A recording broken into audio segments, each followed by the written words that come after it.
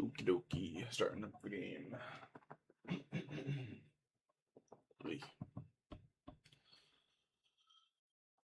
Wait.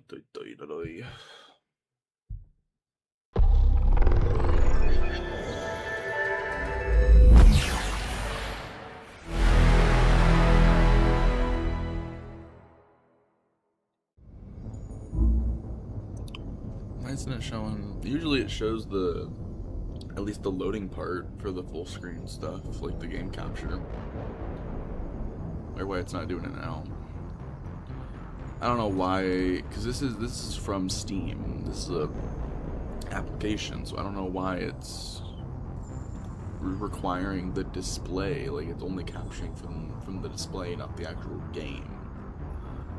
I don't know. It's weird. I don't get it. Everything. Oh, wait a minute. Is that centered? Now it's centered. Okay, so it was centered. Okay, it just looked weird.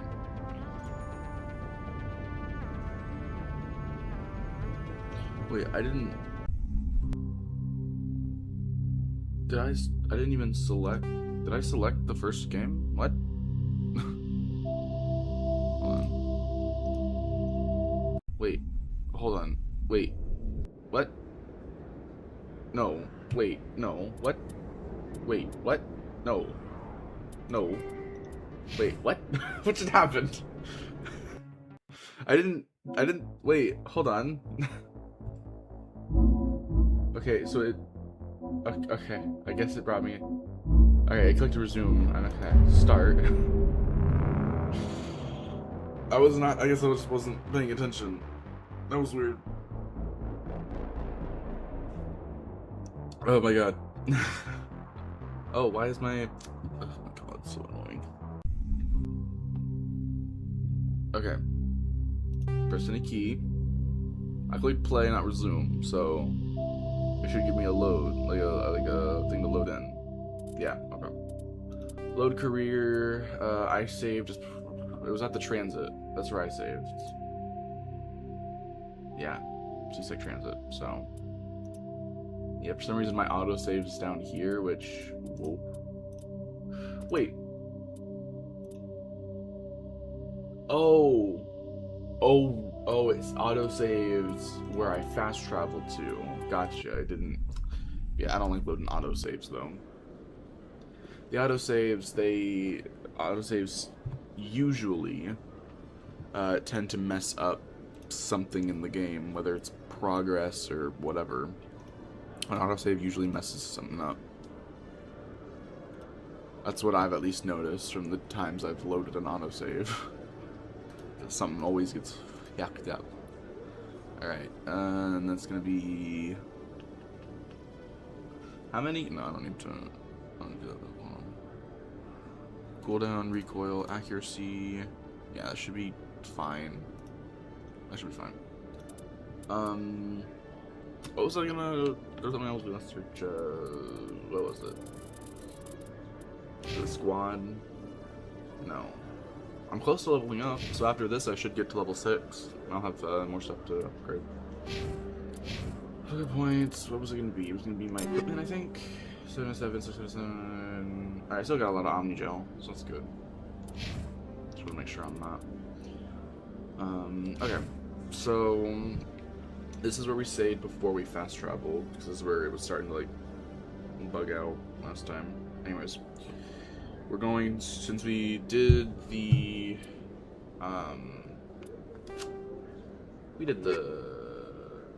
keepers thing, right? We got all of them before this, I believe. Where would it be at? Is it just completed, or like, do I have to turn it in? Because I feel like no, I got the last, yeah, because I got the thing, and it completed, so I got all 20 keepers. Okay. Markets 2, Jalid Spheres 2. Okay, next go to the lower markets via the Korra's Den Rapid Transit. Then turn around and go through the door, talk to Corbin at the back to continue Citadel Jalid Spheres. Okay. So we're going to Wards, and then we're going to go to Korra's Den. We're going to Coruscant. We're going to Coruscant. Yeah, yeah, okay. Alright, we have to go through this door. So, before we go through it, let's just make sure everything's good. Okay. Turn around, go through the door. Okay. If you agreed to scan the keepers for Corbin earlier, you can pick no more for +8 Paragon points. If you didn't, you can pick You're Not Leaving for +9 Renegade points. Okay. Don't worry if you're playing the original release of Mass Effect 1 and have one more keeper left to find. The end of Jaleed's Fears offers a way to reactivate Scan the Keepers. I did all 20. Right? No, was I in the wrong one? I think I was in the wrong one. I did Jaleed's Fears. It should be here, right? Signal track? No. Scan the Keepers. Yeah, completed. Okay, so it's completed. There's no bugging out there. So, nearby to continue Citadel, greet his sister. Okay. So we're gonna talk to, what's his name? Talk to Corbin. Okay, so we're gonna talk to Corbin. Talking to Corbin. He's gonna be the Solarian. Yeah. Oh, hell, that was a crate. Alright, here we go. Commander, I wasn't expecting to see you again. Is there something you want? Okay, so I guess it's not saying no more lies. I guess I would pick this one, the truth. You can start by telling me the truth, Shorban. I'm not sure what you're referring to. My experiments are... Quit stalling. Jaleed told us what you've been up to. You spoke with Jaleed? Then you know about the data? It's Shorban. It's with a sh. Ah, I'm saying it wrong. Damn it. Alright, so...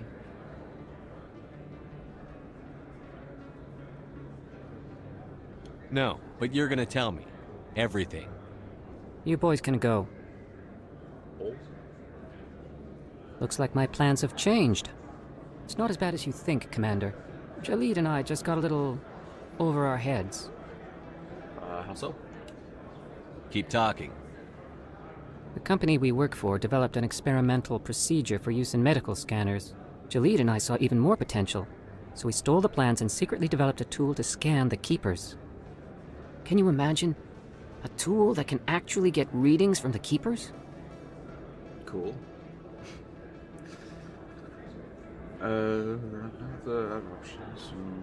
That's I'm not sure.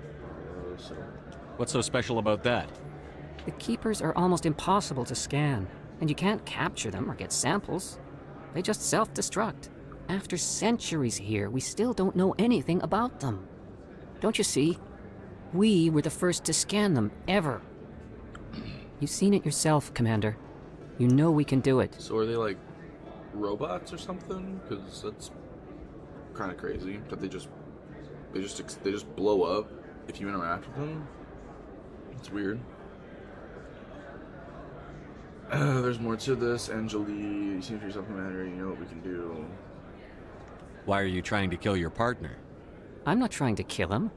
Jaleed's job was to disseminate our initial findings. But he decided to keep the data for himself. Maybe to sell it. I don't know.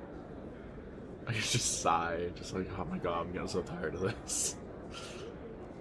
So you're just trying to get back what Jaleed already stole. We lost our heads. We just couldn't let an opportunity like this pass us by. Commander, if you'll just continue gathering data for me, imagine what we might learn. And you'll stand to make a bit of a profit yourself, remember? The profit's not a big deal.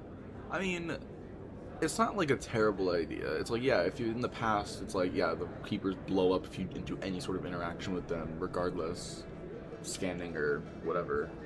But now you have technology to actually scan these, like, mysterious creatures that no one really knows anything about. Like, that's pretty cool.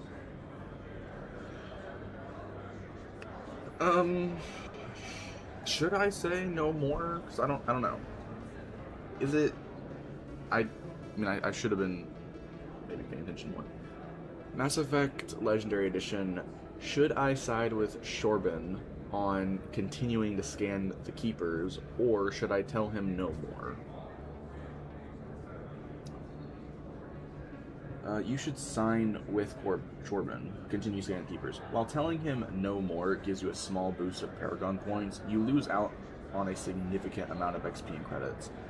Scanning the keepers is one of the best ways to get early game resources in Mass Effect Legendary Edition. Here's why you should continue. Better rewards. Continuing to scan grants you XP and credits for each scan. Mass Effect 2 Impact. To receive a special follow-up email from Shorben in Mass Effect 2 detailing his findings on the keepers, you must complete the quest in Mass Effect 1. So you must complete the quest. Okay. It's easy content. You can scan most of them just by running around the Citadel, doing other missions. There are 21 total, but you only need 20 for completion. Oh. Huh. Well, the list I was following only said 20, so maybe in the remaster they got rid of the extra one, because I would not even know where the last one would be at. I feel like I've gone pretty much everywhere at this point. Maybe it would be at the top near the ship. I don't know. Important tip: to maximize the experience, scan the keepers when you are low level. The rewards for this quest scale, but it's more profitable to get the bonus experience early to help you level up faster. Okay. Anyways, help with scan the keeper side quests. Okay.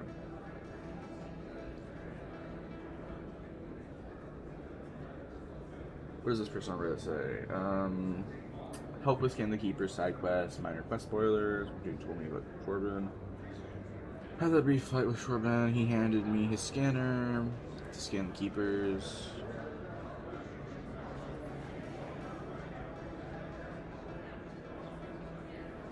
Oh. I don't have to scan the keepers listed as an assignment in those journals. Okay. Yeah, you can. There's a way to talk to them both and keep scanning, but it's considered a renegade choice.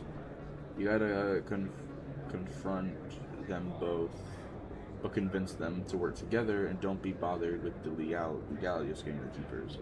To make this a neutral outcome, not Paragon or Renegades, speak with Corbin first and agree to scan the keepers. Meet Jalid and say you'll talk to Shorben. I said Corbin by accident, Shorben. Meet Shorben and agree to continue scanning the keepers, and go talk to Jalid. Talk to Jalid and say that you know Shorben and his experiment, and that they should work together. Jalid should say something about forgiving and forgetting, and agree to work with Shorben again.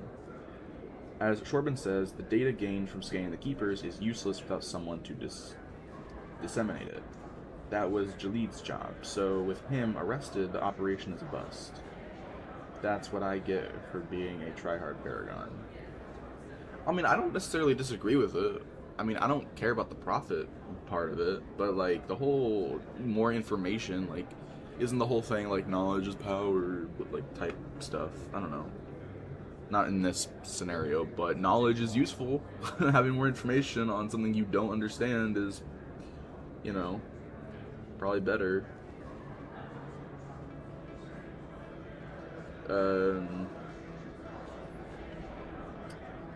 I did agree to help Shorben, but it looks like my mistake was going after Jalid. Thanks for the help. Do you know if there are any consequences I do with her for not completing the side quest?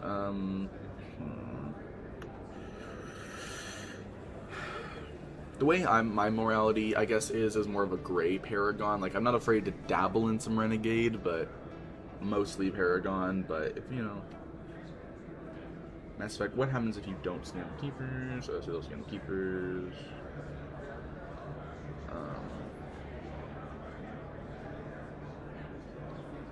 Let me ask something else. In Mass Effect Legendary Edition, after scanning all 20 keepers and then talking to Jalid about Shorben, when I go talk to Shorben, should I tell him no more or to agree to continue scanning keepers? What are the repercussions from either action?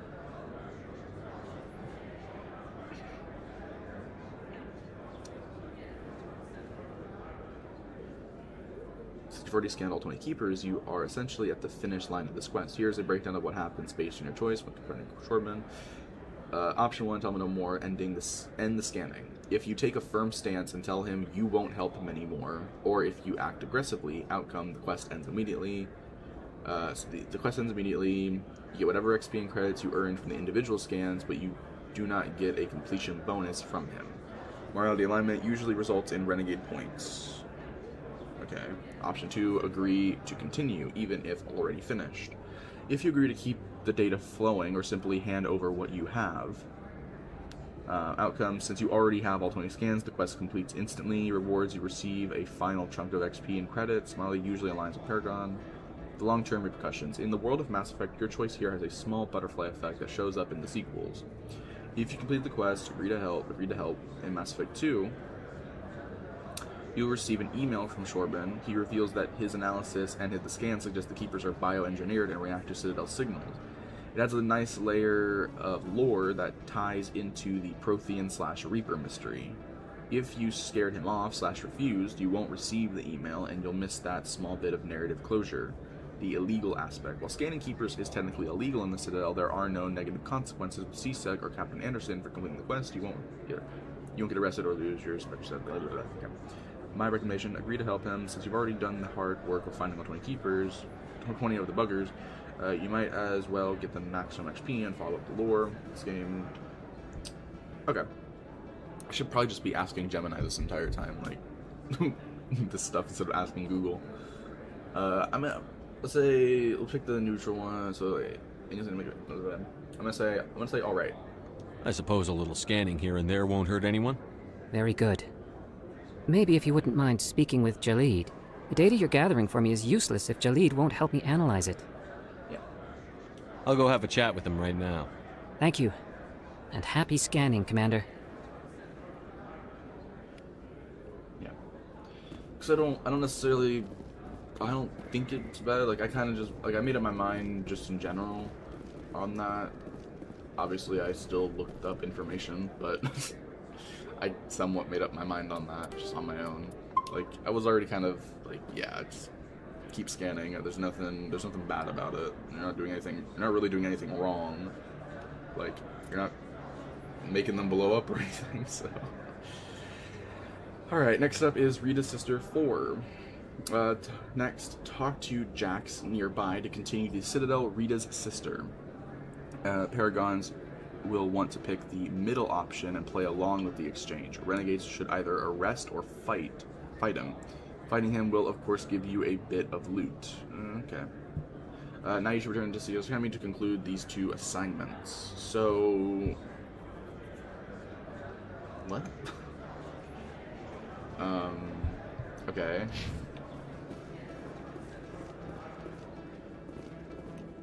Hold it. That's close enough, Army. You got my payment? Do you have the X-Mods? Show them the merchandise. Yeah, that looks right.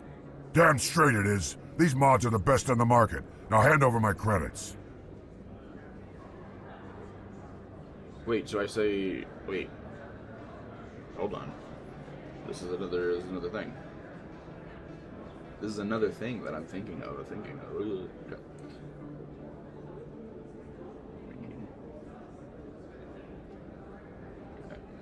In Mass Effect Legendary Edition, when doing the Rita's Sister mission and you're talking to Jax, should I play along with the exchange or should I immediately turn him in?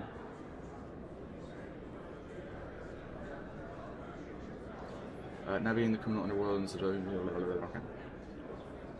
Option 1, play along with the exchange. This is generally considered the correct path if you want to complete the quest as intended and see the full story play out. How it works. You agree to act as a middleman, take the package from Jax, and bring it back to Chelsea, Rita's sister. The reward, you earn more XP and credits by completing the full loop. It also allows you to convince Chelsea to leave the shady business behind using Charm or Intimidate later on. Paragon's Renegade, you can still get a high amount of Paragon points here by talking Chelsea into quitting afterward. Option 2, turn him in / confront him immediately. If you try to bypass the deal or get aggressive with Jax right away, you're taking the shortcut. How it works, you can essentially refuse the deal, try to shut it down down on the spot. The outcome, this usually leads to a shorter quest line with fewer rewards. You might miss out on the opportunity to properly save Chelsea's front situation, as the undercover C-Sec plotline involving Chella requires you to follow the procedure. The secret third way. You've already talked to Chella, the C-Sec officer, before meeting Jax. He specifically instructs you to play along. If you deviate from this plan by being too aggressive, he will be frustrated with you for blowing his investigation. The verdict: play along with the exchange. Even if you are playing a good shepherd, playing along is actually the undercover sting operation. Okay. Okay, pro tip, make sure to have a few points in charm or intimidate. Okay. Okay.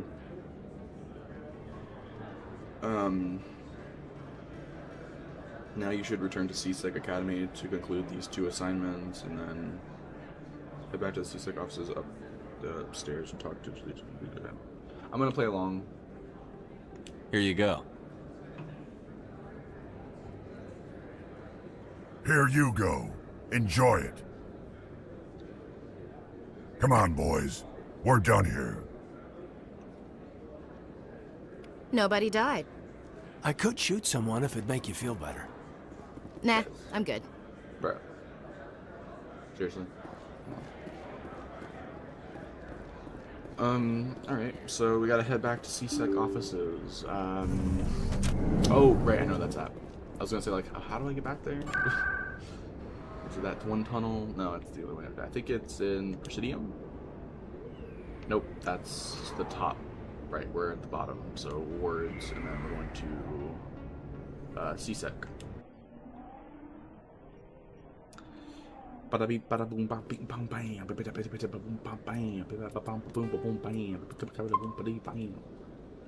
Okay. Jaleed Spheres. That is going to be this direction. It's going to be upstairs. I remember because it's up. It's upward. Okay, let's go talk to Jaleed. Jaleed, buddy boy, how are you doing? Doing okay? You're doing fine, bud. Okay. If you have 7 charm, you can pick, then do it illegally. If you have 6 minutes, you get to take it back. Okay. If you decline Shorbin's offer to scan the keepers in the lower markets, then if you want to continue, if you decline Shorbin's offer to scan the keepers in the lower markets, then if you want to continue it, you'll need to make sure that Jaleed doesn't get arrested by the C-Sec officer. Then avoid picking no when Jaleed asks you about it at the end of the conversation. Hello again. Did you have any luck finding Shorbin?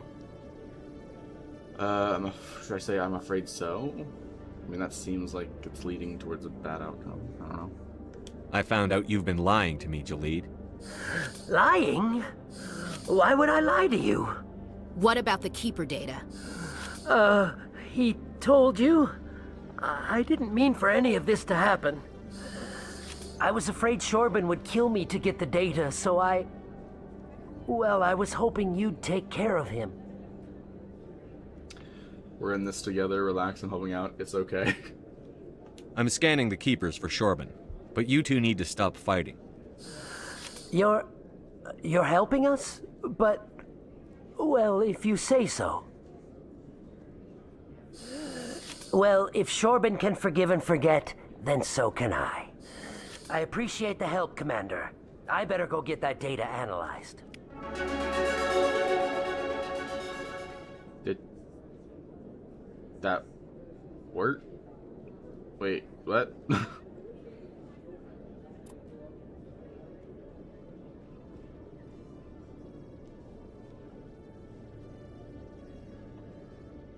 Wait, did I do that right?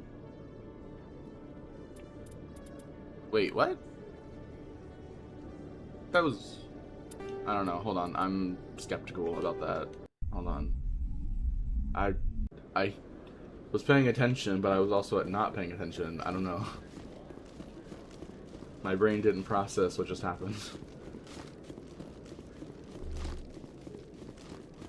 Hold on. Hello again. Did you have any luck finding Shorben? I found out you've been lying to me, Jaleed. Lying? Why would I lie to you? What about the Keeper data? He told you?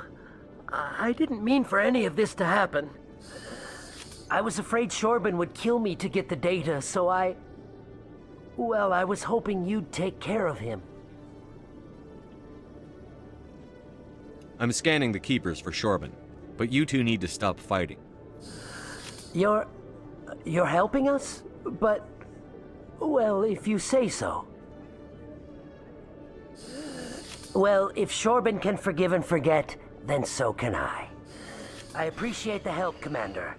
I better go get that data analyzed. I mean, I didn't get any Paragon for that. I mean, I guess I don't care. It's fine, I guess. I mean, I didn't... What? I have to talk to him, but then it says I should have the 7 charms to pick, then do it legally. I guess maybe it's going off of the idea that because I think the way this guide is oriented is Paragon focused, so I think that maybe it's going off of the presumption that I'm picking the Paragon options, like I'm being as Paragon as possible. So it's probably assuming that I potentially said no to him, and then I go to Jaleed, and then that was the Paragon and Renegade option would have popped up if I had told Shorben no. If I had told him I wasn't going to continue doing it, right? Then maybe that's what would have happened. But because I went for the more neutral option on that, maybe it just didn't pop up. So I mean, it's still resolved. I didn't get any Paragon or Renegade points from it, but it's still resolved peacefully enough. Nothing really bad. Like, I don't really see anything bad coming from this. I mean, okay, sure, yeah. I'm fine with that, I guess, yeah. Talk to Chelik in his office to finish up Citadel, Rita's sister. If the transfer went smoothly and Jax was none the wiser, you'll get +8 Paragon points. If you arrested or fought him, you'll get +9 Renegade points. So, I did not attack. So, what does the CSEC officer have to say about all this? Hello, Commander. Ah, yes, very informative. Glad we talked. SM4. Okay. Commander, I hear you have something for me. Do I? Keeping tabs on me? Here's your shipment, Chelik. Excellent. This is everything I need. Maybe more than I need. Here, Commander, take this. I won't need it, and you've earned some payment for your work. I appreciate your help. It shows a lot of integrity. You didn't need to do anything after I let Jenna go. Now I need to get these mods into evidence. Thanks again, Shepard. Cool, +8 Paragon. Yay. I didn't get a quest complete, so that means I gotta probably talk to her later. Upper Ward, I mean, yeah, you know, fine. Hammerhead rounds 3 or something, whatever it said, I don't know. Do I have different, I don't think I do, but I want to see, do I have other, like, different N7 armor? Well, it's probably gonna be at the bottom. Let's see. I have Onyx 1. Oh, okay. Damn. Wait, can I not wear medium armor? Oh, right. I forgot about the whole certain classes can't wear certain armor types. Ugh, okay. It's annoying. Whatever. See, they even have the name Explorer. But I can't wear it. Maybe it's a... Maybe... Could I... Is that a skill, maybe? Hold on. Stasis throw. Sentinel.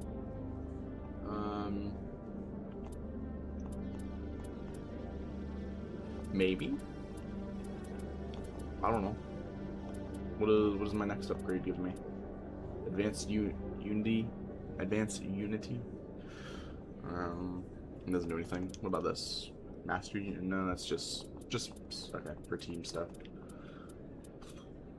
Oh wait, right, I leveled up. Duh. let's level up some stuff. Maxed out to my decryption. Yeah.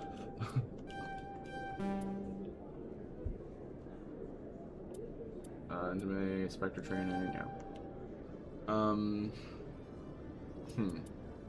So maybe Sentinel doesn't. I don't know. I'm wondering. The more I leveled up, I'm just curious if Sentinel might have like the ability to wear higher level gear. So I don't. Obviously, I don't need to change my armor. I don't need to change anybody's armor in the game. But you know, just to see if there's like different, if there's like more heavier duty like N7 armor to get or something.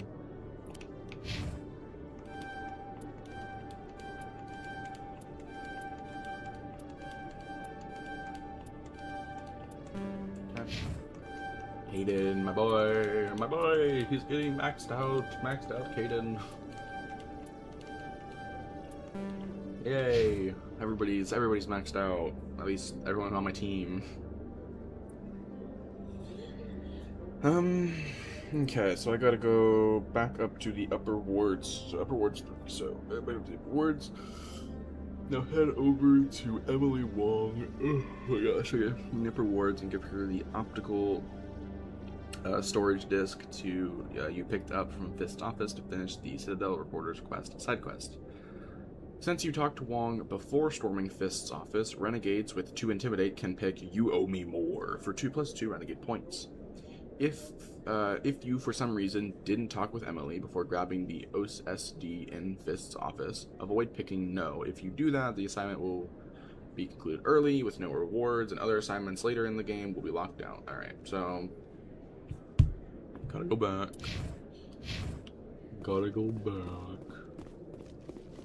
Bull. To the upper wards? We're not. I don't know. Let's go to rapid transit, because I don't know. It says upper wards, so I'm assuming we want to go close to Flux? Med clinic? Maybe let's go to Med Clinic, because I think that's not, because if I go to Flux, it's gonna put me in the hallway of it. Going to Med Clinic puts me right out here, so I don't have to worry about accidentally running into a person and maybe accidentally starting a cutscene if I'm not intentionally trying to do it. So far, I think all my options right now have gone pretty smoothly. Like, I don't think I need to worry about too much. I'm gonna keep the multiple saves for now, just until I've completed at least Chalid's sister or something like that, so I know that I've got it done. Everything's sorted. Alright, so we just gotta head over to her and give her the thing, so. Word on the street is that you've been busy. Congratulations on taking down Fist. I was sure he was a big player in anything going on here. Did you find anything in his office that could help me?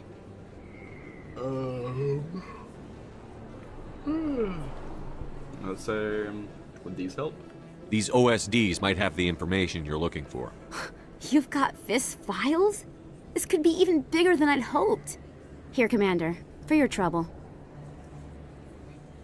I can offer more.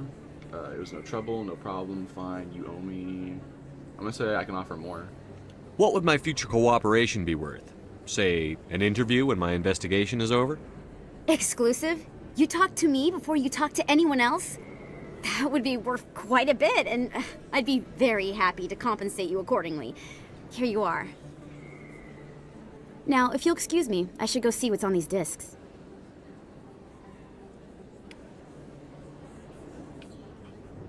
Cool. Alright, now. Hey, I got 8 likes. Thank you, I appreciate the likes, thank you. Okay. Flux to Shells the Gambler. On the way into Flux, you'll walk right into the Citadel. If you didn't earlier when following the Keeper's Guide, talk to Shells. If I didn't earlier? What do you mean if I didn't earlier? He wasn't even there earlier. You kidding me? Oh my god, okay. If you didn't earlier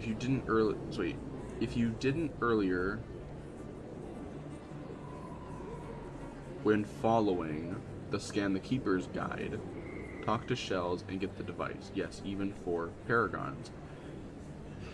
I don't know why it's saying it earlier. He didn't pop up when I was here the first time, and two, the Keeper's Guide that they're telling me to follow was supposed to not have me be backtracking, so I don't know what the deal with that is. You'll need to record 5 wins on the core Quasar machines to get enough data, then return to Shells and return it for your rewards. However, if you get 7 wins, Doran will show up and confiscate the device, meaning you don't get anything. You can also go up to Doland yourself and give him the device, so long as you do it before getting caught. Your reward will be the same as if you give the data to Shells. While here, you can talk to Rita at the bar to hear her impressions of having her sister Jenna back. Jenna is upstairs in the white dress. Also, since you completed Shells the Gambler, you can now use the dance floor. Yeah, it's not... I guess maybe I did complete Rita's sister mission, I guess. I didn't get like a big thing about it, so I don't know. Missing Survey Team, let's take over hostage. Yeah, I guess I completed it. Okay, I guess, yeah, sure. What's up, EE? What is up? Alright, so go into Flux and talk to Doran. Or wait, no, not Doran. Whoever this guy is. Shells. Can they go past him? Not here, probably. Wait. He's not here.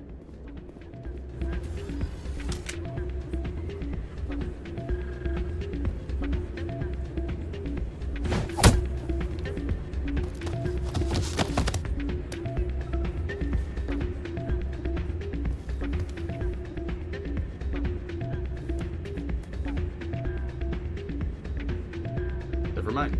Here he is. No, not load. Let me. I'm gonna save. I'm gonna write this one. Okay.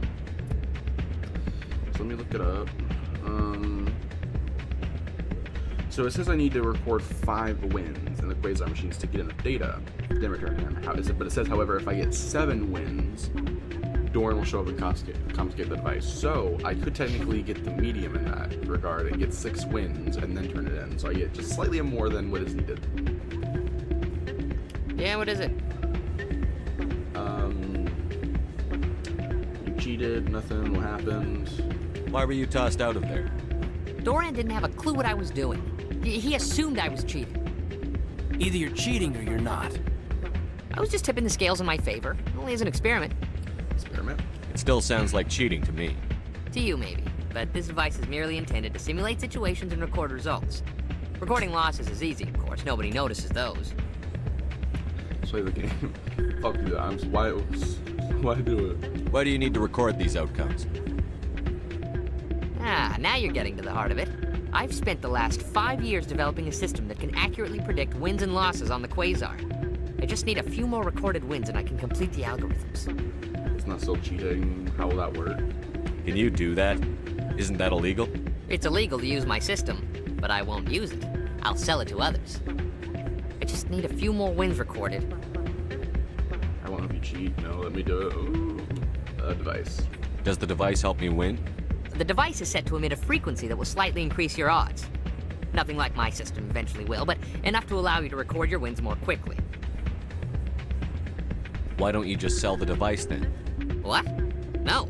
This device is archaic. It uses brute force to achieve its goal.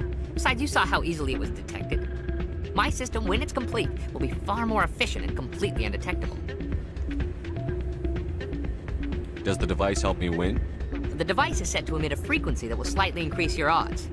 Nothing like my system eventually will, but enough to allow you to record your wins more quickly. Wait. Did I say device again? Why don't you just sell the device then? What? No. This device is archaic. It uses brute force to achieve its goal. Besides, you saw how easily... Hold My on. system, when it's Skip. complete, will be far on. more efficient and completely So I said undetectable. device. Hold on. Payment device. Payment device. We're gonna wait. Let's say payment. What's in this for me? Keep your winnings. That should be payment enough, I think.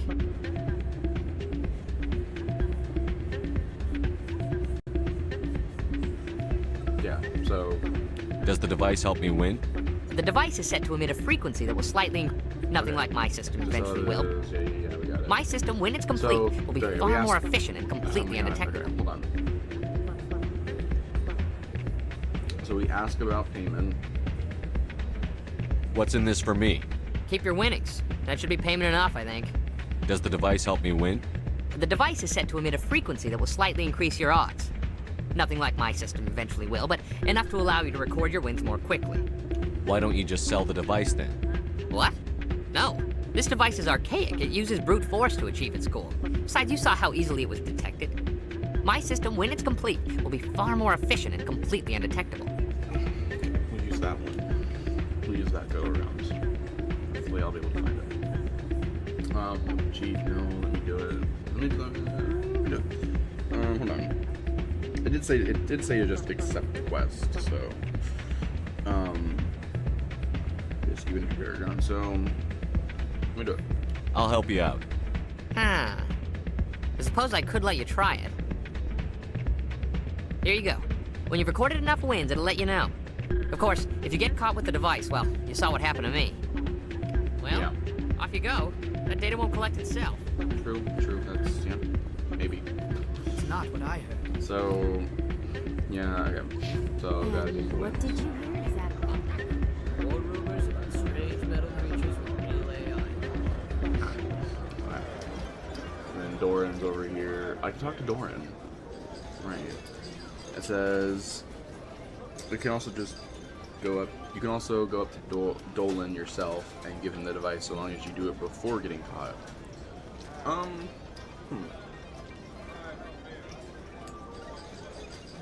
What's this mission called? Let me see.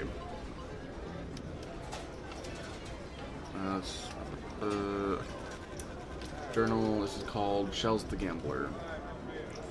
Mass Effect Legendary Edition. When doing the mission Shells the Gambler, should I scan the Quasar machine or should I turn it into Dolan? And what are the future repercussions of doing this?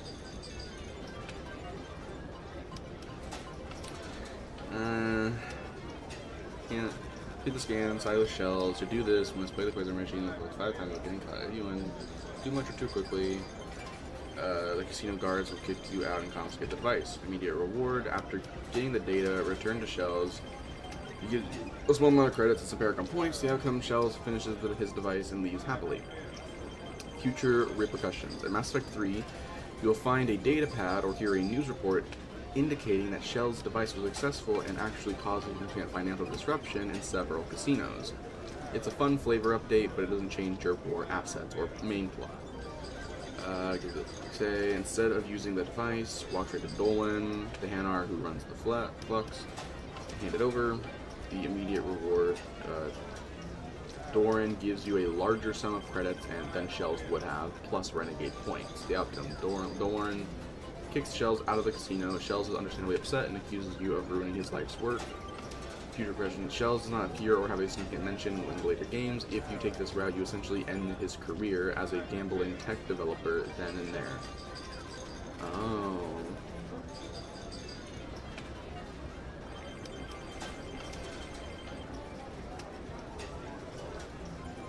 Yeah, sure. Let's.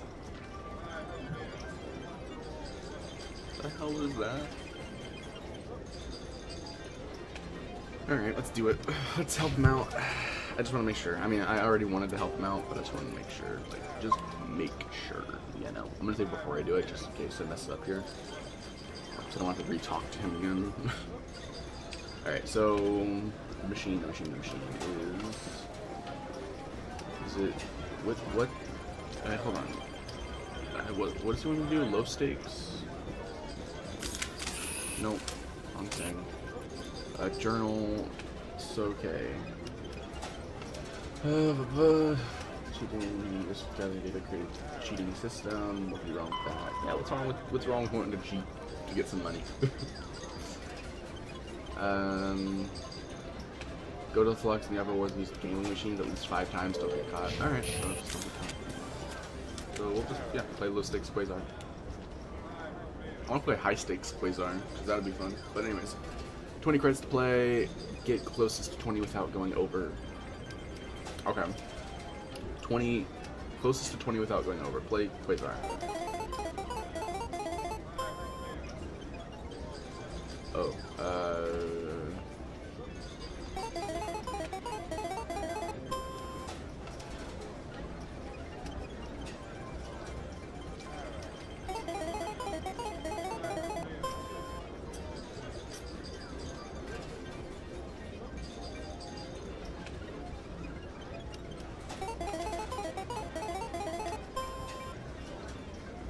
if I got 7, that would actually...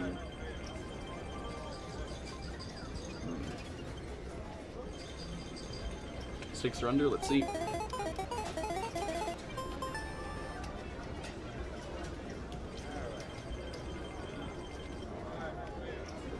I'm confused. Wait, did I just... Huh? Wait, that's probably the wrong one, isn't it? What do I have to play? High stakes Quasar, low stakes. Do I... Okay, no. Wait, how do I do this mission?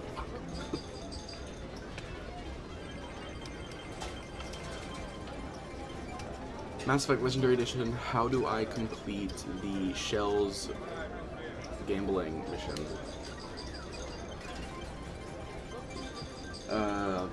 Kill the folks who the reward and win. I Quasar 5 times. Turn to Shells for a reward.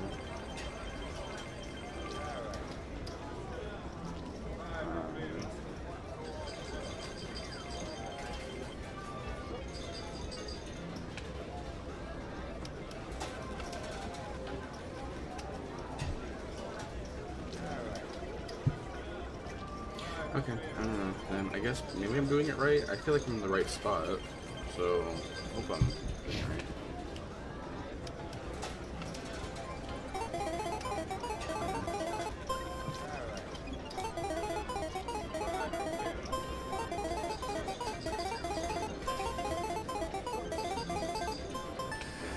Don't often see someone getting as lucky as you.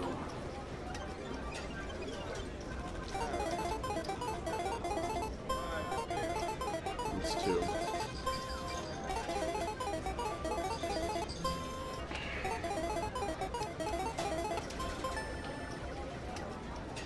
It's 3.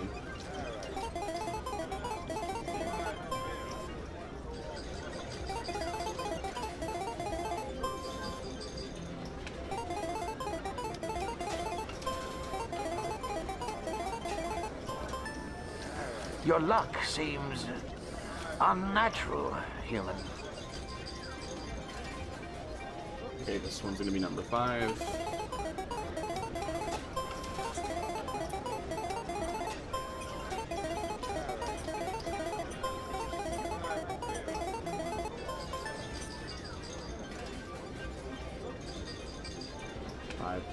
So I'm gonna do one more.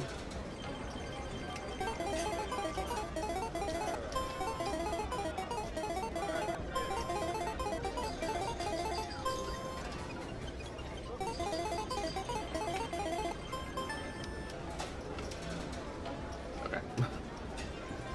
Because we got enough, but you do one extra one. I just want to see if maybe that helped in any way. And then I'm gonna give it back to him because I like this idea. It's fun. And I don't want to ruin this guy's life. Oh. Oh, wait, what?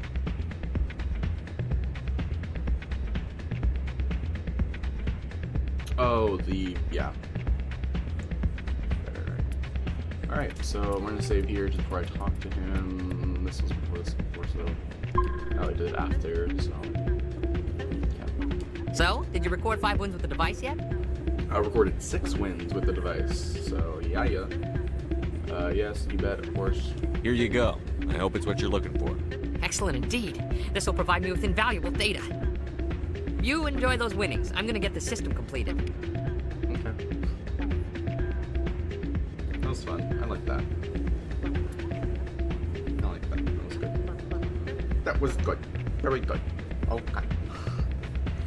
So much off, my computer device, meaning you don't get anything. Okay. Well, here you can talk to Rita at the bar to hear her impressions of having her sister Jenna back. Okay, let's go do that.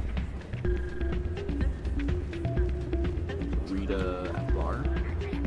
Hey, Jenna came back looking for work. Thanks for getting her out of Cora's den. It's good to hear. I was glad to help out. Yeah, everyone seems real happy to have her back. You don't sound that happy about it. I'm glad she's out of the den. I'd just forgotten what it was like to have her around. I haven't had a decent tip since she got back. Damn. Damn. Commander, thanks again for all your help. Damn. Oh, he's dancing. And then I can talk to Jenna. Right? That's what it says. Jenna's upstairs and like, office and she plays the shell game, but you can also use the dance floor. Hey there, welcome to Flex. Oh, I can't talk to her. Okay.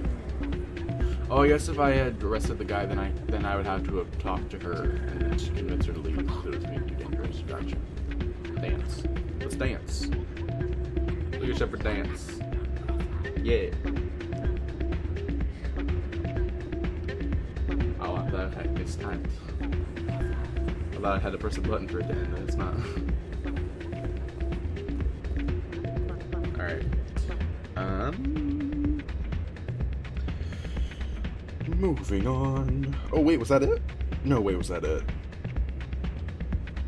Go to the elevator in the middle of C-Sec lobby to get to the docking bay. If you didn't recruit either Rex or Garrus before taking care of Fist, you may have noticed them standing near this elevator earlier. You can talk to them if you want to recruit them, and Rex will give you Fist's bounty.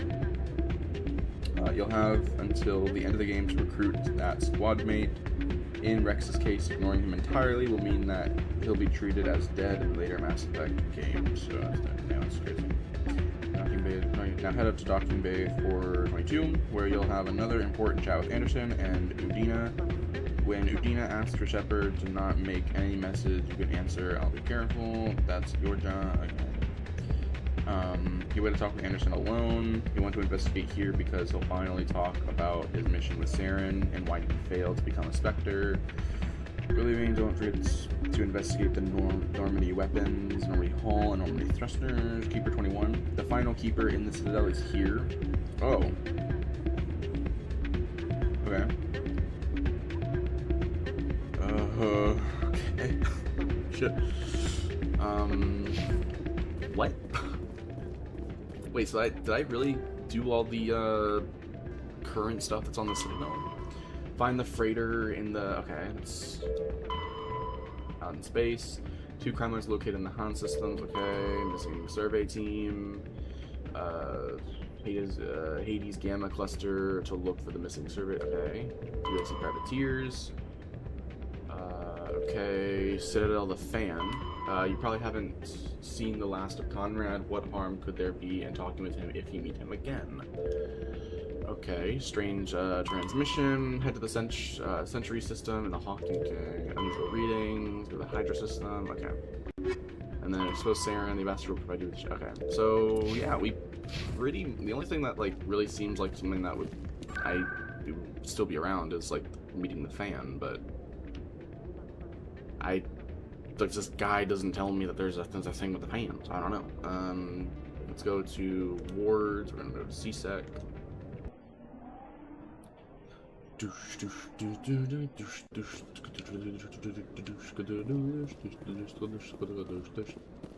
Well, we recruited both of them to the team, so guess we can head out.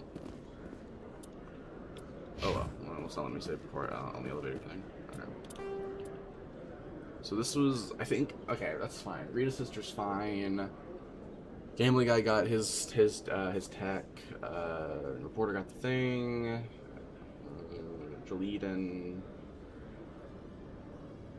Shorben are fine. Everything seems to be good. So I think we're fine. Save wise, I don't think there's anything I should really have to go back to on this. So okay. To Docking Bay. Coming up in a report later today, Emily Wong investigates corruption on the Citadel and uncovers a full-blown crime syndicate.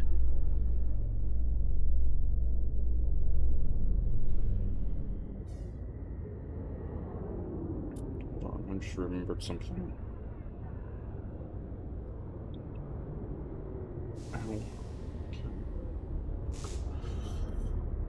Ow.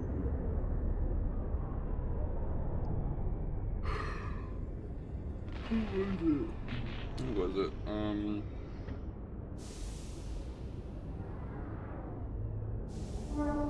Hostage and missing survey team. Was there the names of those?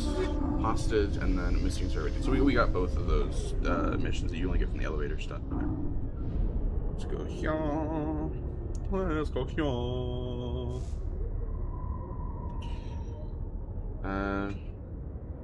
Okay. So be careful. Okay. Investigate here because he's finally. Okay. Before leaving, don't forget to investigate the Normandy weapons, hull, and thrusters. Okay. So, yeah. Before I talk to him. So I didn't get the unique mission from my backstory yet. I'm assuming that's on the second go around. Like that's on the return mission. The last keeper is here.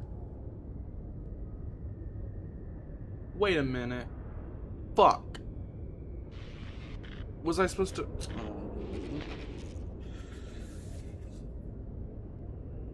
This will be the last keeper needed for those playing the original release. Oh, wait. This is the final one needed for playing the original. Oh, so I don't actually... So I wouldn't have needed to get this one. Normandy... Can I can't do it yet. I guess I gotta talk to him first. Okay. Well, alright then. Let's talk. I've got big news for you, Shepard. Captain Anderson is stepping down as commanding officer of the Normandy. The ship is yours now. She's quick and quiet, and you know the crew. Perfect ship for a Spectre. Treat her well, Commander.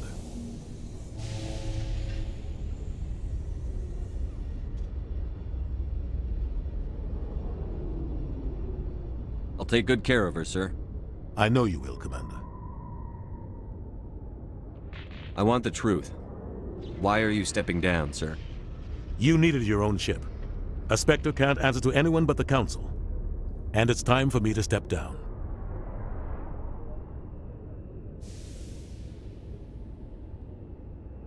Come clean with me, Captain.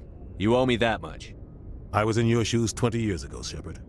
They were considering me for the Spectres. Why didn't you ever mention this? What was I supposed to say? I could have been a Spectre, but I blew it? I failed, Commander. It's not something I'm proud of. Ask me later and I'll tell you the whole story. For now, all you need to know is, I was sent on a mission with Saren, and he made sure the Council rejected me. I had my shot. It came and went. Now you have a chance to make up for my mistakes. I won't let you down, sir. Saren's gone. Don't even try to find him. But we know what he's after. The Conduit.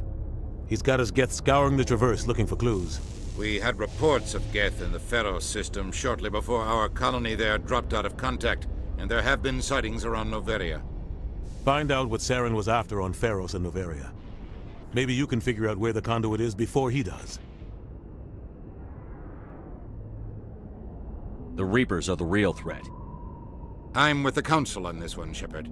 I'm not sure they even exist. But if they do exist, the Conduit's the key to bringing them back. Stop Saren from getting the Conduit, and we stop the Reapers from returning.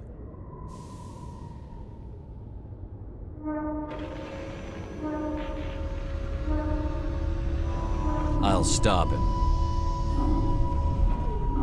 We have one more lead. Matriarch Benezia, the other voice in that recording. She has a daughter, a scientist who specializes in the Protheans. We don't know if she's involved, but it might be a good idea to try and find her. See what she knows. Her name's Liara, Dr. Liara Tassoni.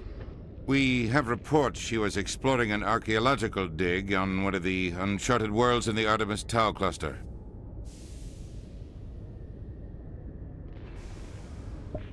Which one should I start with? I mean, it doesn't really matter what I say here, but I do want to know.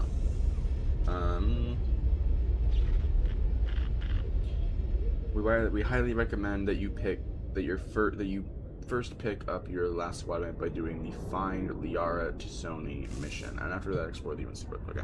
Okay. I'm back there. So I'll start there. Start there. Okay, I'll start there. Sounds like we should head for the Artemis Tau cluster. It's your decision, Commander.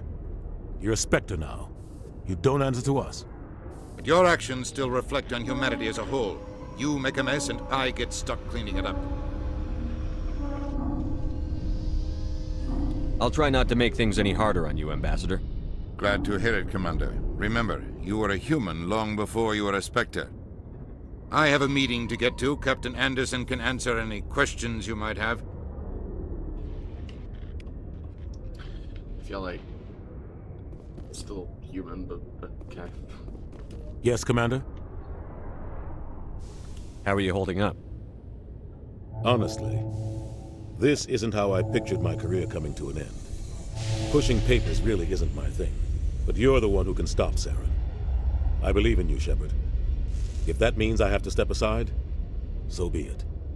Tell me what happened with you and Saren 20 years ago. It's close to 20 years ago now.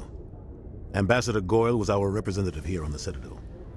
Like Udina, she wanted to get a human into the Spectres. She chose me.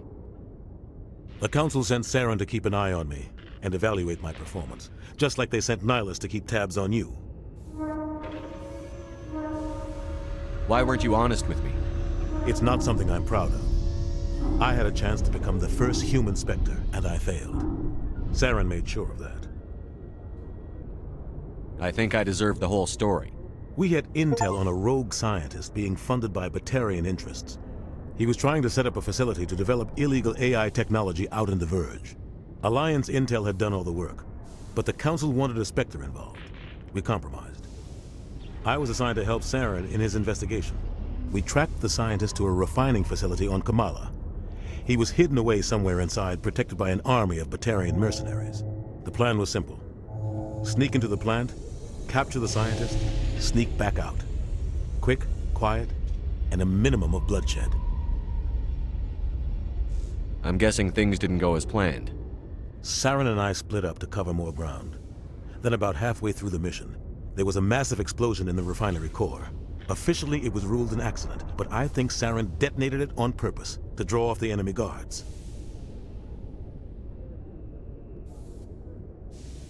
How many casualties? The explosion tore the refinery to shreds. The whole place was on fire. Black chemical clouds poured out into the atmosphere. Nobody inside survived. There was a camp for the workers and their families nearby. Between the fires and the toxic fumes, the final death count was over 500. Mostly civilians. Saren didn't care. The target was eliminated, mission accomplished, and I ended up taking the blame. That ended all talk of me joining the Spectres. Saren caused the explosion. How'd he pin it on you? In his report, Saren accused me of blowing his cover. He said it was my fault the guards were ready for us. He claimed that's why it turned into a massacre. Saren's report was all the proof the Council needed to kill my chances of becoming a Spectre. Don't blame yourself, Captain. I don't. I blame Saren. I think he wanted things to go bad. He was looking for an excuse to blow that refinery. Maybe he just likes the violence. Maybe he was just trying to make me look bad to keep humans out of the Spectres. If so, he pulled it off. Why'd you let him get away with it? Who do you think the Council was going to listen to? Me? Or their best agent? I had a bad feeling about him right from the start. I should have been more careful. Maybe I could have stopped things before they got out of hand. Don't blame yourself, Captain. I don't. I blame Saren. I think he wanted things to go bad. He was looking for an excuse to blow that refinery. Maybe he just likes the violence. Maybe he was just trying to make me look bad to keep humans out of the Spectres. If so, he pulled it off. I just realized it's gonna be going in a circle here. Why'd you let him get away with it? Who do you think the Council was? I had a bad feeling about him right from the start. I could just endlessly I should have been loop more careful. that Maybe I could have entire stopped thing. things before they got out of hand. Alright. The only thing I care about is stopping Saren. You're right, Commander. It's no good living in the past. I could just endless. It's just funny, like, I could just endlessly loop the conversation over and over. Anyways, investigate. Any extra intel you can give me on our colony at Pharos? The entire planet used to be one giant Prothean city. Mostly ruins now. But some of the infrastructure is still intact. The colony tried to build on what the Protheans left behind. We lost all contact with them when the Geth attacked.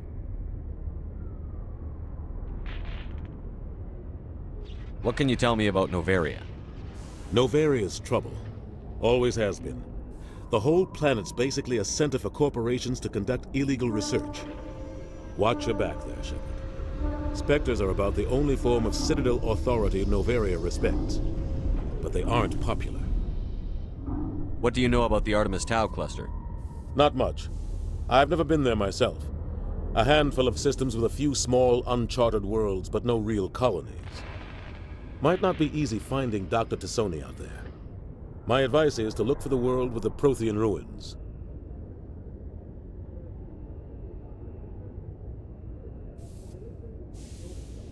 I should go. I'll be here if you need anything. Alright, so that was that.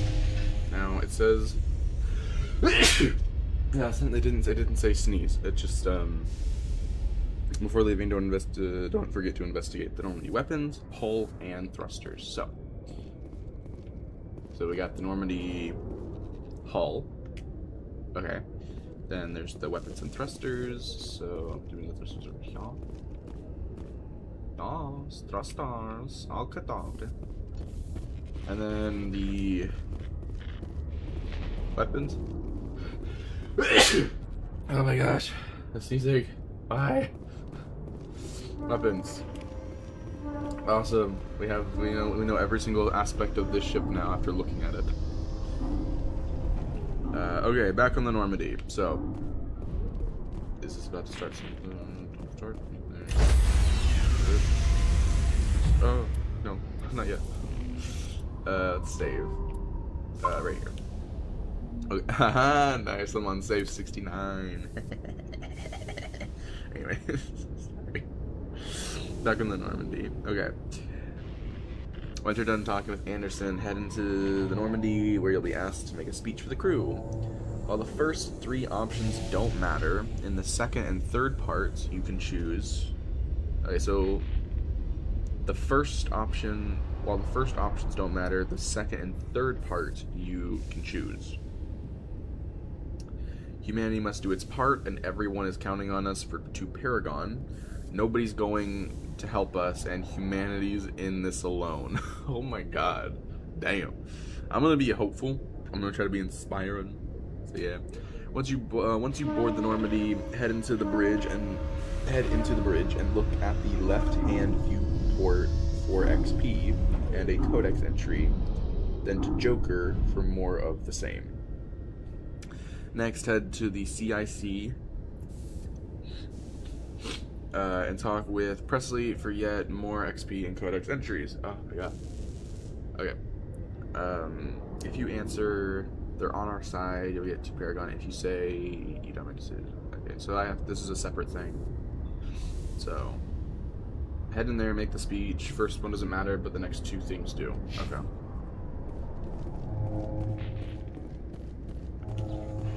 Stand by, shore party. Decontamination in progress. I heard what happened to Captain Anderson. Survives 100 battles and then gets taken down by backroom politics. Just watch your back, Commander. Things go bad on this mission, you're next on their chopping block.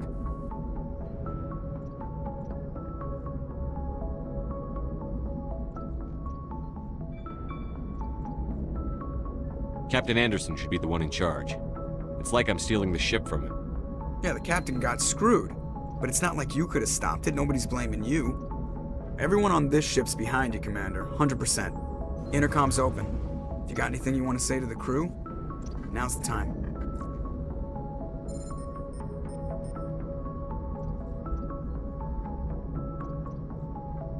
This is Commander Shepard speaking.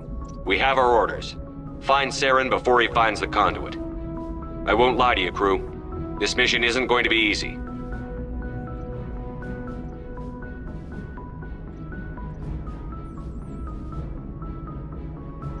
For too long, our species has stood apart from the others. Now it's time for us to step up and do our part for the rest of the galaxy. Time to show them what humans are made of.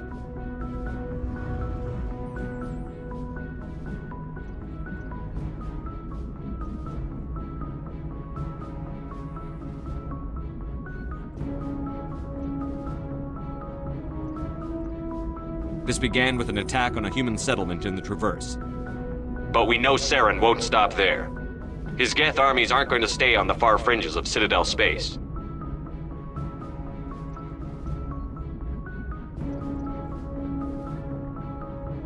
Humanity needs to do this.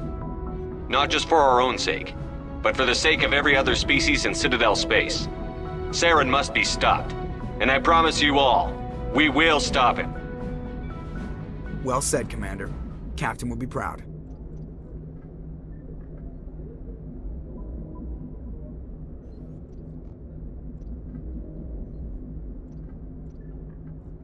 The captain gave up everything so I could have this chance.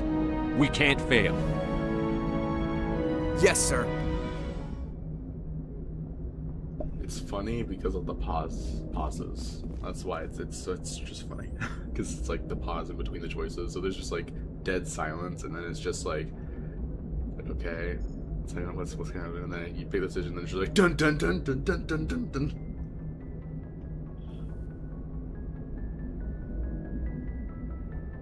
It's funny. It feels just overly dramatic for no reason. Once you board the Normandy, head into the bridge and look at the left-hand viewport. Okay, so boom. Yeah. Okay. And then to Joker for more of the same. Commander, something you need? Ship status report. How's the Normandy performing? Is she everything they said she'd be? She's the best ship in the fleet. If you've got a pilot who knows how to handle her. Balance isn't what you'd expect. Takes a while to get used to that oversized drive core we got stuffed in the back, and her power can sneak up on you if you're not careful. The Normandy's probably too much ship for your average Alliance pilot, Commander. Lucky for you, I'm anything but average. Damn. Anyways, as we talk. I like to know my crew. Mind if I ask you a few questions? I can see where this is going. You did a background check on me, didn't you? Well, I'll tell you the same thing I told the captain. You want me as your pilot. I'm not good. I'm not even great. I am the best damn helmsman in the Alliance fleet. Top of my class in flight school, I earned that. All those commendations in my file, I earned every single one. Those weren't given to me as charity for my disease. All right. Sorry about that.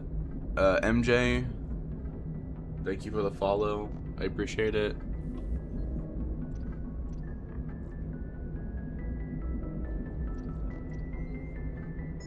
Yeah.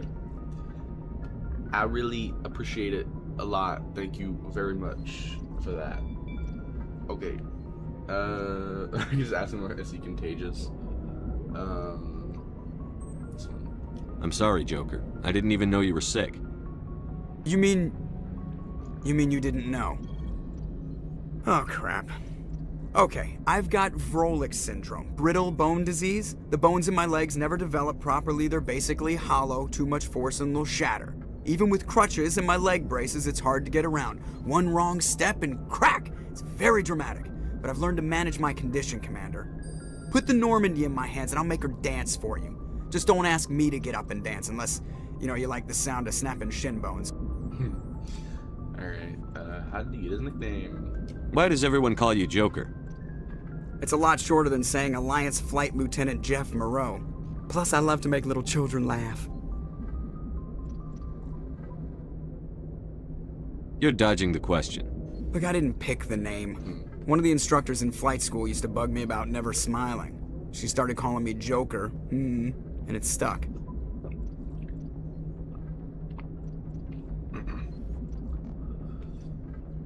Okay, were you unhappy? Why didn't you ever smile? Hey, I worked my ass off in flight school, Commander. The world's not gonna hand you anything if you go around grinning like an idiot. By the end of the year, I was the best pilot in the academy, even better than the instructors, and everybody knew it. They'd all got their asses kicked by the sickly kid with the creaky little legs. One guess who was smiling at graduation? Alright, tell me about your disease. I need to know more about this Vrolik syndrome if I'm putting my ship in your hands. Yeah, of course you do. It's an extremely rare condition. Nobody knows exactly what causes it. Genetic, maybe. It's treatable, but there's no cure. They classify my case as moderate to severe. I was born with over a dozen fractures, hip, thighs, ankles. My bones were already breaking in the womb. 100 years ago, I wouldn't have survived past my first year. Lucky for me, modern medical science has turned me into a productive member of society. How do you do your job? Sure. You're not gonna break a bone trying to fly the ship, are you? I don't fly with my feet, Commander, so I'm fine as long as I'm in this chair. I gotta be real careful when I get up to take a piss, though. I can do my job as well as anyone on the ship. Better, actually. So don't worry about it. I'm not trying to make you uncomfortable. Let's talk about something else. Whatever you want, Commander. Okay. Personal history. Wait, didn't I just... Wait, didn't I... I already asked him about that, right? Personal history, because I want to know more about him, and I just... Okay, I got it. I have to go. Alright, see ya. Cool, okay. Next, head to CIC and talk with Presley for yet more Expia Codex entries. Okay. So, you know, yeah. Presley, where are you? Here are you at this Presley person? Yep. Let's save.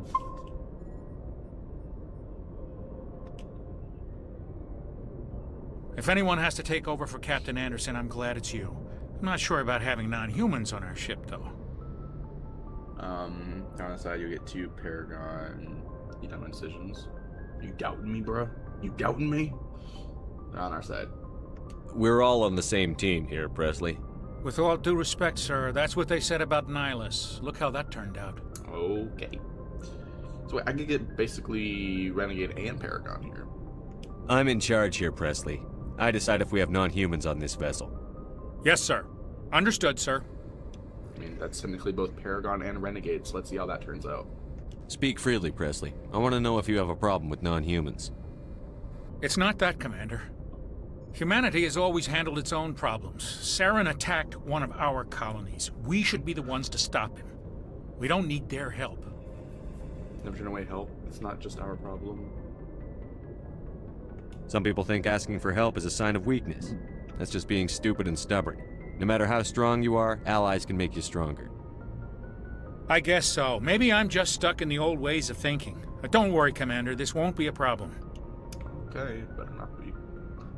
I can't have 2 racists on this ship, okay? One's one too many. There can't be another one.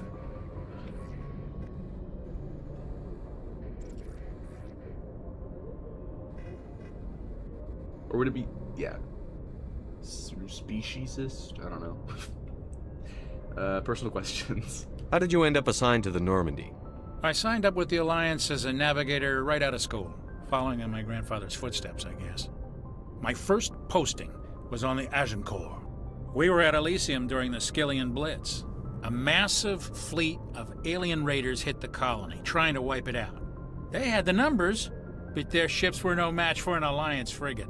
It was a slaughter. We couldn't even keep track of how many ships they lost.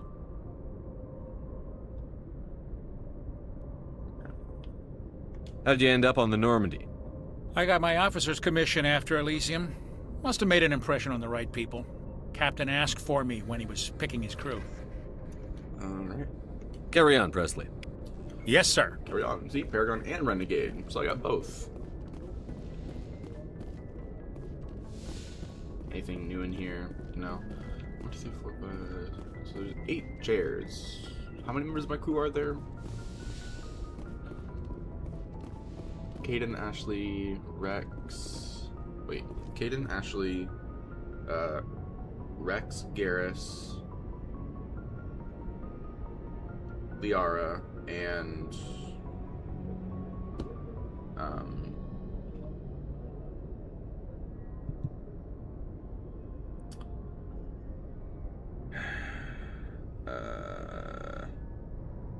Tali, which makes 6 members of my team plus me, which is 7. So there's a spare chair. A spare chair. Spare chair. Alright. Okay. Sleeper pods and personal manual. Okay, so sleeper pod. Examine. I remember there being something over here at one point, but maybe that's just me. Maybe I'm just Chrysler. Over here, isn't this my my domain? Domain expansion. Personal manual. Yeah, cool.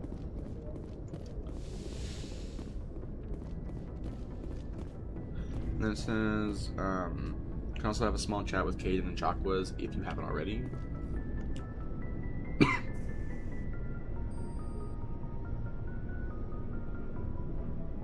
Anything you need, Commander? Just trying to get a sense of where the crew's at. Thoughts? I've wasted enough of your time for now, Commander. We'll have time for personal debriefings later. What's your opinion on the last mission? I don't see how we could have done things any better. At least not without getting to Eden Prime sooner. And we were on the scene faster than any other Alliance ship could have been. We'll talk another time, Lieutenant. Commander? Is Chakwas around? Oh, no, it should be in the, lab, right? Punishment. I don't mean to do this, but you want to do it. But, I'll talk to Chakwas in a second. Let me.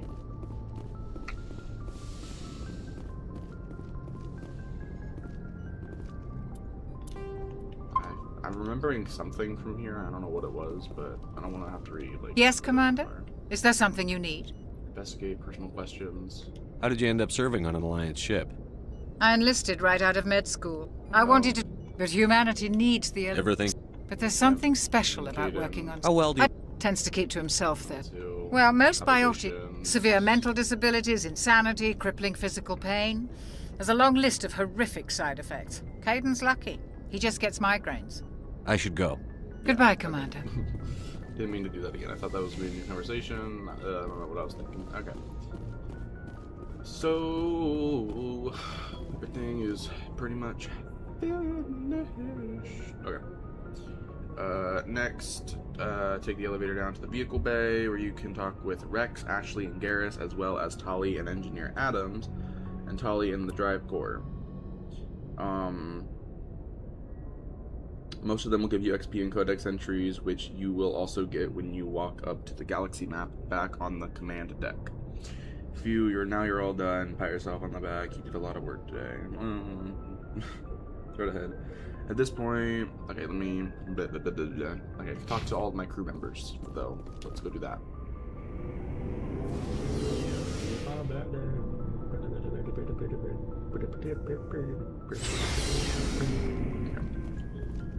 So let's talk with the first one.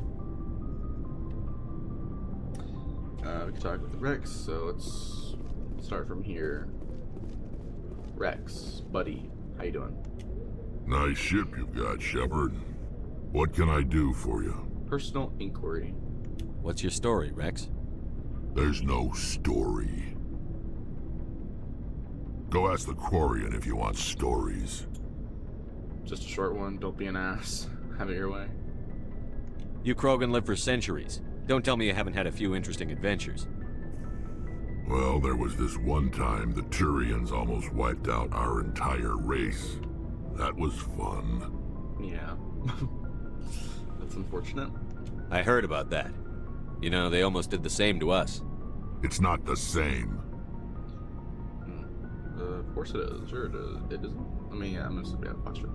It seems pretty much the same to me. So your people were infected with a genetic mutation? An infection that makes only a few in 1,000 children survive birth? And I suppose it's destroying your entire species? I see your point. I suppose it isn't all the same. I don't expect you to understand, but don't compare humanity's fate with the Krogan. I was just making conversation. I wasn't trying to upset you. Your ignorance doesn't upset me, Shepard. As for the Krogan, I gave up on them long ago. The genophage infected us, but it's not what's killing us.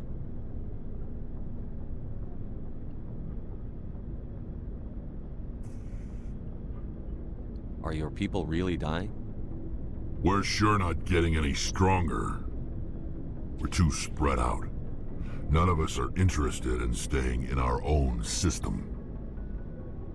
Lots of species have left their homes and prospered. But they go to colonize new worlds. We're not settlers. We're warriors. We want to fight. So we leave. Hire ourselves out. And most of us never go back. What can you tell me about the genophage?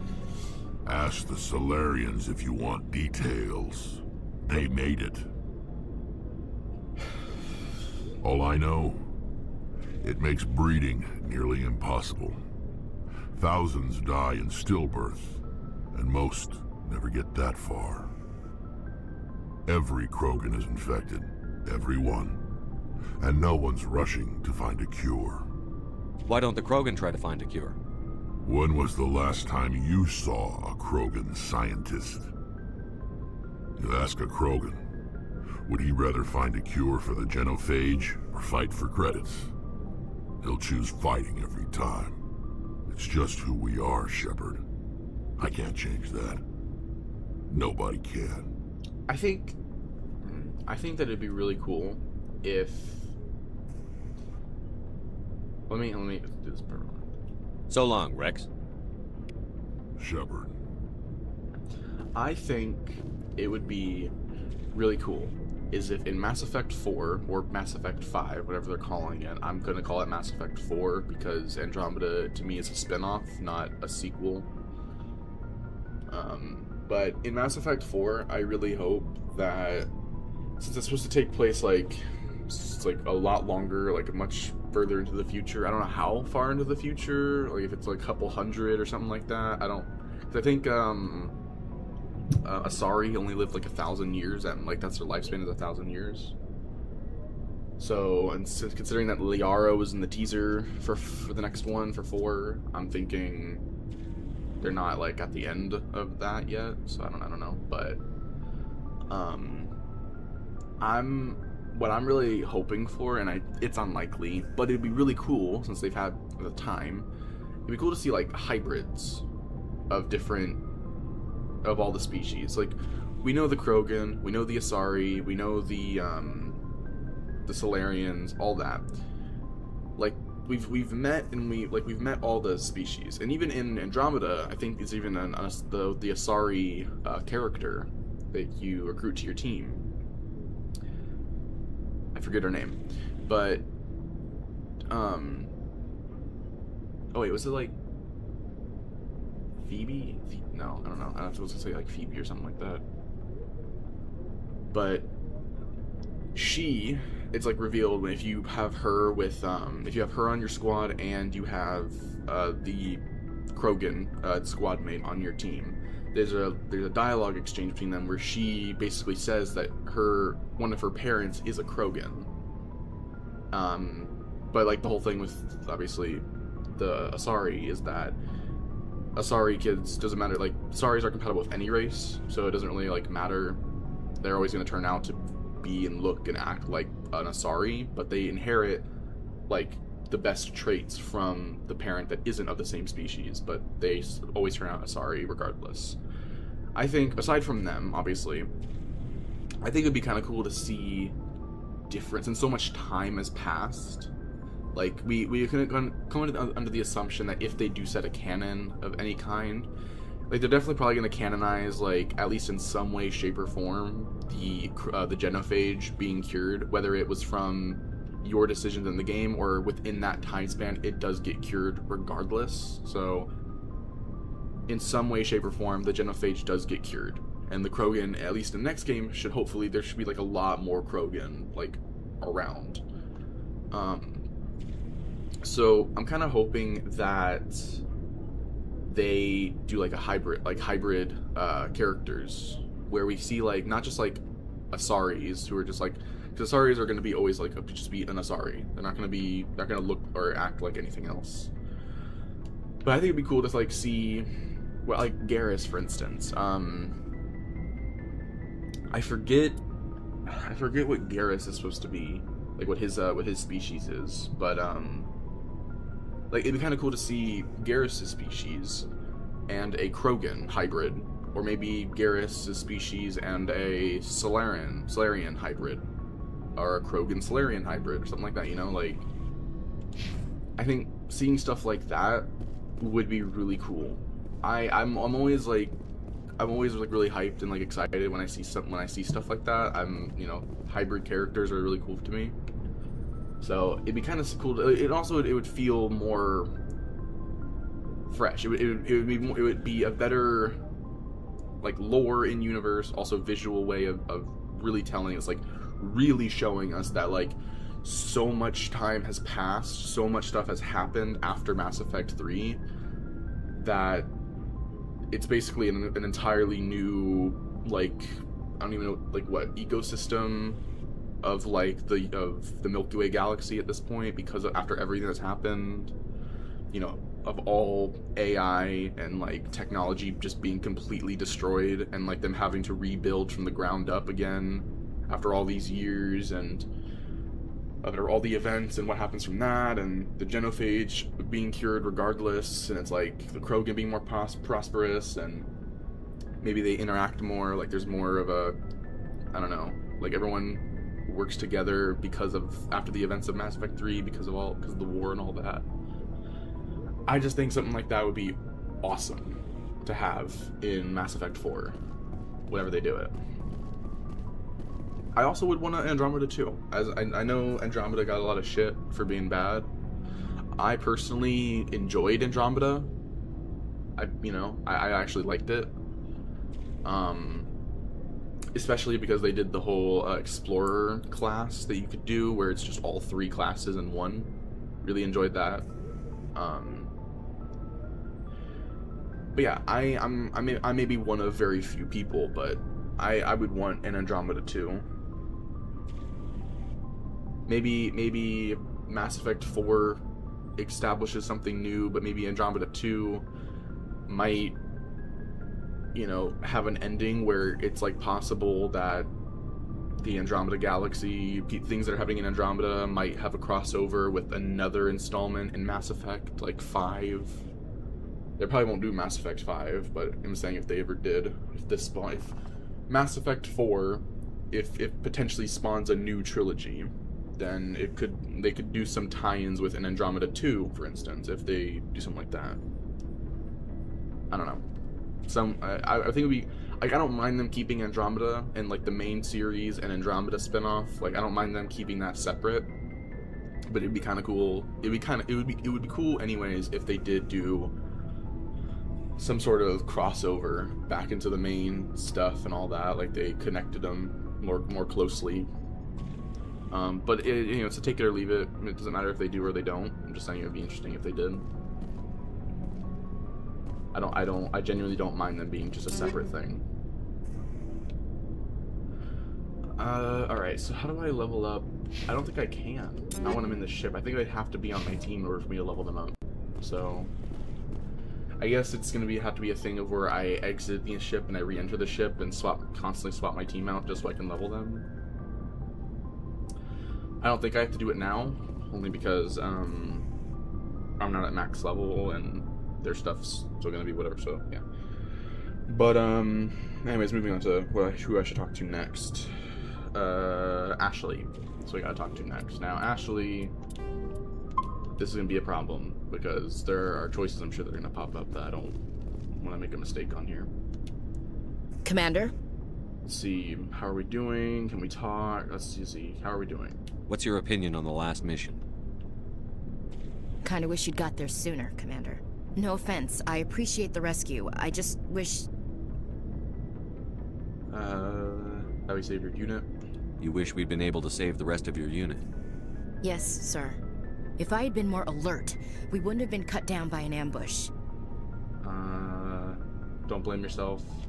The Geth are perfect ambushers. They don't move, they don't make noise, they don't even breathe. Sir, they have flashlight heads. I'll make sure it doesn't happen again. Okay. Can we talk? Do you have a few minutes to talk one-on-one? I'm sorry, Commander. I need to get my duty squared away. I wouldn't mind talking more later, though. Okay. Dismissed, Chief.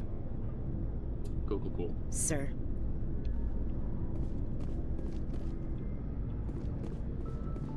Okay, I think next up is Garrus.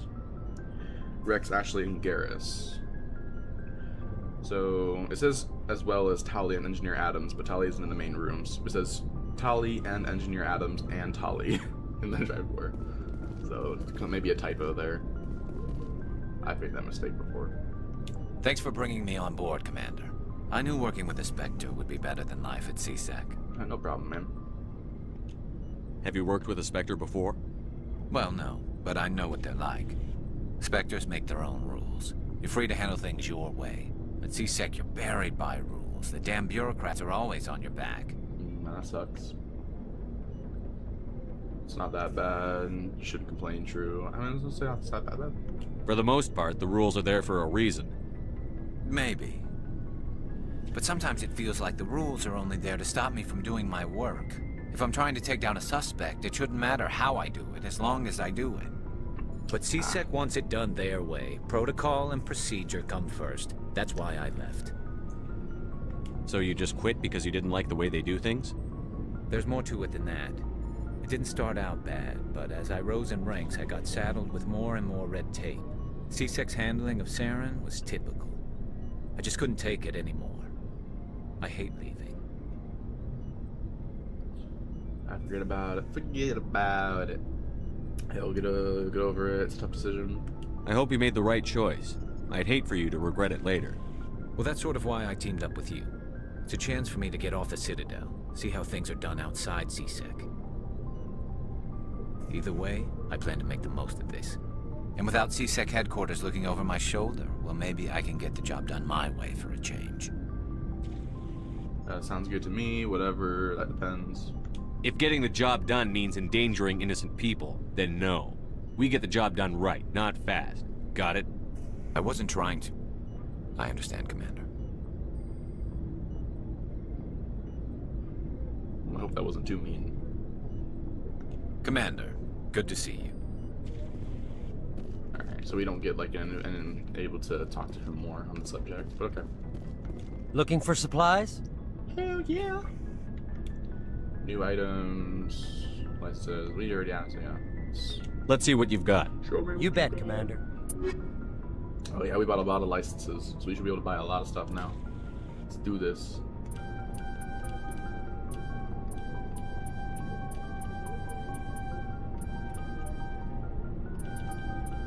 Alright.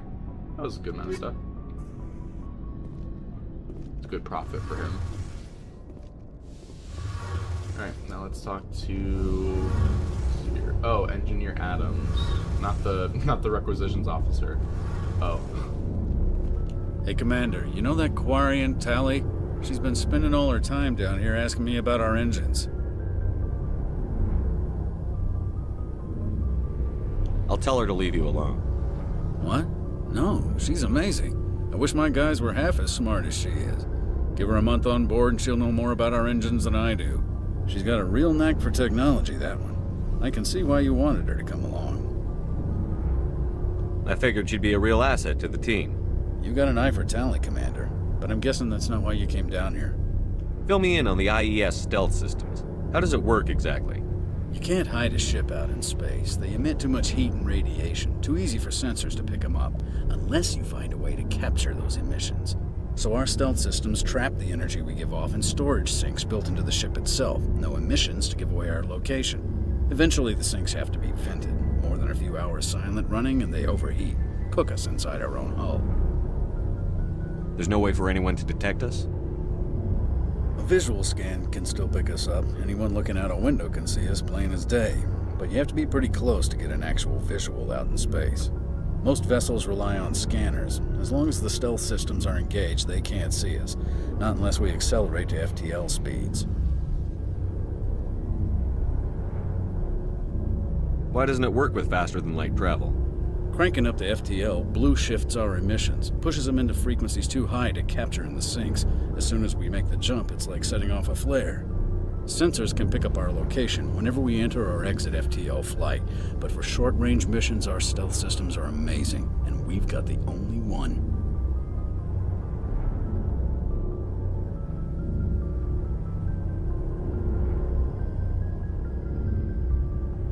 Where else have you served, Adams?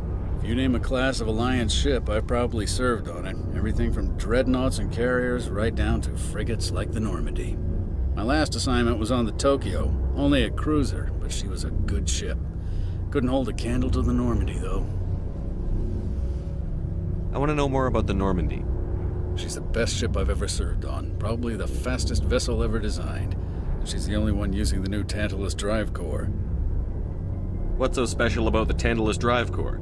Proportionally, it's about twice the size of any other vessel. Not only are we faster, but we can run at FTL speeds longer before we have to discharge the core. Carry on, Adams. Aye, aye, Commander.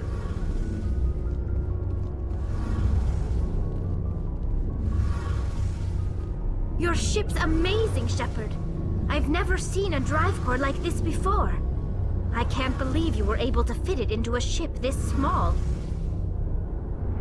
I'm starting to understand why you humans have been so successful.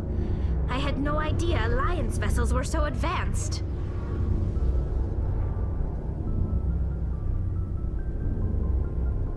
The Normandy's a prototype. Cutting-edge technology. A month ago, I was patching a makeshift fuel line into a converted tug ship in the flotilla. Now, I'm sitting on board one of the most advanced vessels in Citadel space. I have to thank you again for bringing me along. Traveling on a vessel like this is a dream come true for me. I had no idea you found ship technology so interesting. It comes with being a Quarian. The migrant fleet is the key to the survival of my people. Ships are our most valuable resource. But we don't have anything like this.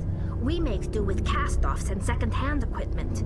We just try to keep them running for as long as we can. Some of the fleet's larger vessels date all the way back to our original flight from the Geth.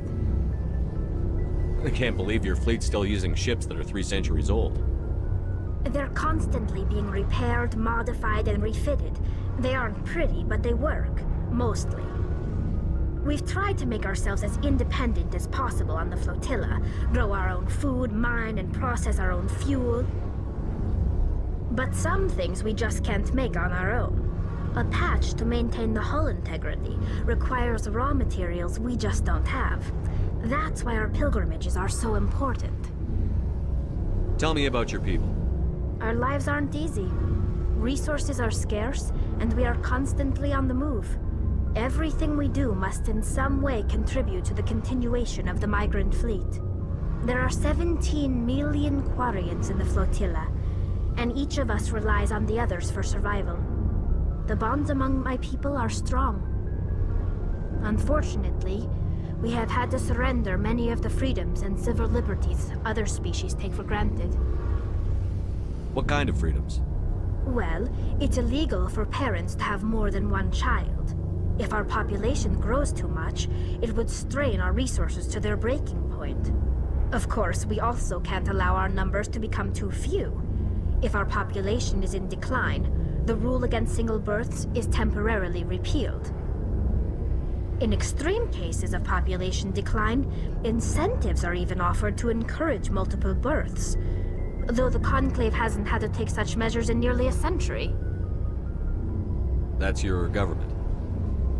The Conclave is our civilian branch of government. Each ship can elect a representative to serve on the Conclave and make decisions that affect the fleet as a whole. On matters that affect an individual ship, however, the captain has the final say.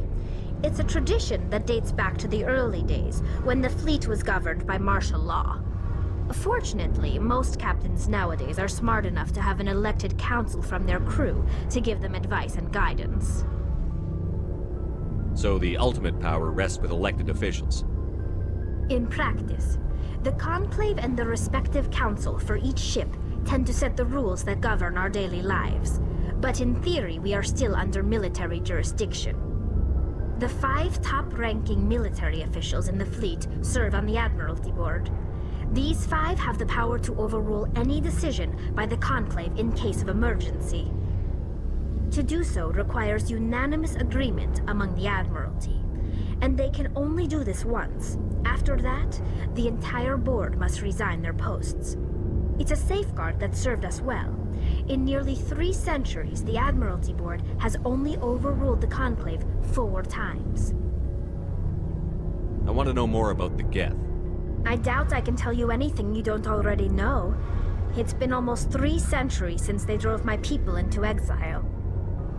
All I know is the story of their origins, what they were when we created them, and how they turned on us.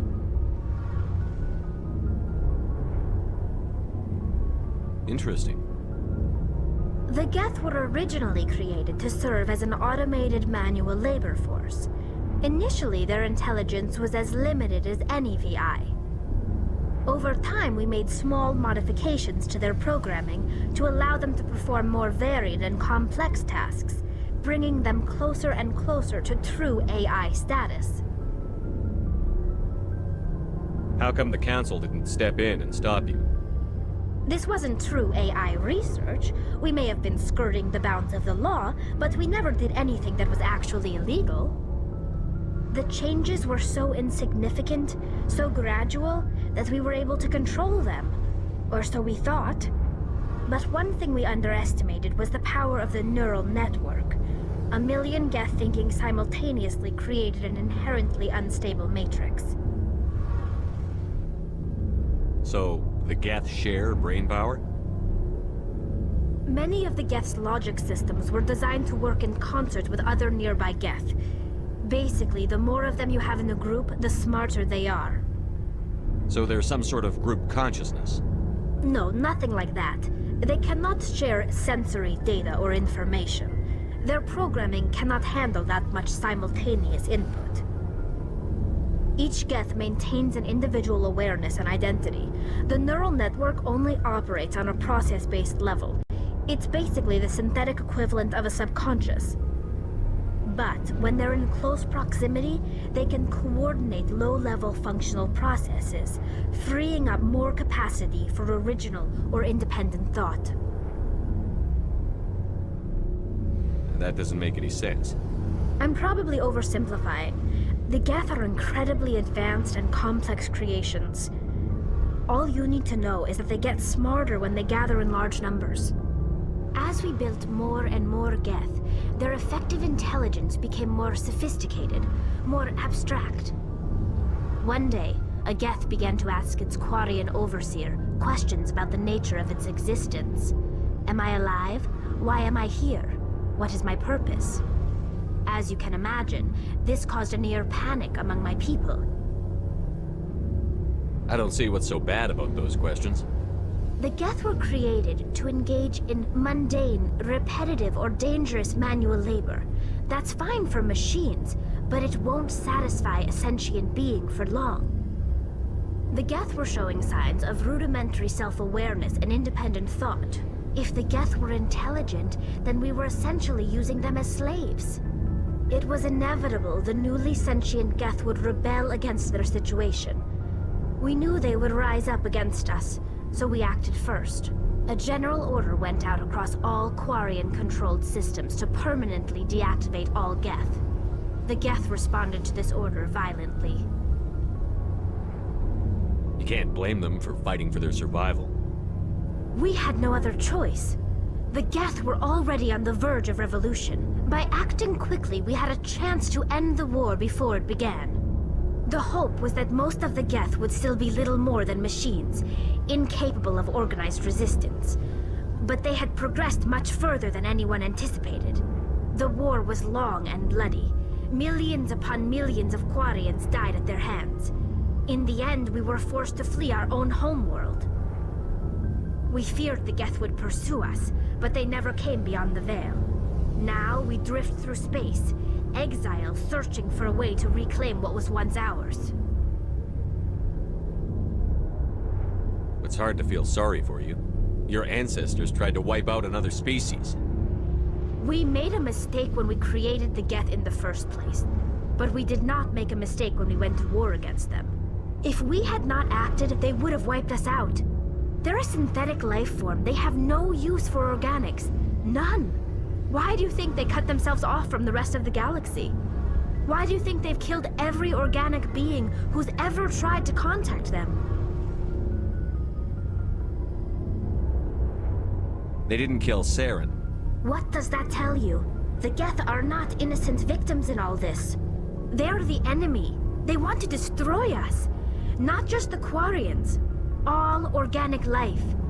That's why they've joined up with Saren. And that's why we have to stop him. I want to know more about the pilgrimage. When my people reach maturity, we leave our birth ships and seek acceptance with a new crew. It's necessary to maintain genetic diversity among the fleet. But no ship wants to accept someone who will be a burden on them. So, to prove our worth, we embark on a pilgrimage. We set out alone, leaving the flotilla and our families behind us. We only return once we have found something of value we can bring back to the fleet. This is presented as a gift to the captain of the respective ship we wish to join. If the gift is accepted, we are welcomed into the crew.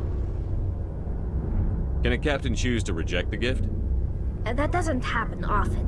Most captains are eager to increase the size of their crew. It increases their own standing in our society. Even when a gift is not particularly valuable, the captain usually accepts it out of a sense of tradition. However, there is a stigma to presenting a substandard gift. It's not the best way to make a good impression on a new community. Most pilgrims don't return until they find something worthwhile. I can't believe they just send you off alone. It's not like they just cast us out. Before we leave, we are given lessons in how to survive outside the flotilla, and given gifts to help us on our journey. We also receive implants to fight off sickness and disease. Generations of living in an isolated and highly controlled environment have left our immune systems weaker than most. By the time we leave the fleet, we are well equipped for the pilgrimage. This is a rite of passage for all Quarians. If it were dangerous, our numbers would suffer. Virtually every pilgrimage ends with a triumphant return and the ritual presentation of the gift to one of the fleet's captains. I want to talk about something else. Like what? I should go. See you later. Okay. Does he have anything new to say? Something I can do for you, Commander. No? Alright. Carry on, Adams. Aye, aye, Commander. Okay. Well, it seems like we've talked to everybody about everything, so... Okay. Next up on the list, I think, is to go back up to the navigation system. Navigation console. Alright, the road ahead. At this point, you'll now have a very wide open part of the game available to you. Not only will you have 3 mission worlds to go to in your search for Saren. Hold on, I'm trying to multitask here. I'm gonna go up to here. Alright, nice. Okay. I'm gonna save before I do this. Okay.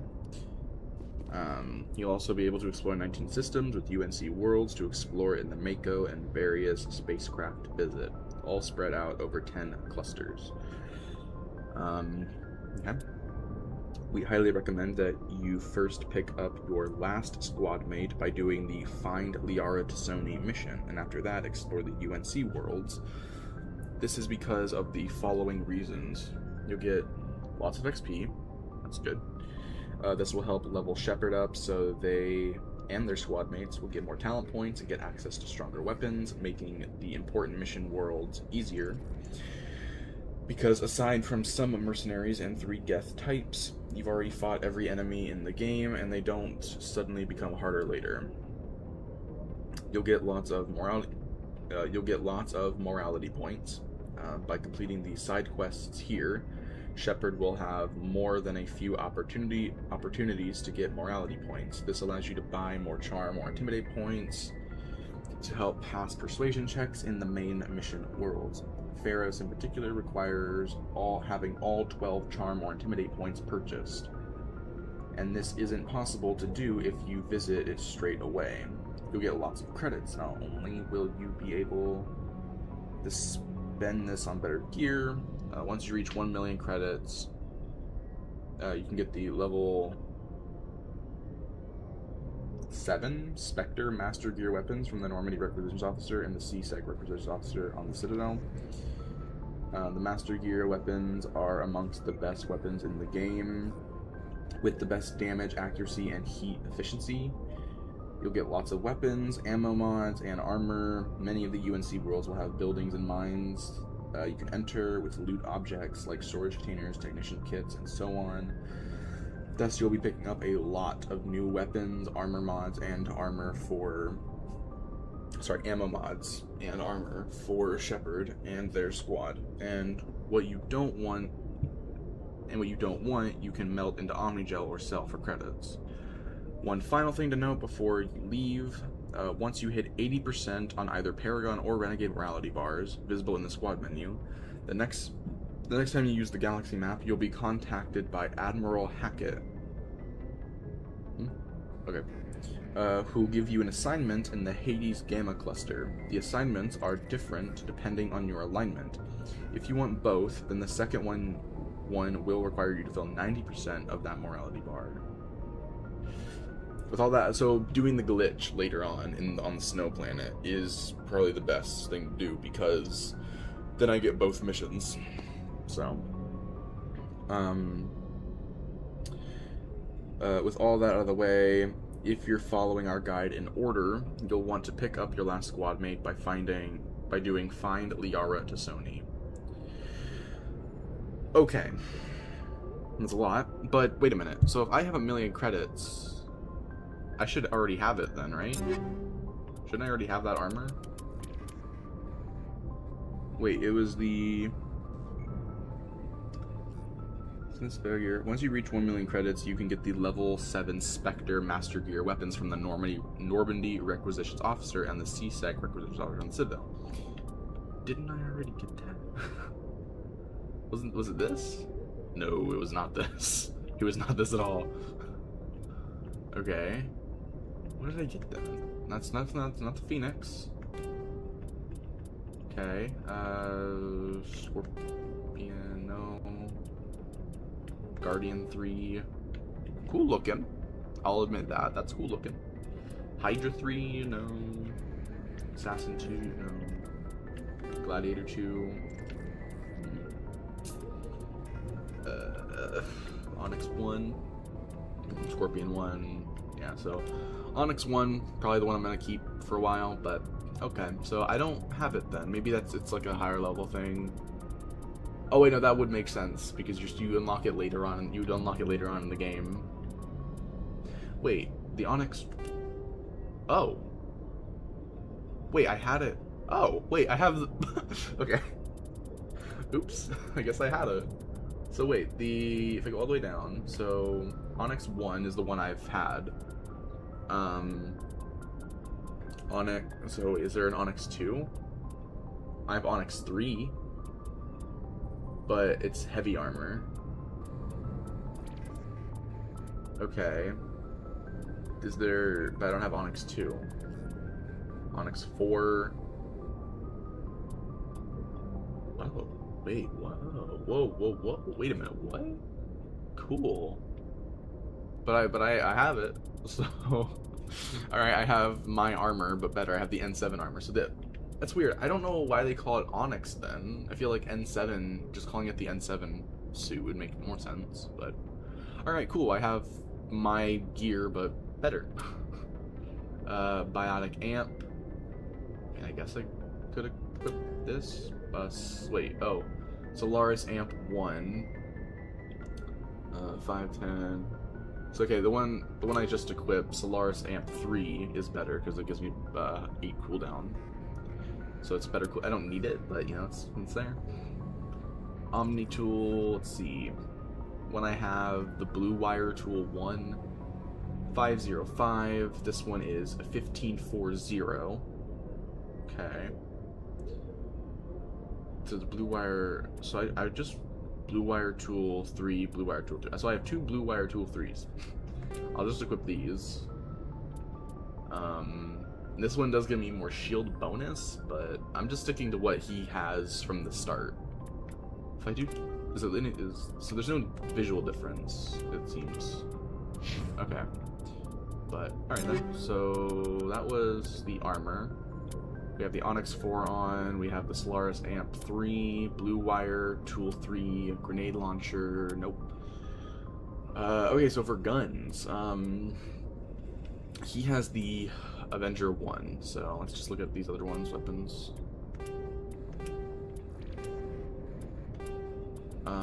I could look up what the best sniper is. Mass Effect Legendary Edition, what is the best sniper rifle type?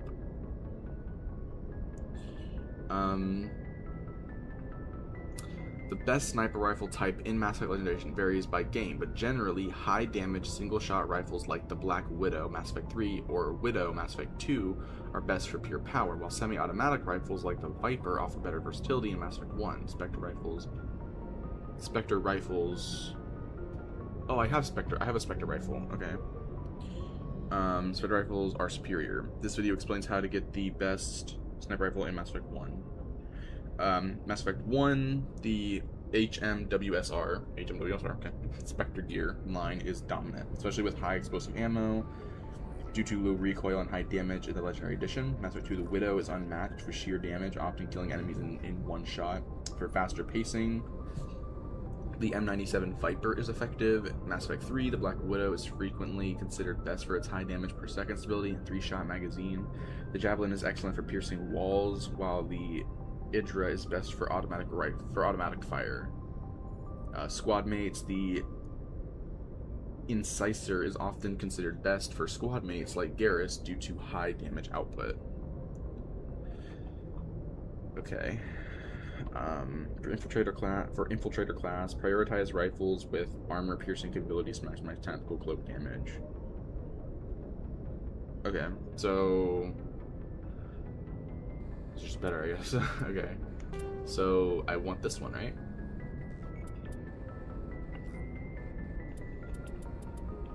I mean, this gives hot heat sink capacity is better apparently on the Reaper 3, but Reaper 1, Hammer 1, Avenger 1. Okay, but I want this one. Okay. So for pistol, I'm assuming it's the same, like the Spectre stuff is just better. Striker 1, Kelsier 1, Edge 1. So Striker, Kelsier 2. Oh. The Kessler? Oh yeah, Kessler. Okay, this one. I guess we would just, yeah. Spectre shotguns. The, this one. Rifle. Cool. I mean, now we just have better weapons in general. Nice. Okay, cool. Although I didn't see the any of the Spectre armor, so let me look that up. Legendary Edition. When do I unlock Spectre armor? Master Legendary Edition Top Gear level X10 Spectre gear becomes available for purchase after completing the Vermeer mission. It is found on the CSEC Requisitions Officer on the Citadel of the Normandy Supply Officer. High level 7 gear unlocks earlier upon becoming a Spectre. Okay, this video unlocks the Spectre Master Gear. Okay. The M8. Ooh, wait, what? Excuse me? What? Does it have it on the... Oh, no, it's not. Okay. Ah, okay. Complete the main story mission on Vermeer. Okay. 426 in scaling. While historically required, the primary gear rate for this edition is completing Vermeer. Citadel and Alliance Resistance after Normandy. Important note, the gear can be buggy. If it doesn't appear, try visiting the C6 vendor after a story mission. Once unlocked when one playthrough, Spectre X gear is available immediately on future playthroughs. Are you playing with the classic or legendary leveling system? Okay, so basically I just have to keep playing and unlocking, but... Okay, so far I have Spectre gear now, so that's cool. But alright, so I think that's done. Complete the coda, journal, alright. So we're gonna, I think the next thing we're doing is we're gonna be finding Liara. Skills are as maxed out as they can be. We have our N7 armor. Okay. So we're maxed out. So let's save that. So we have it all equipped. The armor, I guess, and nothing else really matters. I guess I have the skills maxed out. It's just for character building sake. It's like I have it now. After every thing, we're gonna get a new. After every planet, we're gonna get a new thing. So might as well just upgrade when I can. Or I could just wait until after Vermeer to put the last big gear on or something, or just before Vermeer. Anyways, so next up is find Liara to Sony. That is the next objective. This page of includes comments how to find every source of loot, where to find Liara to Sony, how to pick the right dialogue choices for your playthrough. Again, go to Artemis Tau, journey in the Mako, approach the mining camp, explore the mines, back to the Normandy. Okay, before getting into the level, we have a few notes to make. You can get a slightly alternate version of this mission if you delay starting it. If you complete Pharos or Noveria before tackling this one, Liara will have greatly alternate dialogue when you meet her, including the debriefing on the Normandy. If you save this mission until after Vermeer as well, she'll also have a fearful reaction in the final battle of this mission if you pick this room's coming down, or what do you want when confronted by the Krogan. Saving this mission until absolute last is handy if you intend to romance nobody in Mass Effect 1 and choose someone in Mass Effect 2 or 3. This is because Liara is rather eager to start Shepard. Saving her until last means she simply won't have enough time to do it. Simplifying the process. Finally, there's curiously no morality points awarded during this entire mission, so feel free to pick whatever dialogue options you feel like. Okay. Oh, okay. Okay, recommended squad. Ashley, Kaidan, and Tali all have more interesting dialogue in this level compared to Rex and Garrus. Well, I generally do not want Ashley on my team pretty much ever, so if Kaidan, it says Ashley, Kaidan, and Tali have more interesting dialogue in this, so I'd rather just, if I have 3 options, I'm not picking Ashley. So go to Artemis Tau. So I'm probably gonna pick Kaidan and Tali for this mission. It's time we find Liara Sony. Her location is the only one of the mission worlds to be discreetly marked, directly marked. So you'll have to go on a little hunt in the Artemis Tau cluster.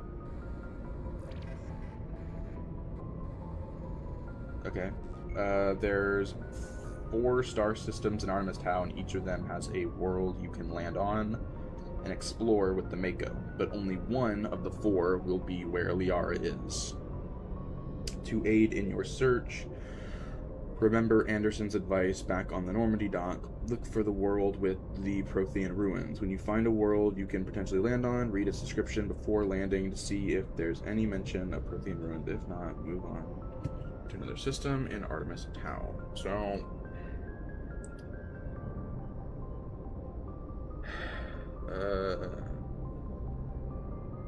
in Netok, right? First sweep for discoveries, not just in the neighboring systems. In the north, okay. What? Once there, check out Theorem, the second planet orbiting the star.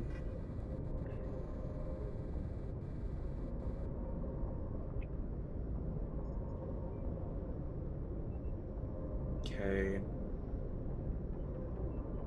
I'm a little confused, but alrighty.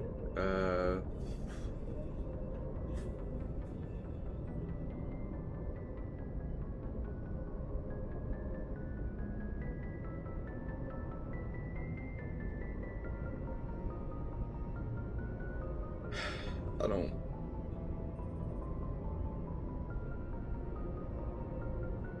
Whatever, I guess. I don't know.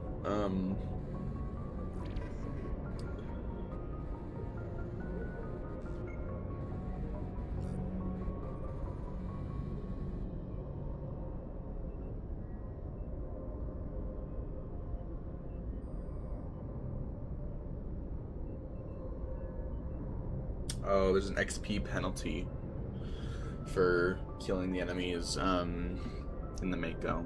That sucks. Okay, so... Bro, what is this telling me? Okay, so...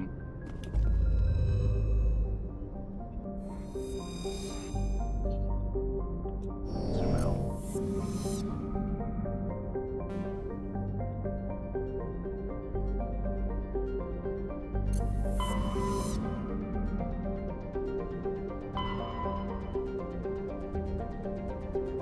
Okay, we got a lot of stuff. So, go to Artemis Tau. So, Artemis Tau.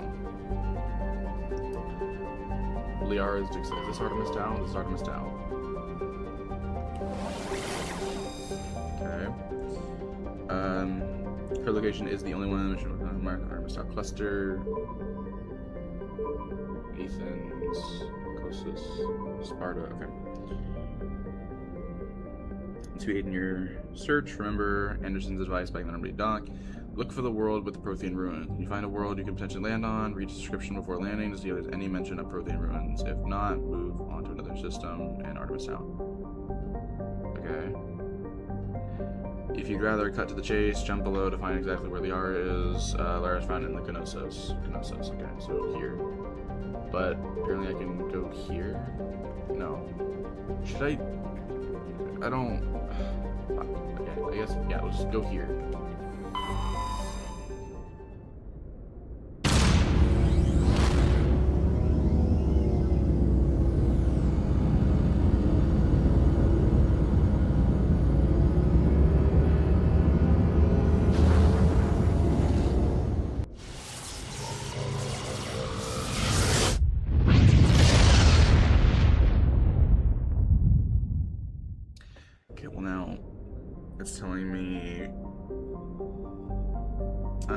First sweep for discoveries, not just in Knossos, but in the neighboring Athens system in the northwest of the Artemis Tau cluster. So, zoom out. Athens? I'm assuming it's this one? What is this one called? Okay. What's this?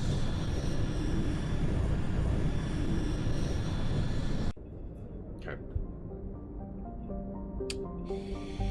So in Athens, we scan it. Okay. Valuable mineral gas deposits of Prothea's second planet. Okay.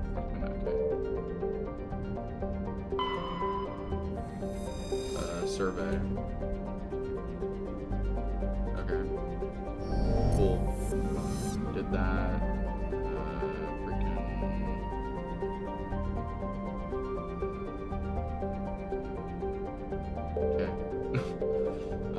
Next one, nothing. Here, Proteus, survey. Okay. Theory, survey. Okay, and this one, nothing. Okay. And there's no unique things in the asteroid stuff here? No, nothing? Alright.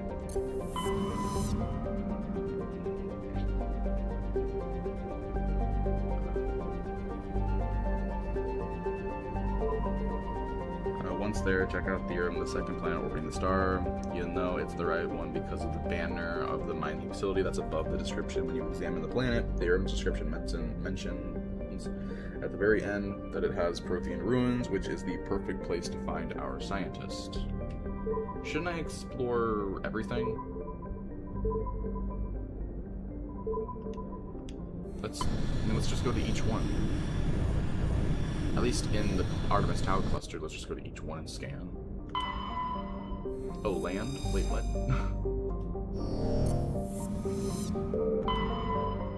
Okay, survey. Or, oh wait, we can land on that planet. Oh, wait. Scan. I don't care. Or, I should really be following the guide, shouldn't I? I should be following the guide. I shouldn't be. Okay. We're gonna follow the guide. We're gonna follow the guide. We're not gonna go there yet. Let's go to here. We scanned the neighboring place that we can't land on, so that's fine. So, check out Therum. Okay, so Therum's probably the planet to land on. Scan up here. Okay. Here, nothing.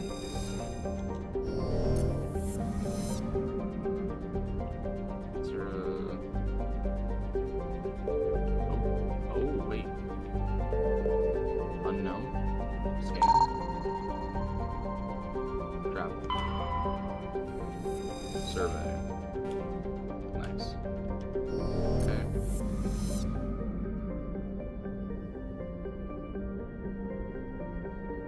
Okay, is there anyone in this? Scan. Survey.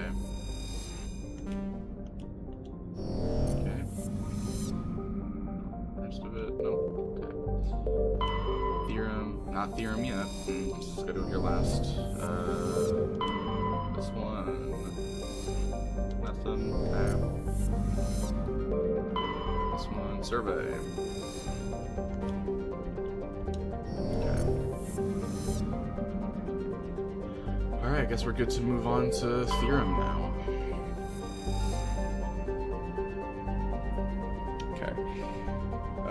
Right, journey in the Mako. Your journey in the Mako will start off fairly unassuming. If you take a look at our map above, you'll see that the first fourth of the map or so is simply a drive. Okay. There are no items of interest and no enemies to stand in your way. Enjoy this quiet time though, because it's just about the only quiet time you'll experience on the rest of your journey through Therum. Okay. As you get to the thicker part of the passageway leading back to the northwest, you'll see in here a Geth ship fly in over your head. It will deposit some Geth armadas that you'll have to deal with unless you're gunning for XP. See below. Stay in the Mako and use your missiles, supplemented with machine gun fire to eliminate these enemies. They fire damaging electric charges at you, so what you can is turn the Mako so that its side faces the armadas, then move it back and forth to easily dodge the missiles. If you can't move it away, use the jump jets that the charges sail right under you. If you're playing the original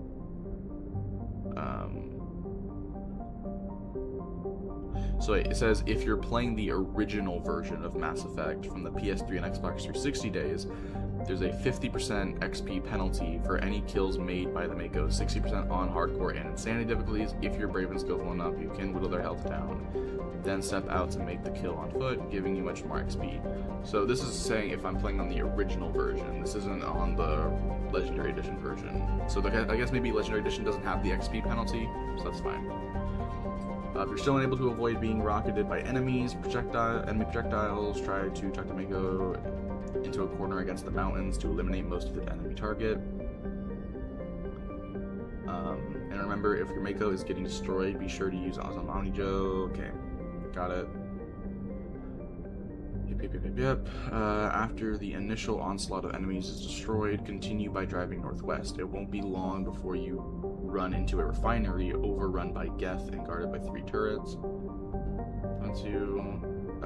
But in any case, you should look on your map to locate a detour in order to get into the refinery. It is more cramped in there, but there's only 1 turret there, so don't worry about that, man. Once you make it into the refinery, you'll be dealing with a variety of mobile Geth units, several of which can fire rockets, so it's smartest to take them all out from afar before heading into the base camp. There's several explosive canisters placed around the area. Shoot them for some easy kills. Okay. When the Geth eliminated, it's time to open the gates, grab some loot. On the edges of the refinery will be 2 gates, one to the east and the other to the north. Each will have 2 gatehouse buildings, and all but one will have a Geth soldier, while 2 will have a gate switch. Okay. A handy tip is that you can actually fire the Mako's explosive cannon through the right-hand window of each gatehouse to hit the Geth inside. Oh, that's useful to know. Here's what you can find in this area. Okay. So, once I'm in here... Theorem Refinery. Yeah, so once we're in... Okay, gotcha. So, this is where I'll stop the guide, and then we'll go from there. So, land. Alright, so for squad mates, considering what it's told me, I do not want Ashley on my team ever. I want Kaidan, and I want Tali, since apparently they have the most interesting dialogue.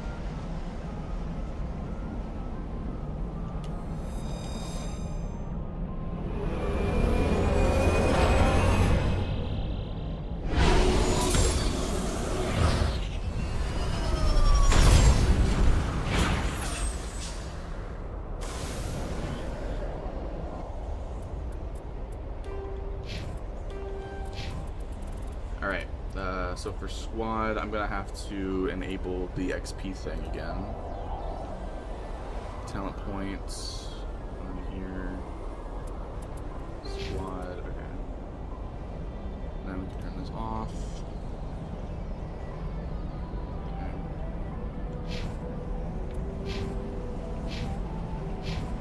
Get Tali leveled up.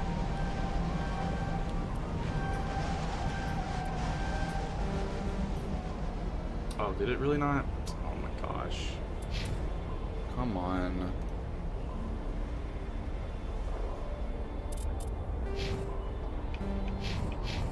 There. Okay, apparently I have to go and like select her when I do that.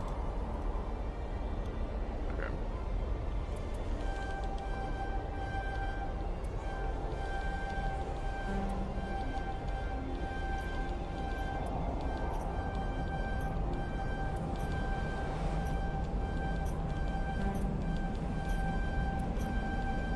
There we go. Okay, she's maxed out.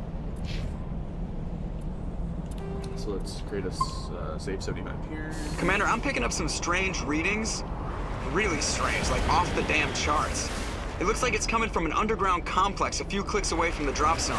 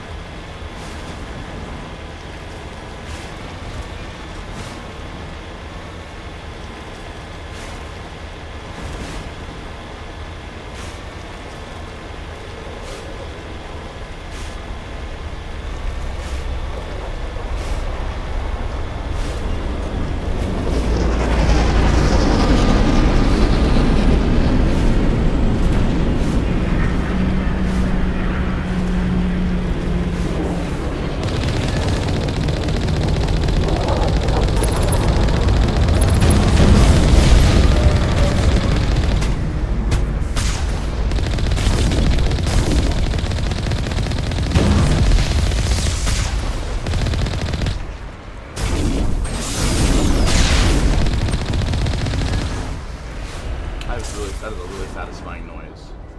Wow. Are they all wiped out? Yeah.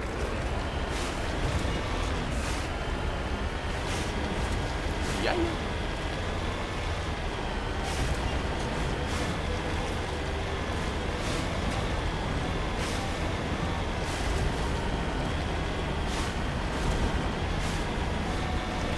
I don't think we can take that strong point head on.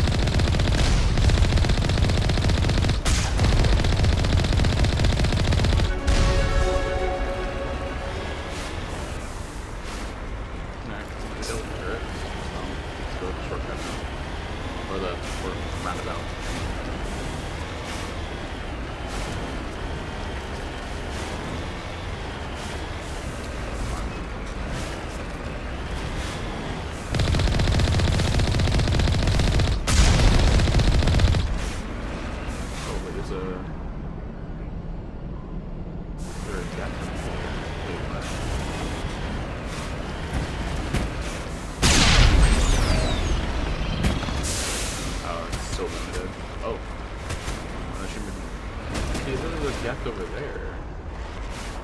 Where at? Like up on the mountain? I hope they're not glitched. That would really suck. I want to get all the. Do I have a map at all? I don't think I have. Oh, I do have a map. Okay. So, as we do go back this way, to me it seems like they're more here. Like if I look. Right, if I face them, let me actually face the Metro towards them. Okay, so let's go straight on where they're at. So that's straight on. Okay, so they might be like right here, then like something here, but I don't know. It feels like they're more here than anything. Like they seem too close. I don't think I can go up that way. I don't. Can I leave the Mako? Oh, level. I'm just gonna see if I can. Perimeter clear. If I'm able to even go up this way. Let's see. I don't think I can run up here. Yeah, no, it's not gonna let me run up.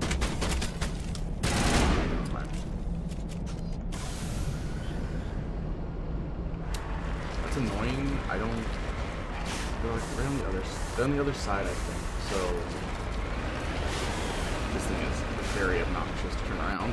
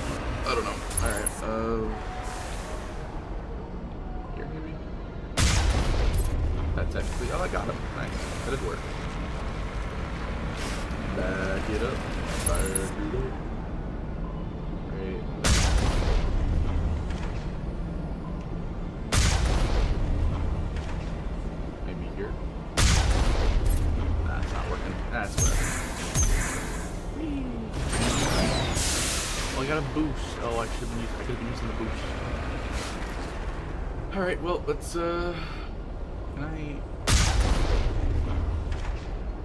don't even know if I could see the enemy from here. Securing point! But anyways, let's, go kill this last guy. Let's do it. So, I have my sniper out. Let's swap to, I'm gonna use my pistol. Just wanna see what it's like. It's upgraded! Upgraded! Ooh, that is nice. That's some good damage. Clear. Wows. Wowzers. Okay. So in this area there should be an upgrade kit in the East Gate's northern room. So there should be an upgrade kit, a storage locker, 2 crates, locked crate, weapon locker. So we found a storage locker. Let's open up the gate control. There we go. It's good. It's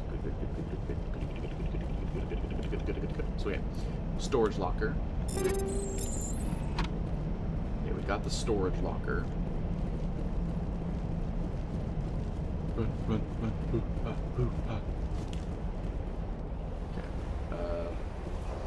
So there's a storage locker. There should be 2 crates. Okay. So 2 crates.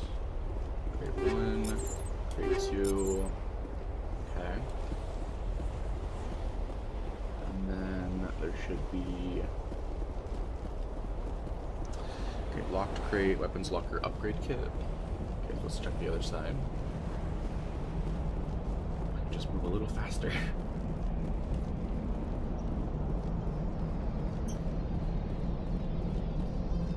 Upgrade kit, nice.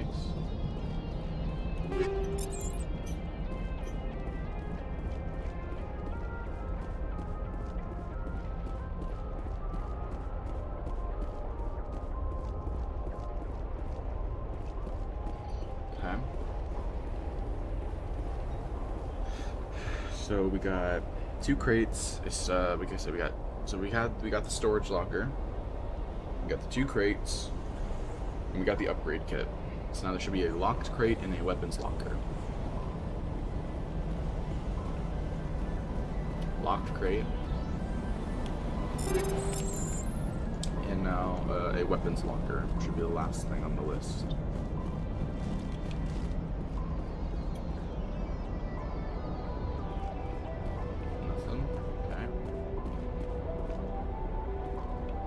This might have been where the one guy was at. I actually don't remember. Oh wait, no, he was in this room. He was in the other room. So I don't. Then never mind.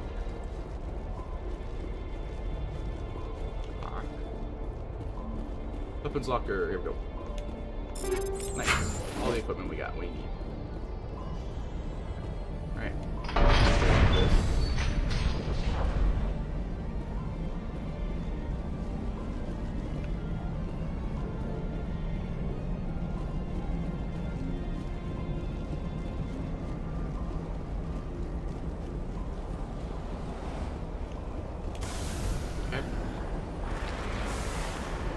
Now, let's see what we got. Okay, so we got all the equipment. So we actually recommend opening both gates for a simple reason. Well, only the north gate needs to be open. The east gate is the one with turrets guarding it. Destroying all of them will net you some more XP if you didn't earlier, which is always in short supply. And you have better cover from inside the refinery. After destroying those turrets, you can then drive out of the north gate where, for a while anyway, things will be quiet. Okay. Aside from a few armatures, your drive will be uneventful for a little bit.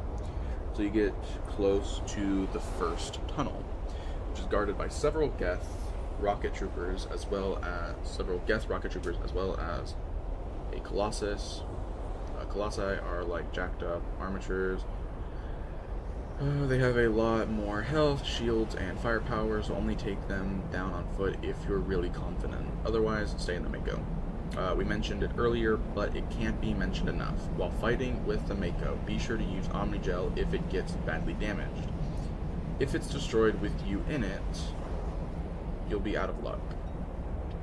Curiously, while the Mako can still lose health while you're outside it, you won't go below 1 HP until you get inside it. Oh, that's handy to know if I was playing this normally.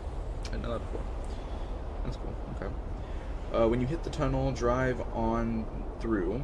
It'll be all quiet in the tunnel, but when you reach the far end of it, you'll have to deal with even more enemies. So the tunnel ends on high ground. Okay, try to kill them from afar, just as always in case of warfare. The high ground gives you a distinct and inherent advantage. Okay, the rest of the drive to the tunnel at the north. Okay, rest of the length map. You'll meet more Geth Armadas, and in this open area, Legendary Edition players can get in some fun cannon snipes if they use the turret camera and click L3 to zoom in. Thereafter, taking the final tunnel will lead to an all-new part of Therum, the ruins. Approach the mining camp. You'll emerge from the initial map to find yourself approaching the Therum ruins. As soon as you reach the end of the tunnel, head on down the incline to do battle with the weak Geth waiting for you there. Then drive the Mako. You can't see them. Okay. Okay. So at this point, when you're on, things start to get a little crazy. You'll slip up by enemy. Okay. Okay. Cutscene will take place. So when you reach the northmost part of the map, a cutscene will take place. You see a bunch of Geth of varying strength and styles, including new frog-like Geth. Take their positions and assault you all at once. You're most certainly at disadvantage here, both in terms of numbers and firepower. However, with constant smart fighting, defensive maneuvering, and some ranks of skills, this is a battle you will survive. Be absolutely sure you aren't flanked by any enemies. The best way to do this is to simply keep an eye on your radar and be especially wary of missiles that will eliminate you in one hit. Not having that Mako hurts more than you can possibly imagine. Explode the mines, okay. The ruins, as you see above, the ruins start getting smaller and smaller. And 4 maps cover the span of 1. First arrive. You based on the back.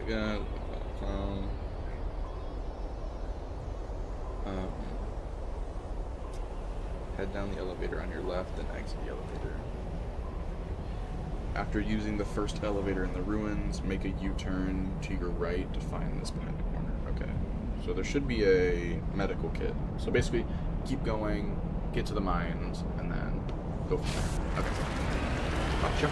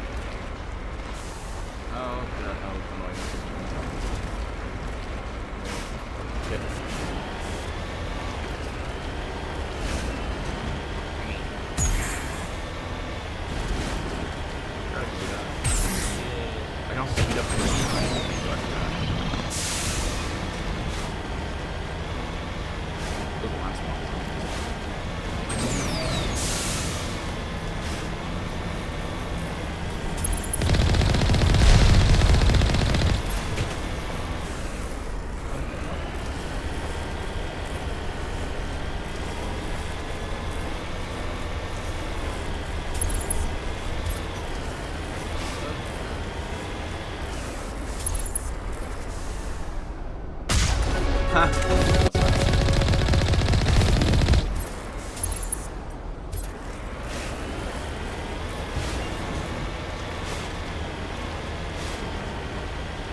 like the sound that Mako makes when it fires. Nice. Alright, yeah, go. Okay. Let's do this.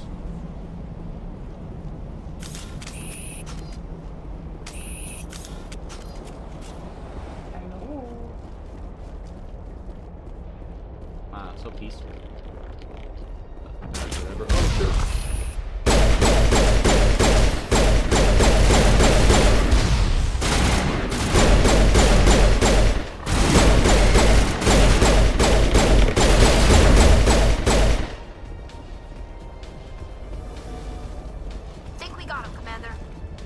Did we get him? I don't even know, man. I can't even tell what's going on anymore.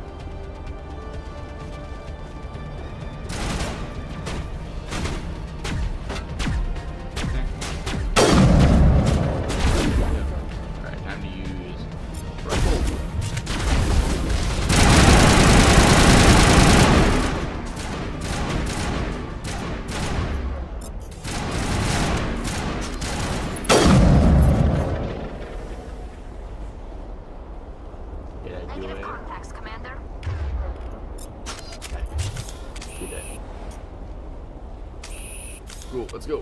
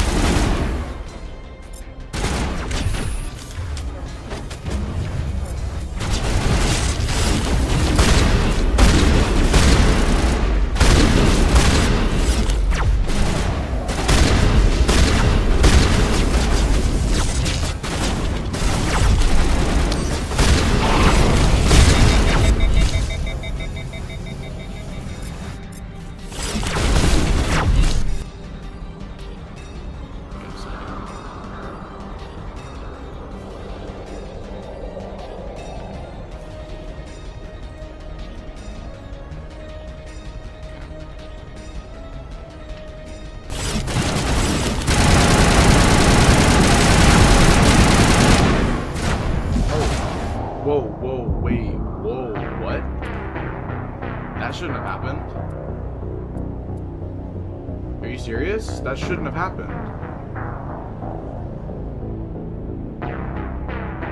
What the fuck? How did I die?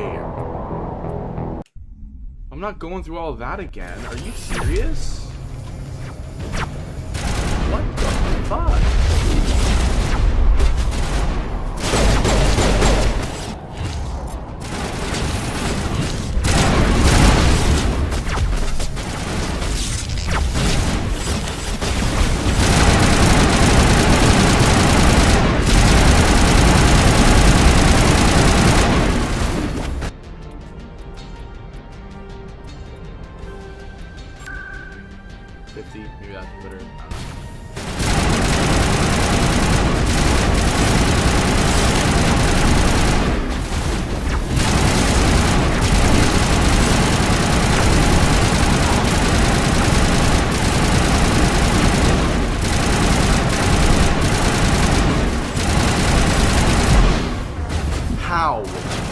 I shouldn't be dying. That shouldn't be happening. That literally should not be happening. What the fuck?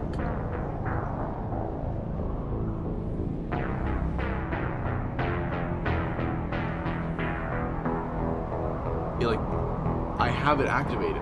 That should not at all be happening. At all. Like, not even, like, what the fuck? What the hell?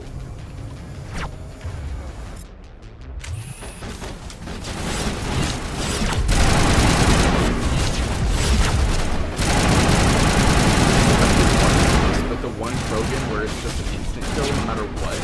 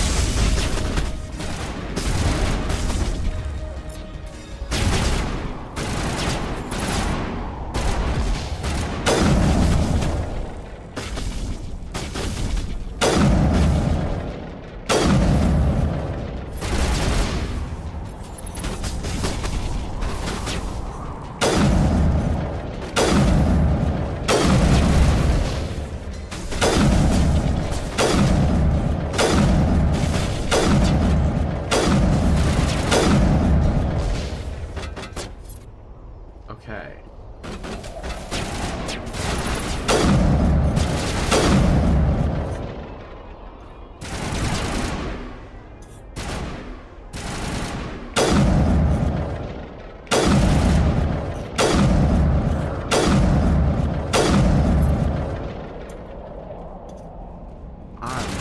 That through the further. I don't even know.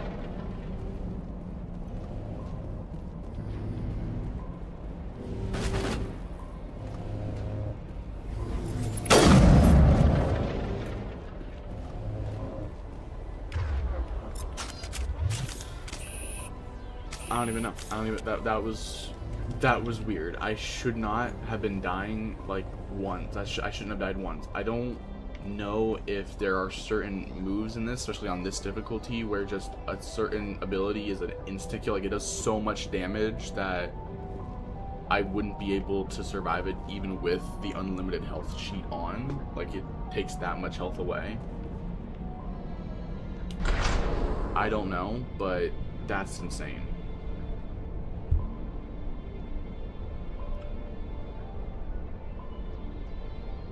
So, and especially where missiles that will eliminate. So, okay, you said this. There are missiles that will hit enemy in one hit.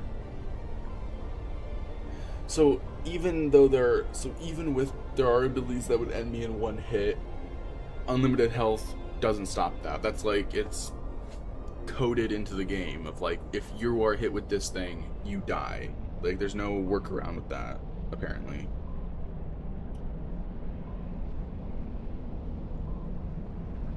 Alright, well, whatever.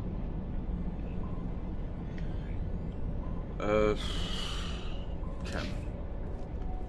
Just gotta head down.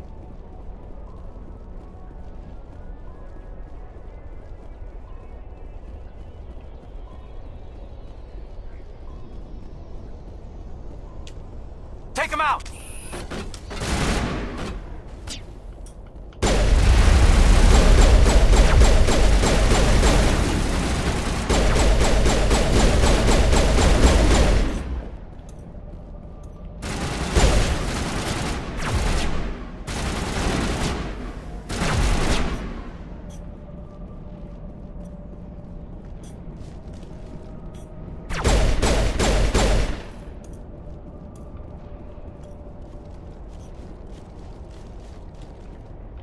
looks like this cavern formed around the ruin, after it was built.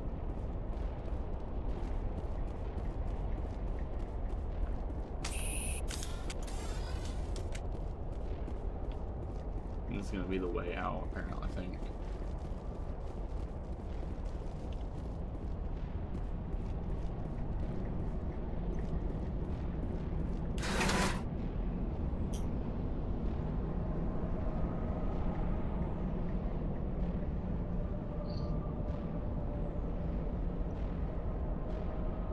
That genuinely annoyed me.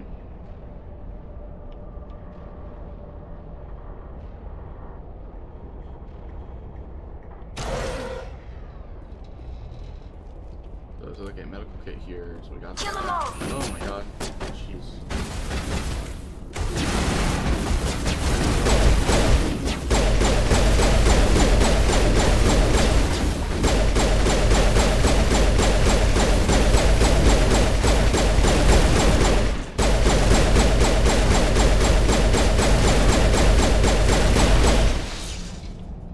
The tiles in those holes remind me of a bathroom floor. Okay. What the fuck?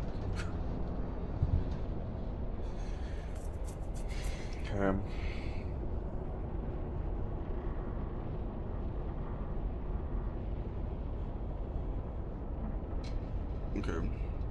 And when you get to the lower level, turn left to spot Nazari trapped in the bubble. Okay.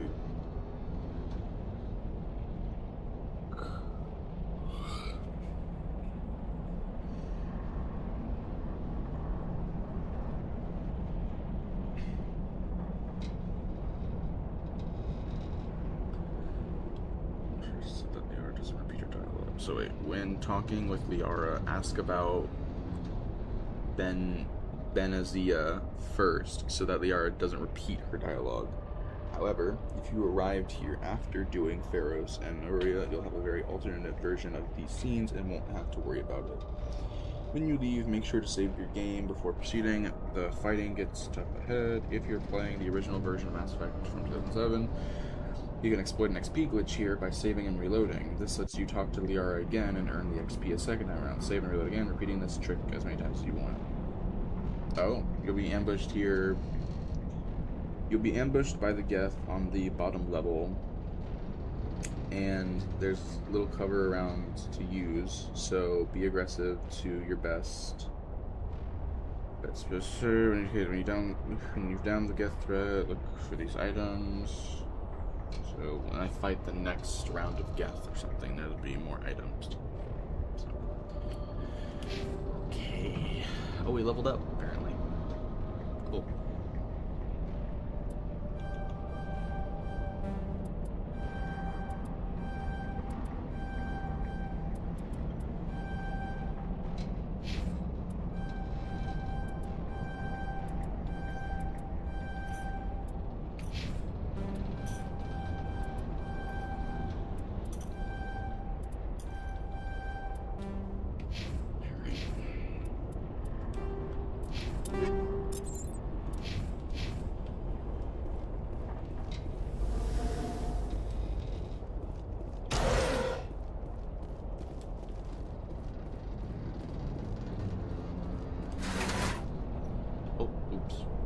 I was moving when I did that.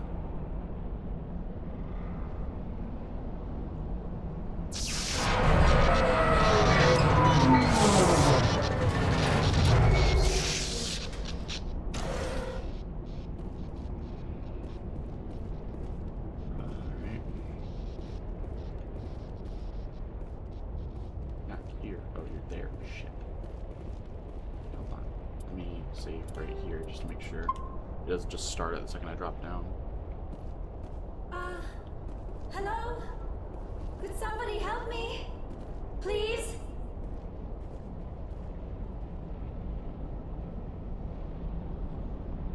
Can you hear me out there? I'm trapped. I need help. Okay. Keep it down or something. We hear you. Are you okay? What happened to you? Listen, this thing I'm in is a Prothean security device. I cannot move, so I need you to get me out of it, all right? find a way to free you. How to investigate. Asked about Benenzia first, it said. Your mother is working with Saren. Whose side are you on? What? I am not on anybody's side. I may be Benezia's daughter, but I'm nothing like her. I have not spoken to her in years. Please, just get me out of here. How'd you end up in there? I was exploring the ruins when the Geth showed up, so I hid in here. Can you believe that? Geth beyond the veil! I activated the tower's defenses. I knew the barrier curtains would keep them out. When I turned it on, I must have hit something I wasn't supposed to. I was trapped in here. You must get me out, please!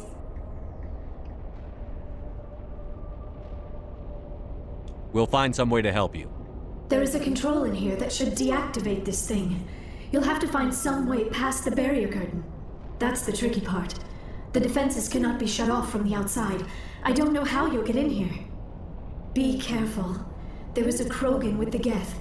They have been trying different ways to get past the barrier.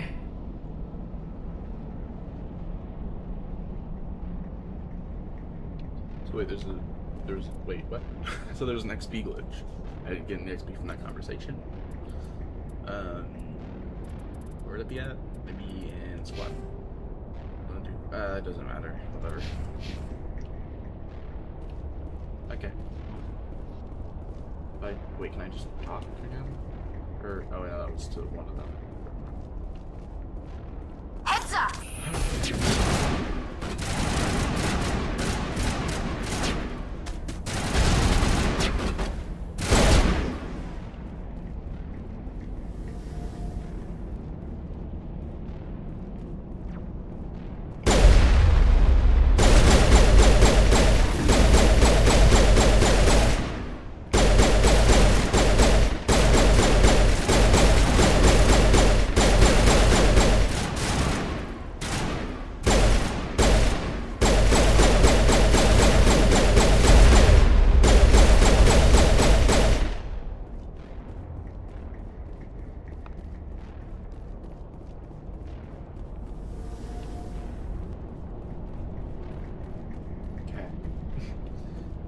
They're all taken out. Awesome. Okay, so that's all done. Level 11. Storage will be a storage locker and a weapon locker. Okay, so weapons locker. Okay. Storage locker. Okay. Nothing hidden. Okay. Okay. What you'll need to do next is use the mining laser controls to bore a hole in the ground so you can get to there. To activate it, you can enter a button code, which will be different depending on your platform. Original release, Legendary Edition for Xbox, PlayStation, the code is randomly generated. Oh, what? No, the code is randomly generated on PC? Fuck! Once you've done that, the mining laser will shoot a hole in the ground below, allowing you to effectively circumvent the blue barrier. Rewards you with XP and Omnigel. The URL can be saved shortly. Head on down into the hole created by the laser and use the control panel inside the lower room to rise up to her. Okay.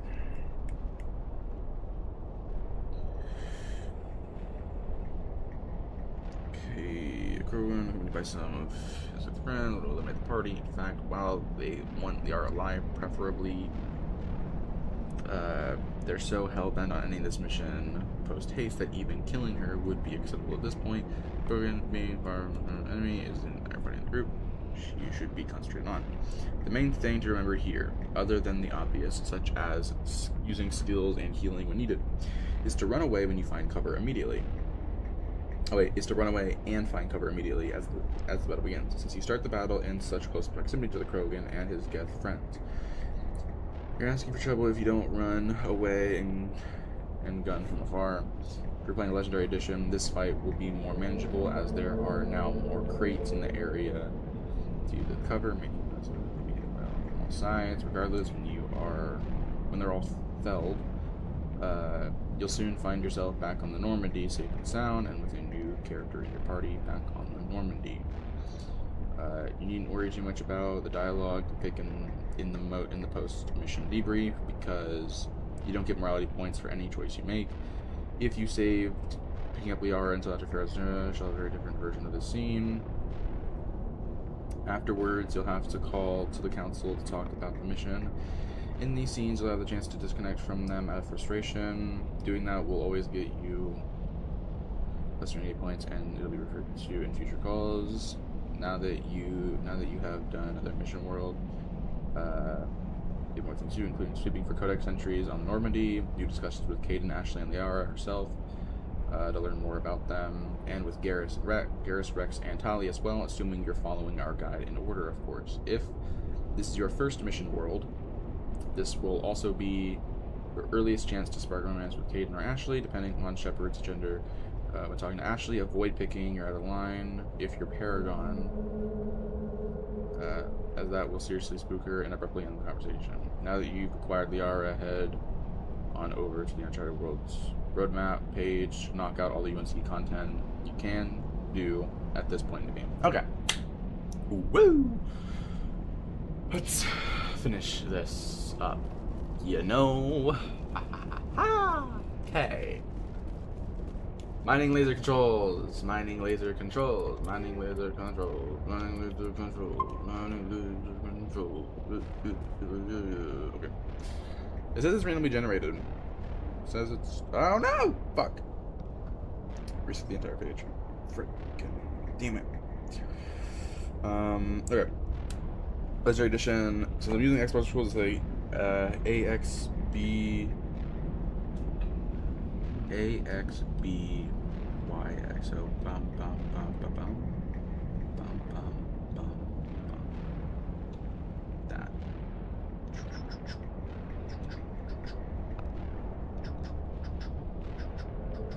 I can try figuring that out. Dun dun dun dun. Okay. Well, no, wrong button. Enter code. Dun dun dun dun dun.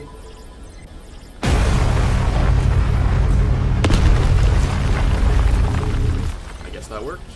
Okay, it was random, but I get it. Cool. Alright, let's go in. Okay. What's going on in here, eh? What's going on in here? Hey, come on, what's going on in here? Okay. What is this? What is this back there? Oh. Hey, we're going up.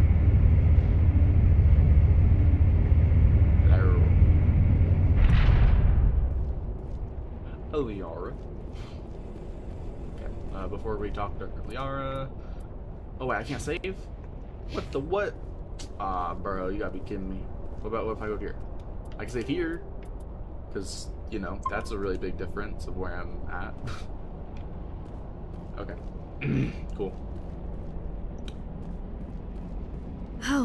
How did you get in here? I didn't think there was any way past the barrier.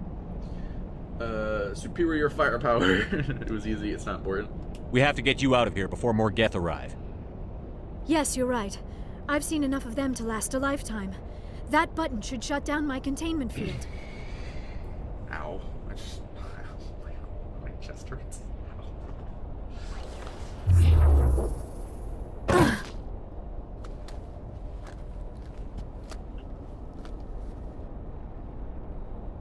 Any idea how we get out of this place? There is an elevator back in the center of the tower. At least I think it's an elevator. It should take us out of here. Come on! I still cannot believe all this. Why would the Geth come after me? Do you think Benezia's involved? Saren's looking for the conduit. You're a Prothean expert. He probably wants you to help him find it. The conduit, but I don't know. What the hell was that? These ruins are not stable. That mining laser must have triggered a seismic event. We have to hurry. The whole place is caving in. We're getting out of here. We need an escape plan. Joker, get the Normandy airborne and lock in on my signal. On the double, mister. Aye, aye, Commander. Secure and away. ETA 8 minutes. He needs to move faster.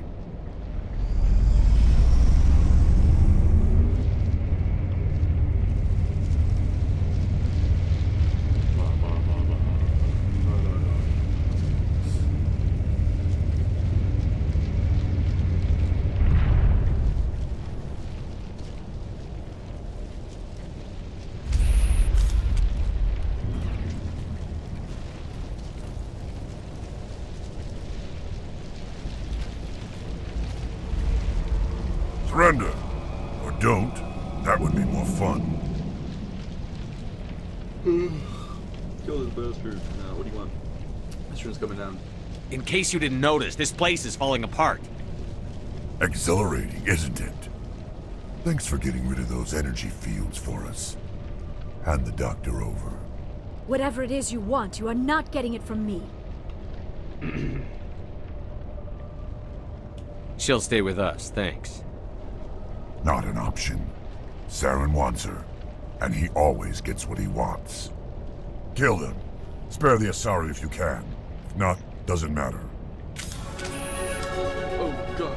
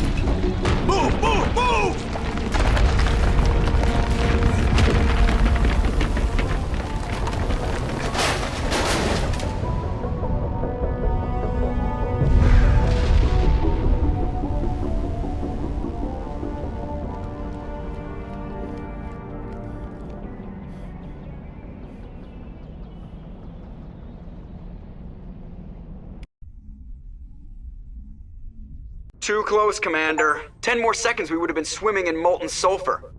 The Normandy isn't equipped to land in exploding volcanoes. They tend to fry our sensors and melt our hull. Just for future reference. We almost died out there, and your pilot is making jokes? Joker pulled our asses out of there. I think he's earned the right to a few bad jokes. I see. It must be a human thing. I don't have a lot of experience dealing with your species, Commander. But I am grateful to you. You saved my life back there, and not just from the volcano. Those Geth would have killed me or dragged me off to Saren. What did Saren want with you? Do you know something about the conduit? Only that it was somehow connected to the Prothean extinction. That is my real area of expertise. I have spent the past 50 years trying to figure out what happened to them.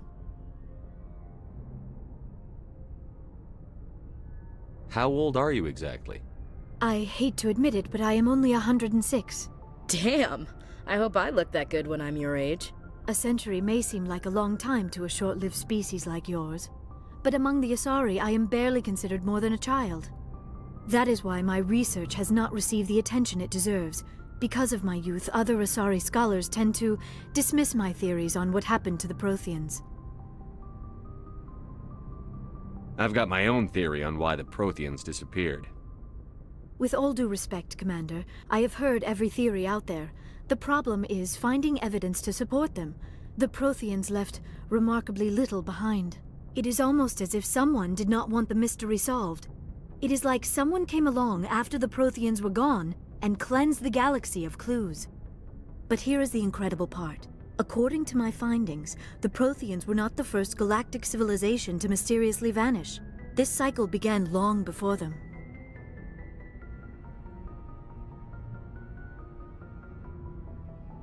Where'd you come up with this theory? I thought there wasn't any evidence. I have been working on this for 50 years. I have tracked down every scrap and shred of evidence. Eventually, subtle patterns start to emerge, patterns that hint at the truth. It is difficult to explain to someone else. I cannot point to one specific thing to prove my case. It is more a feeling derived from a half-century of dedicated research. But I know I'm right, and eventually I will be able to prove it. There were other civilizations before the Protheans. This cycle has repeated itself many times over.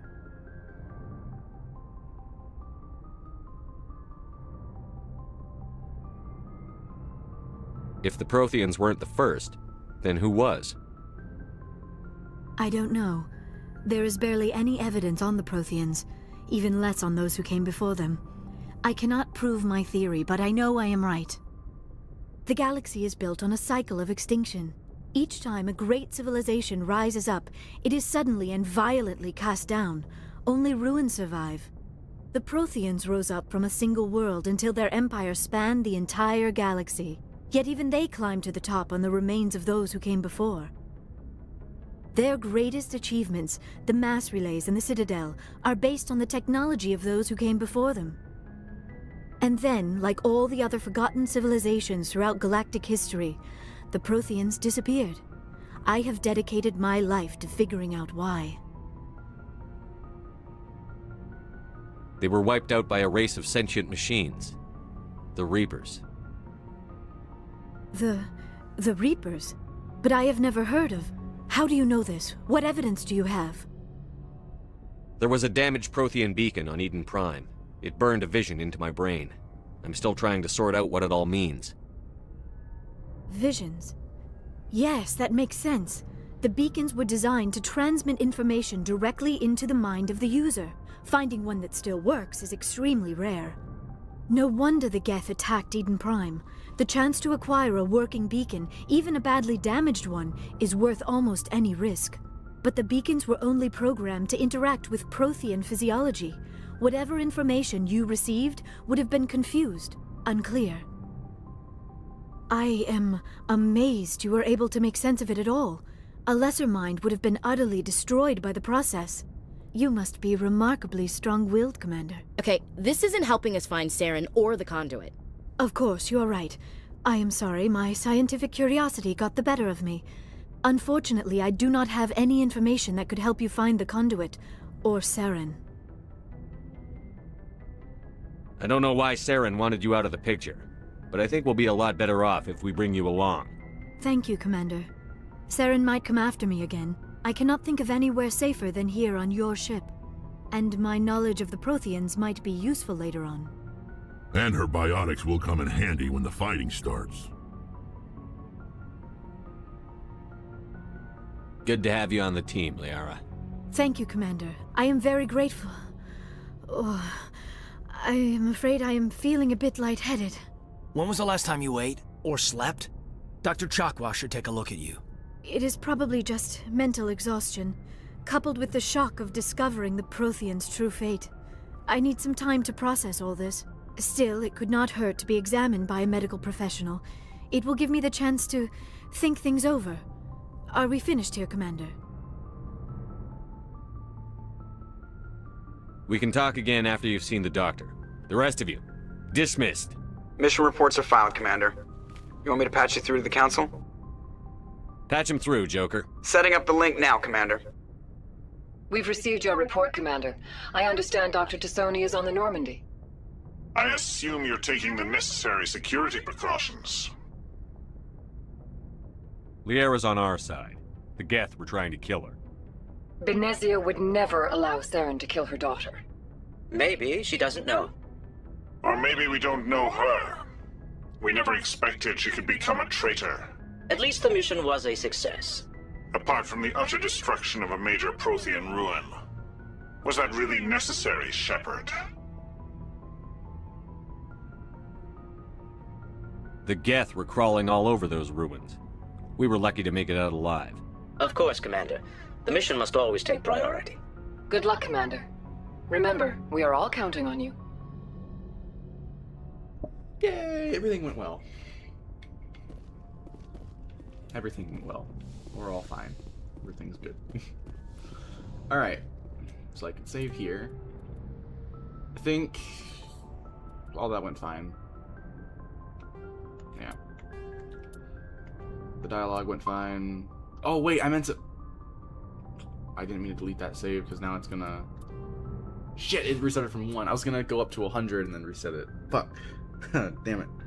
That's fine. It's whatever. Ah. Anyways.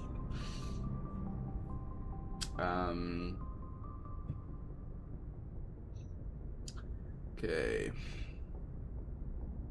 So, Afterwards, you'll have to call the council. What's up, Ryan? Okay, we called the council already. So now that you've done the mission world, you'll have more things to do, including sweeping for codex entries on the Normandy, new discussions with Kaidan, Ashley, and Liara herself to learn more about them. Okay. Okay. So Kaidan or Ashley, depending on... Okay, so we'll work our way to them. And I think they're on the lower... Yeah, they're on the lower end of the thing. Alright, so let's go talk to Joker. We'll see if he has anything new to say. Let's see. Joker, what do you got? I prefer gold to silver, you know, for my medal. I figured you'd recommend me for one since I pulled your boots out of the fire. That's not what you sure you want that? If we present you with a medal, you'll end up sitting on stage listening to politicians make speeches for a couple of hours. Fun. That's a good point. They'd probably make me shave, too. I spent the last 7 weeks working on this baby. No medal's worth that. So, Commander, why don't you tell me why you're really here? I don't think there's really anything else to talk about. It's just that little dialogue. I have to go. That's fine. Alright, see ya. Gunnery station, look outside. Oh, okay. It said sweep the ship for new things to examine. I wish it would just tell me the thing so I'm not just walking around aimlessly. But okay. Okay, everything in here is done, everything. Alright. Cool. Frickin' Zerk. Talk to Navigator Presley. Yes, Commander? Has got anything new? Aliens of the ship, personal questions? Alright, he's gonna carry on, Presley. So, yes, sir. No real point talking to him. I don't think there's anything else to investigate. Oh wait, this? Aha. It's a good thing I stuck around a little bit longer. Nothing to do over here. Did I miss something in here, possibly, at all? Maybe, potentially, slightly, maybe, kinda. No, nothing in here. Alright. Moving on down. We're gonna go this way. Haven't I seen this guy before? I feel like I saw that guy before. In a cutscene or something.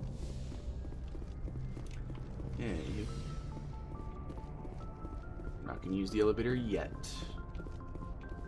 Gonna look around for all the stuff to gather. Okay.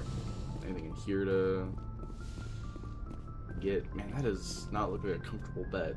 You'd think, you know, it would be more comfortable looking. Also, is my room is that really the only, I know there's the pods, but it doesn't feel like enough space. That's only what, 8 pods? That's not enough for the crew of this ship. Where does anyone else sleep? Do they sleep? Are they supposed to sleep? What's going on? Kaidan, what are you doing? Hello, Kaidan. Anything you need, Commander?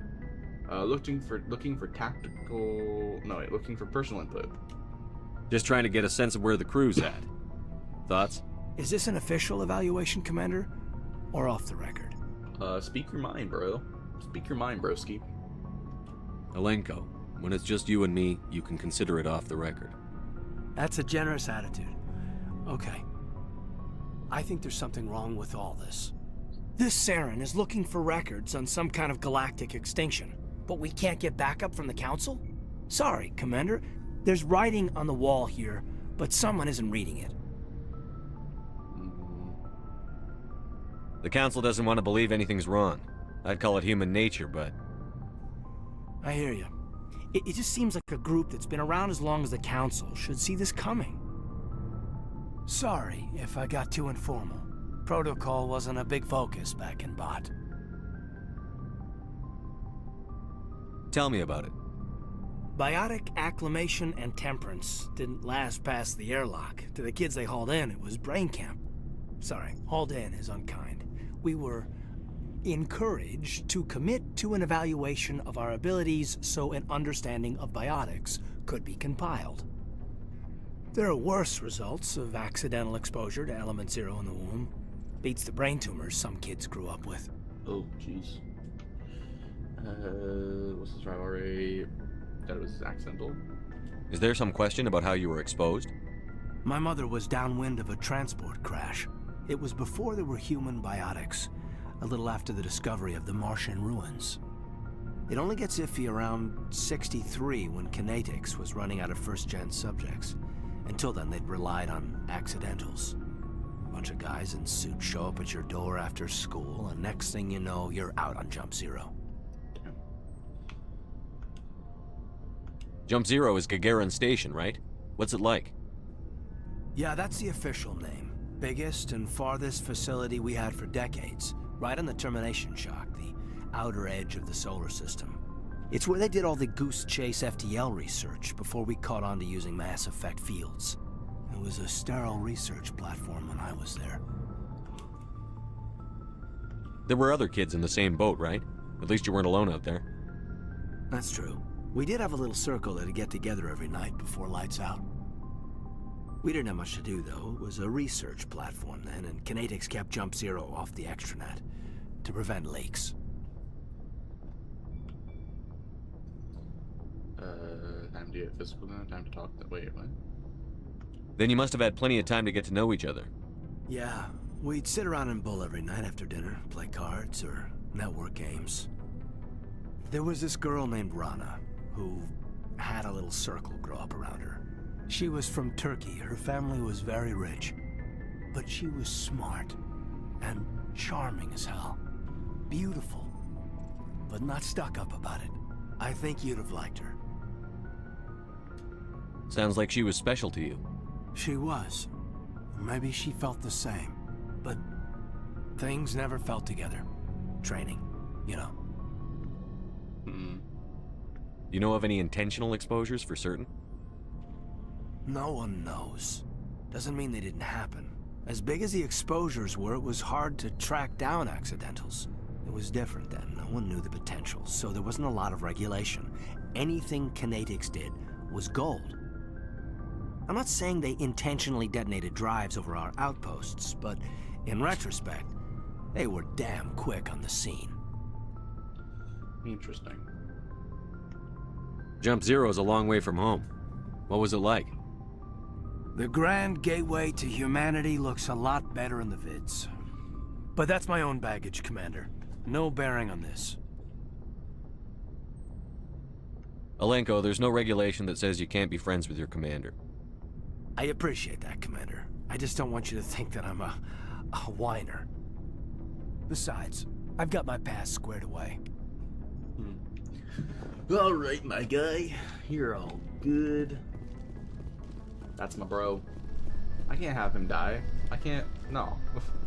If, like, I don't care if it's for, like, the whatever. It's like, there's no way in hell. Younger me, when playing this, I'd have words to say with him. Because I originally chose, at the end of this game, to save Ashley instead of him. Young me was more of an idiot than I am now, apparently. No, now look at no. There's no way there's no way. Like I'm saving Kaidan. Kaidan's the guy to save.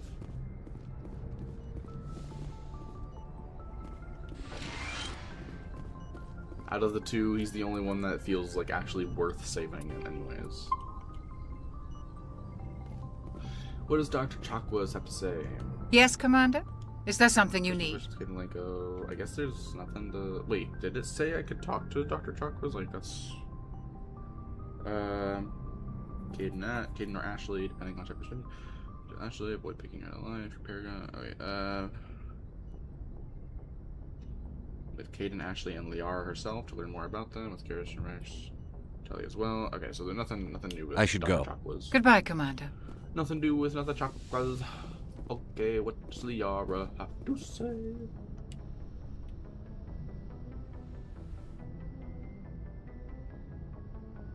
Commander, are you coming to check up on me? Yes. This is actually a problem because I know what this game, this guide screwed me over last time. And I need to know how this works. Okay, so I need to know,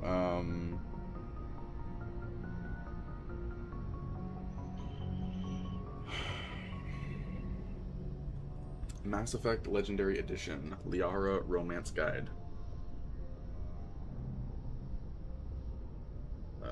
Okay. Blah, blah, blah, blah, blah. Mass Effect 1.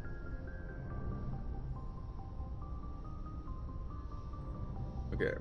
Mechanics and romance paths are effectively identical in Mass Effect 1. Liara's is different because she is almost 2 years, particularly because both in you can acquire Liara by rescuing her. Okay. If you want to avoid running Liara, you should make sure you can. Liara will have opening conversation to talk about Novaria and Vermeer after you completed each. However, these won't lock out the conversation mentioned below. Just pick right you once you're done. After wait.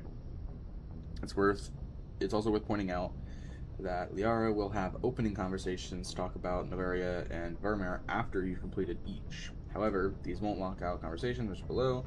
Just pick tell me more about you once you're done. Okay. After completing your next mission world, you'll talk with Liara about humanity. As always, you should avoid picking renegade options to avoid upsetting her. This is also okay. It's both human squad and Liara and two mission world. After recruiting Liara, like both of them, between them, each is Liara if you do right. Blah blah blah. Okay. After 3 mission world, we'll talk about okay. So this isn't really guiding me through anything here. You should pick it's not serious, and then there is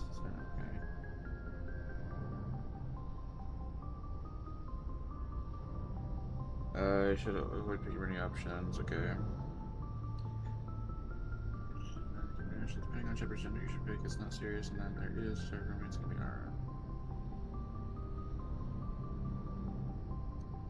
okay. After mission world, you and I will talk about the okay. Whereas sure, blah blah blah blah blah.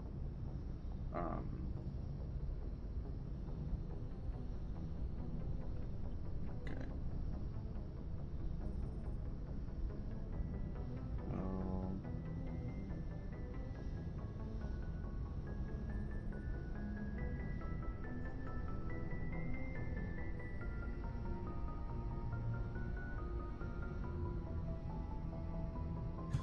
Alright. Okay. You look much better. How are you feeling? Dr. Chakwas assures me I am going to be fine. I was impressed with her knowledge of Asari physiology. You're in good hands. Dr. Chakwas knows what she's doing. I never properly thanked you for saving me from the Geth, Commander. If you hadn't shown up, I'm just glad we got there in time. So am I. I know you took a chance bringing me aboard this ship. I have seen the way your crew looks at me. They do not trust me. But I am not like Benezia. I will do whatever I can to help you stop Saren. I promise. Don't worry, Liara. I trust you. I know you won't let me down. It means a lot to hear you say that, Commander. Thank you.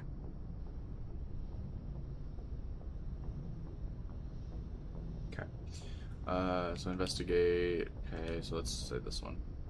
Tell me about yourself, Liara. Me? I am afraid I am not very interesting, Commander. I spend most of my time on remote digs, unearthing mundane items buried in long-forgotten Prothean ruins. Sounds dangerous. And lonely. Sometimes I would run afoul of indigenous life forms or stumble across a small band of mercenaries or privateers, but I was always careful. Until the Geth followed me to Artemis Tau, I never found myself in any situation my biotics could not handle. As for the solitude, well, that is one aspect that most appealed to me. Sometimes I just need to get away from other people. You don't like other people? I suppose it comes from being a matriarch's daughter. People expected me to follow in Benezia's footsteps. They wanted me to become a leader of our people. Matriarchs guide their followers into the future. They seek the truth of what is yet to come. Maybe that's why I became so interested in the secrets of the past. It sounds so foolish when I say it out loud. It sounds like I became an archaeologist simply to spite Benezia. All children rebel against their parents. It's a natural part of growing up. Aha, you share the wisdom of the matriarch, Shepard. That is exactly what Benezia said when I told her of my decision. But there was more to it than that. I felt drawn to the past. The Protheans were these wondrous, mysterious figures. I wanted to know everything about them. That is why I find you so fascinating. You were marked by the beacon on Eden Prime. You were touched by working Prothean technology. Sounds like you want to dissect me in a lab somewhere. What? No! I did not mean to insinuate. I never meant to offend you, Shepard. I only meant that you would be an interesting specimen for an in-depth study. No, that's even worse. What's up, Mr. Jib? How you doing? Calm down, Liara. I was only joking. Joking? Oh, by the goddess, how could I be so dense? You must think I am a complete and utter fool. Now you know why I prefer to spend my time in the field with data disks and computers. I always seem to say something embarrassing around other people. Please, just pretend this conversation never happened. You said, good game. What's up, dude? Nothing much. What's up with you? What is up with you, huh? So that's Benezia. Do you know why Benezia joined up with Saren? I don't understand it. She was always outspoken about the need for the Asari to become more involved in shaping galactic events. Maybe she thought allying herself with Saren would somehow be for the greater good in the long run. At least I hope so. Maybe she's just evil. I mean, yeah. This hurts you, doesn't it? None of this makes any sense to me. I have not spoken to Benezia in many years, but I know her, and this was not like her. Something changed. I'd like to know more about the Asari. We were the first species to discover the Citadel. We were instrumental in forming the Council, and we always strive to be the voice of peaceful cooperation in galactic disputes. My people believe we are all part of a single galactic community. Each species contributes something to the greater whole. Although we seek to understand other species, it seems few of them seek to understand us. The galaxy is filled with rumors and misinformation about my people. Like what? Most of the inaccuracies are centered around our mating rituals. My species is monogendered. Male and female have no real meaning for us. We still require a partner to reproduce. This second parent, however, may be of any species and any gender. That's cool. That's cool. Because that's the Andromeda character's whole deal, is that one of their parents is a Krogan. And you have, like, you get that dialogue if you have her on your team and you have a Krogan on your team. That's how you learn that. It's really cool. I don't understand. Your species can mate with anyone? Mating is not quite the proper term, not as you understand it. Physical contact may or may not be involved, but it is not an essential element of the union. The true connection is mental. Our physiology allows us to meld with other beings. We can touch the very depths of their minds. We explore the genetic memory of their species. We share the most basic elements of their individual and racial identities. We then pass these traits on to our daughters. It is how we learn to grow as a species and how we develop a greater understanding of other races. It's kind of interesting to see, like, I mean, they probably won't do it in Mass Effect 4 because it would break the lore, but it'd be interesting to see, like, if there was, like, a whole mission about, like, the rare Asari that was, like, shunned away or something that's, like male, like a male Asari. They'll never do it, and I'm just saying, it'd be kind of interesting if they at least tried it, or, like, at least release, like, some sort of concept to see how people would react to that type of mission, and if they should put it in the game or not for the next one. What happens to your partner after the union? Every relationship is different. Some unions are a single encounter with both parents parting ways afterwards. Others can be more long-term. Sometimes an Asari and her partner will stay together for many decades. Do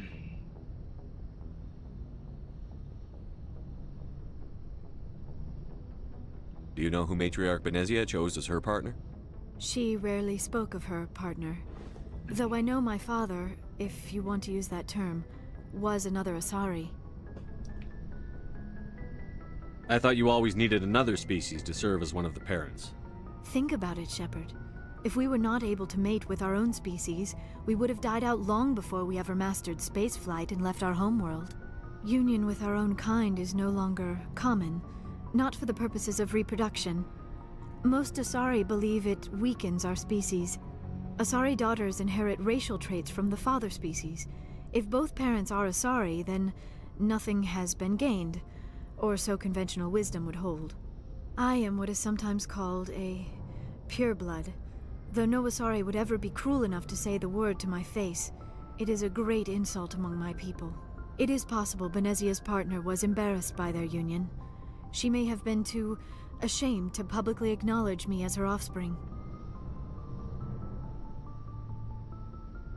Maybe she wanted to meet you but couldn't. Something could have happened to her. Maybe she passed away. You might be right. I hope you are.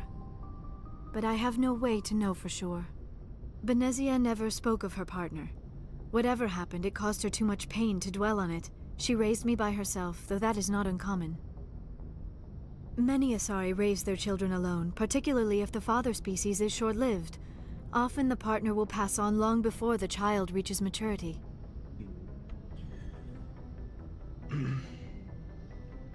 It's just asking the same question again. You Asari live for 1,000 years. What happens when your partner dies? Few sapient species live as long as my kind. We have learned to take a philosophical approach to our unions. We do not focus on the inevitable loss of our partners. Instead, we enjoy the time we spend with them. And even after they're gone, a part of them lives on in us. The union is a connection that transcends both time and space. Yeah, same question again, but there's no point in doing that. We asked about Benenzia, then we said Asari culture, right? Because they said we want. Shepard said he wanted to know more about the culture, so we asked about that, and then the father, yada yada yada, and then this one. Okay, so we did all the stuff. We did all the questions. I should go. Goodbye, Shepard. Okay, I think that went well. I think that's leading us on the right path with that, with Yara. I hope. I don't want to mess this up again. So, okay, but we can move on. I know future interactions are going to be a bit... I'm going to have to look at 2 guides open just for that. But, okay.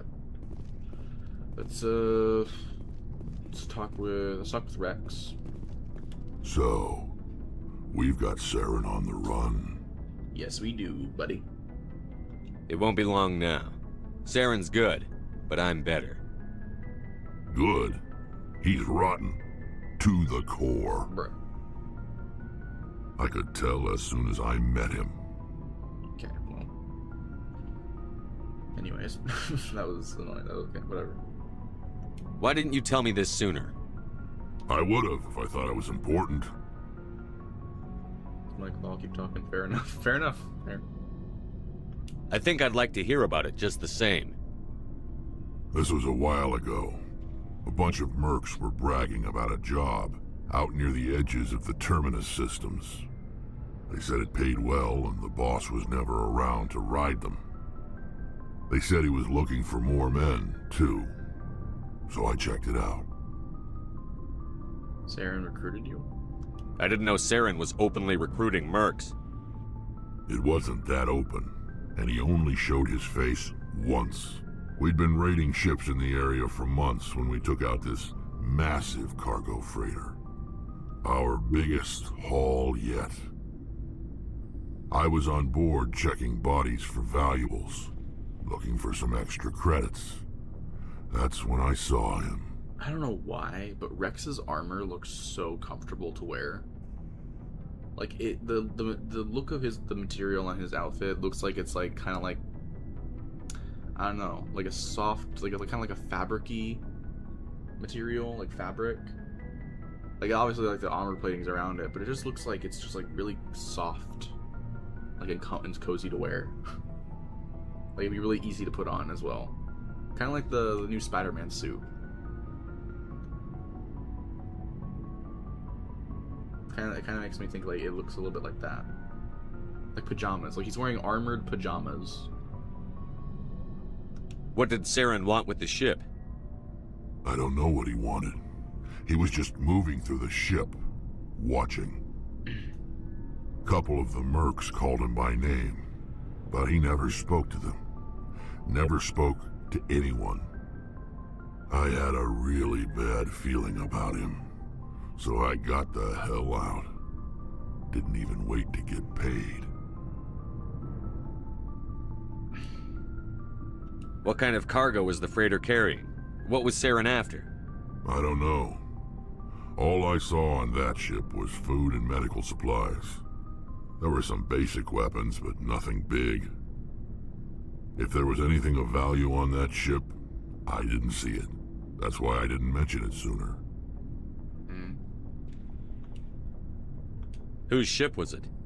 It was a Volus trading vessel. Big one. Lots of guards. But they were no match for us. Ah, that's all. Investigate cargo ship. Cargo ship. That's it? That's the only time you saw him? Yeah. Didn't even know who he was. Still wouldn't if I hadn't joined up with you. But my instincts were right. Every other merc on that mission turned up dead within a week. Every damn one.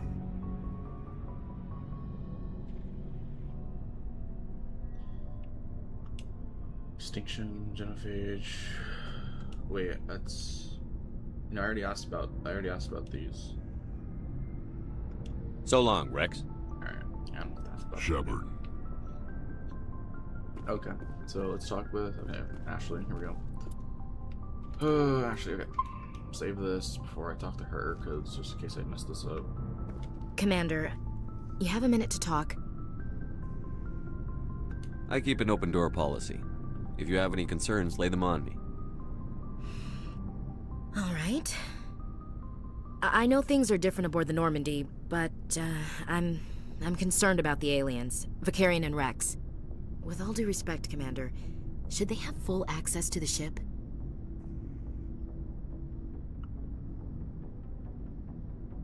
They may not serve the Alliance, Chief, but they're allies.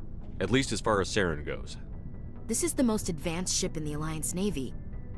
I don't think we should give them free rein to poke around the vital systems. Engines, sensors, weapons. Okay, hold on. Mass Effect Legendary Edition. Mass Effect 1.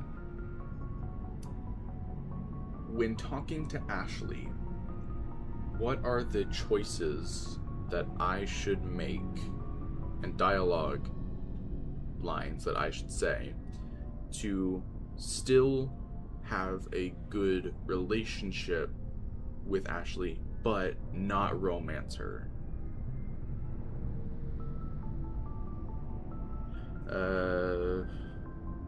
Navigating the accidental romance in the first Mass Effect is notoriously tricky. Especially with Ashley Williams, the game's original dialogue system was designed such that being genuinely supportive or inquisitive is often interpreted by the game engine as romantic interest. Okay, keep Ashley as a loyal squad mate and friend without triggering the romantic subplot. You need to walk a fine line between professionalism and politeness. Okay.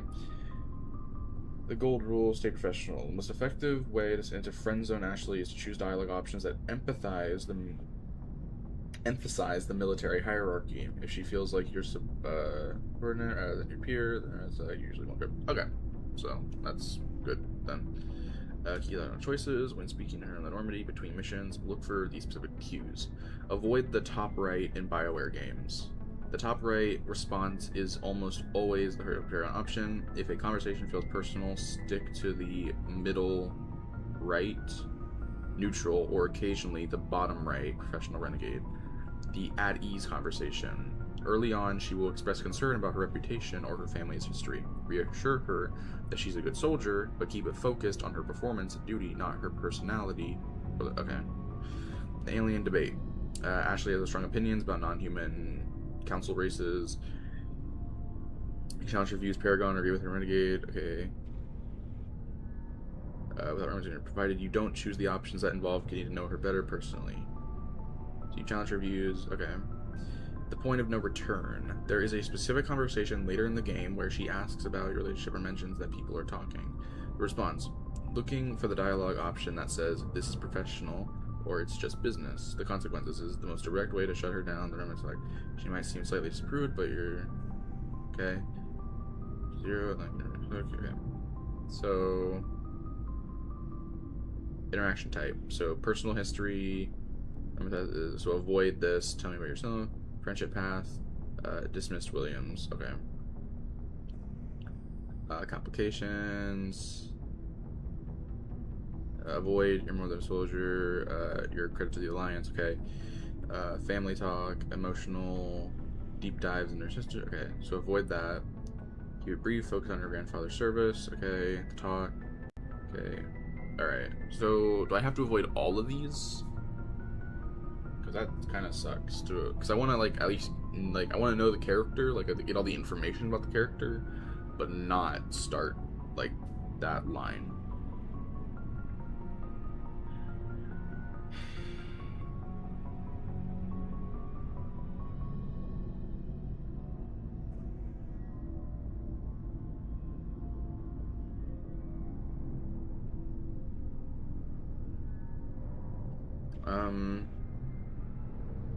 Hold on. Let me ask it a new thing. Mass Effect Legendary Edition. Should I tell Ashley you're out of line or no? Deciding how to handle Ashley Williams in the first Mass Effect usually comes down to whether you want to play as a disciplined Paragon commander or a no-nonsense renegade. Alright, Ashley's response, she immediately snaps to attention, apologizes, and acknowledges her place. She doesn't hold a grudge, but it establishes a very strict pressure boundary. You gain renegade points. No, even if you are harsh here, you can still... Okay. That is really annoying.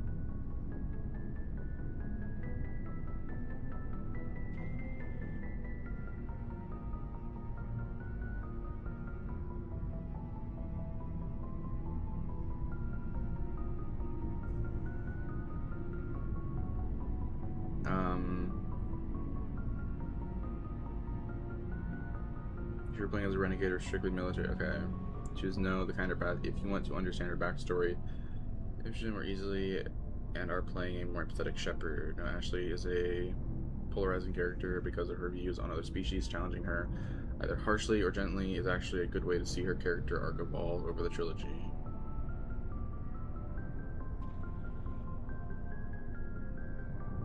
Oh my gosh, I don't know. Oh my god.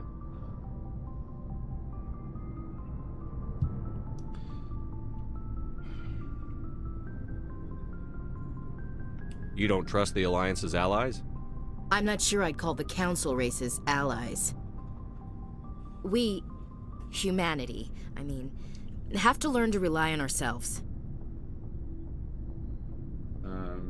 Mistrusting our allies. Standing up for ourselves doesn't mean standing alone.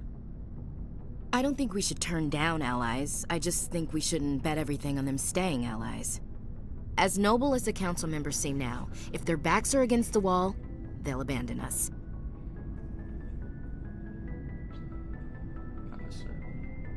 You've got a pessimistic view of the universe, Williams. A pessimist is what an optimist calls a realist. Look, if you're fighting a bear and the only way for you to survive is to sick your dog on it and run, you'll do it. As much as you love your dog, it isn't human. It's not racism, not really. Members of their species will always be more important to them than humans are. God damn. I mean, just saying that is just like, it's not really, I mean, it like, kind of is, just not completely. It's like, okay, still, no. What the fuck? These seem like deeply held beliefs, Williams. What made you think this way? My family's defended the Alliance since it was founded. My father, grandfather, great-grandmother, they all picked up a rifle and swore the oath of service. I guess we just tend to think of Earth's interests as our own.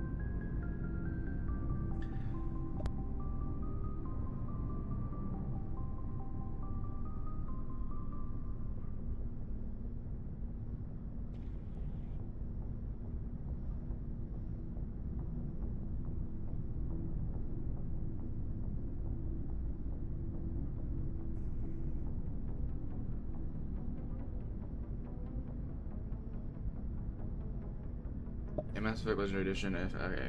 Actually, is initiated by frequently talking to her in Normandy, crew quarters, selecting friendly or interested dialogue options after major missions, after and affirming your feeling when she discusses her family history. To avoid it, be rude to her convictions. Choose your out of line dialogue option regarding alien crew members, or encourage her with Liara. Or, okay. Ashley. Key steps to initiate. Always talk to Ashley after every mission. Okay. Select the top right, Paragon friendly responses, not likely to support her during arguments, particularly about crew trust. When she brings up her family history, support her rather than dismissing her concerns. When she asks if you are interested, affirm the relationship. How to avoid the relationship? Okay, be rude. Constantly choose bottom right renegade cold dialogue options, the out of line option. When she talks about her concerns about having aliens on the ship, select the dialogue option telling her she's out of line. Prioritize Liara. The game allows you to choose between them later, but focusing on Liara's conversations early is easier to lock out Ashley, send her away, send her to the ship lockers, or ignore her after missions. Vermeer choices. The ultimate way to avoid it is to leave her on Vermeer, as the romance cannot continue if she's not chosen for survival. Oh, right.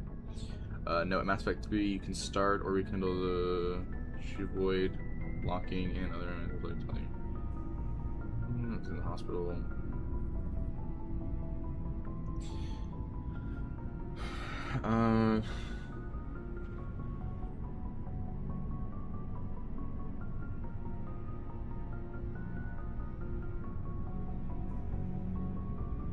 Can I still pick all of the options that allow me to be friendly with her, but is there one option before the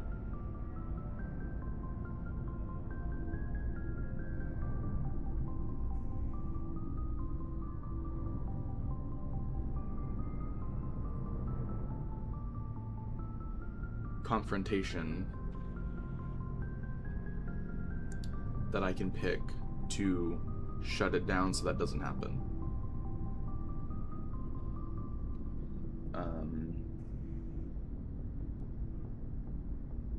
Answer 1, it is notoriously difficult to remain friendly with Ashley without the game Ninja Man saying you into a relationship. Once you have completed multiple conversations with her, the game effectively locks you into the romance path, even if you choose neutral options. If you want to be friendly but avoid the romance and the subsequent confrontation with Liara, here are your options. 1, the you're out of line option, early game. This is the only guaranteed way to shut down the romance while still being able to have future conversations with her. Win. During the first or second major conversation on the Normandy, where she expresses concerns about having aliens like Garrus or Rex on the ship. Choice. Select the bottom right renegade or middle left option that says you're out of line. Result, this immediately kills the romance flags. Ashley will stop calling you Skipper and start calling you Commander. You can still be friendly in all subsequent missions and conversations, and she will still talk to you about her family history later. 2, the we're just friends lockout mid-game. If you missed the first chance, there is a later conversation where she mentions your relationship. When, after another major mission, she may ask if you are still interested or if there is something between you. Choice, look for the middle right option, where you can explicitly state you are just friends, or that you aren't interested in her that way. Warning, some players report this can be buggy, and the romance may continue anyway if you have already been too nice in previous chats. 3. The not now option, late game.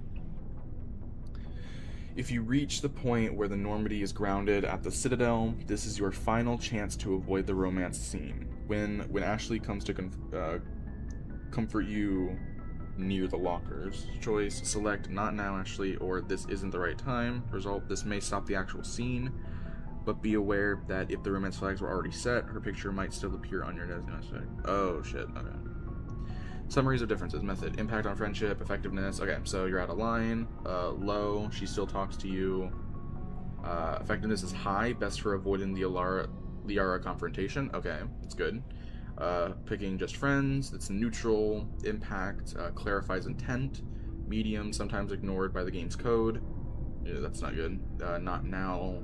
Short term, coldness. Low, often still flags you as okay. Okay, so I messed up. So, okay. Alright, so I can do that and then talk to her later about, like, maybe investigate. So I gotta see.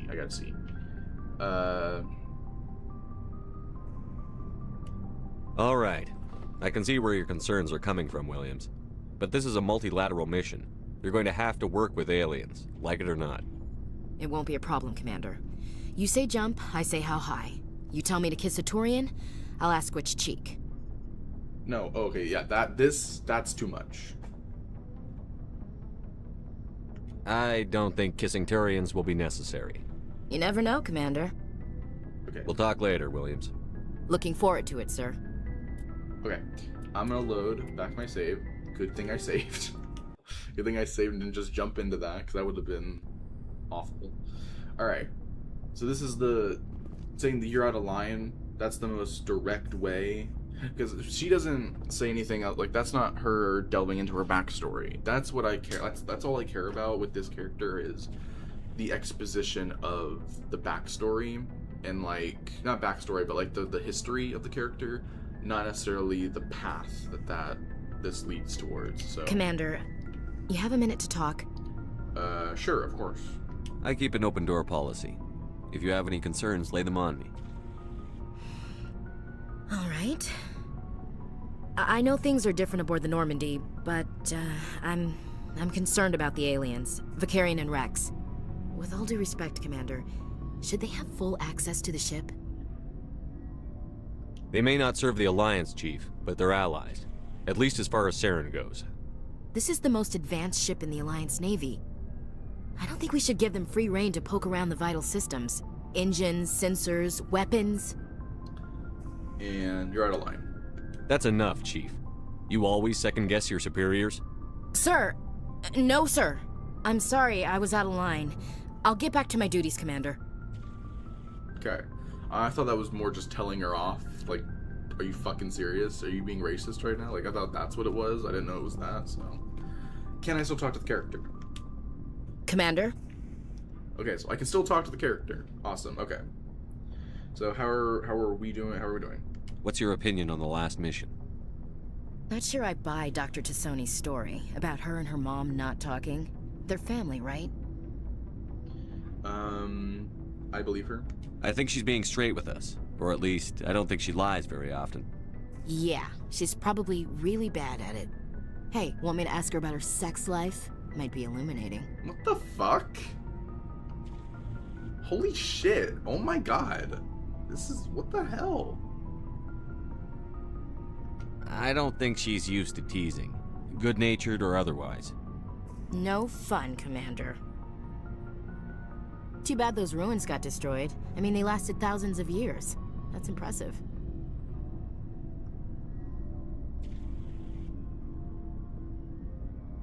Like, dude, I'm like, what the fuck?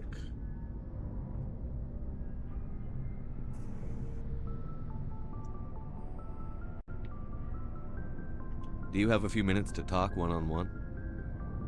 I'm sorry, Commander. I need to get my duty squared away. I wouldn't mind talking more later, though. Okay. Dismissed, Chief. So... Sir. Boom. First one out of the way. that should have, from what this is telling me, that should have locked it out completely. There should be no more like progression with that, with any potential romance with her. There shouldn't be any more of that. So hopefully that works. If I get the other options, I'm gonna pick those. So I'm gonna like, when I get to the, if there's an option that's like just friends, I'm definitely gonna pick just friends. So. Commander, how are you? Why did you want to be a CSEC officer in the first place? That's a good question. There were several reasons, I guess. Such as?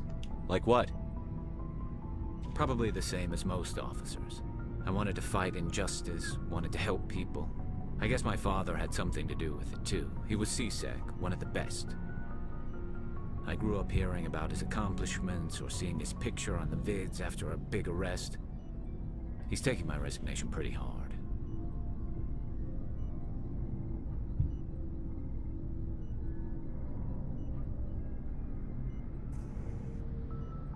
That's tough, but you'd think he'd be impressed you're going after Saren.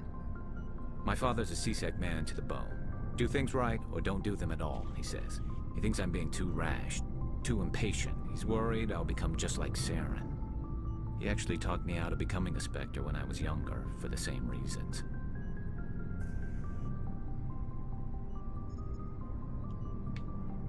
You were asked to be a Spectre?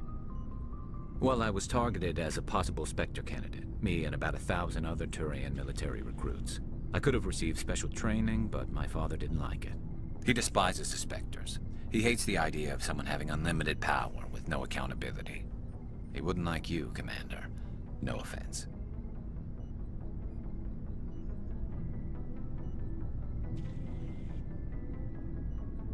I suppose I can understand his concern. You can. But Saren's not going to play by our rules, CSEC's rules. If you want to nail Saren, you need to send someone who isn't restricted by policies and procedures.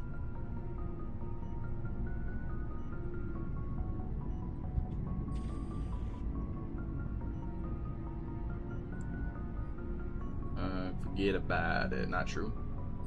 Just because you can break the rules doesn't mean you should. I don't need to stoop to Saren's level to stop him. And neither do you, Garrus.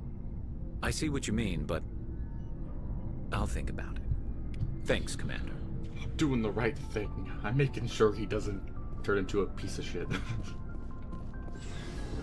Can I talk to him again, or? Commander, good to see you. Okay, well, whatever. Looking for supplies? Yes, I am. Let's see what you've got.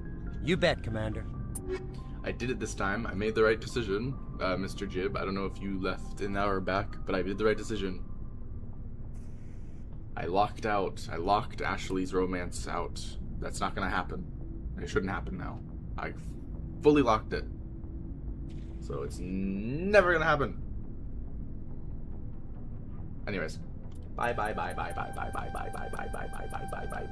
Okay, everything's good. Yay.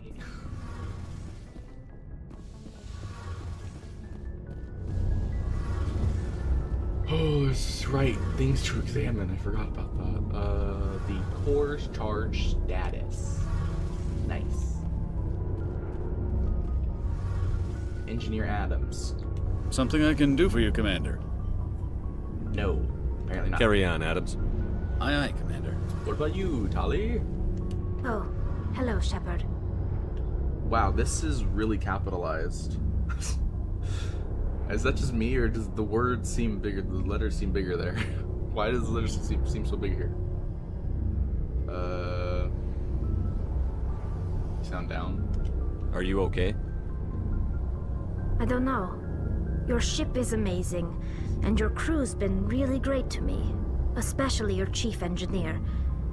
But I just sort of feel out of place. The Normandy runs so smooth it feels like we're not even moving, and the engines are so quiet. How do you sleep at night? It's too quiet to sleep. I like the silence. It's not so bad. I manage. I don't know. It's too quiet to sleep.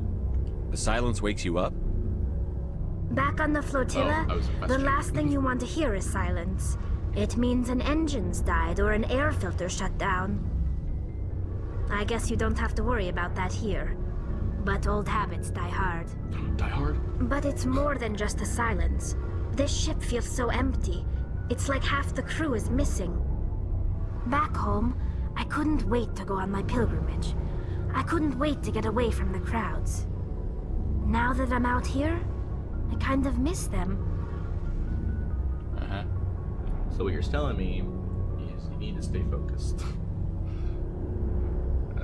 Sometimes we don't appreciate what we have until it's gone. That's true. I'm starting to wonder if that's what the pilgrimage is really about. It's given me a whole new perspective on my people and our culture. You know, there's always a few who go on their pilgrimages and never return. I always assumed something bad happened to them. But maybe they just wanted a different life. Yeah. God. Okay. We're going back, right? You do plan to return to the migrant fleet, right? I could never abandon my people, Shepard. I will go back eventually. But we have to stop Saren first. Otherwise, I might not have a home to go back to. Investigate. Nothing. Okay. Goodbye. I should go. See you later. I do wonder if it's a bad sign when you feel like your organs are shutting down. I'm sure it's fine. Maybe. I don't know. Nothing else to investigate, it seems like. So, I guess we're done. I guess we can go back. We can, like, chill and, like, freaking relax in the road. Like, freaking chill, dude.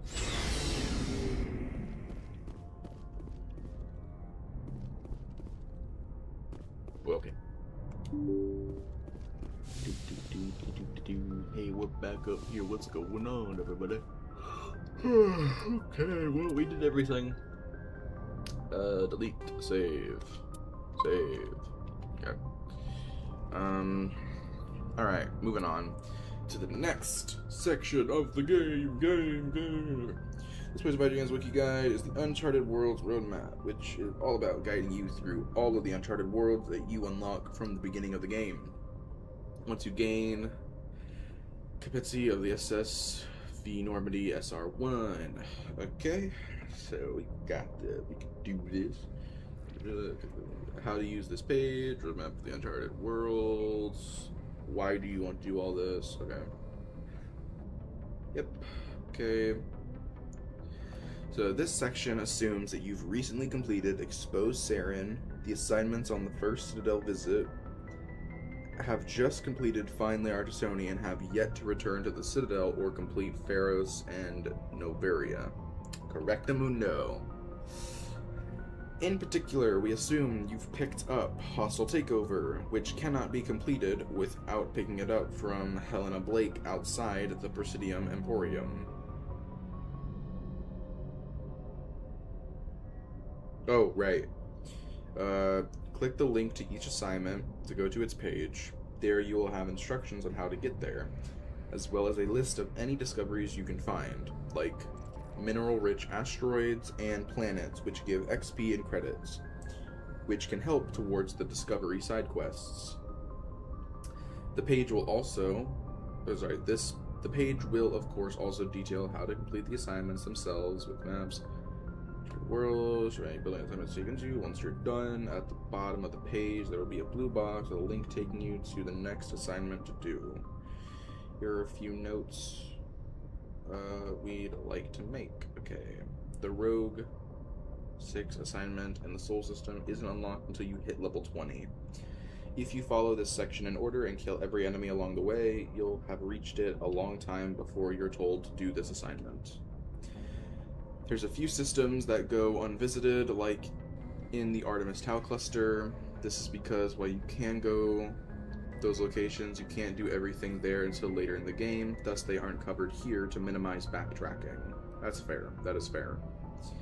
There are also 2 morality worlds that aren't listed here because they're unlocked after you fill up one or both of your morality bars, which isn't possible until later in the game. As such, they're covered after the post-third mission world section, which would be the Liara is the first one, then it's the other 2. So after you, okay. Since it's more likely you'll have unlocked them by then. Any other Uncharted or UNC missions are unlocked after completing Pharos or Naburia, and also have their own sections in the side quests part of the guide. So any UNC missions are unlocked after completing Pharos or Naburia. Okay. Roadmap of the Uncharted worlds. Okay. So here we go. This should take us through what we have available currently. The Pinnacle Station DLC is only available in the Xbox 360 and PC releases of the original game, and isn't available in the Legendary Edition. That sucks, but you know, it's what it is. Why do you want to do all this? We're doing this for so many hours, doing all this for no reason. So, here's why you'll very much want to complete all these worlds. You'll get lots of XP. This will help level Shepard up so they and their squad mates will get more talent points and get access to stronger weapons, making the important missions world easier. This is because, aside from some mercenaries and 3 Geth types, lots of morality points, yep, lots of credits, yep, we know why to do this, so, okay. Post first mission world. Okay. Here we go. This section of IGN, all about listings. Oh my gosh, wait. I completed your first mission world. Damn it! What the hell? Oh, okay. Which unlocks new side quests, in particular a quest exclusive to your Shepard's pre-service history. While this page is placed after the mission to Therum in our guide, Therum, that's where we just were, yeah. It can apply to whichever mission world you completed first. Okay. Want more method? Okay. Looking for something specific, click the links below to jump to overview, prelude. Sorry, okay. Okay. Okay. This section of the guide covers everything new on the Citadel after completing your first mission world. If you're following our guide in order, then that will have been Therum after finally the Arctostoni. However, Pharos and Naburia also qualify if you've completed them first instead. All of the assignments covered on this page, including the exclusive pre-service history assignments, are also covered in more detail on their own bespoke pages. Visit those if you'd like to have more information. You should only start this section if you have either 9 charm or 9 intimidate points to get the best outcomes for these assignments. What do I have? Where's it at, squad? So 9, it says 9 charm. Oh, shit. You should only start this section if you have either 9 charm or 9 intimidate points to get the best outcomes for these assignments. Okay. Well, I only have, it says 9 charm, so I only have 1, 2, 3, 4, 5, 6, 7, 8. I'm down by 1. I'm missing 1. that's a problem. If you followed our guide and didn't land on Sharjilla, okay, located in the Maestun system of Artemis Tau, then you'll now be contacted by Nasana Daintus when jumping to a new system, giving you the diplomacy side quest. After you're contacted, head to the Citadel in the Widow system, as you'll have a bunch of new things you can do. Document phase 1, snap inspection. Okay. So put Kaden and or Ashley in your squad for unique dialogue here. Really? Really? I have to put... I don't want to do that. as soon as you, so if I put both of them in my squad, I'll get dialogue from both of them or something. As soon as you step out, you'll be met by Rear Admiral Malkovich, who starts the Citadel Snap Inspection side quest. He's challenging you on your own ship, and you need to justify everything he takes issue with. Since you can't slip past him, you'll need either 9 charm or 9 intimidate points in order to adequately respond to all of his criticisms of you and the Normandy. Here's how this assignment can play out. If you renegade and don't mind missing out on the XP, pick I don't think so. And then either I'm afraid so or damn right I did. This denies the Rear Admiral and gets you +2 renegade points, +0 XP. If you don't have 9 charms / intimidate points and you can't pass the 4th persuasion check at the end of the assignment, meaning you won't get as much XP for completing it. If you have 9 charm points, pick every charm option, including we need to build bridges for +2 Paragon. If you have 9 intimidate points, pick every intimidate option, including we need to get gas for +2. Once you're done, head to the elevator and go down. Okay. Well, shit.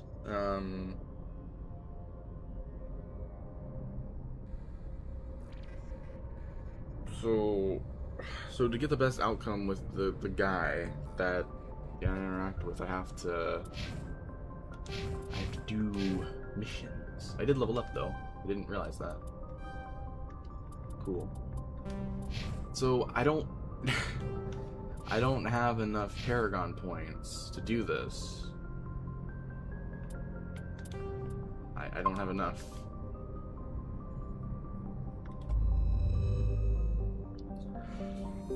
Oh, okay. Is this only... The problem is now I'm having is this possible to do without needing the Paragon?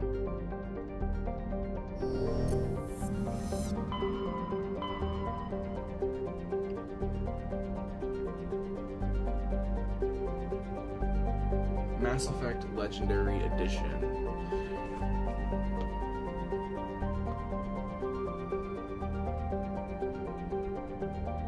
Are there any side quests that I get locked out of doing if I go to Pharos or Noveria next? If I go to Pharos or Noveria next. Yes, you can be locked out of several side quests in Mass Effect Legendary if you proceed to Pharos or Noveria without completing certain tasks first, particularly those involving the Citadel. As the game locks down the Citadel after you complete 3 of the 4 major...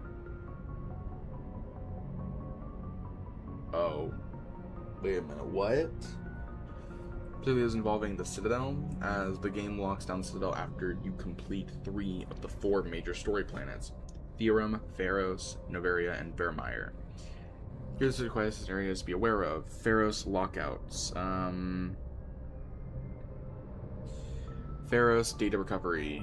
You must get this quest from Gavin Hossel in the 2nd Colonist Outpost, the Garage Skyway, before completing the main objective of killing Thorin. If you complete the main mission first, the elevator to the Skyway is blocked and you cannot turn it in. Colony side quests. Several side quests in Zoo's Hope, Food, Water, Power should be done immediately, and they can fail or become unavailable if you rush the main boss. Noveria lockouts. Quarantine mission. Do not enter the hot labs before completing the quarantine side quest or side mission in Port Hassan, or you will fail it. General lockouts before 3rd, 4th main world. Citadel side quests. Once you complete the plot missions on 3 of the major planets, e.g. Therum, Noveria, Pharos, you can no longer return to the Citadel for new quests. This affects quests like the Fan, Conrad Werner, 3 parts, and Asari Consort Zoltan's Complaint. UNC missions, many assignments given by Admiral Hackett are locked out once you start the final phase of the game. Key strategy. The safest approach to avoid losing content is to complete all Citadel side quests and explore as many uncharted worlds as possible before finishing Pharos or Noveria.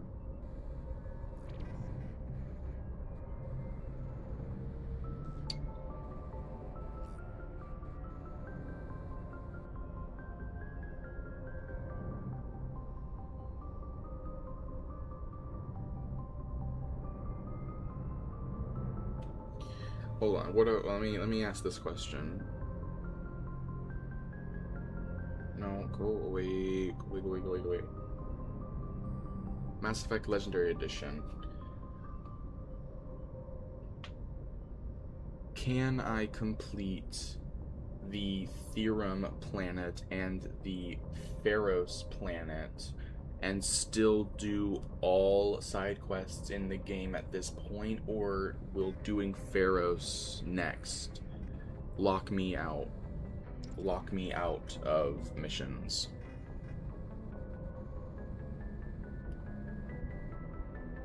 Yes, you can complete Therum, Lair's Exite, and Pharos planet in Mass Effect Legendary Edition and still do almost all side quests in the game, provided you do not start Virmire. Here's the breakdown of how to manage your missions to avoid being locked out. The main plot threshold. You have 3 main missions initially: Therum, Pharos, and Noveria. Doing 2 of these will trigger Virmire. The point of no return, Citadel. Once you complete 4 main plot worlds, Therum, Pharos, Noveria, and Virmire, you will be forced into a mandatory Citadel return, after which you cannot return to the Citadel to turn in quests. The true point of no return galaxy. The only hard stop for side quests is landing on Ilios. Do not go to Ilios until you are finished with everything else. Safe play strategy. Complete Therum and Pharos and Noveria. Do all Citadel side quests, companion side quests, and exploration quests UNC. Do Virmire last, just before the end. Key advice: make sure to turn in all Citadel specific quests, like those given by Admiral Hackett or NPCs in the Citadel, before you finish Virmire, as Virmire locks you out of returning to the Citadel. Oh my god, I'm tired. Why? Why is it like this? Why is it like this? Just why? Why is it like this at all? I hate this so much. Pharos apparently is next. Okay, now you're all finished up. Now you're free to go to the next mission world of your choosing. If you're following our guide in order, that would be Pharos. So, of course, I don't have. I mean, maybe if I had picked the one freaking option at the very beginning, like, bro, I don't know, man. If I had picked the right starting stuff, maybe. This is some bullshit. Whatever. Okay, so right. So I need 9 charm or 9 intimidate points in order to adequately respond to all of his criticisms of the Normandy. Of you in the Normandy. Okay, so let's just let's do it then, I guess. Whatever. Yeah. Let's go back to the Citadel. Do a whole bunch of the new stuff that just popped up there, complete whatever the hell this is telling me to do, and then yeah. Oh, Pharos looks cool. It has like all these things in it. Oh, look at this, all green. Oh, that's so cool. It's all green and stuff. That's so cool.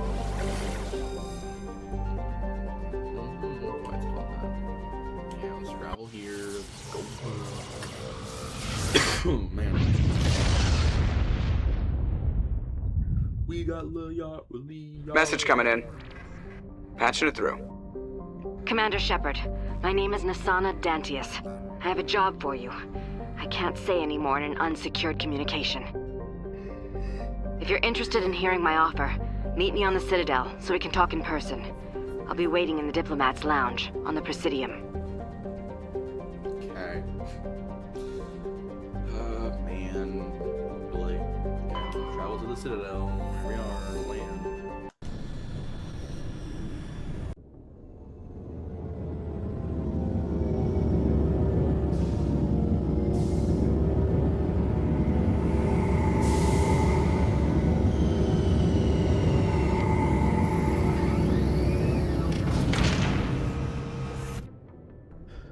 Okay, well, we're here.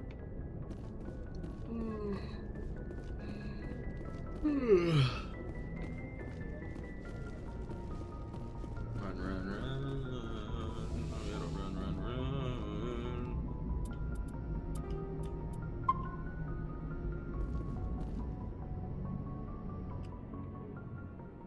So, I don't want to equip them, but it says I should for stuff.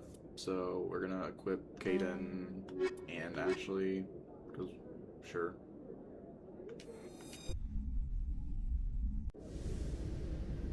Equalizing interior pressure with exterior atmosphere. Logged. The commanding officer is ashore. Exo Presley has the deck.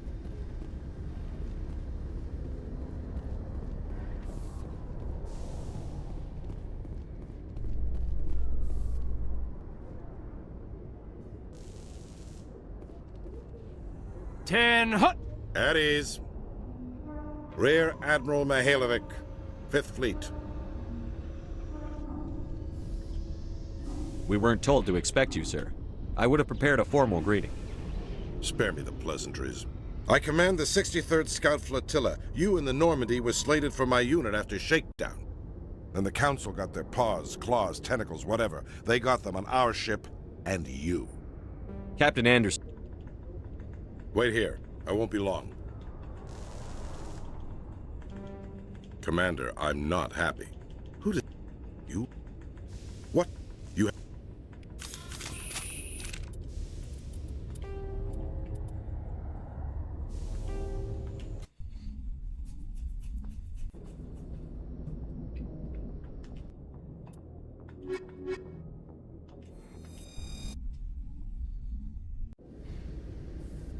Equalizing interior pressure with exterior atmosphere. Logged. The commanding officer is ashore. Exo Presley has the deck.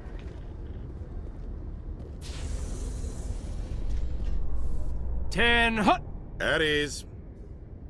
Rear Admiral Mihailovic, 5th Fleet.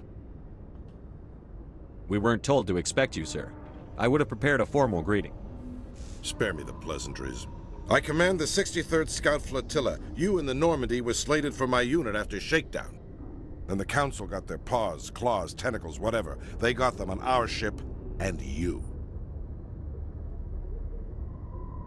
I still serve the Alliance, sir. As a Spectre, I can advance our interests to the Council. You still know what color your blood is, Shepard? I don't begrudge the politician's decision to throw you to the Council. It's an opportunity.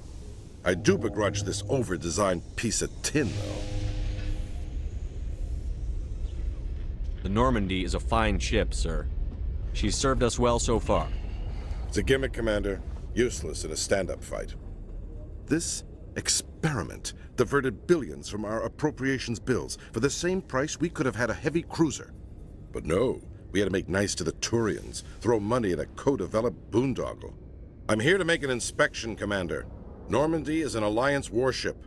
I intend to see she's up to snuff. We'd be honored to show her to you, Admiral. I'll just bet. Wait here. I won't be long. Commander, I'm not happy. I'm sorry to hear that, sir.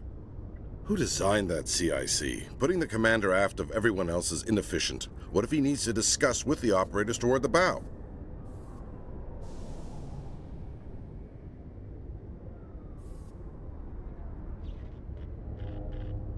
Modified Turian style. They prefer commanders looking over their subordinates rather than in the middle of them.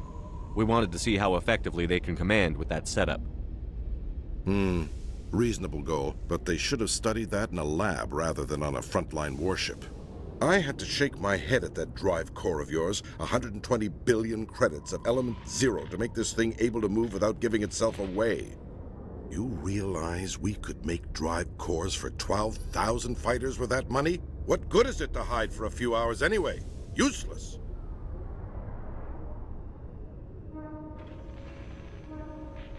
We can loiter in an enemy system and monitor traffic, or drop infiltration teams on enemy worlds. Normandy can be more effective than the Solarian STG. Maybe. But that's not the job of a proper warship. We're supposed to find and kill the enemy fleet, not count how many times their garrison goes to the bathroom. And we need to talk about your crew, Commander. Krogan? Asari? Turians? What are you thinking, Commander? You can't allow alien nationals free access to Alliance equipment? Between Saren and the Geth, we have enough enemies out here. Treating other species with suspicion and distrust won't win hearts and minds. That assumes the hearts and minds are worth winning. That hasn't been proven yet. You have anything else to say, Commander? Any other justifications for the state of this vessel? Fucking hell, man. Okay.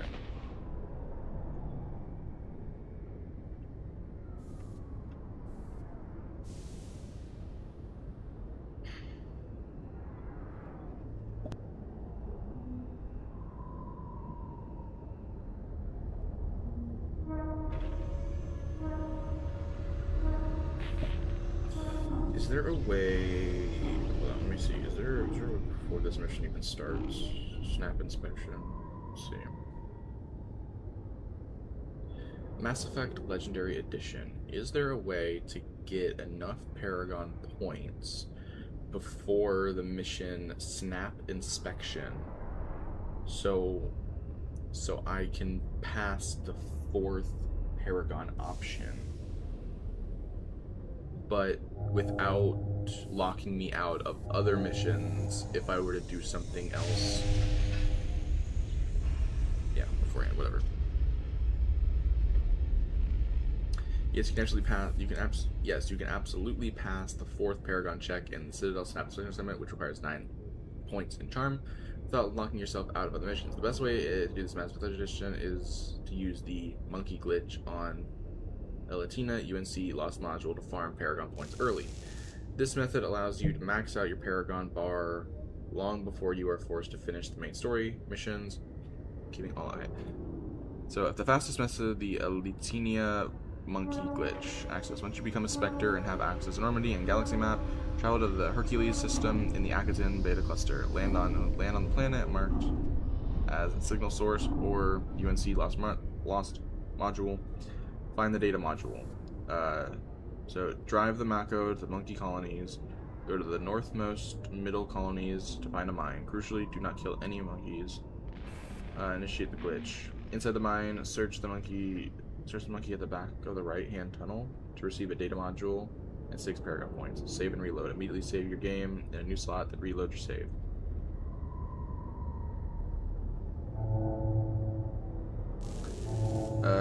Immediately save your game in the answer. Farm points, go back to that same location and mash the interaction button, XA, and you'll keep getting... Oh, wait a minute, what? Ah! Okay. None, sir. Very well. I don't agree with... Screw that. Hold on. I can do that. Wait a minute, what? Okay, we're going back to the save 6. Ooh, wait, there is a thing I can do. There is a thing I can do to get what I want. Ha ha ha! Yeah. Wish I could have done it earlier, but I couldn't. So, what if? Okay, so once you win a Spectre, you have access. Okay, let's go to the map. So, the travel to the Hercules system in the Akaton Beta Cluster. Okay. So, where is that?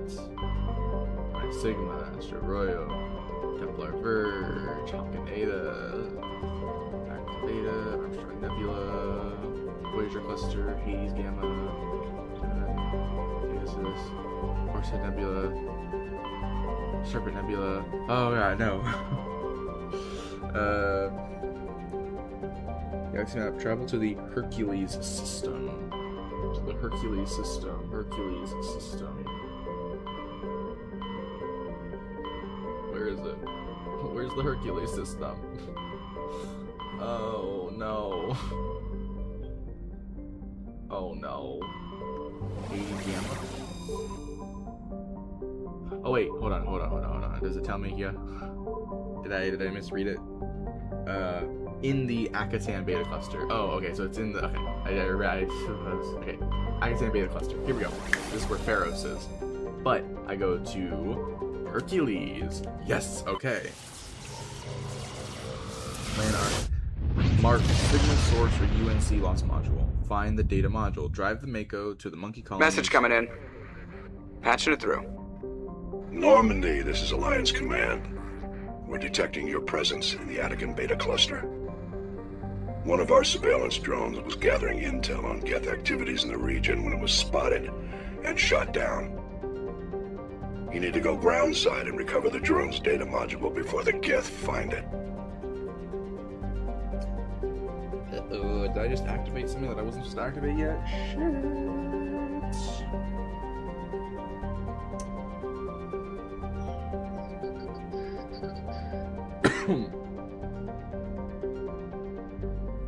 Pharos is next. Oh, okay. Did I fuck this up? I might have fucked this up. I really hope I did. Oh no, why is it? Oh, come on, man. Geth attack, okay.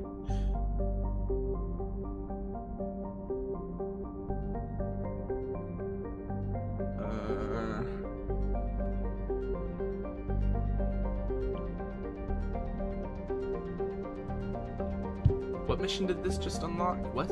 Hold on. Exit. What? Journal update. Okay, so I got a new mission in the journal. Lost module.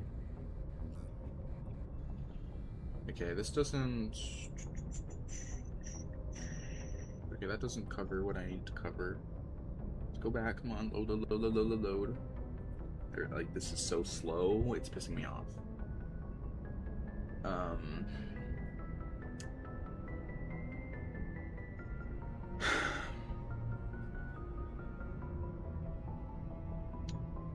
Covers the assignments you can progress in the tunnels. Okay.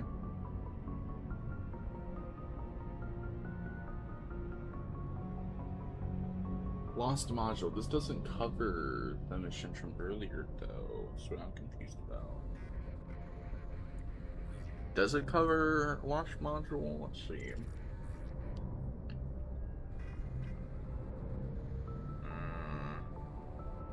No, it doesn't.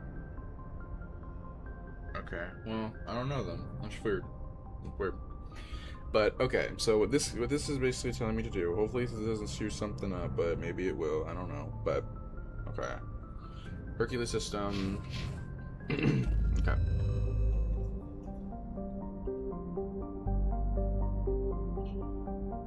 Okay, so we gotta land on the planet that is Elatinia. Okay, we gotta land here. Okay. I guess it doesn't really matter who we bring with me, so I'll bring Kaidan, and I'll bring Liara. Yeah.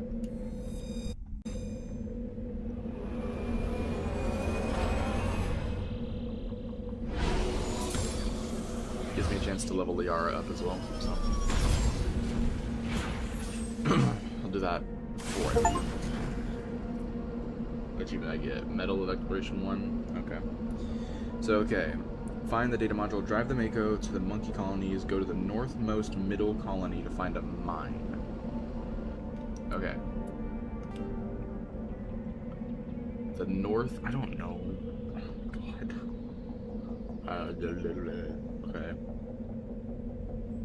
Okay, to find a mine. Is this down recon? Don't care about that.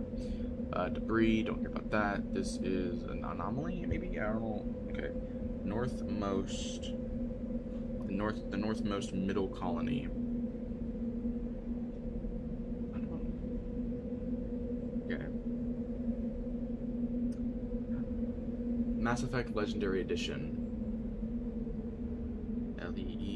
LETANIA.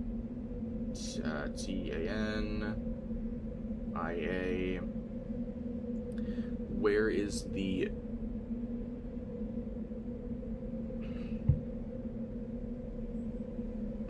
Oh my god. Okay, no. What did it say? Northmost middle colony.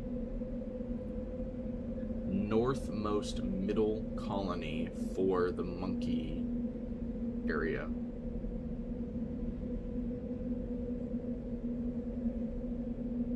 On Aledia and Mass Effect Legendary Edition, the monkey colony containing the data module for the UNC Lost module. Wait.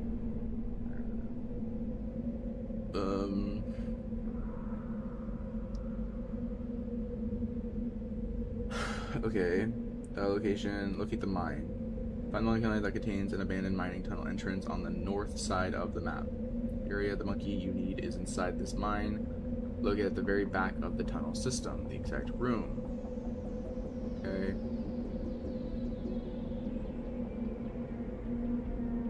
Need a map. Need a map, need a map, need a map.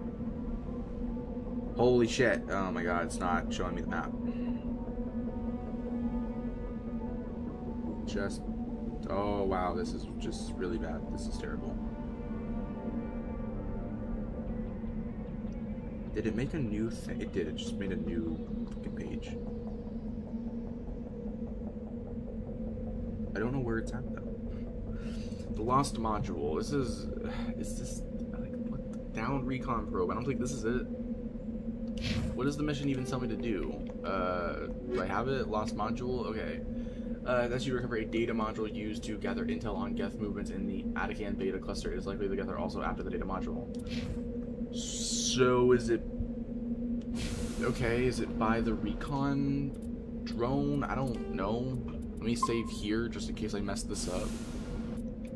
Map. Okay, so I'm gonna... North. I don't know what direction that is. I'm an idiot. I'm gonna guess it's this over here.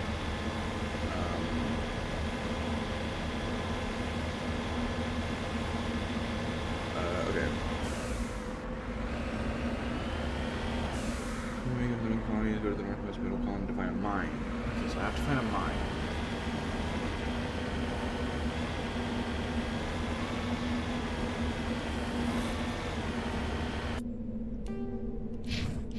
Please tell me it's here. Please tell me the mine is just here.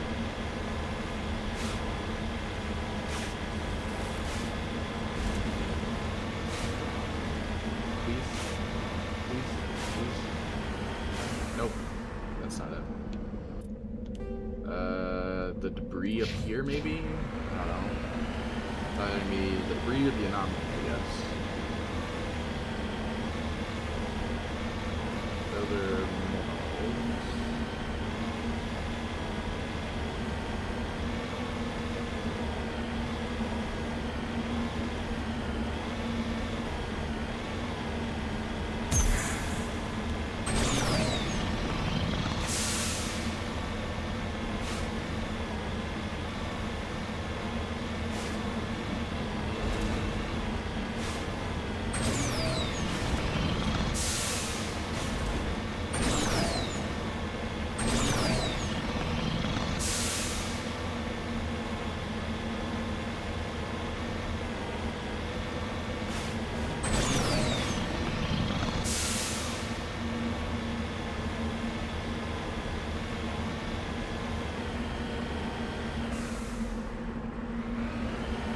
It's a flat ground. Great. Anyway. Pharaoh. We're on the planet called Hades, I think. That's what this planet is called. Mine over here. Please. Don't just be... That's just random debris. Great. Okay, how do I... Now I gotta get all the way over there. How do I do that? How am I supposed to climb up the hills?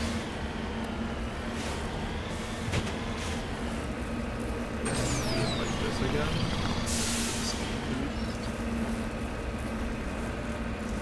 Again?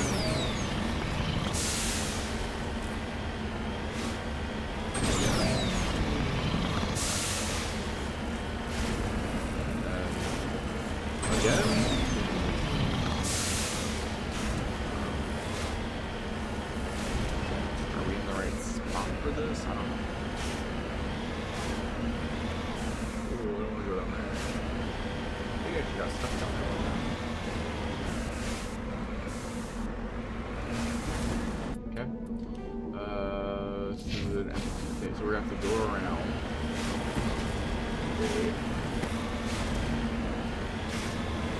Already hating us.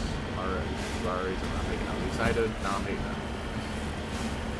I at least need to get my Paragon back. I don't give a shit about the Renegade stuff, but I barely choose anything in that game, like, directly.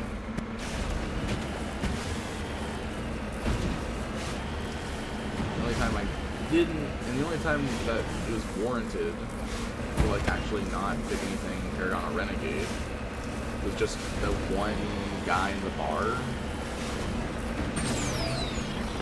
Because the point of that is like, well, you know, he was able to be convinced without the Paragon or Renegade. You could Paragon or Renegade him to quickly get there without the extra steps, but there were still dialogue choices that led to him being convinced regardless. So I'm so close to this, and it's pissing me off that it's like messing me up right now. I need this to just slow it down. Try not to fall. I'm probably doing this super duper wrong. No.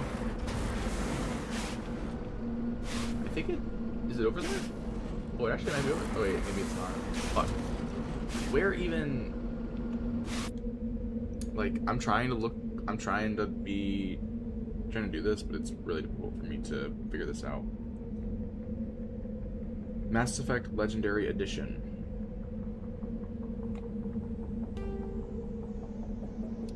ELE, no. ELE. TANIA. Map. Let's just pick freaking the map. Okay.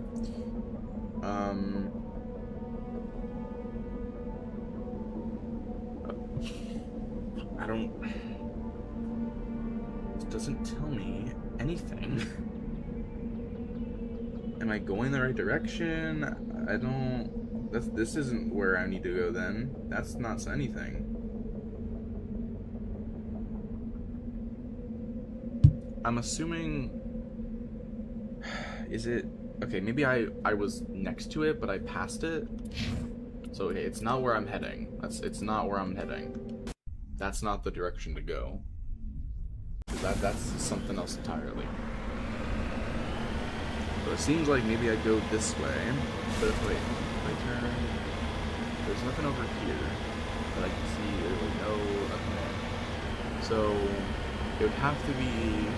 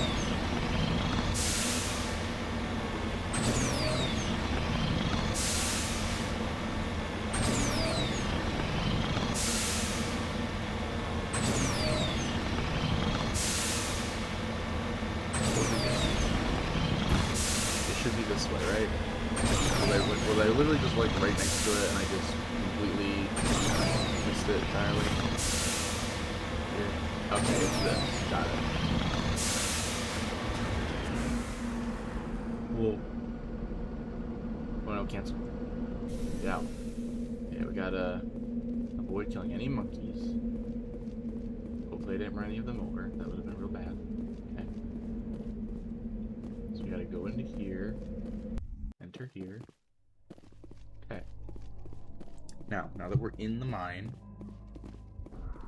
gotta follow this to the letter. No, you know what I mean. Okay. Go to the northmost middle colony to find a mine. Crucial. Do not kill any monkeys. Okay. Initiate the glitch. Inside the mine, search for the monkey at the back of the right-hand tunnel to receive the data module and 6 Paragon points. Save and reload. Immediately save. So after I interact with him, I then save, then reload.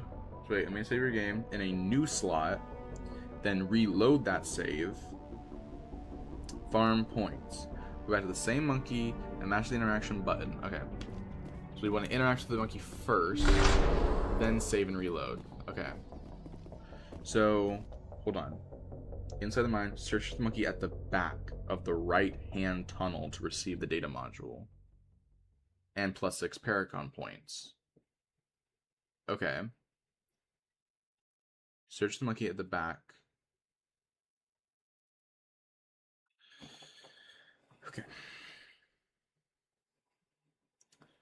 The back of the right-hand tunnel. Back of the right-hand tunnel. So that's left. I can't do anything with this. And this at the back. So I have to go through here. Because there's no right tunnel.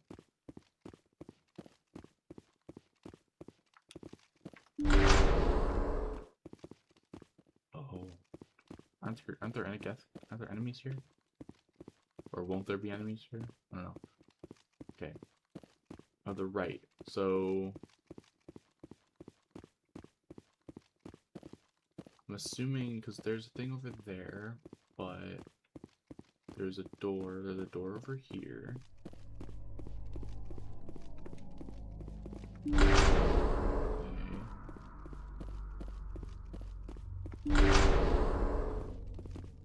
Back. Assuming it's talking about here. Shit. Which one is it talking about? How about this guy? Ah, no, okay. Well, because now that there's two, I don't know. Fuck.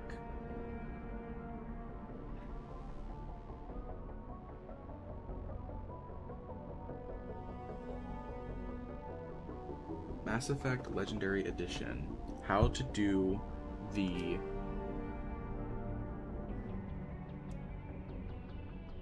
monkey glitch. Okay, I'm gonna look up videos. Okay. I'll pull up a video for this now, because didn't realize there was gonna be two in the back here.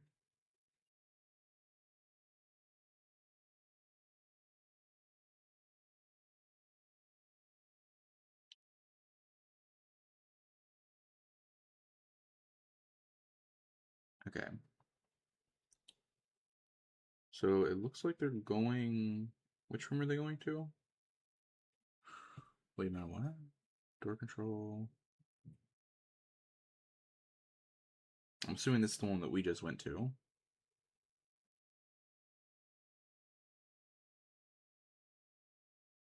Right, because the room we're in. Yeah, it was. Yeah, we're in the right one.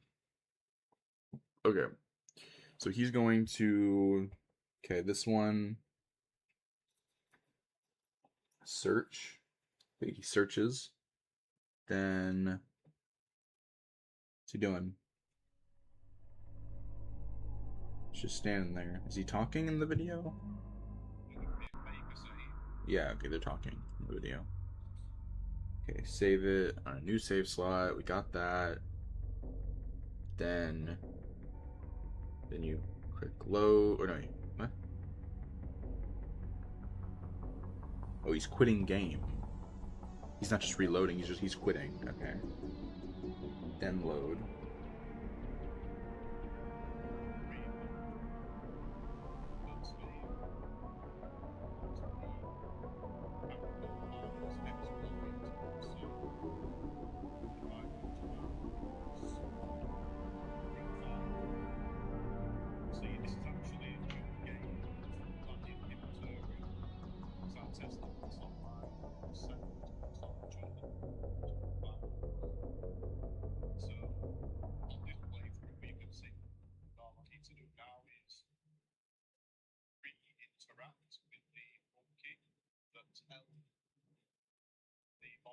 Okay. I think I did this before. I'm remembering something about this. Okay, but we interact with this guy. Because we're in the right... Yeah, we're in the room, so we interact with this guy. He dropped the data module! It's a miracle the data module's still intact. Joker can transmit this info to Alliance Command. Okay. Okay, so then we're supposed to save. New slot. Okay, save completed. Wait for that to go away. Then we're going to exit game. God, okay. Okay.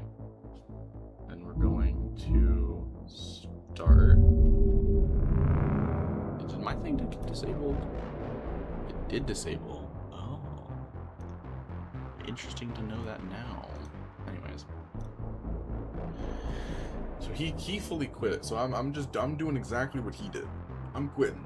And then I'm gonna go into here, press any key. Please work. I'm desperate for another for this to work right now. I need this to work so fucking badly. Okay, load character. So, sorry, load career. Okay, and then wait, what was it? Load career. Okay, and it was this one.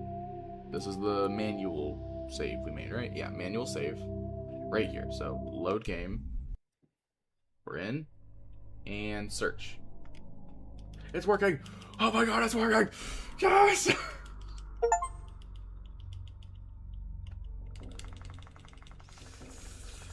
So many Paragon points. Ah!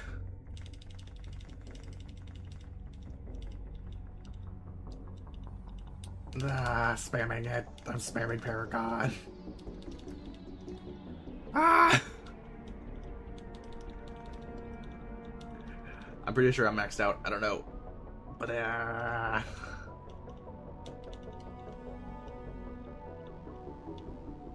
my god, okay. I think we're good. I'm maxed out. I'm definitely maxed out. Did it auto give me 2? I think it auto gave me 2 Paragon things. So what happens if I just keep spamming? Ah, it's more! More Paragon points! Ah! Okay. Okay. Did it give me any extra? No, okay. Oh. We did it. We're maxed out. Oh my god. Holy crap. Okay.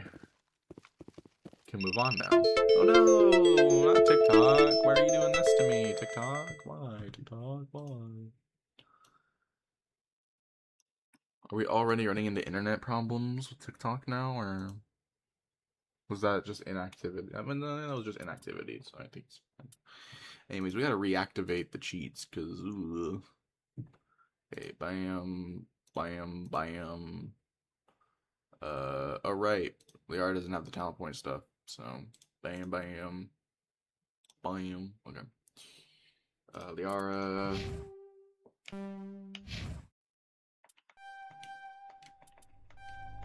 He's somewhat maxed out. And then Liara, yeah.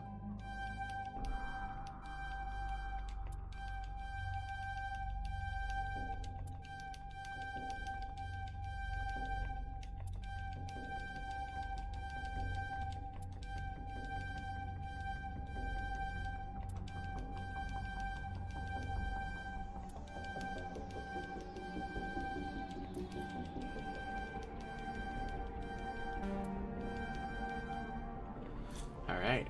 Liara's, for the most part, yeah, maxed, so. Alright.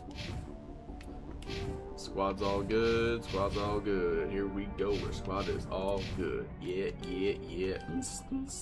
Yeah, yeah. Okay. I'm gonna make another save after this. Save 10. Oh no! Enemies, okay.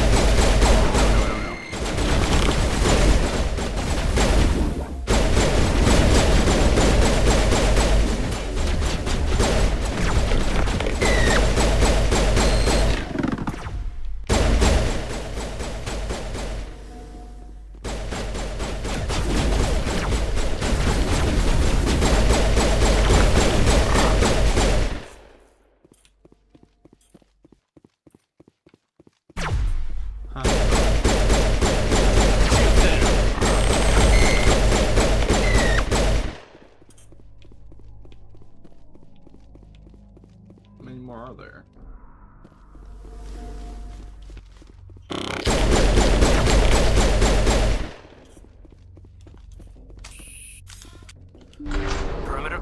Okay.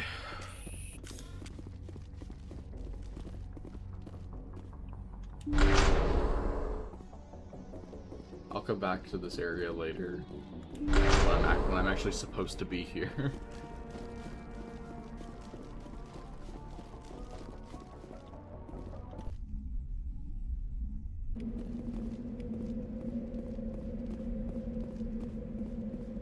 Okay, we did it. We maxed out Paragon. Yay. I'm thinking like, oh man, I wish I would have done that from the beginning, but we didn't have access to the Normandy yet, and we did the Liara thing, so it all pretty much worked out anyways. There was no morality points to gain or even do on Liara's mission, so it didn't really matter to anything, so... En route. Nope, wrong button. This one, Normandy, yes. Okay, now we are fully maxed out with our Paragon, so we can pick all the Paragon choice that we want now. Hell yeah. Awesome. Anyways. Let's save. Yeah. Save. Blah, blah, blah, blah, blah. Yeah, we're saving this. I really hope I didn't fuck that up by deleting all those saves, because if I have to go back and do something real page. Anyways, technically that mission got progressed, but it's not really progressed, you know, but it's like whatever. Okay.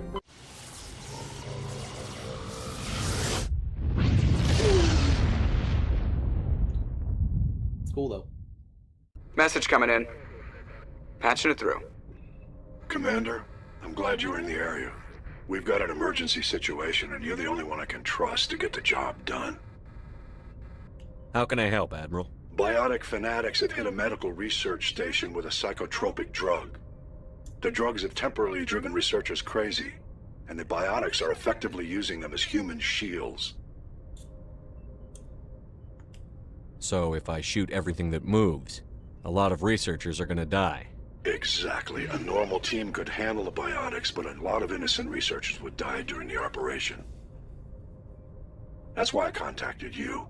I'm hoping you can keep the casualties to a minimum.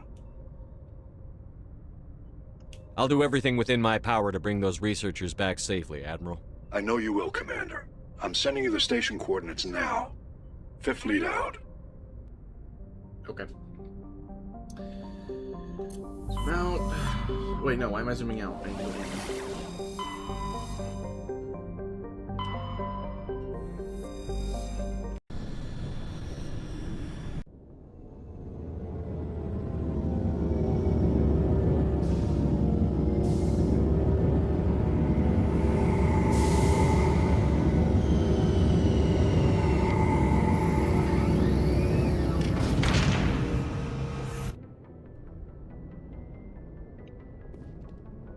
Now we can do this.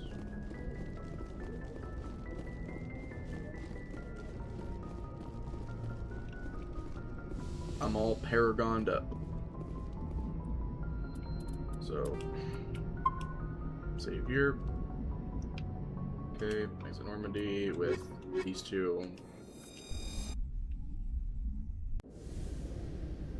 Equalizing interior pressure with exterior atmosphere.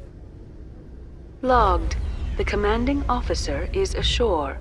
XO Presley has the deck.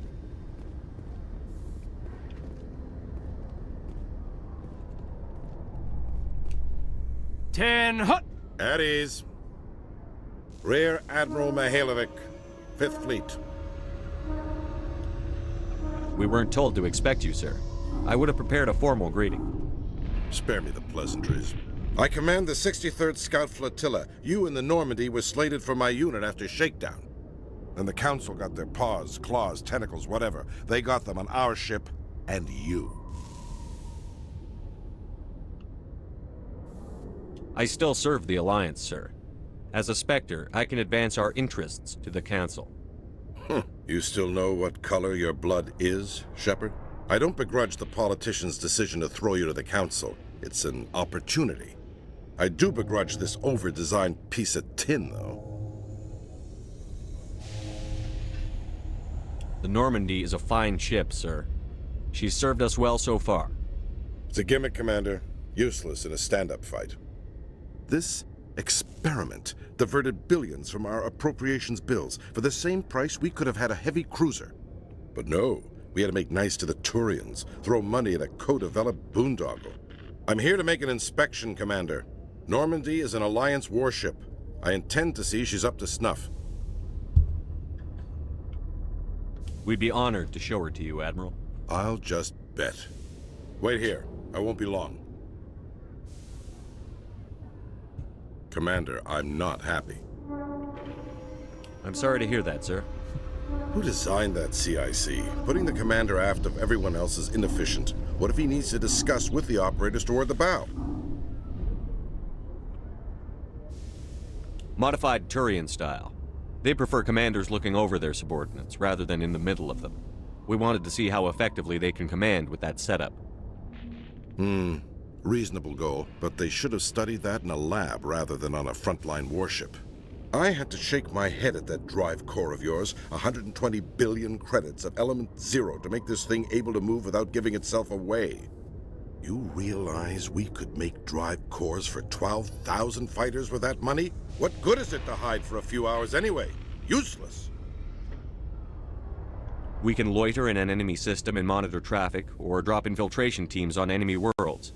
Normandy can be more effective than the Solarian STG. Maybe. But that's not the job of a proper warship. We're supposed to find and kill the enemy fleet, not count how many times their garrison goes to the bathroom. And we need to talk about your crew, Commander. Krogan? Asari? Turians? What are you thinking, Commander? You can't allow alien nationals free access to Alliance equipment?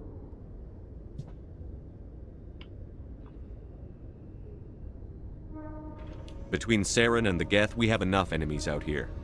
Treating other species with suspicion and distrust won't win hearts and minds. That assumes the hearts and minds are worth winning. That hasn't been proven yet. You have anything else to say, Commander? Any other justifications for the state of this vessel? I think the Normandy is a good ship, sir. Even if you disagree, you have to see that her joint construction and multiracial crew make the Alliance look better. Your job is to look good, Commander. The Alliance navies is to win wars. I'm not convinced Normandy isn't a waste of taxpayer money, but I am convinced that you believe otherwise, and that you'll use it to its best ability. I'll be submitting a report to the Joint Military Council. It will not be as negative as I'd planned. Good hunting, Commander Shepard. Make us proud. Nice, I got +2 Paragon points. Totally need them. Totally need them. Am I imagining things, LT, or are your abilities getting stronger? I've always held back a little when I use my powers on living targets. Fear of hurting someone, I guess. But after what I saw on Eden Prime, I'm not holding back anymore. Not against a Geth, not against anyone.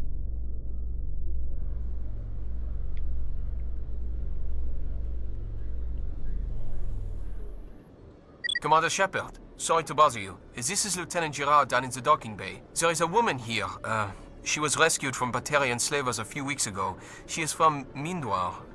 I guess she was taken in the raid on your town. She's been a slave for the past 13 years? Is she all right? Not really. She's a little messed up. She got free somehow, grabbed a gun from one of my guys. Now she's holed up here in the docking bay. She says she wants to die. I hoped you'd talk to her. It's a long shot, but you went through the same thing. The raid. I figured maybe you could talk her out of her tree. I'm on my way, Lieutenant. Sit tight. Anything you could do would be great. I don't want to... she's been through enough. I'll have my men stand by for you.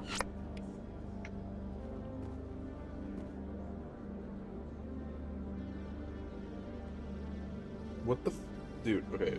God damn it. Okay. We're here. Whatever.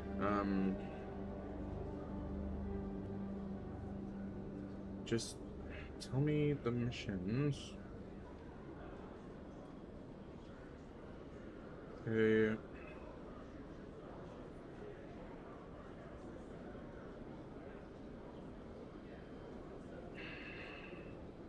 Yep, great, okay.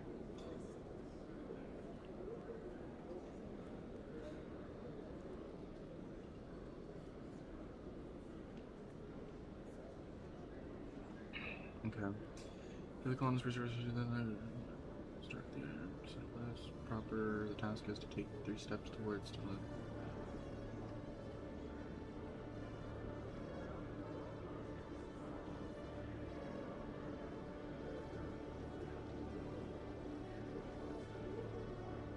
So wait. The best way to know if it's safe to step forward is to check that if the take a step back option is available. If it is, you must not step forward, or else that will take your own life. To open the way forward, you should instead use the investigate option to learn more about her. Letting you step forward was actually stacked, so if you use 2 options in a row, you can safely take 2 steps towards her.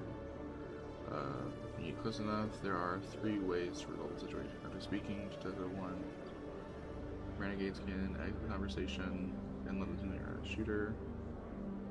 This is okay. If you take 3 steps, if you take 3 earned steps towards that you can pick for the sedative. You take 3 steps you can pick, use the sedative. Oh, okay.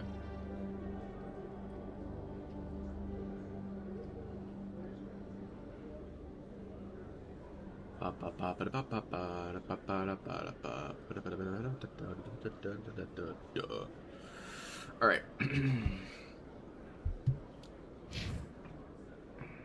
Oh, we're facing the opposite way.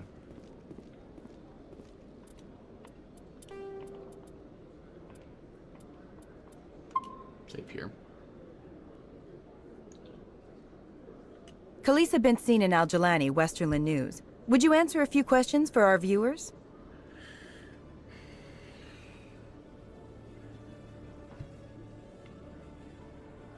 What do you want to know? You've been given a unique position to represent our race. People want to get a sense of how you'll do that.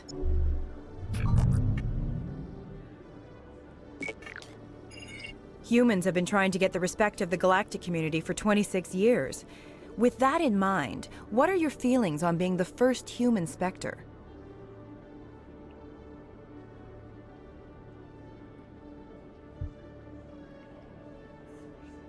The Spectres represent the best of every species in the galaxy. To be asked to join them is an honor. Some have said your appointment is the Citadel throwing humans a bone. Have you encountered any situations where the Citadel asked you to place its needs before the needs of Earth?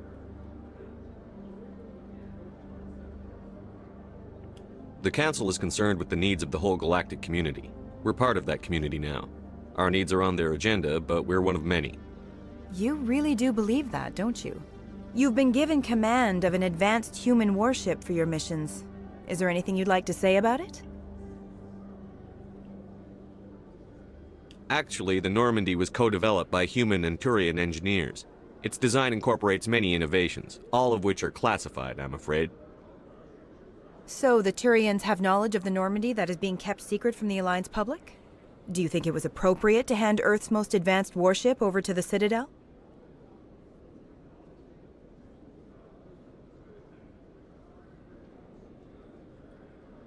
Oh, wait a minute. If you can pick 2 charm options in the middle port, so the interview, Paragon Point, and the Normandy. Finally, at the very end of the conversation, you can avoid upsetting the Council by picking I cannot confirm or deny that. Oh, okay. Okay. I wasn't aware it had been handed over to anyone. I'm in command, and last I checked, I'm human. Same goes for my crew. Human, yes, but you do work for the Citadel now, Commander. One last question, Commander. Rumors back home say you're tracking a rogue Spectre named Saren. Do you have any comment on that? He was behind Eden Prime. This interview is over. Blah, blah, blah, blah, blah. It's behind Eden Prime. The Council protected him. Some check out the Council. This interview is over.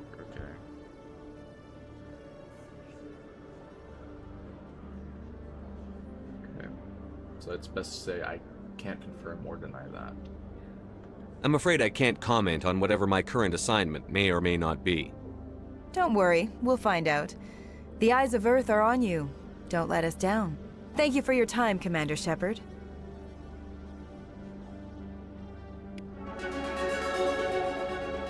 I leveled up. Oh my god. Okay, let's level up stuff. We don't got anything new for him. No. Okay. All right, Ashley, bro, Ashley. Okay. Okay. Once the interview has concluded, head downstairs to the requisitions officer to pick up the Casa Fabrication and Arik Technologies licenses. Okay. Head downstairs, so this way.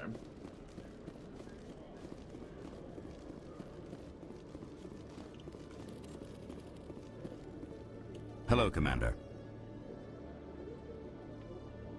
Show me what you've got.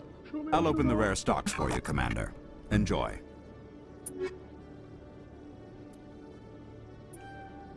Wait.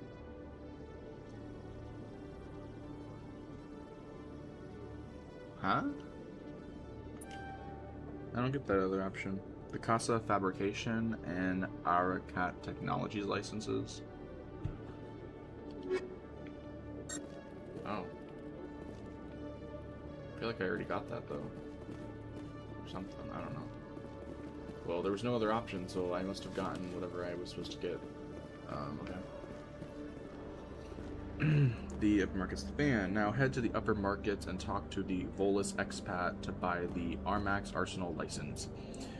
Okay, so I have to head to the upper markets. So Ward's location, markets.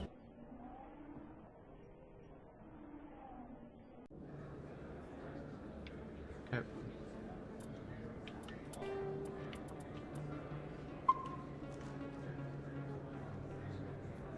Alright, so head to the expats, buy the things. Welcome back, EarthClan.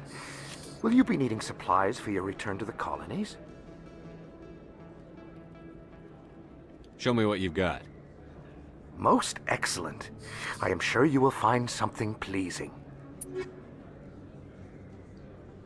Okay. Oh.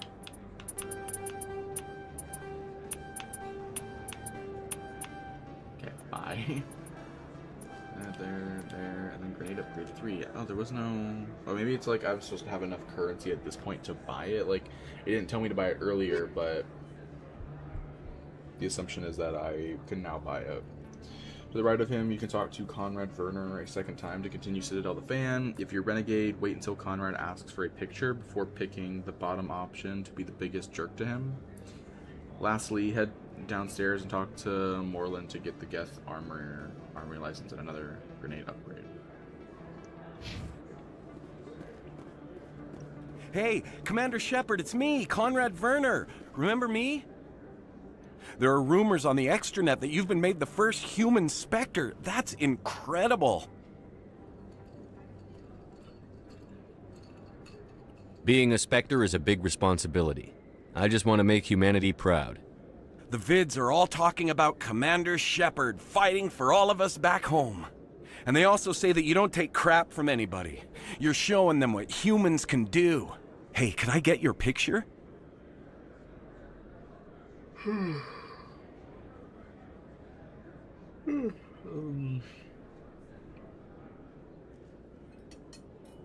I don't have a problem with it, but why? You're a hero, Shepard. Decades from now, humanity's going to remember you, and I'll have your picture. Just hold up your gun. Perfect.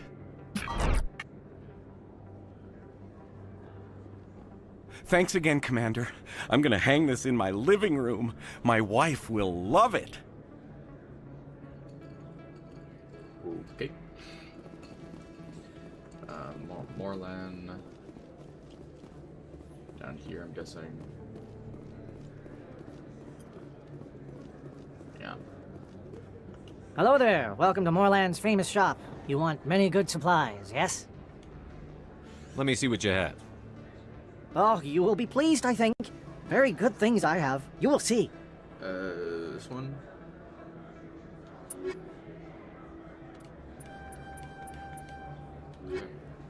Hello there. Welcome to Moorland's famous shop. You want many good supplies?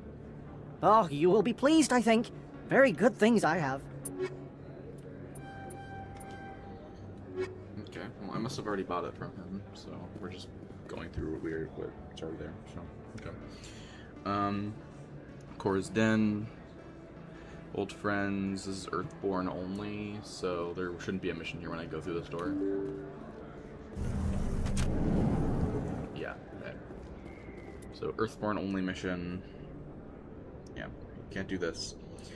You'll be asked to enter Cora's, wait, so this is, okay.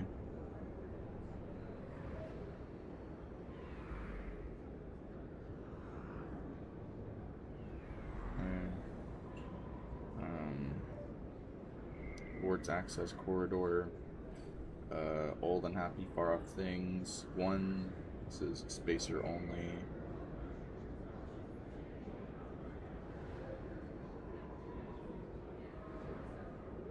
Presidium, Udina's reaction. Okay, so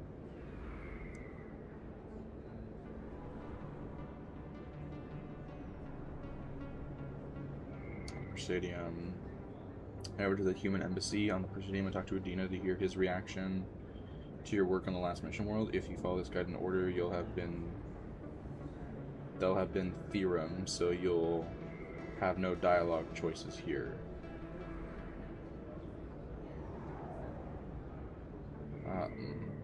Is there anything like...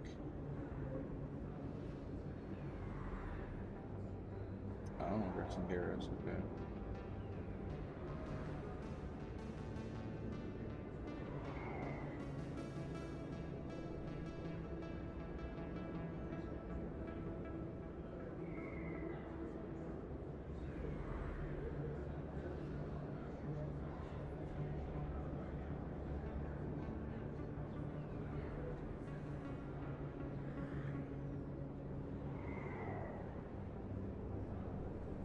So is it gonna auto lock me into the mission the second I go up there? I hope not.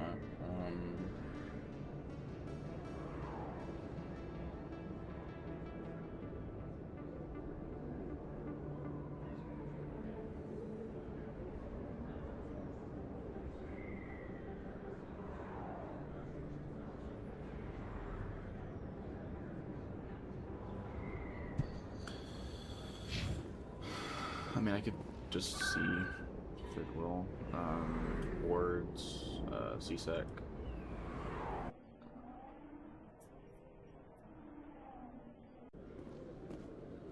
Get this. Right. Before I head up the elevator, let's save. We can save this. Okay. Hearing about the Protheans makes me wonder if some distant civilization is gonna find our artifacts someday and study us. No, sir. When some distant civilization finds our artifacts, we'll be right there to explain what they are. I hope so, Williams. But I'll bet the Protheans thought the same thing.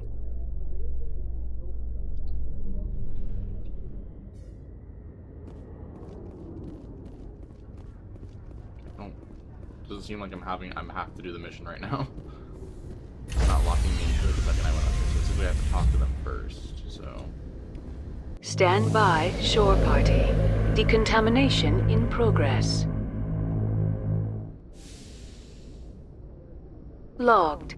The commanding officer is aboard. XO Presley stands relieved. Alright, let's pick, who should we pick for our team here? Who should be our team? I don't know. Liara and I guess Liara and Tali might be good choices for this mission. Yeah.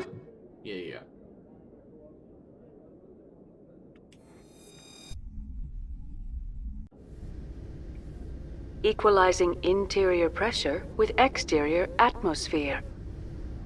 Logged. The commanding officer is ashore. XO Presley has the deck. Is everyone's equipment is something. Hold on. No. No.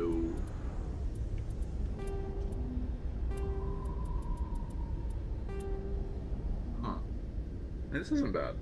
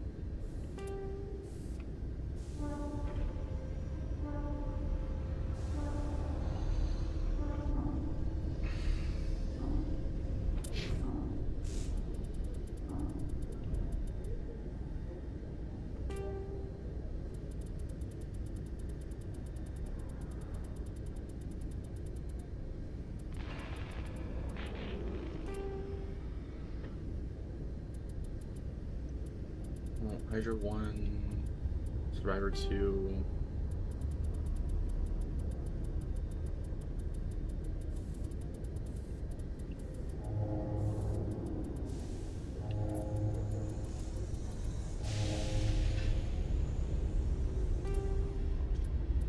Wait, so the Onyx 4 and the Hydra 1, they look exactly the same. I'm assuming this is what she was wearing. She was probably wearing the Hydra 1, so... Okay.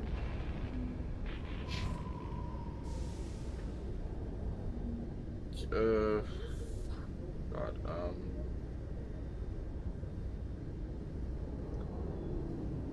Mass Effect Legendary Edition, what is the best armor for Liara to wear? Leo says, okay.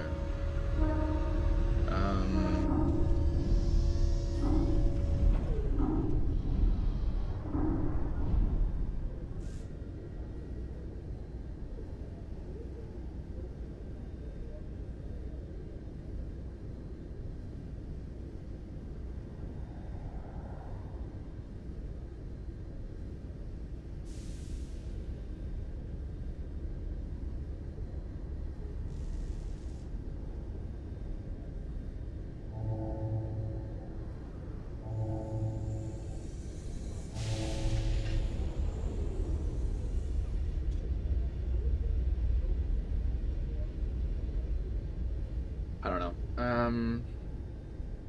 I guess it doesn't matter. I'm gonna give. Let's see. Wait, no. Equipment? Yeah. So I'm wearing the. Oh wait, no. What am I? Oh no. Okay. So I'm wearing the Onyx 4. I feel like I should just give everybody the Onyx.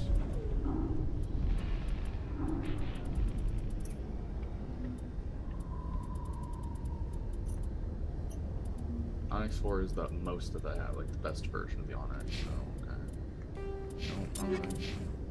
No, Liara, let's give Liara... I mean, yeah, Onyx works well. Give her Ashley's armor, but I don't know, that doesn't look good.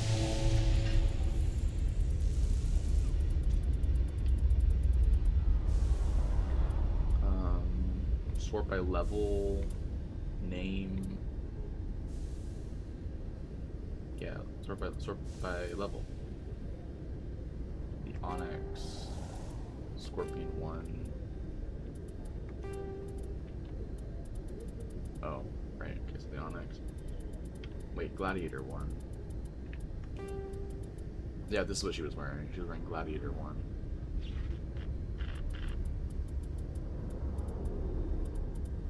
Gladiator 2.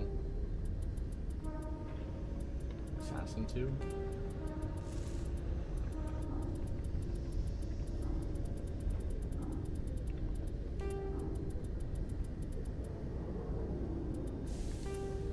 Hydra 3, Guardian 3. I don't know what.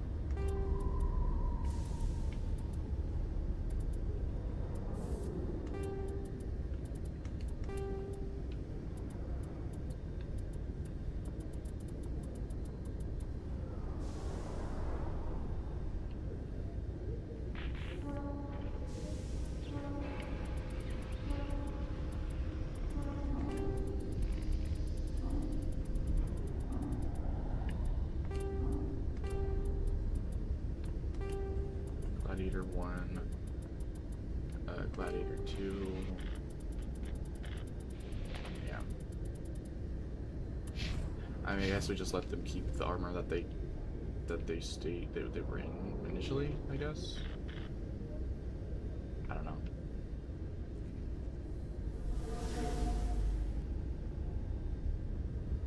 I don't have the armor, I guess that. Oh. Wait, what? Oh, they're gone. Wait, so... Celebrations are being planned for the anniversary of the end of the Rachni Wars.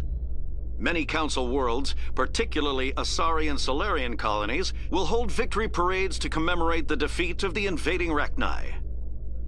In a rare admission of debt, several Asari colonies have invited Krogans to be honored for the victories the uplifted Krogans made possible.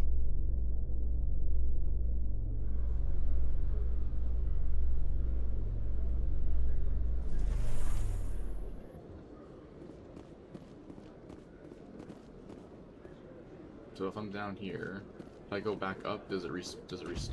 With all this exploration of Prothean culture, this must be like a survey for you, Liara. Our travels now are somewhat different from my normal excavations. I would prefer lengthier studies and fewer explosions. Yes, most of the technology I had hoped to bring back to the flotilla has subsequently attempted to kill us.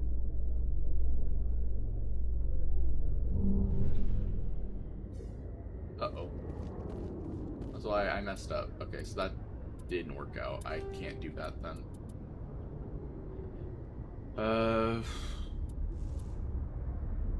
It's here, right? As long as if I have Caden and Ashley on my team, then I think it's fine. Yeah. This is just before I went to the elevator, so... Never mind then. It's not even the same... Oh wow, okay.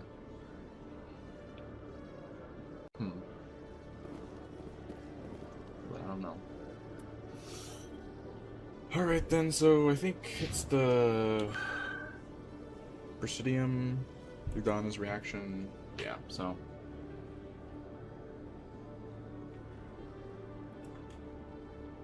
Embassies.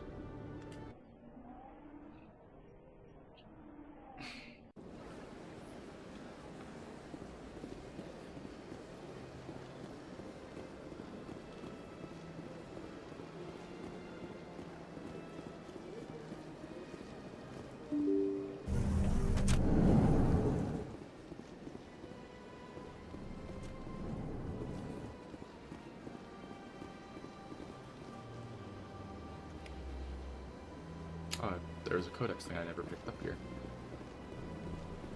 Are there more codex things I didn't pick up here?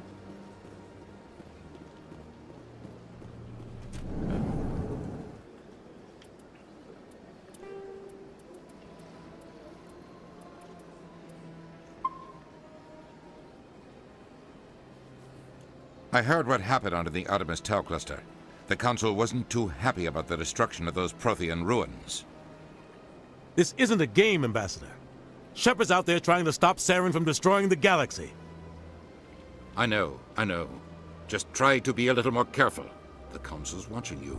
and we all get judged on how you behave.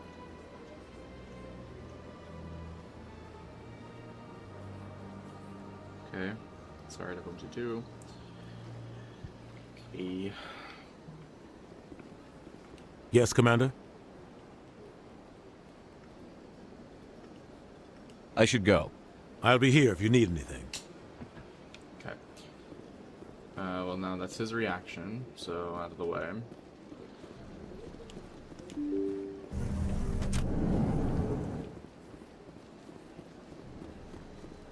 Now, once you're done, head over to the embassy lounge to talk to Natalia to continue the UNC. Sorry, diplomacy side quest. You learn that Natalia's sister Delia was on a ship attacked by slavers, only to hear from her again, and the slavers asking for a ransom. Messengers to Dahlia, which we'll do further down after we're done on the Citadel. Okay. You should additionally head over to Delin, the Hanar shopkeeper in the Emporium, to buy the. Okay. We can do that a little bit. Right here.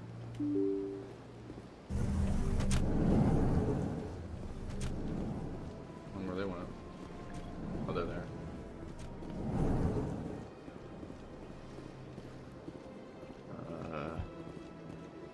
You.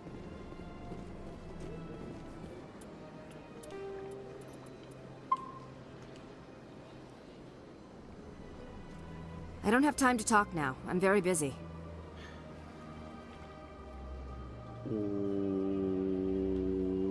What?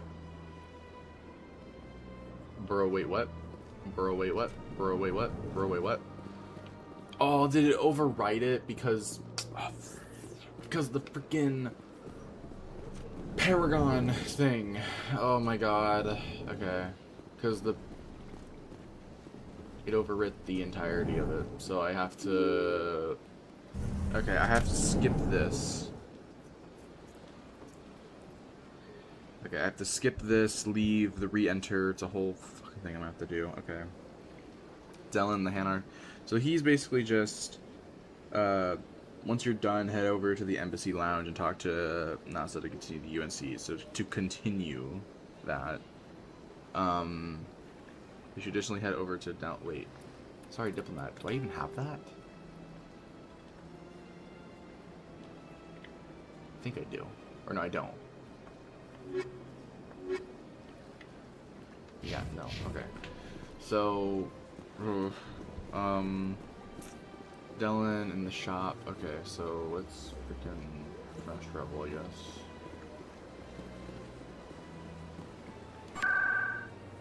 Yeah, Rapid Transit, proceeding locations. We're going to the Financial District.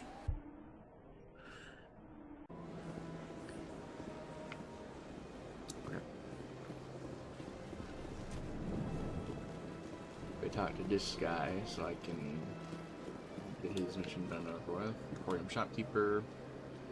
Commander, it is good to see you again. Would you care to see some of its fantastic items today? Show me your items. Oh, this one is pleased to do so, human. You will not be disappointed. Alright, let's view non-human armors. Bye. Commander. Show me your items. Oh, this one is... Bye. Okay, this. Skip. Commander. Oh, this one is... Okay, bought the upgrades. Okay, got everything from him. If you have Rex and Garrus in your squad, they'll both have a unique conversation if you talk to them near the Krogan Memorial statue nearby. Okay, so I'll do that later when I have to come back. Family matter. Next, go to the rapid transit near the bank to bump into an arguing couple. This is the Citadel Family Matter side quest. Okay, it's gonna be over here.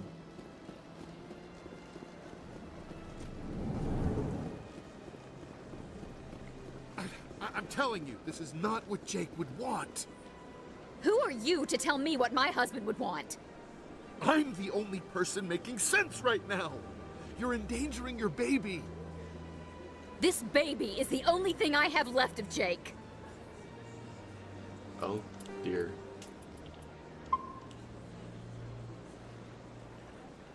I don't care what you think, Michael. It's my decision. I know you're hurting, Rebecca, but don't let your grief hurt your baby too. It's up to you whether to pick let her choose or get the treatment, and each will have their own set of charms / intimidate options. Oh. Okay. If at any time you pick Nevermind or I wish I could do more or goodbye, the side quest will be concluded with no rewards. If you pick let her choose. Okay. Oh, fucking hell. Is there a problem? Can I help you with anything? Perhaps you can talk some sense into her. I don't need anyone to talk sense into me, Michael. I'm not undergoing the treatments. My sister-in-law here is pregnant, and she's refused to let the baby undergo gene therapy in utero. Okay. Okay. I'm certain that she has a good reason. I'd like to hear both sides. My husband Jacob died from a rare heart condition several months ago. There's a chance that the baby could develop the same heart condition, but routine gene therapy can eliminate it. A very small chance, Michael. And extranet reports say the therapy could harm the child. It's less dangerous than the genetic enhancements that every soldier in the Alliance receives. Oh, God. Chance of disease. What are the chances that your child will develop the heart condition? According to the doctors, there's a 1 in 50 chance. And if my baby develops the condition, medical treatments are available. Which are nowhere near as effective as simply getting the gene therapy.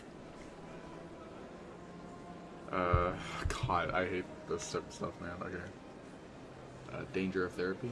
What are the chances that gene therapy could hurt the baby? 1 in 300 at most. But extranet articles say there could still be long-term complications we don't know about. Don't you understand? If my baby is that 1 in 300, I will always wonder if I killed my baby for nothing. Oof. Oh, that's a good point. Shit. Hold on.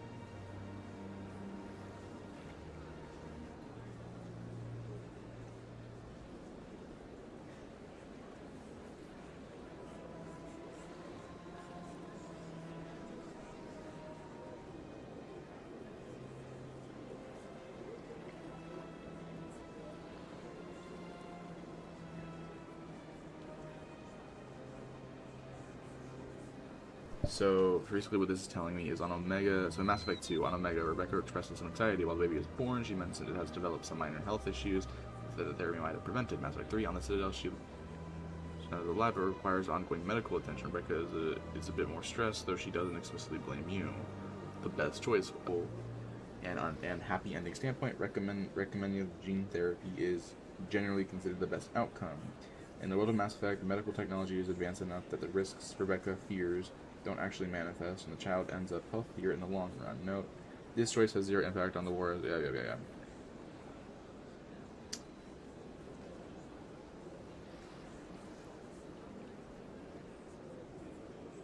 Okay, so basically, she needs to get the gene therapy because that's actually going to lead to a much happier ending for Mass Effect 2 and 3. So, okay. Okay. Oh shit. Wait. Hold on. Wait. Gotta get the right words here. So option 1 is advised gene therapy. So get the treatment. get the treatment. For what it's worth, I think you should consider undergoing the therapy. I don't care what you think. Who are you anyway? It's my child. It's my decision. So it's worth it around there. You're helping. So wait, oh, wait.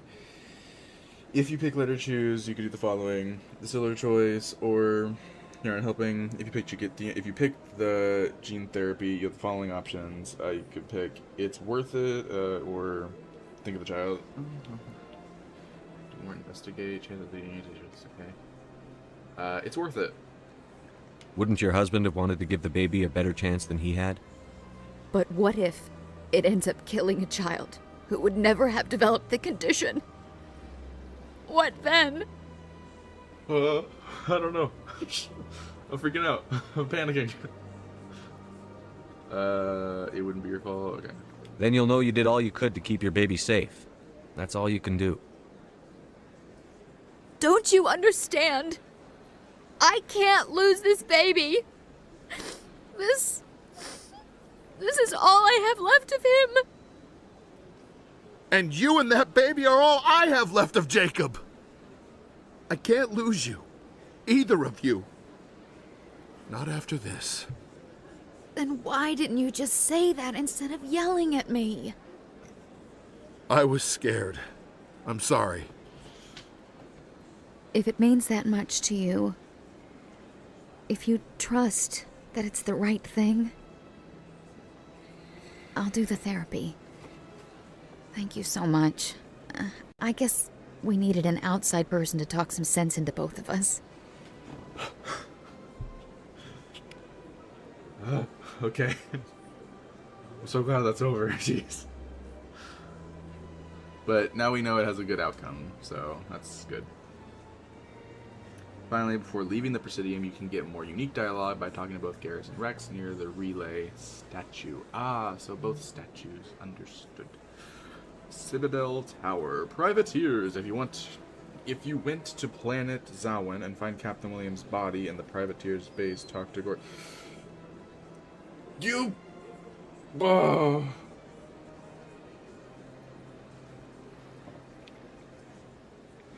That's annoying. Because it didn't tell me. Why would it...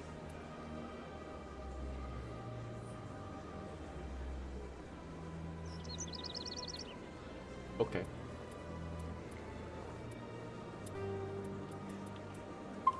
There, save. Fast travel, Presidium. Citadel Tower. Yeah, Citadel Tower.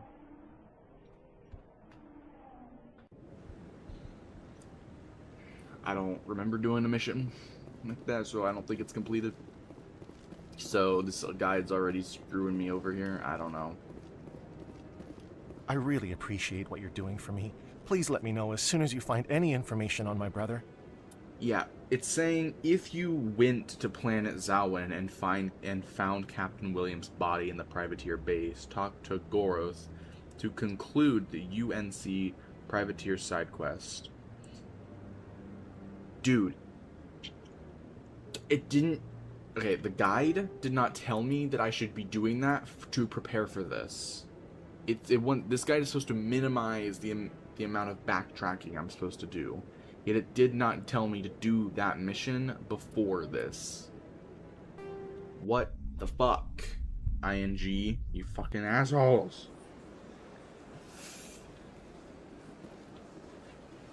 ING? I meant IGN. I said ING. I said it and it sounded weird. So okay. It's IGN, that's what I meant. IGN. You fuckers. Why are you doing this to me? Now, if you did this at a reporter's request, okay. Reporter's request side quest, you can find Emily Wong at the bottom of the steps of the council chamber for the Citadel Planting a Bug side quest. Oh. I had to be there anyways. Okay. Presidium. Citadel Tower. So far that makes, how many, that's 2 quests, right? That's Privateers, that's that mission, and then there's Asari Diplomacy, but okay. maybe find that when I go ahead and do the other thing. I don't know. Anyways, Emily Wong. Commander Shepard, could I have another word with you? Fine. Hello again, Commander. I've got a proposition for you. Since you helped me get information on the crime syndicate, I've gotten a lot more backing from my publishers. I'm investigating traffic controller conditions now, and I wondered if you could help.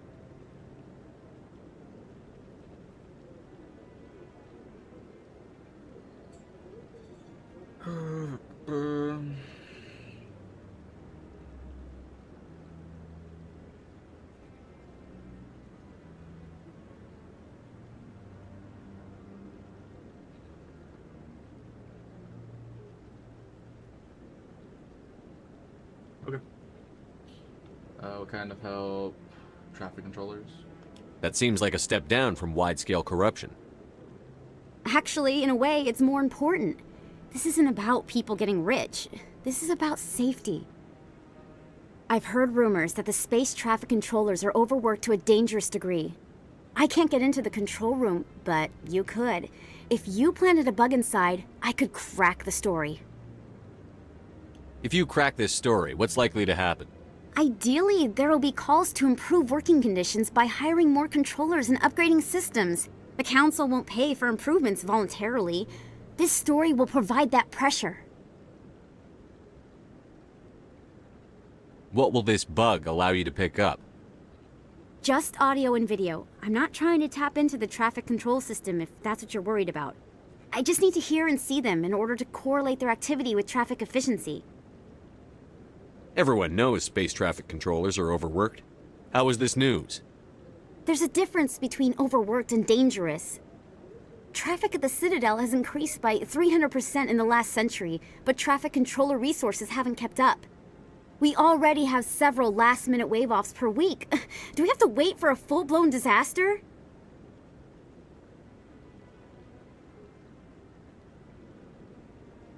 This bug you want me to plant, could it interfere with traffic signals? Absolutely not. I made certain that the frequencies it uses won't interfere with anything.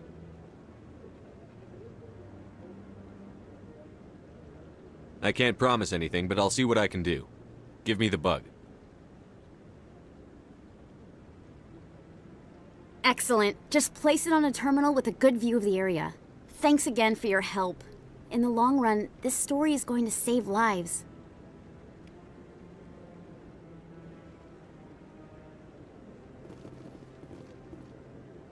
Okay,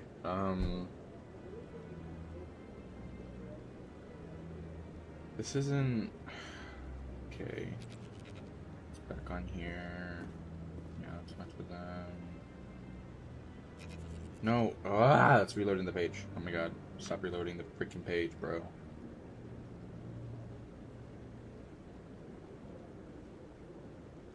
Okay. Where's C2? Old Navi Horror Things 2, Spacer Only. 3. Actually, you're now done on the Citadel at least. Yeah, this is the. Okay. It's advised that you save before entering the compound, as the game may crash when you try to enter. So you find the following loot. Investigate the desk in the upper room. Continue to start taking side quests. Okay.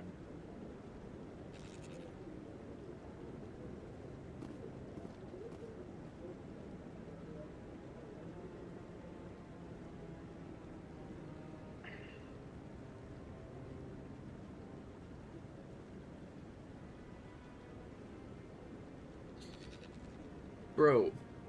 Oh my god. Oh my head. Oh my god, this is actually hurting my head.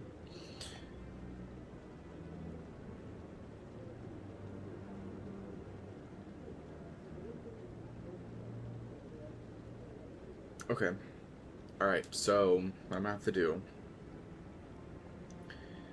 is it's not telling me purchase request, side quest.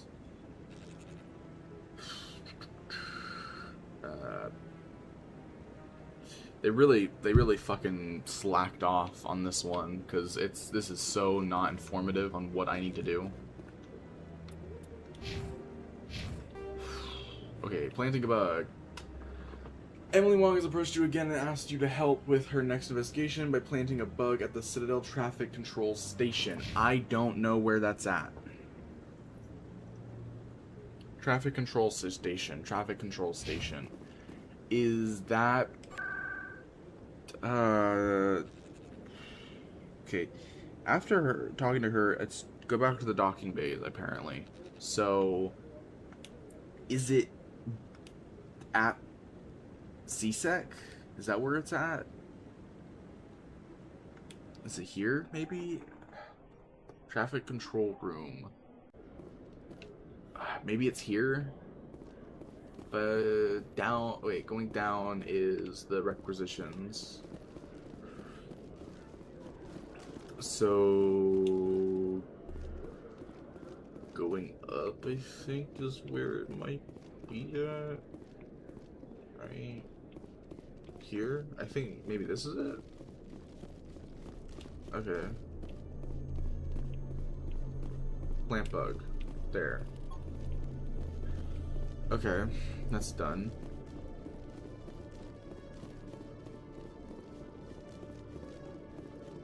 Then I can return to her and let her know it's done.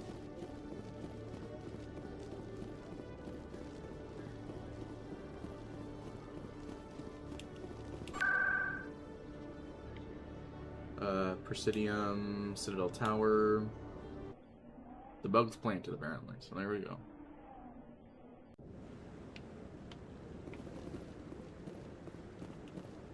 I'm already getting readings. This is gonna make a great story. Thank you so much for your help. Here, this is everything I've got from my publisher's budget. This was the last time. You're welcome. It's a good cause.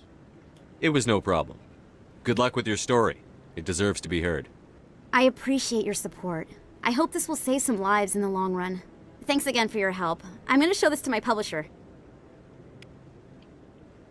Cool. Okay. So now we gotta head back to CSEC and finish up this one mission. Alright, hopefully I can do this properly. Change the docking bay, start the remember side quest. Your task is to take 3 steps forward. Okay. Celebrations are being planned for the anniversary of the end of the Rachni Wars. Many Council worlds, particularly Asari and Solarian colonies, will hold victory parades to commemorate the defeat of the invading Rachni. In a rare admission of debt, several Asari colonies have invited Krogans to be honored for the victories the uplifted Krogans made possible.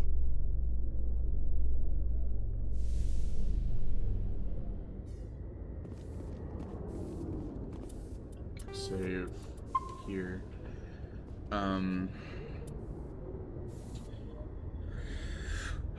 Save his check to take a step back options available. If it is, you must not step forward. Okay. Commander, glad to see you. Wish it were under better circumstances. Where is she? Behind those shipping containers. I've got a sniper position, but I don't think we'll need him. She's only a danger to herself. We've got a sedative to calm her down, but we can't get close to her. Every step we take gets her more wound up. Take care of her, your concern. You seem awfully worried about her. I'm just doing my job, Commander.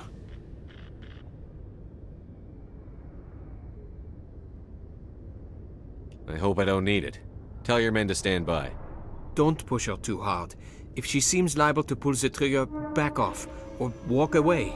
I am willing to wait her out. Good luck, Commander.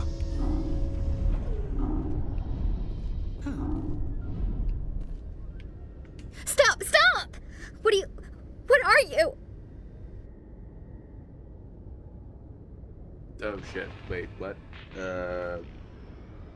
Hold on. This option, okay. Okay. My name is Shepard. Lieutenant Gerard sent me to talk to you. What's your name? Animals don't get names. The Masters put their symbols on her.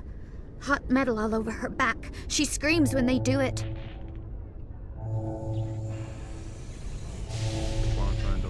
think back. You're not an animal. Your parents. What did they call you? Do you remember them? She remembers a lot of things. Talitha. They call her that. She doesn't remember the rest. Leave her alone.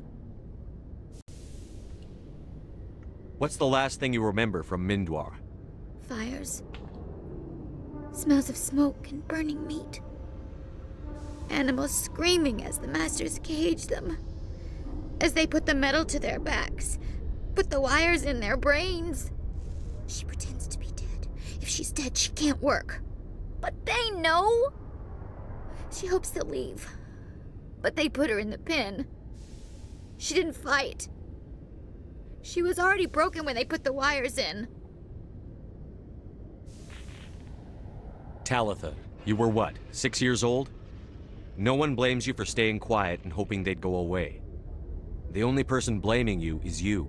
She wants to believe that. She wants to believe nothing would change. She doesn't want to be there anymore.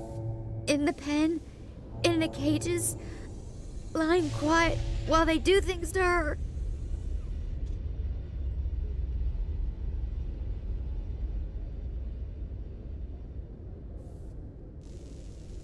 I was on Mindwar.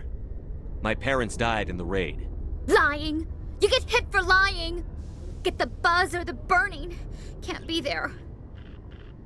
Why are you alive? Why are you? Why aren't you like her? Broken, only fit to dig and carry. For a while, I was broken. I lost my whole family, Talitha. My friends, my childhood. I had to pull myself up and keep going. You lose your mommy and daddy, but you don't dig, you don't carry. You stand up. She wishes she could stand up. What happened to your parents? She sees them. They're yelling, "Run! Hide!" They hit the masters. But the masters, they have lights and hoses. Daddy's... he's melting! Shh! She doesn't want to see that! Don't make her look! Don't look! Stupid, stupid! I know it hurts, Talitha. I'm sorry. But you need to deal with this. What happened to them? Think. When she thinks, water comes out of her eyes. The masters beat her when she wastes water. So she doesn't think anymore. She sees them. Mommy and Daddy. Burning in white light, melting, going to pieces. They can't even say anything to her. They're dead, Shepard. They try to save her and the masters burn them. Can she stop remembering now, please? How did you get here? Did you escape? She can't escape. They have chains, wires, needles. You go too far, they take your brains away. Animals like her come. Animals with guns. They make the masters explode. She tries to fix the masters so they won't be mad at her.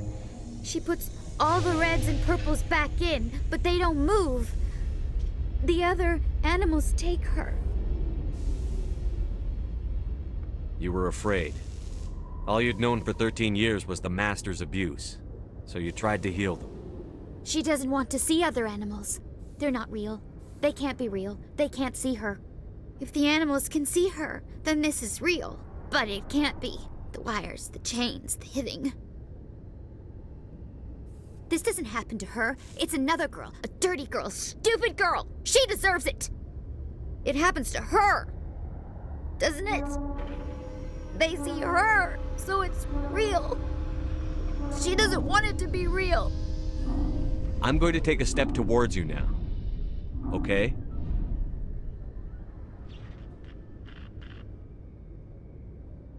No, she's no good. Don't want to be handled again.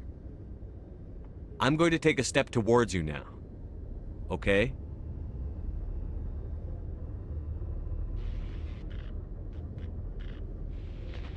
She doesn't want... Don't touch her! I'm going to take a step towards you now. Okay?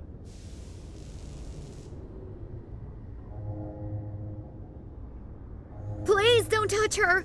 She's dirty. You'll catch it. Talitha, this will make you sleep. If you fall asleep, they'll take you to a place where you can get better.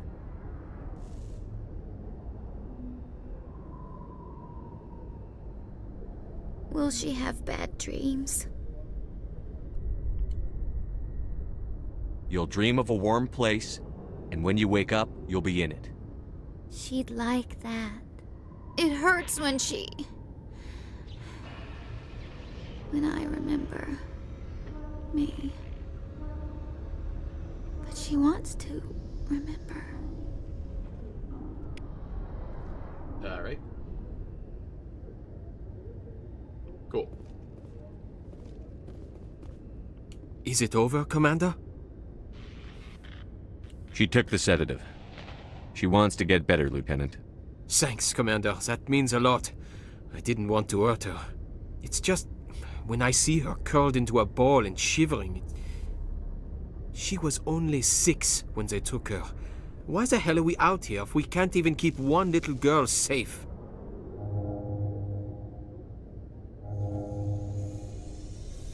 Bad things happen to good people, Lieutenant. That's why you and I are here. Don't wring your hands over her. Help her. Yes, sir. Thanks for your help, Commander. We are taking her to a counseling center. They'll help her get better.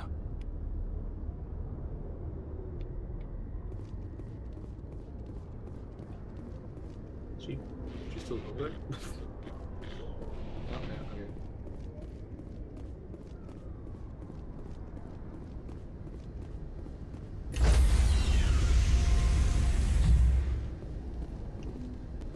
Stand by, shore party.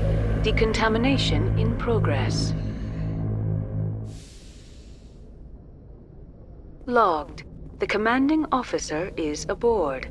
XO Presley stands relieved.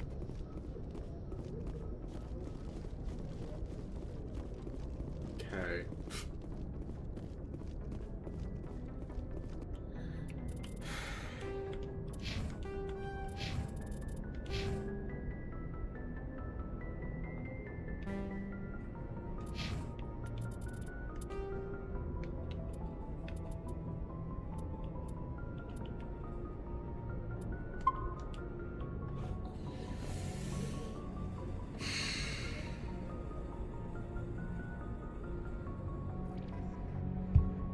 Message coming in.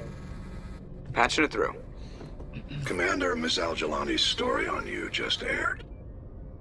She shouldn't have ambushed you like that, but you handled it pretty well.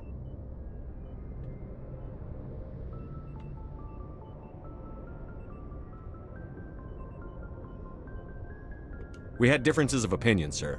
I hope she at least believed my sincerity. You handled yourself pretty well, Commander. She came across like a raving idiot. Just wanted to let you know what the response was back home. I won't keep you any longer. Fifth Fleet out.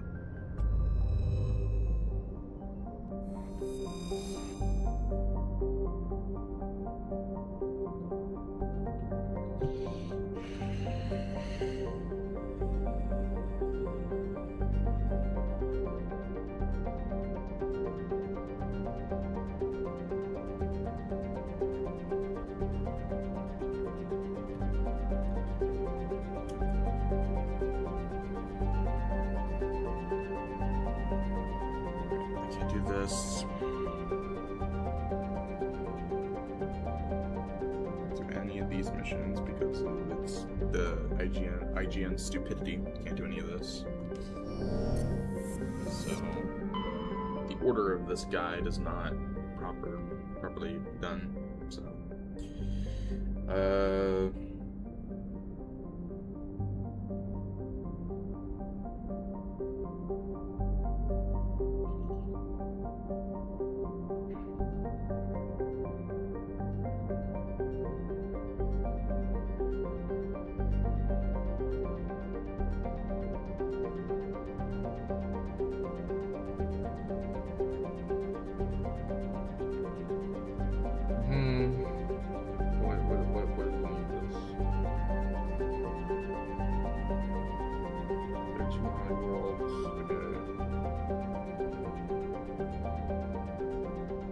is literally... God.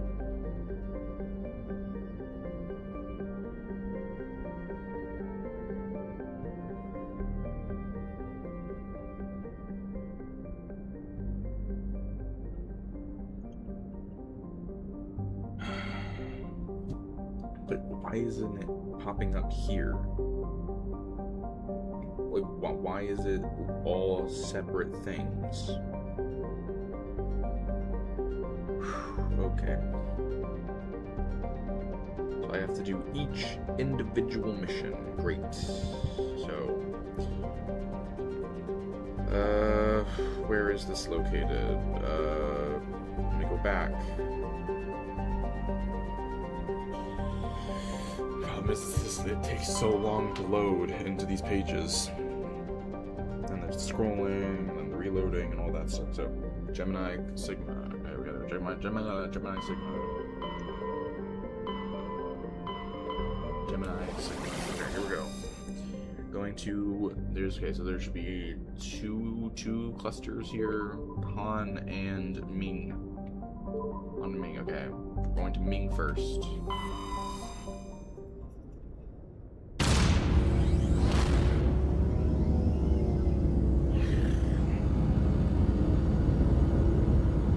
So there's like, what, 2, maybe 3 missions on the Citadel that I can't complete right now.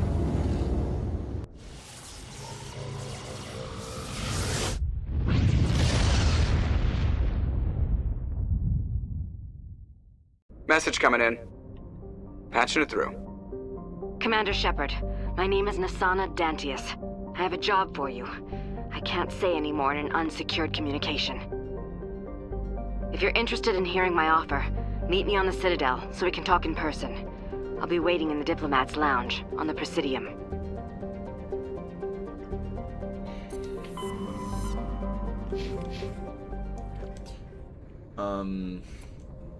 What am I supposed to do here? So, Lost Freighter.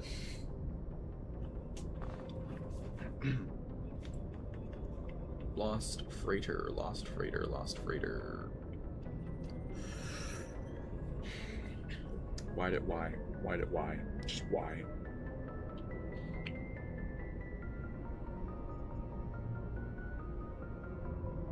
Okay, Lost Freighter. Just scroll, please. Bring someone with moves that can immobilize or stall an organic component. These would be assist abilities of Kaidan and the Liara are good choices.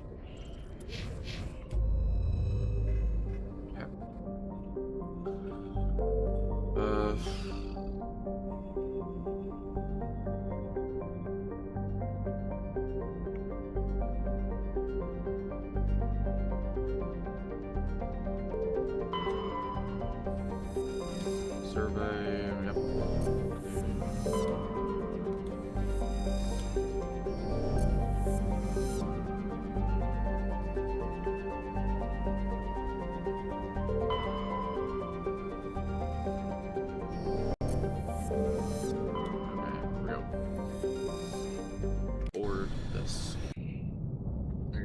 Okay, so Kaidan and Liara are good choices, so travel to Ming. Okay, so Kaidan and Liara, got it.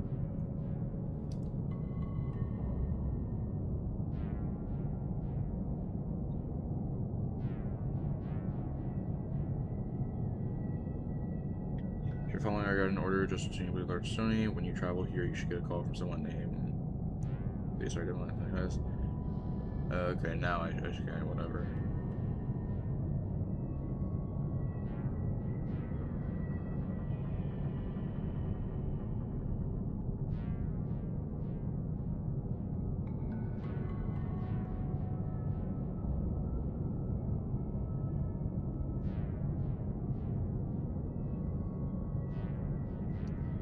Okay, the place where you're looking for isn't a planet, however, but a ship called the MSV Worthington. It can be found at the crosshair located directly east of the star. Select it and then land.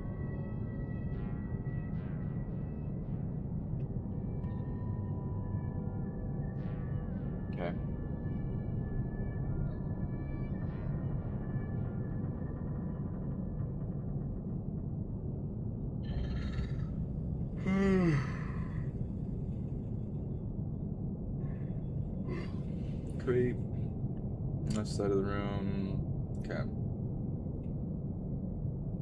Head to the main room of the ship. This isn't a place you'll want to run around willy-nilly. The red fusion containment cells are rigged to explode when you get too close to them, poisoning you and your party. Carefully navigate the labyrinth created by the various crates.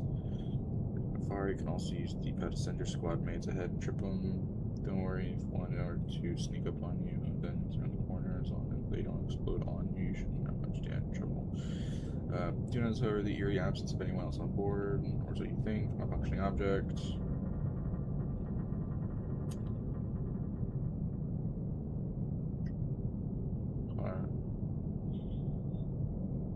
Head to the medical bay via the left door.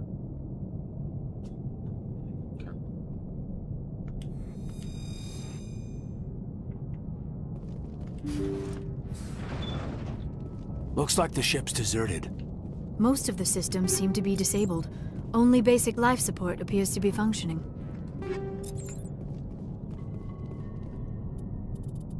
This didn't carry over. Oh, wait, it didn't carry over. So there are stuff that carry over. Alright.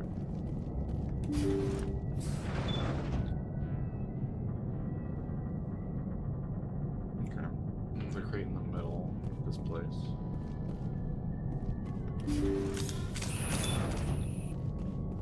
Did you hear that? Sounded like footsteps. Somebody set that trap. This whole place could be wired.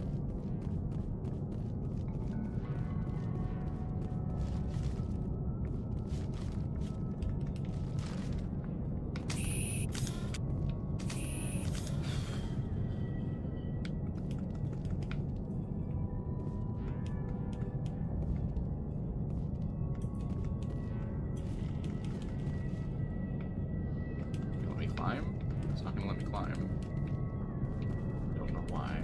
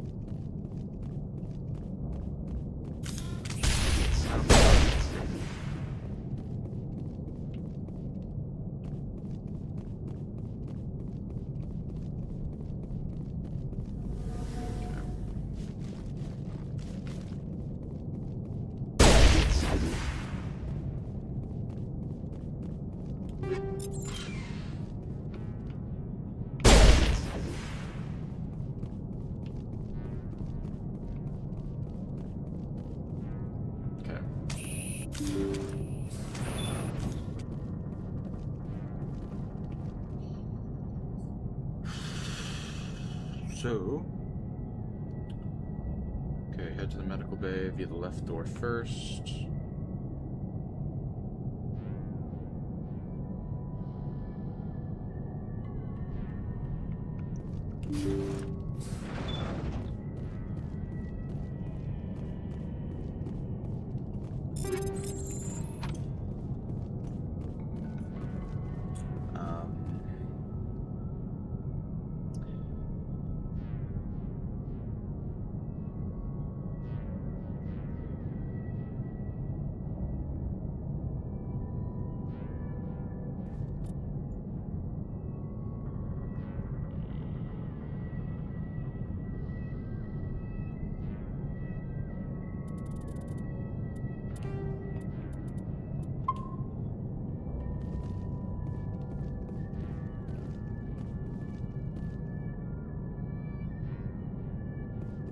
Looks like that machine is keeping him alive. I do not see any brain activity on the readouts. He is dead. This body is just an empty shell. Maybe we should shut the machine down. It's the merciful thing to do. It is your decision, Shepard. But perhaps we should wait until we have more information before we do anything. Okay. Then play logs, I guess. Jacob's not going to make it. His brain was deprived of oxygen for too long. There's nothing any of us can do for him now except let him die with dignity. It's what he would want. I'm more worried about Julia now. She's showing signs of severe depression. I gave her some meds that should help, but I better warn the captain. Jacob's not going to make it. His brain was deprived of oxygen for too long. There's nothing any of us can do for him now except let him die with dignity. It's what he would want. I'm more worried about Julia now. She's showing signs of severe depression. I gave her some meds that should help, but I better warn the captain.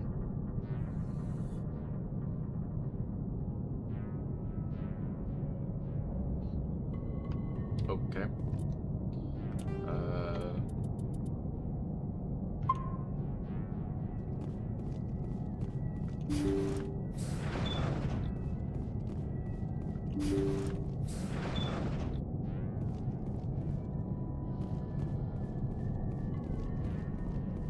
They say Jacob's gone.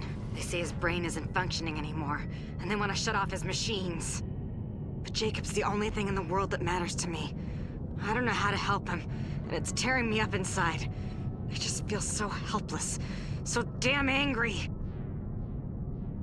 Dr. Smith gave me some meds to calm down, but I didn't take them. I can't. Not until I figure out a way to help Jacob. I won't give up on him. I won't!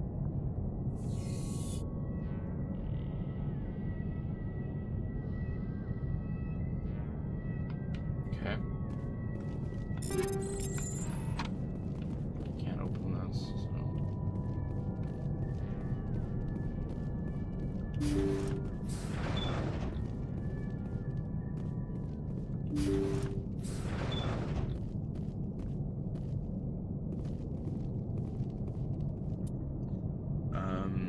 damn it.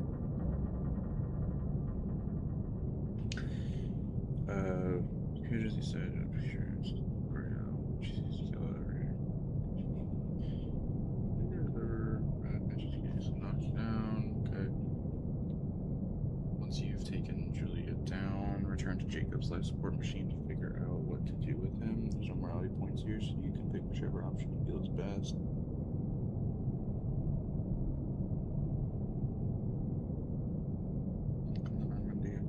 Anything new and non-witty assignments found and completed on a spaceship don't count towards advancing your conversation with Garrus, Rex, and Tali. While Liara, Caden, and Ashley's conversations are only advanced by completing mission worlds. If you followed our uncharted worlds roadmap in order, your next episode one. Jacob is showing no signs of brain activity. There's nothing more we can do for him. He wouldn't want to be kept alive by machines, so we're going to disconnect the life support. Dr. Smith is worried about Julia's reaction, though. She can't seem to let Jacob go. The stress is making her implants flare up, causing intense migraines. It'll probably be easier for everyone if we don't tell her until after we shut the life support down. Give her a chance to... Julia, what are you doing here? Why are you... Okay.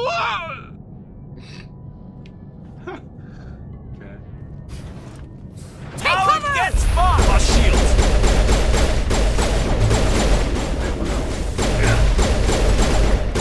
Stop charging me. Oh my god.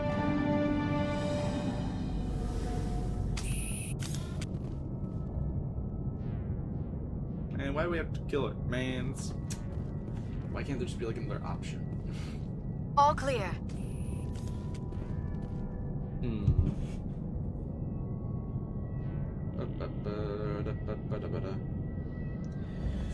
Mass Effect Legendary Edition. Should I disconnect Jacobs from his life support or leave him on it?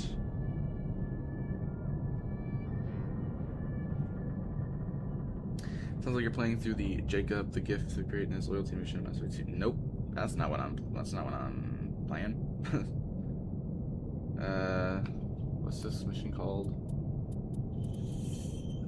Journal. We are doing.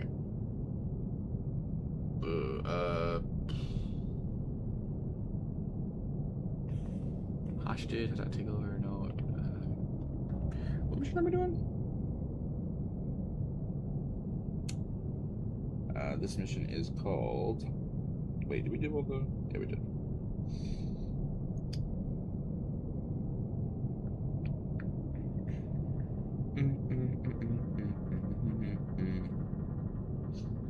UNC Lost Freighter. The mission is UNC Lost Freighter in Mass Effect 1.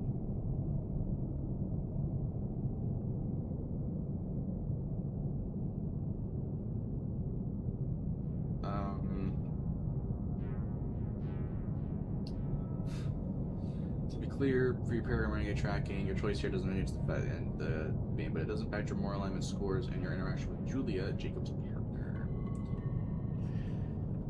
The outcomes: disconnect, which is mercy. Paragon. Okay. Shepard views this as ending a suffering. Julia will be devastated and may become hostile, forcing you to defend yourself. Shepard views this as not playing God or keeping him alive. I hope Julia is relieved and you avoid a fight with her.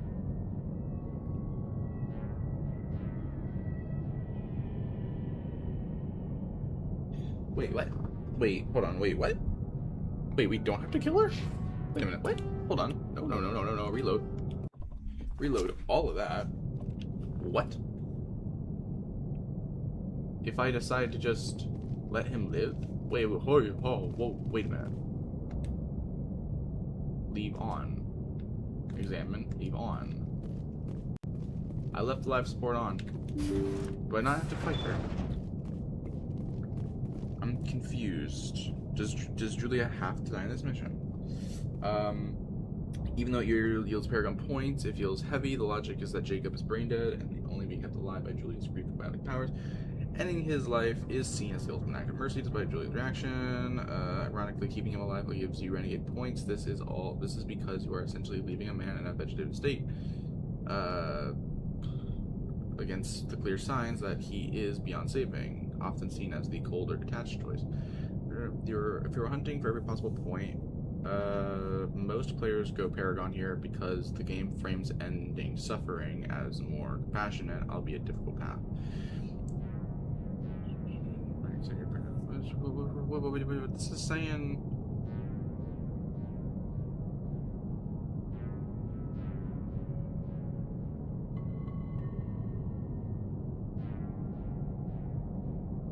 What? Wait, so I chose to leave the machine on. That doesn't do anything, does it? Done that. They say Jacob's gone. They say his brain isn't functioning anymore, and they want to shut off his machines. But Jacob's the only thing in the world that matters to me. I don't know how to help him, and it's tearing me up inside. I just feel so helpless, so damn angry. Dr. Smith gave me some meds to calm down, but I didn't take them. I can't. Not until I figure out a way to help Jacob. I won't give up on him. I won't! Okay.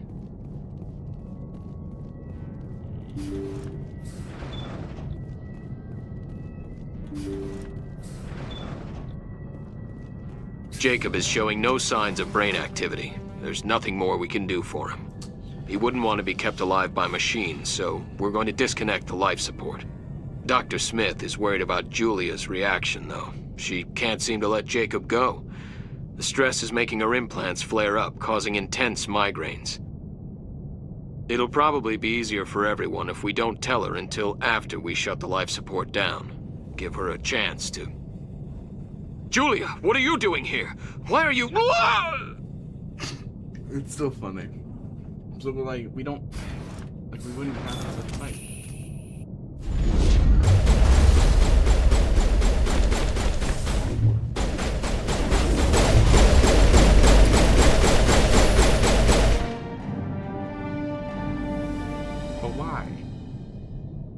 But why? It's annoying. Okay, we're gonna reload the save, because I think this is before I even read the first message. This is when I was trying to examine it, right? So maybe I should, I should listen to that one last. That's what I should do. That's what I'll do. Let's use the description then.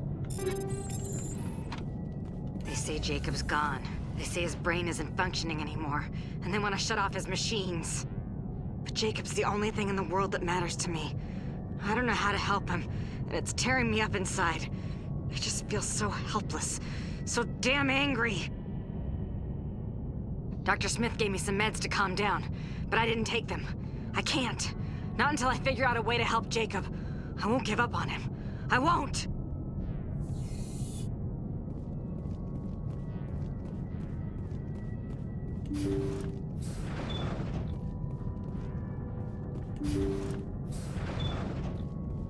Jacob is showing no signs of brain activity. There's nothing more we can do for him. He wouldn't want to be kept alive by machines, so we're going to disconnect the life support. Dr. Smith is worried about Julia's reaction, though. She can't seem to let Jacob go. The stress is making her implants flare up, causing intense migraines. It'll probably be easier for everyone if we don't tell her until after we shut the life support down. Give her a chance to... Julia, what are you doing here? Why are you... Okay, she didn't spawn. That's good.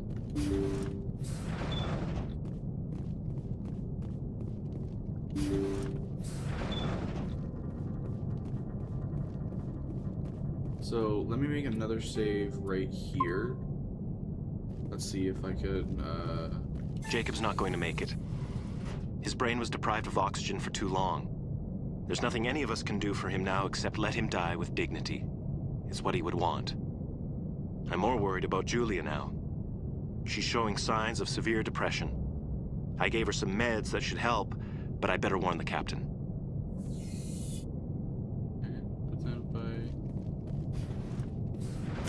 No, I'm not doing anything bad. Why?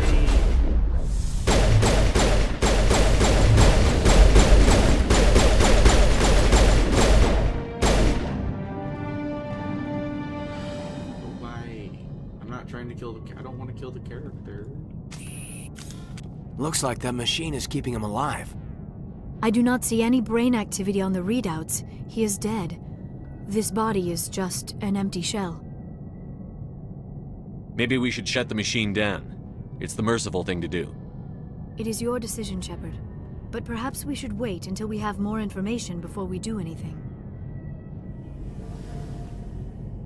Leave on. Like, I don't get it. Damn it. This is annoying. What's this mission called? Lost Raider. Mass Effect Legendary Edition, UNC Lost Raider. Is there any way for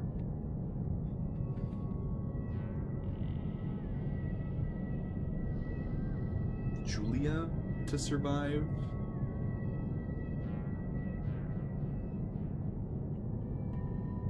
Based on information available on the game's contact, there's no way to save Julia. Regardless of your decision regarding Jacob's life support, Julia's fate remains the same. Triggering the encounter, Julia will attack you whether either when you disconnect the life support or you have read all 3 logs. On the freighter, the crew quarters, covenant, and medical logs. Okay. The conflict, she is hostile and will engage Shepard and the squad in combat using biotic powers to complete the mission. You must neutralize her. Narrative reasoning. The log explains that Julia was unable to cope with Jacob's condition and killed the rest of the crew to prevent them from disconnecting his life support. By the time Shepard arrives, she is beyond reasoning and views anyone on the ship as a threat to Jacob. There's no time or intimidate dialogue.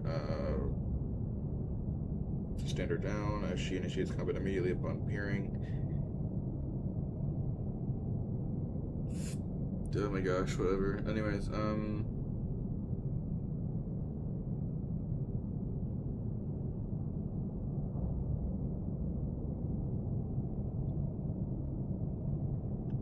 Mass Effect Legendary Edition, UNC Lost Freighter. Should I disconnect Jacob's life support or keep him alive?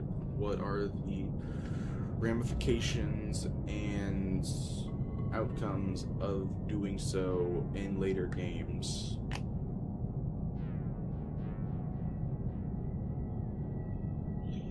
Mission, you're faced with a tough ethical call regarding Jacob. Paragon, discerning a woman. Thus meaning that the consequences are more about your internal role-playing than the fate of the galaxy. Here's the breakdown of the outcomes and ramifications. Okay, immediate outcome. 1. Keep alive, Paragon. You shut down the stasis field, but leave the life support running. Result, you were impaired. Wait, what?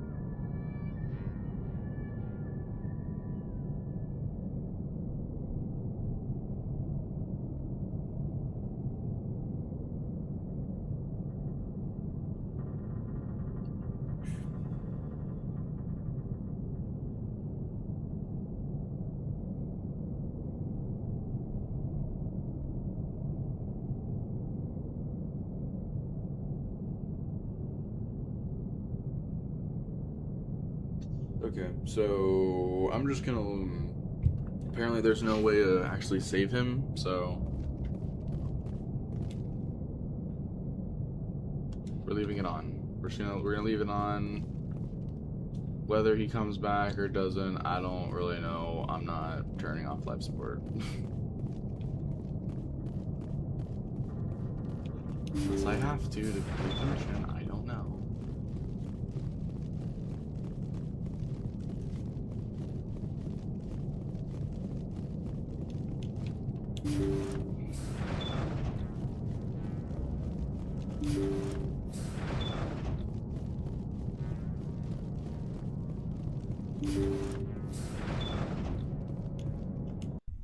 Return to Normandy. Let's see. Did that complete the mission? I don't know. Locates signs of battle, buying materials, turn insignias, hostages, I'll take over, missing survey team. Ow, it's a fan, transmission reading. Lost freighter. Unable to deal with the situation, she's eliminated the entire crew and the misguided to keep everyone from shutting off his life support, and now she's dead too. And you solve the mystery. Okay. Well, whatever. Cool, so that's done.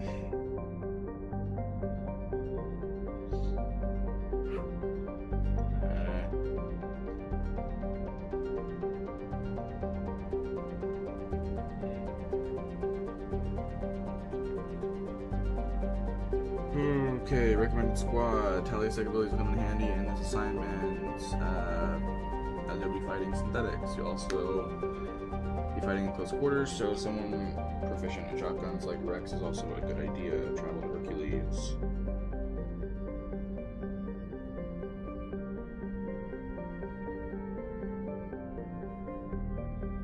Okay. Zoom out. Wait, nope. No. It's already fucking up. God. Oh, it's so annoying. Come on. Oh my god, it's so annoying. The load time on this is insane. I hate it so much. I know I'm supposed to go here, but it's telling me to go to a completely different area.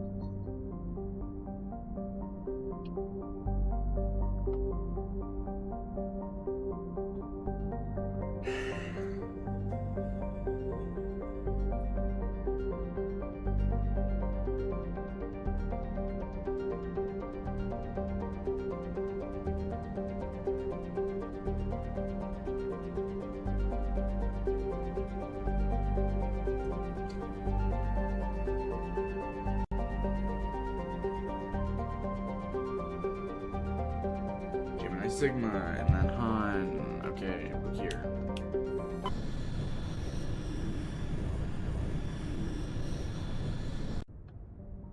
Okay.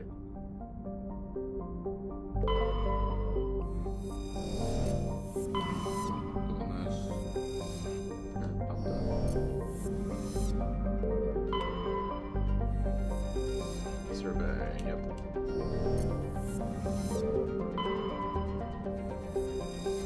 Survey.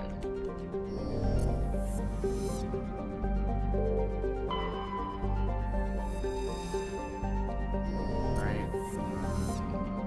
Survey. Land, okay. Is this all the planets? There's none over here that I don't know. No, okay. Land. Alright. Mabagon.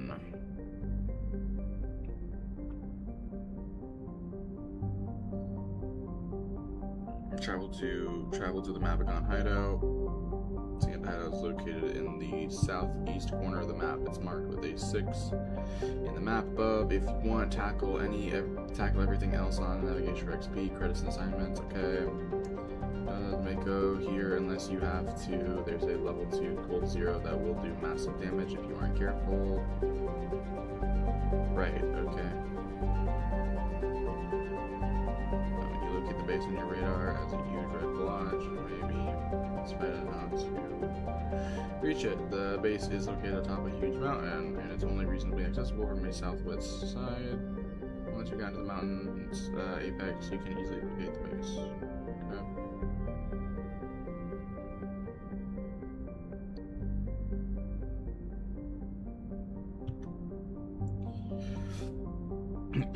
No, the move was the hideout. Okay, so also take over two. It's to it. Okay. All right. Let's look at the map.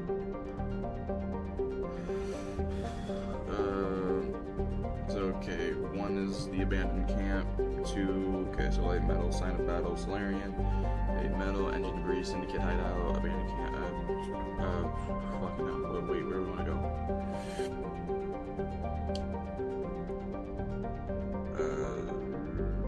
Okay. So, I want to land here.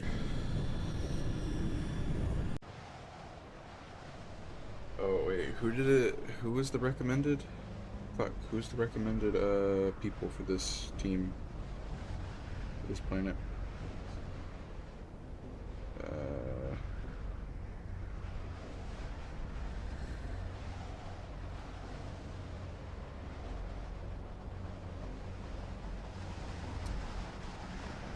Okay, recommended squad. Here we go.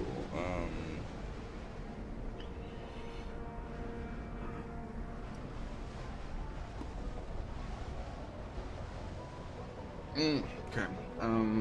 Recommends 1. Heavy hitting squad mates with lots of health, will asset, and this was nice to face in mind with prescription coastal levels. Garrus is a very good choice, particularly because the mechanics of snipers like Connor, they're Conan Garrus, another strong squad mate like Rex or Ashley, the latter of which is also good with sniper rifles. Okay, so Garrus and Rex is basically my only real choices there. Alright, back to the map, go here, avoid the 6th location. So, Garrus and Rex. Give me a chance to level them up as well.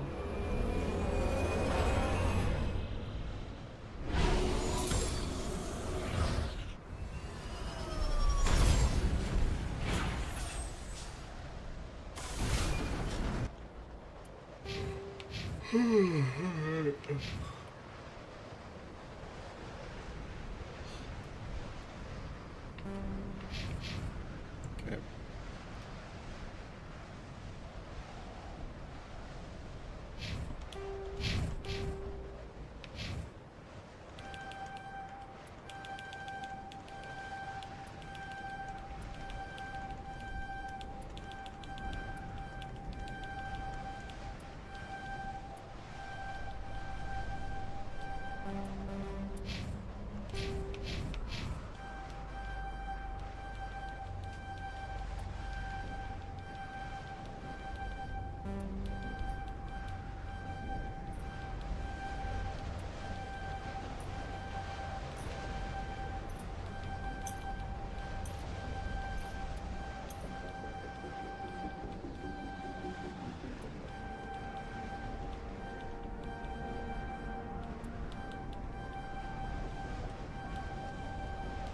Just knocking all of them out. Hey, I did it. Hell yeah. Okay.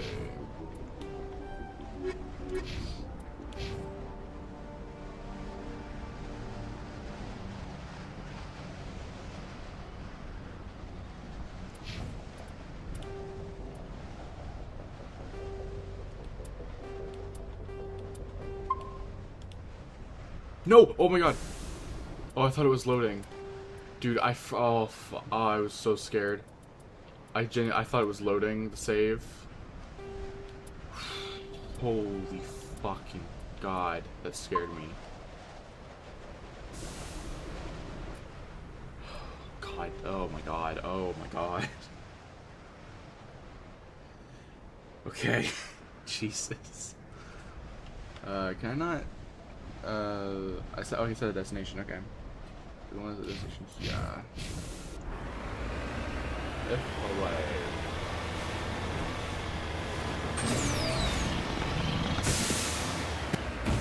Snow planet. We're on the snow planet. On the motherfucking snow planet. Yeah.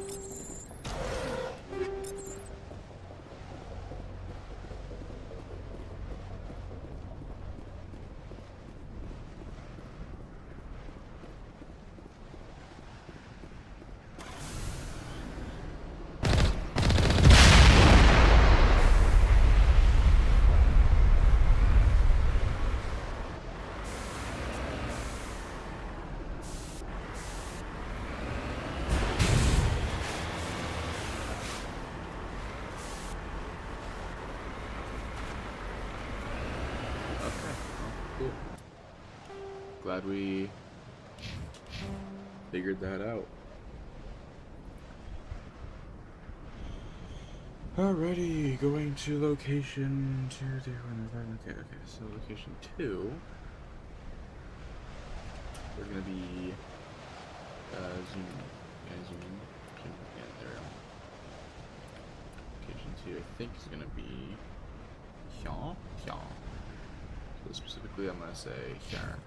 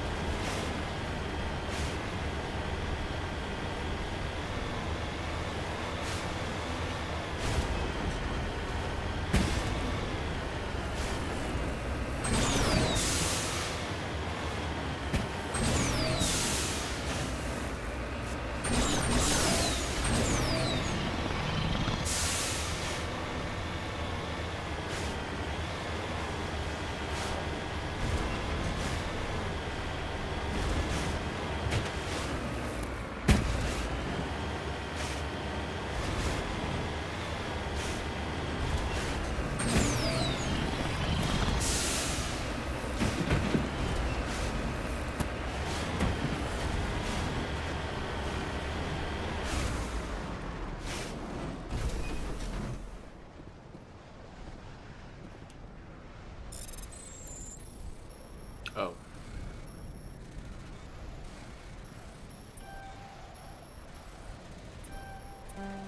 Oh.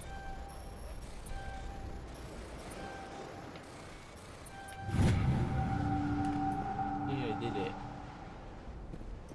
Okay.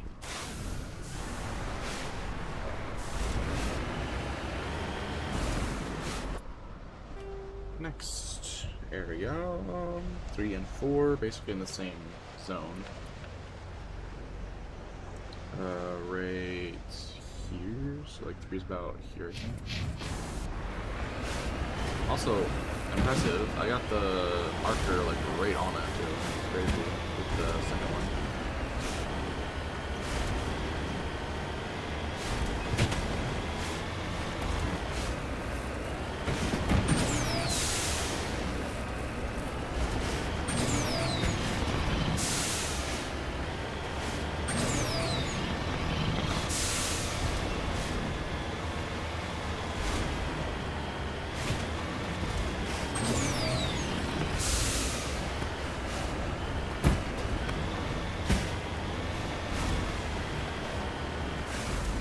En route.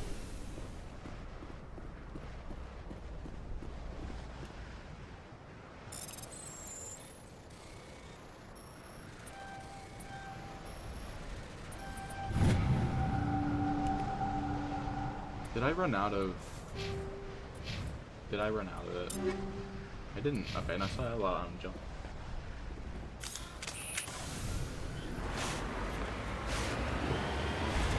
Get it.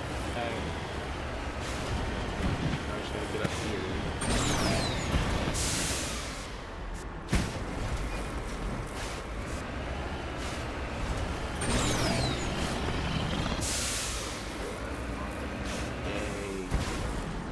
Heading out.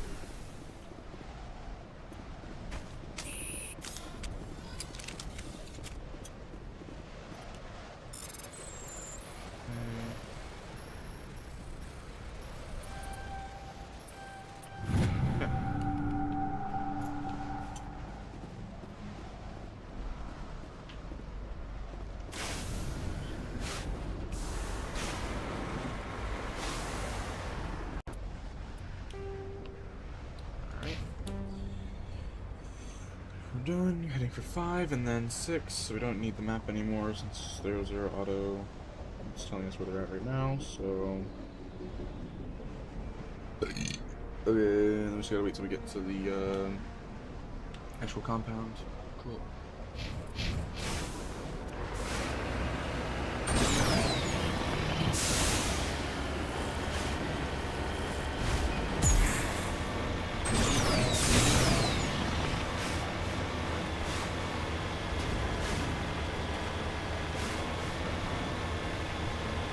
Hey Jenna, what's up?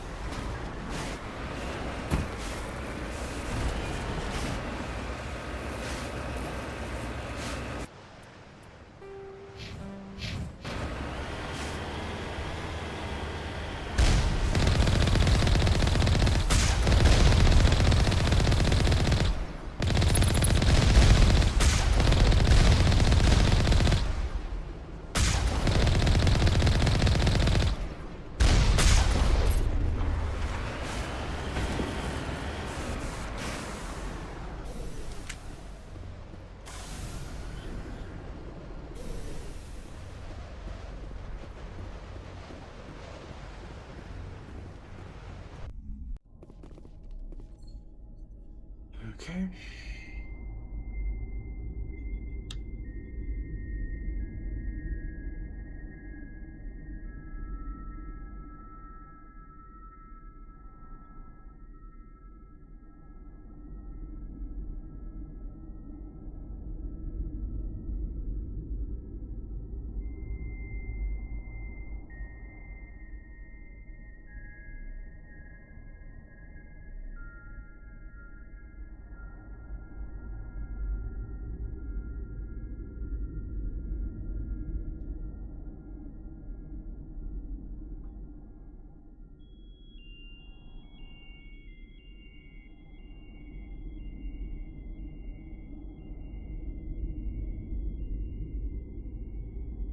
Okay. So really there's no getting around this guy. It's just fight.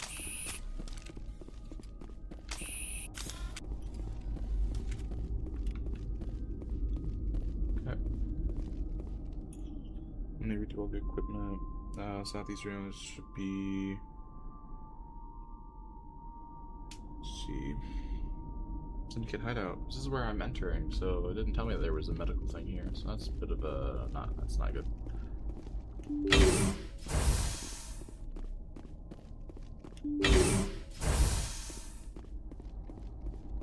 Hostile spotted.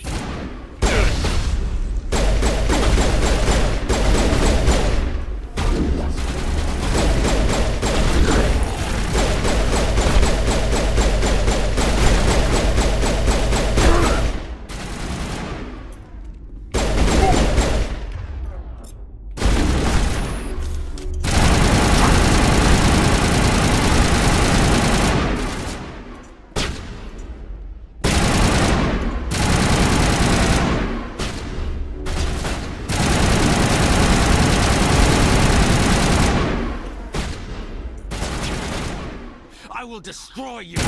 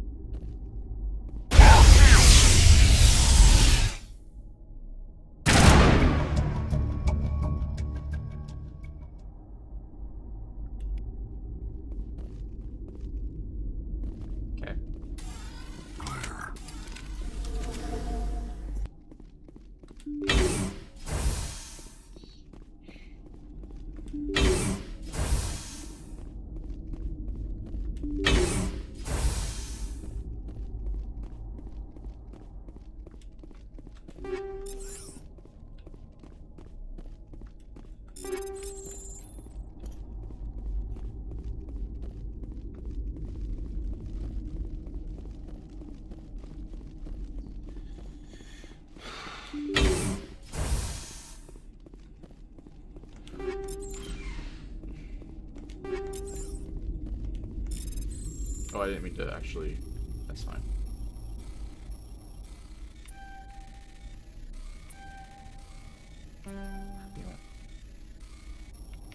No, I'm trying to.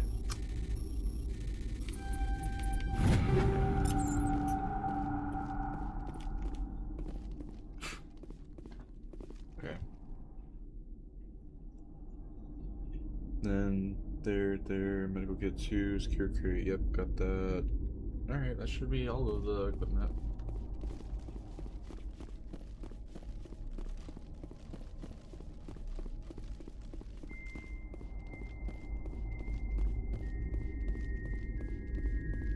And it's almost just as creepy in here. I see another medical kit. Maybe they're just for heals, I don't know. Still weird. Why is that highlighted on the map? But whatever. Wait, is this just blocked off? Like, this isn't blocked off, so why couldn't I just do this?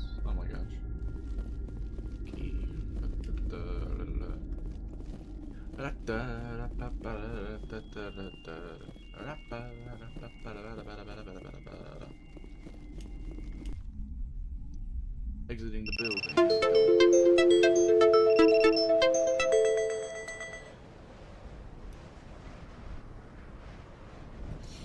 Okay. Oh. Well, now, why does it say that there is an exclamation point here? That shouldn't be there anymore, should it? Is that just telling me this is Syndicate hideout? Okay, whatever. Okay.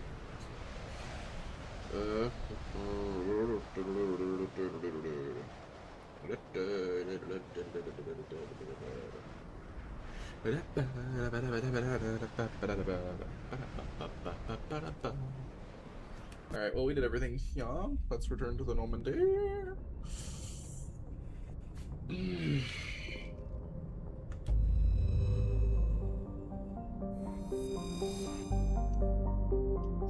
out, zoom out. Okay, so we need to go to the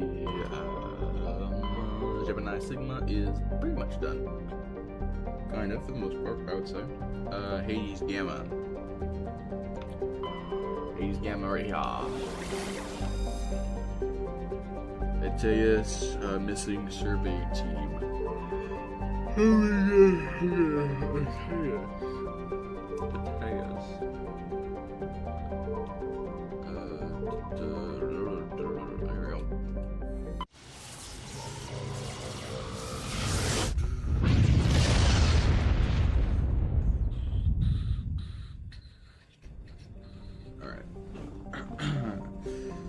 So we got Teus, so the missing survey team.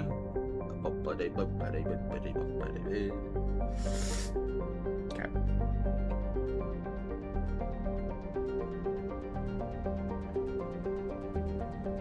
Covering my squad. Generally, anyone will do, but squad mates proficient with mid-range assault rifles like Garrus and Ashley Rex are preferable. So Garrus and Rex once more.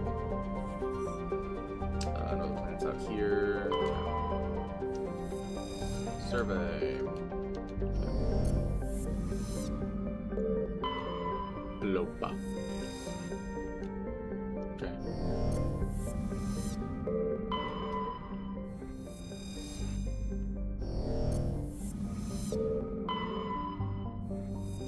Survey. Only 2 more planets, so.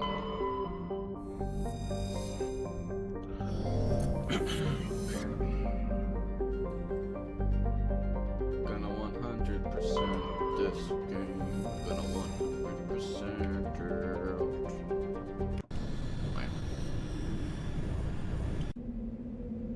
Alright, so Garrus and Rex once more.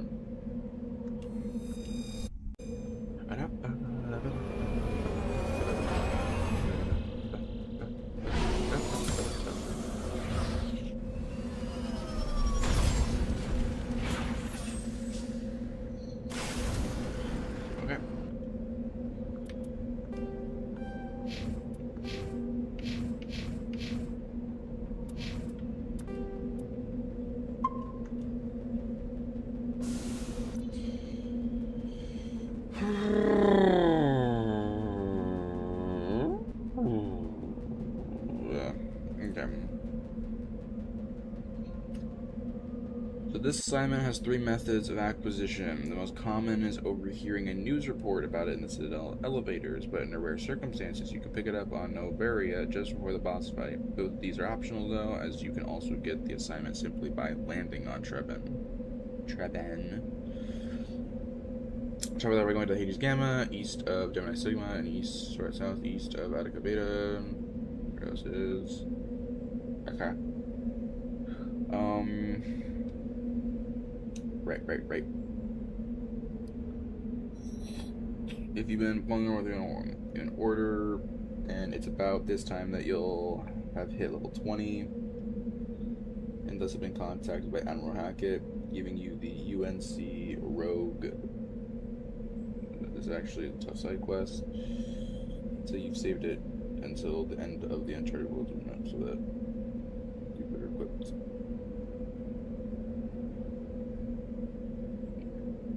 What? Wait, rogue something? Uh-oh. Wait a minute, I already... Shit.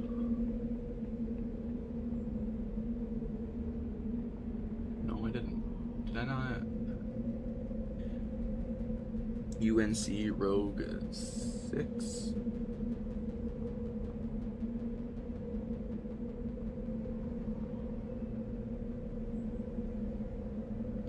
Yeah, I don't know. That's weird.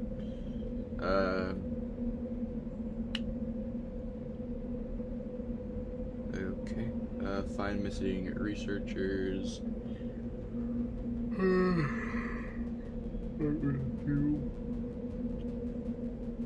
If you do feel like exploring, be wary of the Thresher Maw enemy near the 7 on our map. This fight is a great way to earn XP, but Thresher Maws are tough, especially in the Legendary Edition.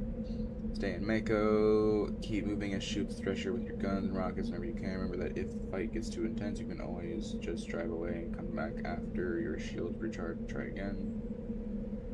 When you're at the research base, okay. After exploring all those inside, do that. Okay. Basically, it's number 2 that we wanted to avoid. Number 2. So we want to go. Let's go. We can just go for 6, 6, 5, 1, then work our way all the way back to 7, 4, 3, and then 2. That works out. Or we could just go. Go to 7, back to 6, 5, 1, 3, 4, and then 2. That one works too. Could be with that. Could be that. Okay. So 7 is Turian, Insignia, and Thresher. Oh, okay. So let's do that. So 7 is here. No, let me go. Let's do this. Let's take out this freaking enemy thingy over here.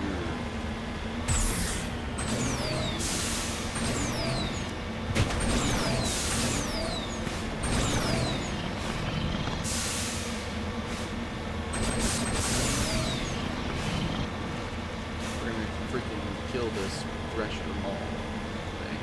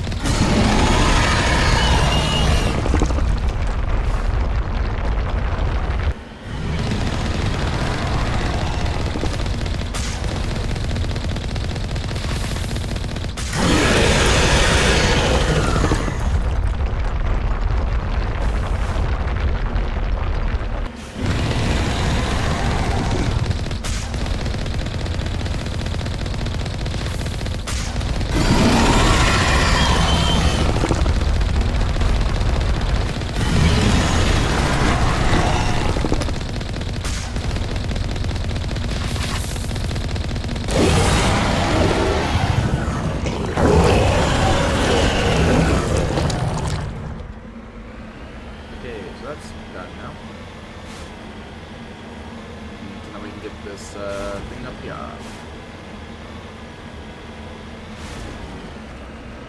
Don't know if this is something I imagine.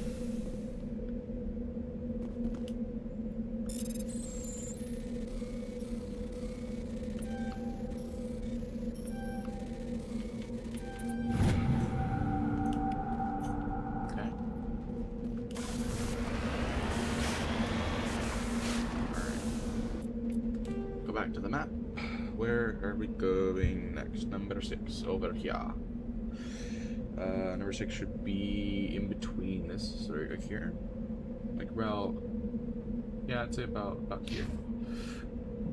Okay. And then we head to 5, 1, go to 3, 4, and then 2. Okay. So 5 and 1 are already marked. We know where 3 is, basically. So we know where 3 and 4 are. Okay. So that should be fine.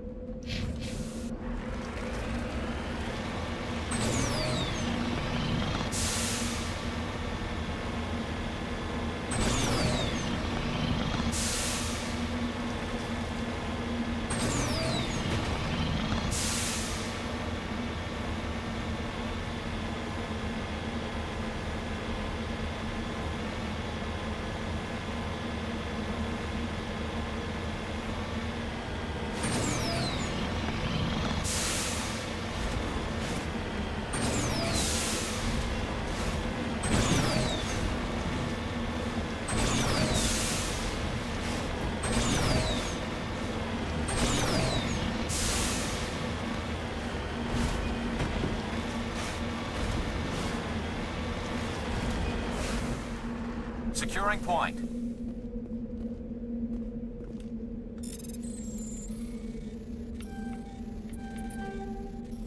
Oh, damn it.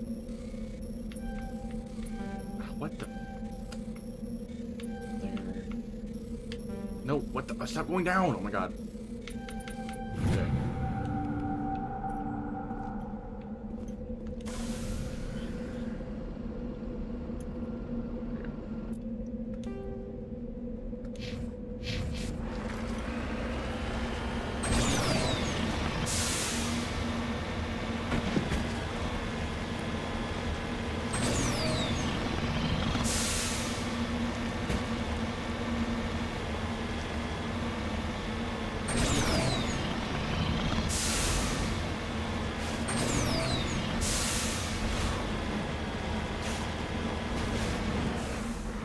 Oh. Okay. Alright.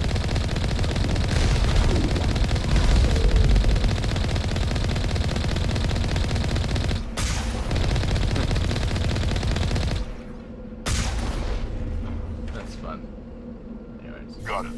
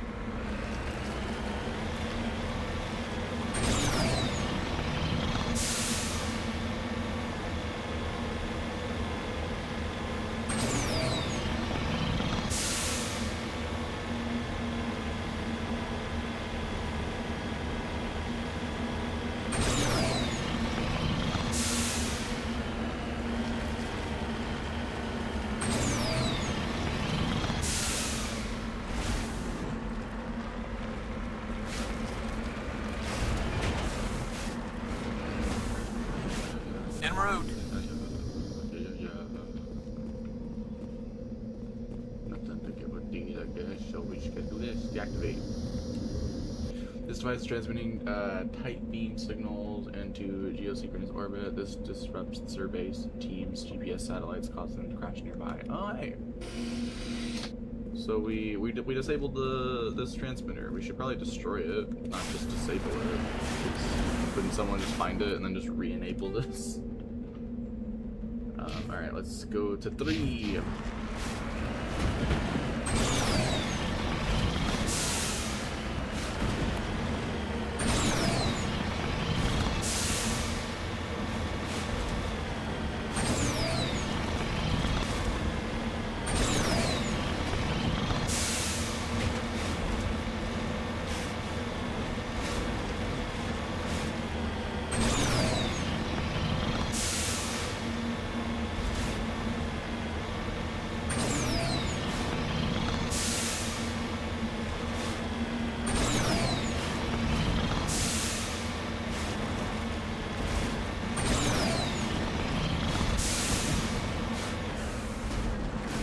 Oh, this is a mine. I should probably not do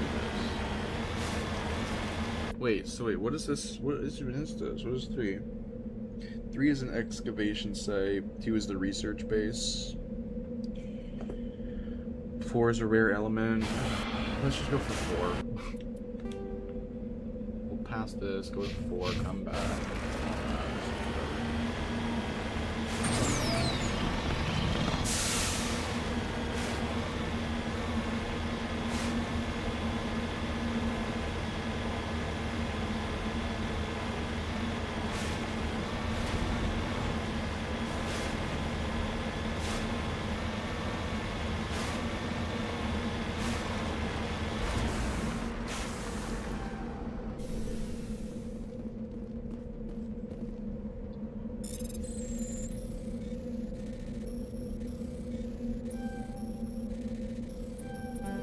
Oh, damn.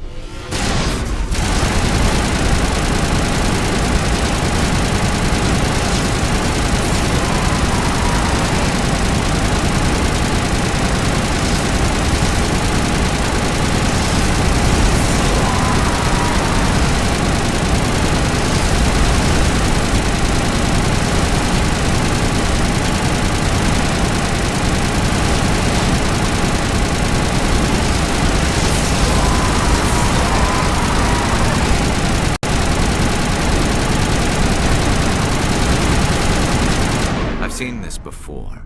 Machine cultists. The survey team must have unearthed some alien technology that turned them into mindless fanatics. Whatever they found, it's long gone now. Enemy sighted!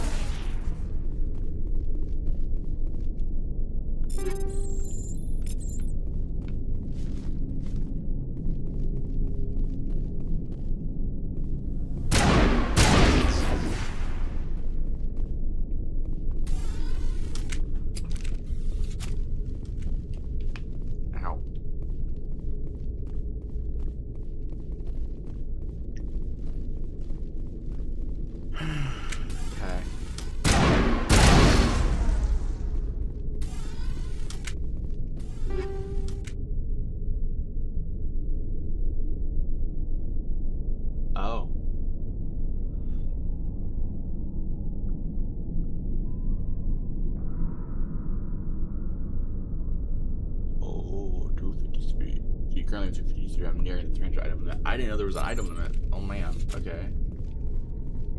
Well, shiz.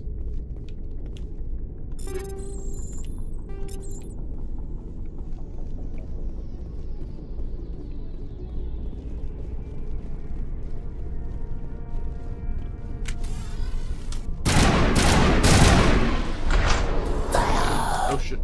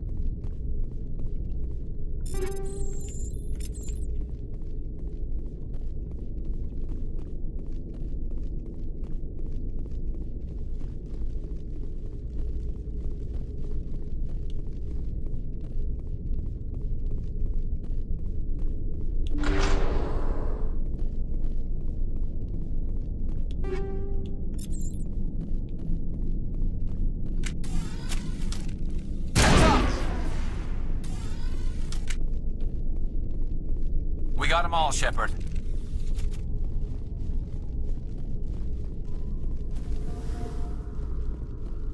Was this guy,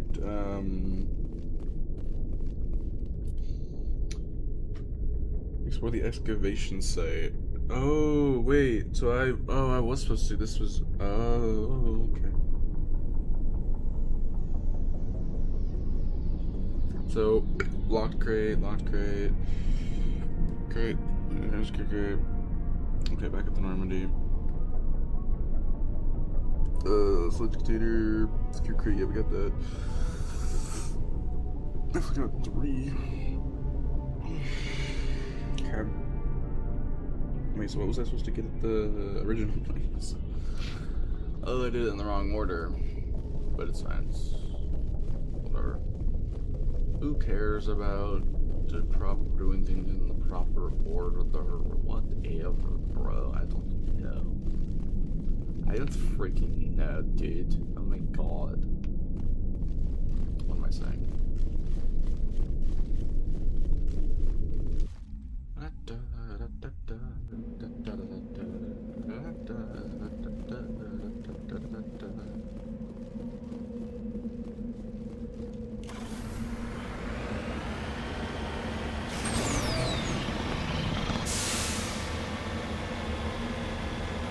Nobody's been here for a while.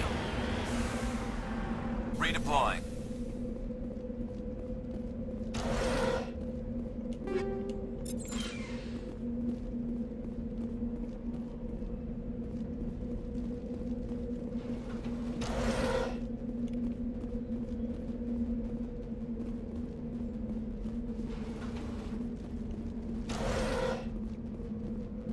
According to these data logs, the survey team unearthed some kind of alien technology. According to these data logs, the survey team unearthed some kind of alien technology. Okay.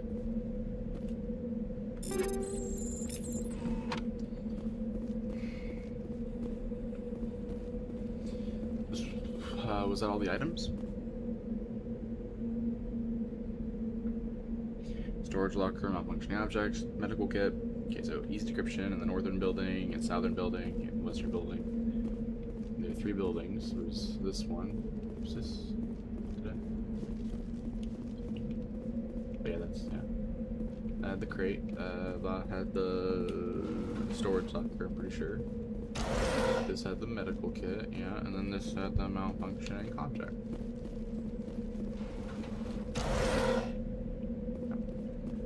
Alright, so everything was gathered. Planet complete. Okay.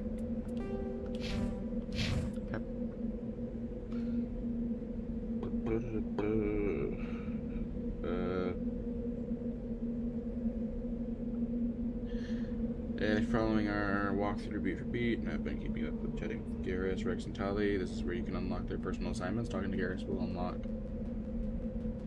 Wait, am I supposed to talk to them after every single mission? Oh my god.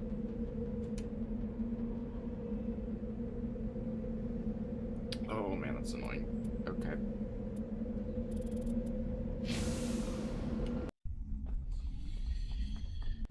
Do I for like, is that for real? I have to talk to my crew every planet I complete? I hope not, because that's really annoying.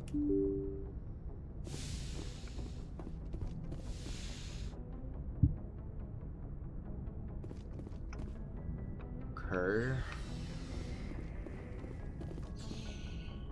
This is when you can unlock their personal assignments. Talking to Garrus will unlock Garrus. Find Dr. Celion while talking to Rex, and then ask about family will unlock Rex family armor.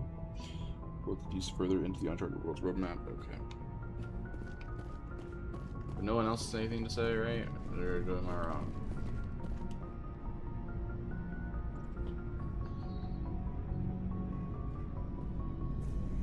Anything you need, Commander? Just trying to get a sense of where they know about the stonewalling you've had from the Council. Shit. I didn't mean to skip that. Fuck. Those communications. Yes, sir. Ah, damn it. No, shut up, shut up, shut up, shut up, shut up, shut up, shut up, shut up, shut up, shut up, shut up, shut up, shut up. Fuck. Damn it. I've been. Have I really? Was I really supposed to be talking to them this entire time?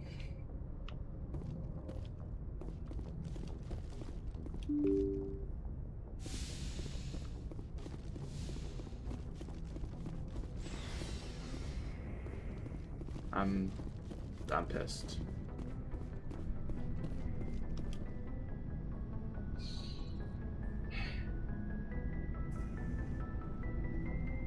Anything you need, Commander?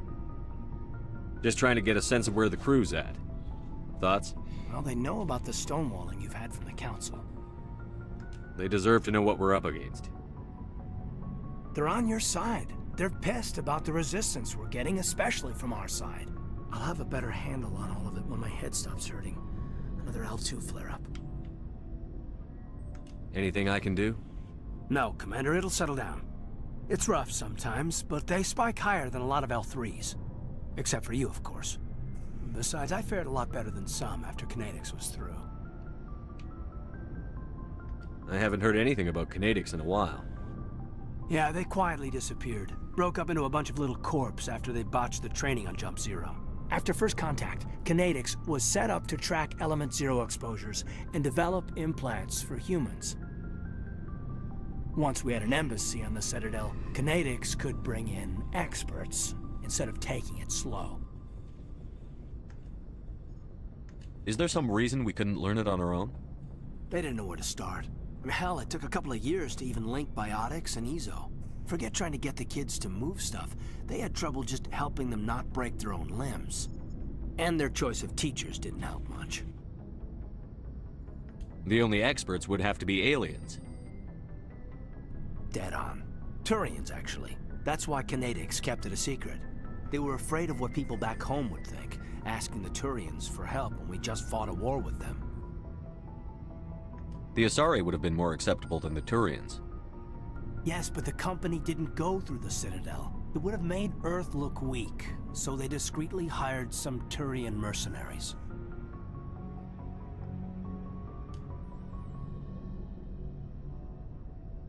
I'm sure Kinetics did what they thought was best. It wasn't best for us. They brought in an ex-military Turian named Commander Vernus. A real hard-ass. He basically had a free pass to break us if it would turn out a decent biotic. Kind of spiraled from there, Commander.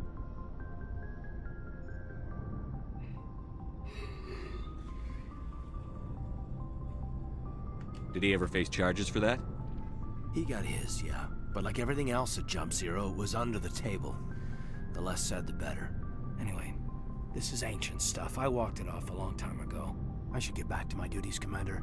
We're here to make history, not rehash it. Just trying to get a sense of where the crew's at. Thoughts? I've wasted enough of your time for now, Commander. We'll have time for personal debriefings later. What's your opinion on the last mission? Dr. Tassoni.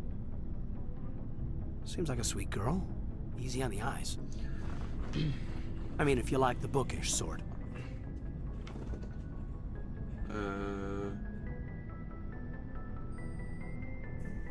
Any intentions there, Lieutenant? No, Commander. Just art appreciation. We'll talk another time, Lieutenant. Commander?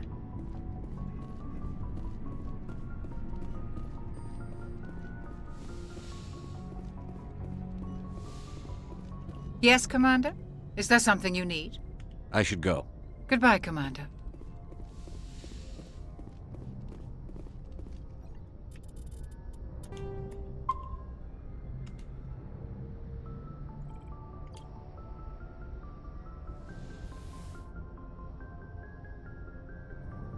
I get the feeling you want to ask me something, Commander.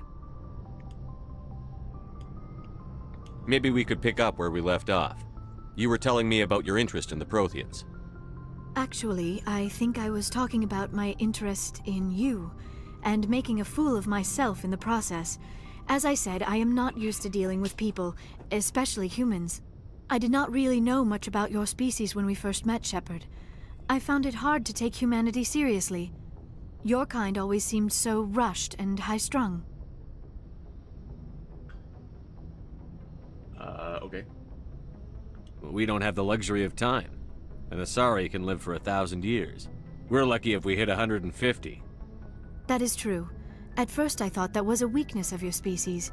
After spending time with you and your crew, however, I think it may actually be an advantage. You humans are creatures of action. You pursue your goals with an almost indomitable determination. It is an admirable trait, but also an intimidating one. Okay.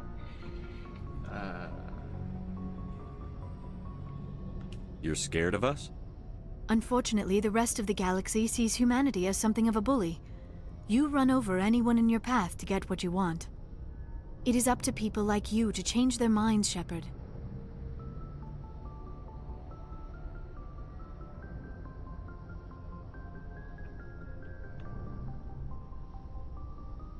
I'm doing the best I can, Liara. There is a reason the Council chose you to become a Spectre. They saw something special in you. The best of what humanity has to offer. I looked into your history. I know what happened on Akuz.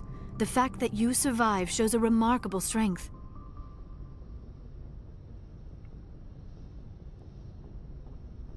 You didn't need to go behind my back. I would have told you whatever you wanted to know. I apologize, Commander. After our last conversation, I was afraid I would say something stupid again. I wanted to know more about you. To understand what made you into the man you are. There is something compelling about you, Shepard.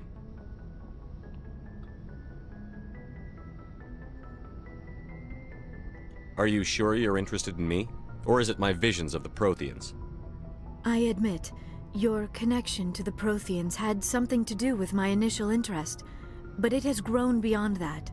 You intrigue me, Shepard, but I was not sure if it was appropriate to act on my feelings. I thought there might already be a relationship between you and Chief Williams. You're an alien! That's crazy. It's private, it's not serious. Oh, right, okay. I, first playthrough, fucked up on this, because I was trying to always be nice, and I said this shit. Didn't mean to pick topic. So, this does, I think I know what to pick. I just want to double check. So, okay. Right, depending on, okay. You should pick it's not serious, and then, okay. This is how you start it. Okay. So, we have to say it's not serious, and then there is. Okay, so, it's not serious. Williams and I are just friends, nothing more. My mistake, then. I am not as adept at understanding human relationships as I thought. But what about us, Shepard? Is there a mutual attraction, or was I wrong about that too? There is, like, is that something I can say? You were wrong, I just want to be trying, this one. No, you were right. There is something between us. I knew it, and I knew you felt it too. But does this not seem rather strange? Why do I feel so close to you? We have only known each other a short time. We are from two different species. We have almost nothing in common. This makes no sense. Okay. These things never make sense. They just happen, and we get swept up in the storm. You make it sound so chaotic, so dangerous. Oh my god, dude. Okay, yeah.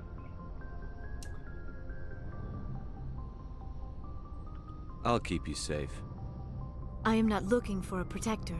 This is all a bit overwhelming. I am not used to this. You.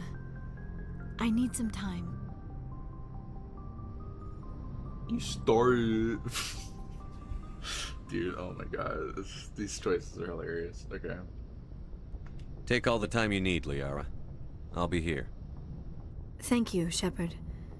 Let's just talk about something else for now. Okay. Bye. I should go. Goodbye, Shepard. That's hilarious. That's hilarious. The choice, like, I know I'm not picking the choices, but man, the choices you can pick are so fucking funny. Because, like, they're obviously not gonna say what is actually prompted. Like, they're not gonna say what you picked them to say. Like, word for word. But man, that's funny.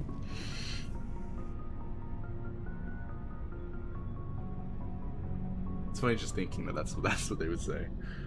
Okay. Where's my thing? Okay, here.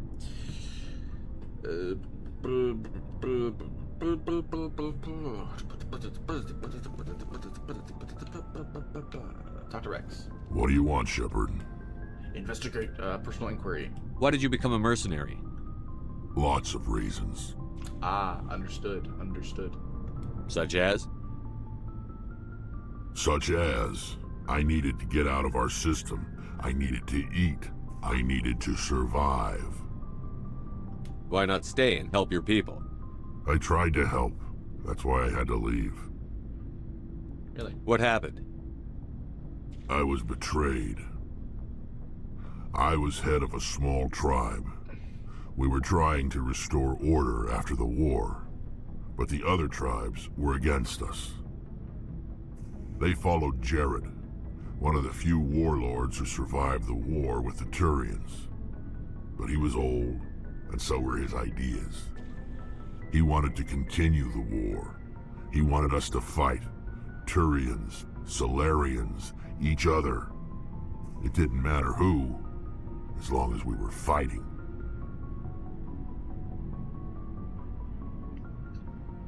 What did you want? I just wanted Jared to shut up, to stop his ranting. I wanted him to stop leading the tribes astray. But he couldn't understand how much things had changed. We didn't have the numbers to go to war. Even if we did, the genophage made sure we couldn't replenish our numbers fast enough. I told them all to forget about war. We needed to focus on breeding, at least for one generation. And for a while, we were getting through. Some of the tribes started coming around. I take it the warlord didn't appreciate that. No, he didn't. He arranged a crush with the tribes, a meeting on neutral ground. He wanted to talk. We met at the Hollows, near the graves of our ancestors. The skulls of our dead laid bare to remind us where we come from and where we all go. It's as sacred as any Krogan place can be. Violence is forbidden. It sounds like a trap to me. You must have suspected as much. I did. But when your father invites you to a crush, well, there are some laws that even we hold sacred. You say, your father? What? Jared was your father? He was. Until that day. We talked, but we didn't get anywhere. When it was clear that I wouldn't join him, he gave the signal. His men leapt from the graves of our ancestors like Krogan undead. The few that were loyal to me died quickly. I escaped with my life, but not before I sank my dagger deep into my father's chest.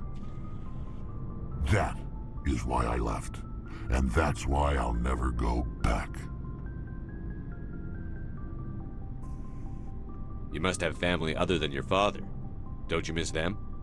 You trying to make me cry, Shepard?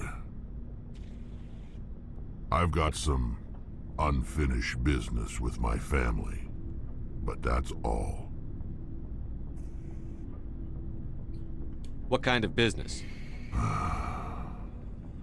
Before I left, I made an oath to my father's father. I swore to recover my family's battle armor.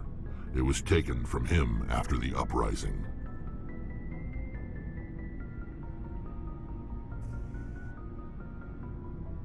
What's so important about this armor? It's a relic. Useless, really. But it was worn by 5 generations of my family before the war. It's rightfully mine. Originally, it was taken by the Turian military. We weren't allowed armor or weapons after the war. Now, it's in the hands of Ton Actus. A Turian scum who collects relics from the war. He's made millions selling Krogan artifacts that were stolen from my people. He's got several bases where he stores his goods. All fortified and guarded. I just don't know which base has my family's armor. Just tell me where to start looking. I'll upload the data to your nav system. But Commander, I want to be there when you find him. You must have family other than your father. Don't you miss them? I already told you, Shepard. I promised to find my family's armor. Other than that, there's nothing left for me there. So long, Rex. Shepard.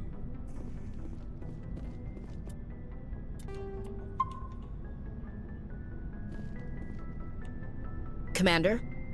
What's your opinion on the last mission?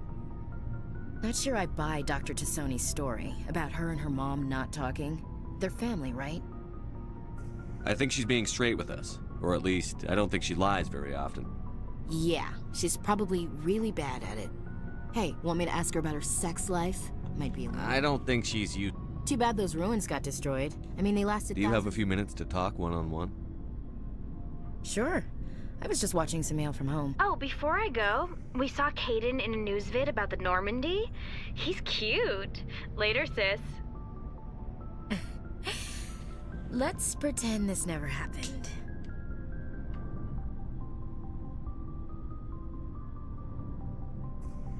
Are you interested in the Lieutenant, Chief? Of course not, sir. Fraternization is against regulations. What's up? You didn't come by to eavesdrop on family mail. Your family seems to be important to you. Yeah, we've always been close. Me and my sisters especially. With Dad on duty so much, I had to help Mom raise them. Did your father serve with the fleet? Yeah, took any crap posting he could get that offered space time. You know what? He worked his ass off trying to get recognized, but he never made it above serviceman 3rd class. He was real proud when I made Chief. First thing he did was salute. What about your mother? You haven't mentioned her. You must know what military wives are like. Strong because they have to be, able to raise kids while Dad's away on a 6-month cruise. She has a degree in planetary geology. She and Dad both wanted to see new worlds. She gave up her career to raise us, though.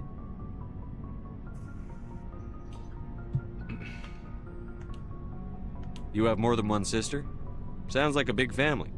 Yeah, I'm the oldest, then Abby, then Lynn. Sarah's the youngest. She's still in high school. With 4 girls, Dad used to say he felt more outnumbered at home than on maneuvers.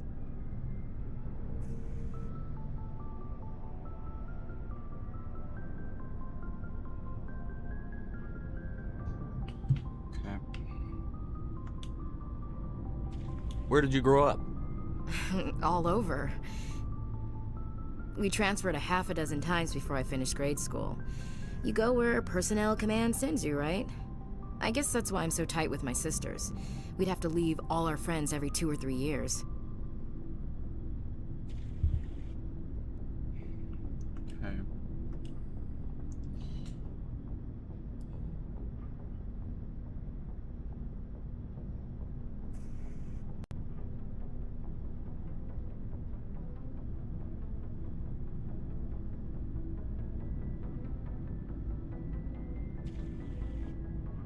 You're lucky to have a close family. Sorry, I forgot about your family situation. Or lack thereof. Relax, Williams. I've dealt with it. Asked me to clear a bunker of armed hostiles? No problem. Dealing with the foot in my mouth? Not so good with that. Things were tense between Sarah and me for a while. Then we bonded. Sounds like a story. Feel like sharing? Sarah got herself a boyfriend who wanted to go faster than she did. Mike. I didn't think he was a bad kid, just pushy. Lynn would send me these worried vid mails, and I'd tell her to relax.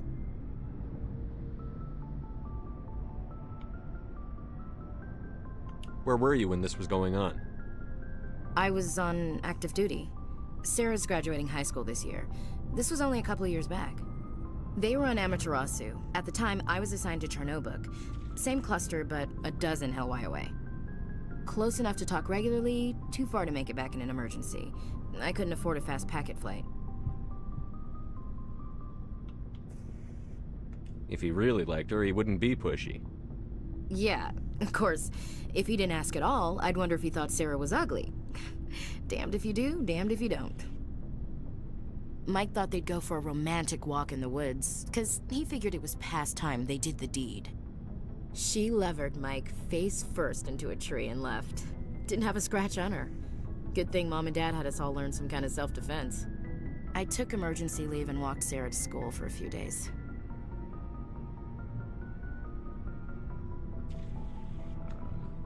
Why didn't you tell the police? She said it wouldn't solve the real problem, and she and Mike would both become household names. It was a small colony. I said it was her call to make, that we should let her do it her way.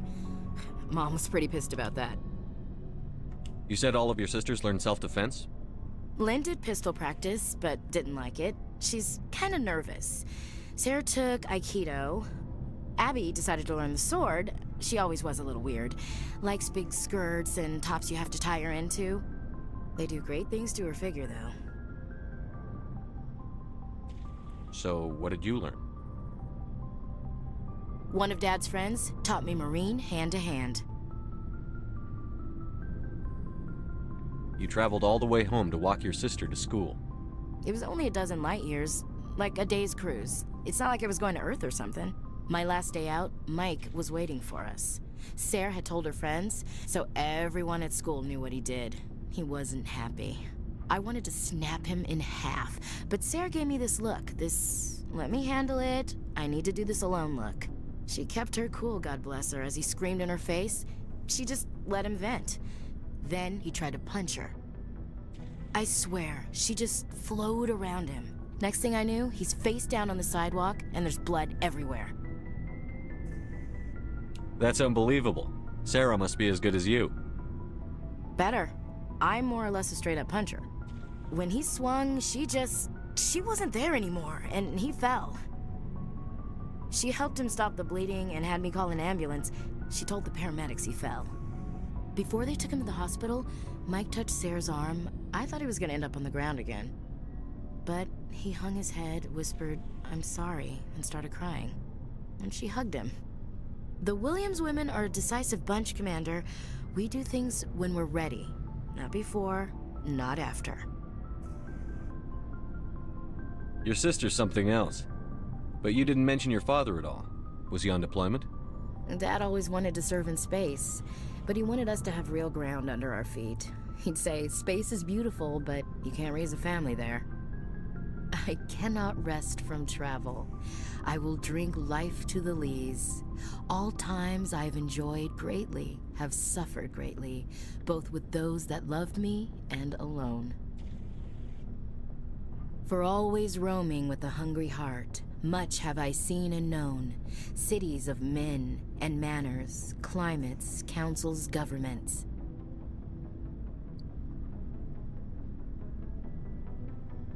I never thought I'd hear you reciting poetry. Just because I can drill you between the eyes at 100 meters doesn't mean I can't like sensitive stuff. Just don't spread it around. Ulysses was my dad's favorite poem. Every time he shipped out, he recorded me reading it. He had a dozen versions when he retired. Does he still like it? I sure hope so. I read it to his grave every time I go home. Dad passed on a few years back. He's probably still watching, though. You mean from wherever we go after death? Dead on, Skipper. He's with God now. That's not a problem with you, is it? That I believe in God? Shit. Okay, nope, I fucked up. I gotta reset the conversation.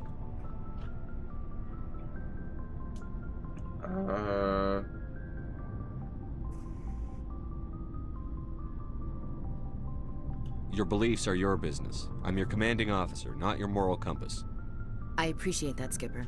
I should get back to my duties. Didn't mean to take up so much of your time. Yep. Fucked up. Gotta reload that. Ooh, shit. It's too nice. Alright, I gotta... Commander? That's annoying to have to redo, but okay. So, I don't have to do that. I just talk. Do you have a few minutes to talk one-on-one? Sure. I was just watching some mail from home. Oh, before I go, we saw Caden in a news vid about the Normandy. He's cute. Let's pretend this never happened. Are you interested in the lieutenant? Of course not. What's up? You didn't come by to eavesdrop on family mail. Okay, so I guess this one. Your family seems to be important to you. Yeah. With Dad on duty so much, I had to help Mom raise them. Yeah. You know what? He was real proud when I made Chief. What about your mother? She gave up her career to raise us, though. You have more than... Yeah. With 4 girls, Dad used to say he felt more outnumbered at home. Where did you grow up? I guess that's why I'm so tight with my sisters. We'd have to leave all our friends every 2 or 3 years. After helping raise them, your sisters still talk to you? Amazing. Things were tense between Sarah and me for a while. Then we bonded. Sounds like your father wasn't around much. Wasn't your family stationed near him? Dad always wanted to serve in space, but he wanted us to have real ground under our feet. He'd say, space is beautiful, but you can't raise a family there. I cannot rest from travel. For always roaming with a hungry heart, much have I seen and known. Cities of Wait, hold on. Fuck. Sir. Hold on, close back here. God, I hate redoing the dialogues, but okay. Commander? Do you have a few minutes to... Sure. Let's pretend... Are you in... What's up? Your family seems to be important to you. Yeah. With Dad on duty so much, I had to help Mom raise them.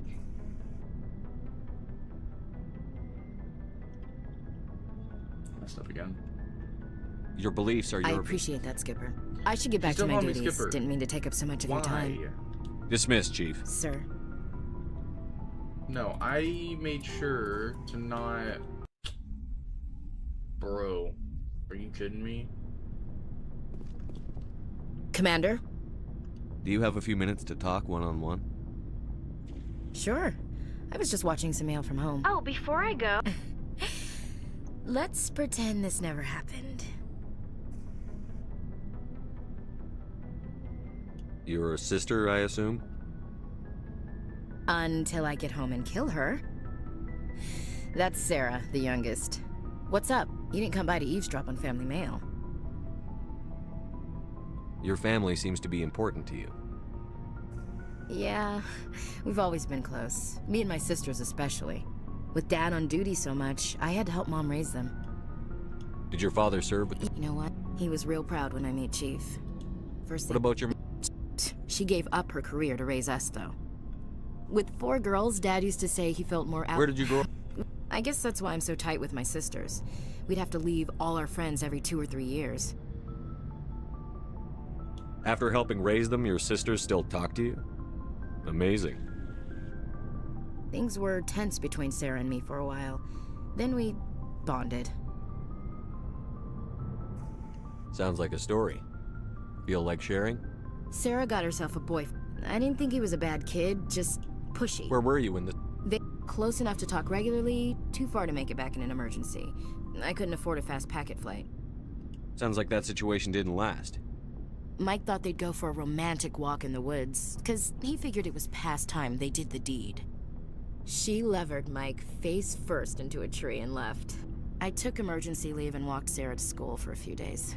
Why didn't you tell the police? She said it wouldn't solve... I said it was her call to make, that we should let her do it her way. You said all... They do great things to her figure, though. So, what One of Dad's friends taught me Marine hand to hand. Did anything happen while you were home? My last day out, Mike was waiting for us. Sarah had told her, I swear, she just flowed around him. Next thing I knew, he's face down on the sidewalk, and there's blood everywhere. He missed? When he swung, she wasn't there anymore, and he fell. She helped him stop before they took him to the... And she hugged. The Williams women are a decisive bunch, Commander. We do things when we're ready. Not before, not after. Where was your father during this? Wasn't your family stationed near him? Dad always wanted to serve in space, but he wanted us to have...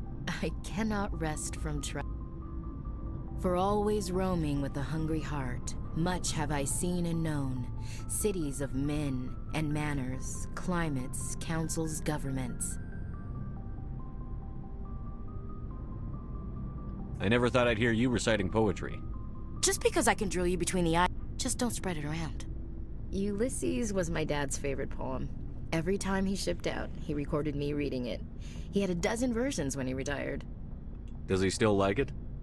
I sure hope so. I read it to his grave every time I go home. Dad passed on a few years back. He's probably still watching, though. I thought you said he was dead. You know, from heaven, wherever that is.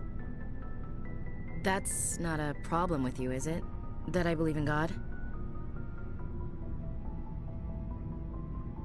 Your beliefs are your business. I'm your commanding officer, not your moral compass. I appreciate that, Skipper. Shit. I should get back to my duties. Didn't mean to take up so much of your time. Dismissed, Chief. No. Sir.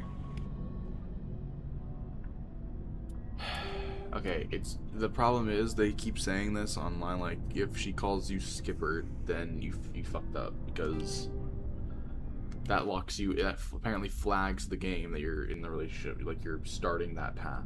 I gotta, oh my god, okay. Okay.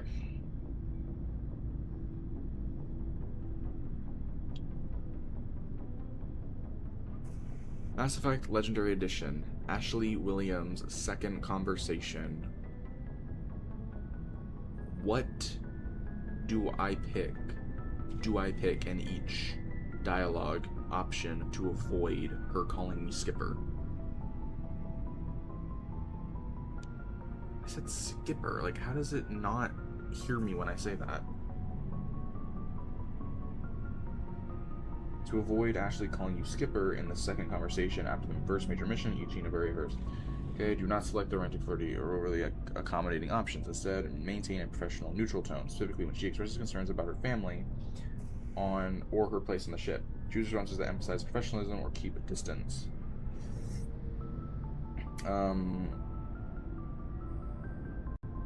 Choose neutral form. Okay. Replies to keep the relationship as commanding officer and subordinate.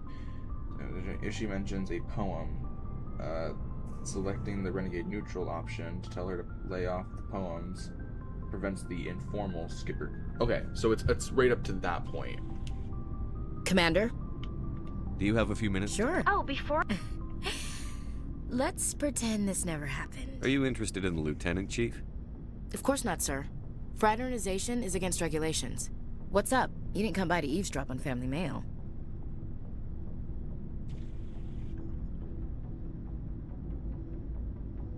Wait, no.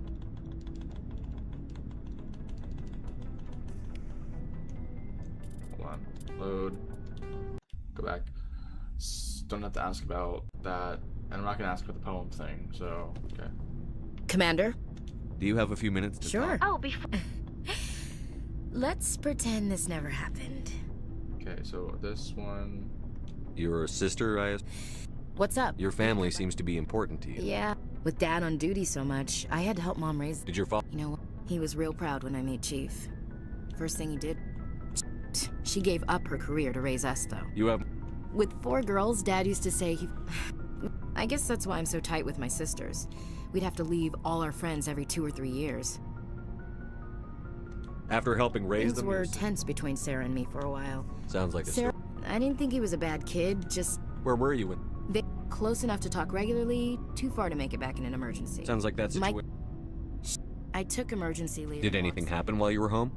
My last day out, Mike was waiting for us. Oh, wait a minute. I didn't... Oh, I skipped it by accident. Fuck. The one dialogue. I should... Shit.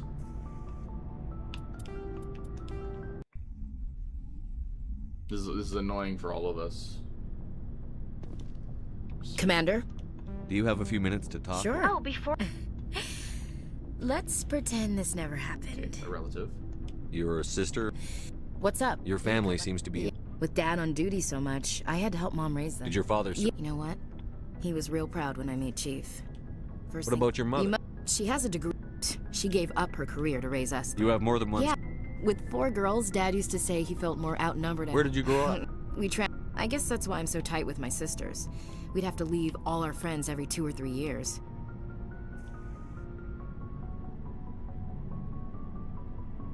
After helping raise Things were them, tense between Sarah and me for a while. Then we... sounds like a story. Sarah got... I didn't think he was a bad kid, just pushy. Where were you when this was going on? They were on Amaterasu. Close enough to talk regularly, too far to make it back in an emergency. I couldn't afford a fast packet flight. Sounds like that situation didn't last.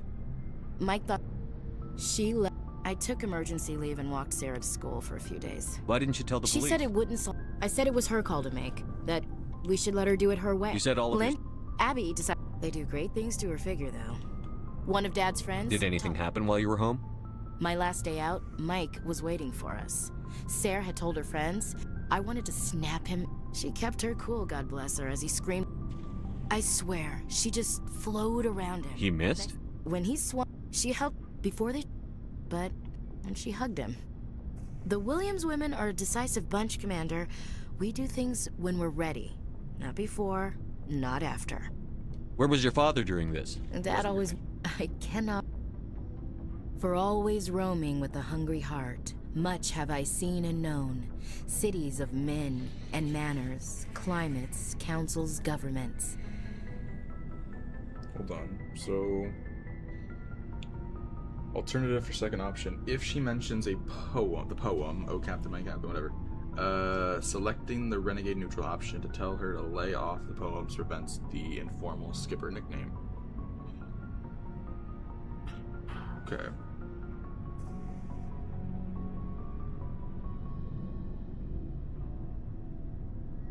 So the neutral option would be just Tennyson, like just asking.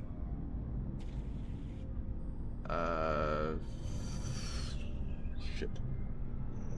Okay, please work. I didn't know you liked classical literature.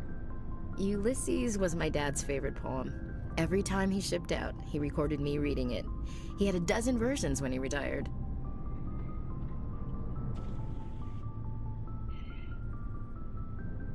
Does he still like it? I sure hope so. I read it to his grave every time I go home. Dad passed on a few years back. He's probably still watching, though. I thought you said he was dead. You know, from heaven, wherever that is. That's not a problem with you, is it? That I believe in God?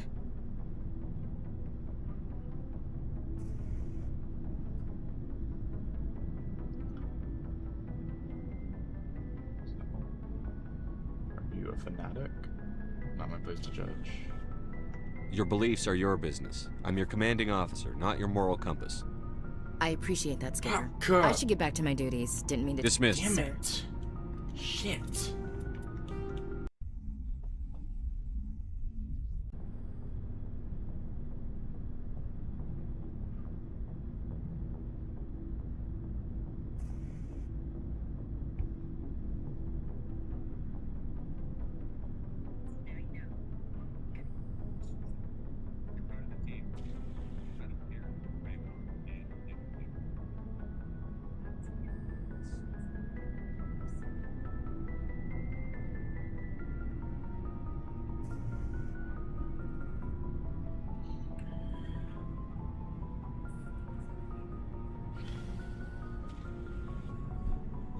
Okay, no, that's not helping, because I need to, like, I need actual, like, the freaking dial, like, that's annoying.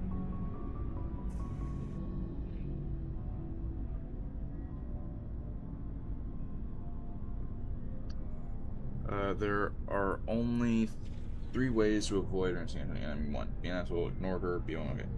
Over, let her down, Vermeer, around that. Truly the most effective way of all. Let's see, brain center.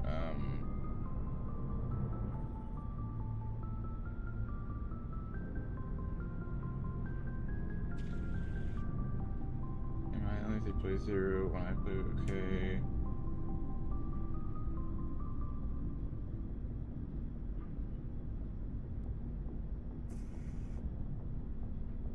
Wait, no.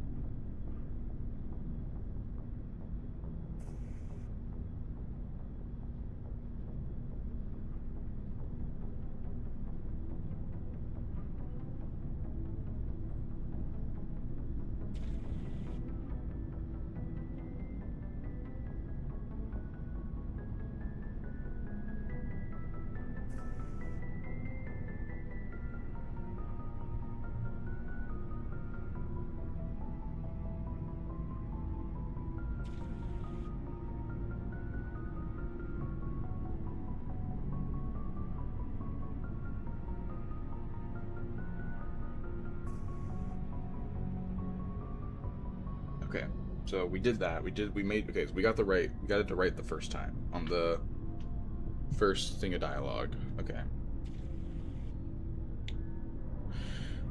So, okay.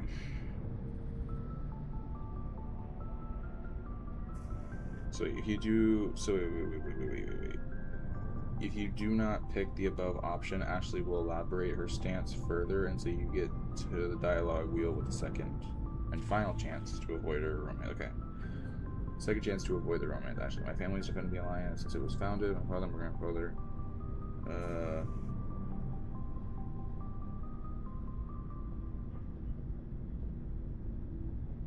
So they're saying that. Nice.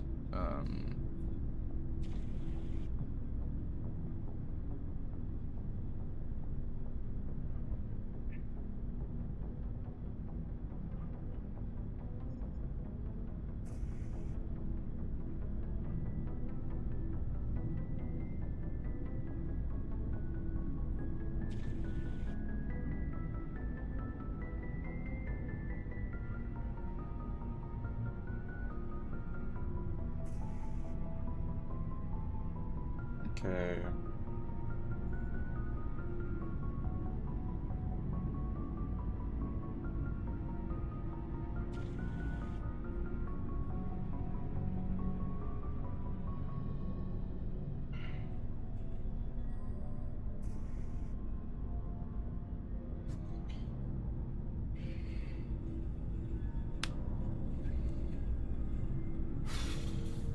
How do I do this? How do I do this? How do I do this? How do I do this? How do I do this?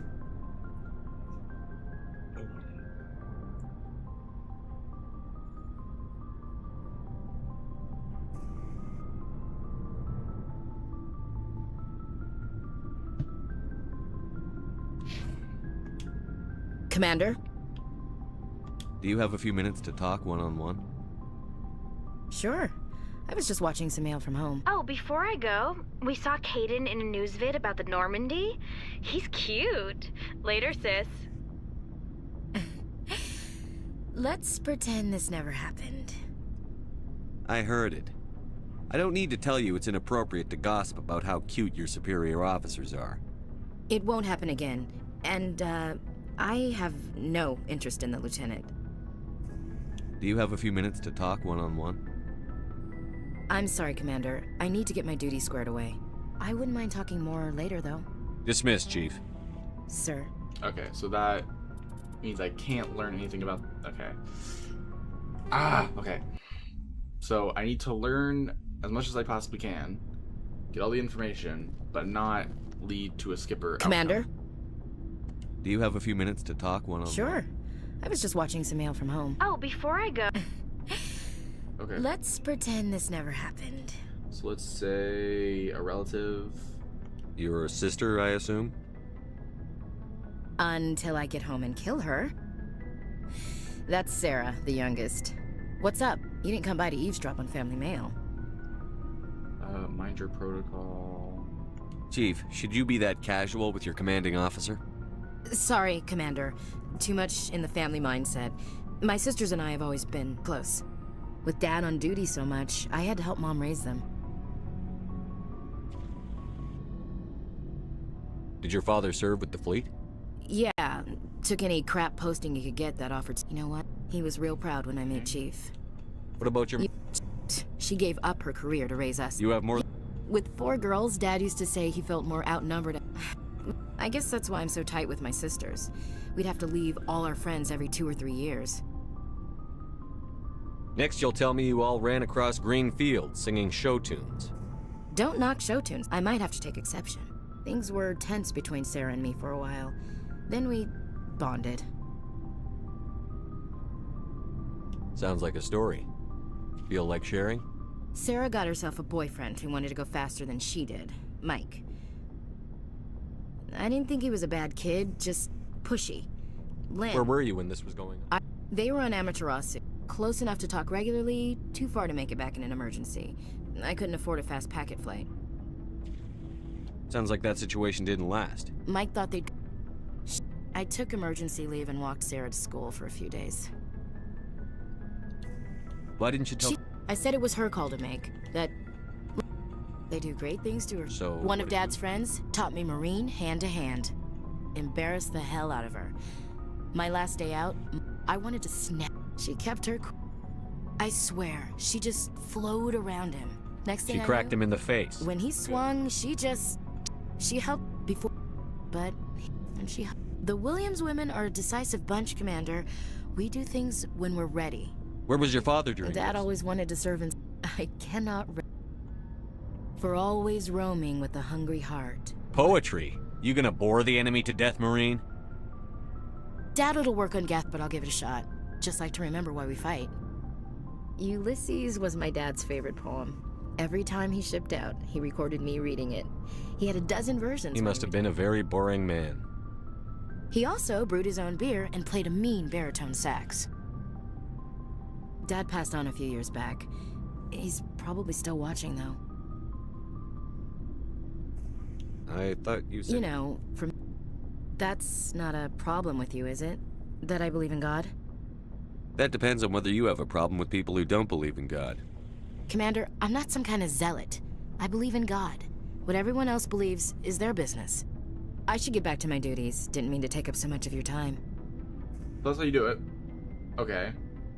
Dismissed, Chief. Okay, so... Sir.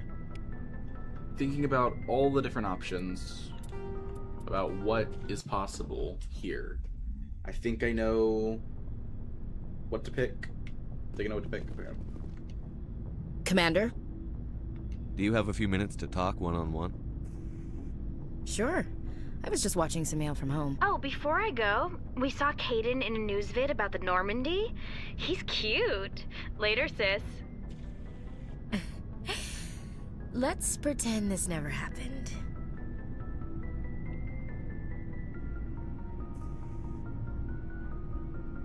Your sister, I assume? Until I get home and kill her. That's Sarah, the youngest. What's up? You didn't come by to eavesdrop on family mail.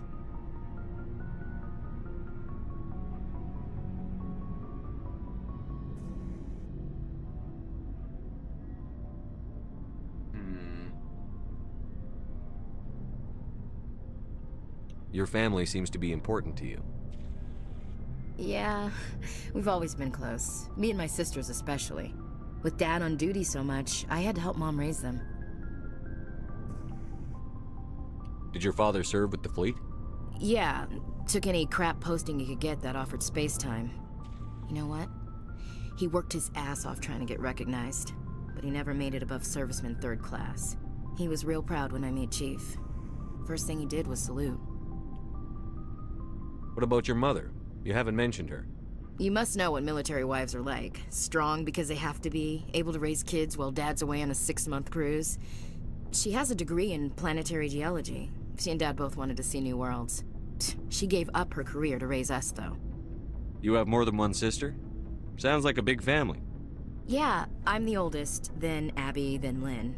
Sarah's the youngest. She's still in high school. With 4 girls, Dad used to say he felt more outnumbered at home than on maneuvers. Where did you grow up? All over. We transferred a half a dozen times before I finished grade school. You go where personnel command sends you, right? I guess that's why I'm so tight with my sisters. We'd have to leave all our friends every 2 or 3 years. After helping raise them, your sisters still talk to you? Amazing. Things were tense between Sarah and me for a while. Then we bonded. Sounds like a story. Feel like sharing? Sarah got herself a boyfriend who wanted to go faster than she did, Mike. I didn't think he was a bad kid, just pushy. Lynn would send me these worried vid mails, and I'd tell her to relax. Where were you when this was going on? I was on active duty. Sarah's graduating high school this year. This was only a couple of years back. They were on Amaterasu. At the time, I was assigned to Chernobog. Same cluster, but a dozen LY away.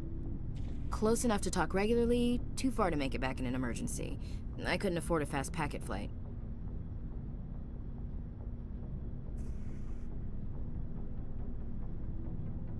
Sounds like that situation didn't last. Mike thought they'd go for a romantic walk in the woods, because he figured it was past time they did the deed. She levered Mike face first into a tree and left. Didn't have a scratch on her. Good thing Mom and Dad had us all learn some kind of self-defense.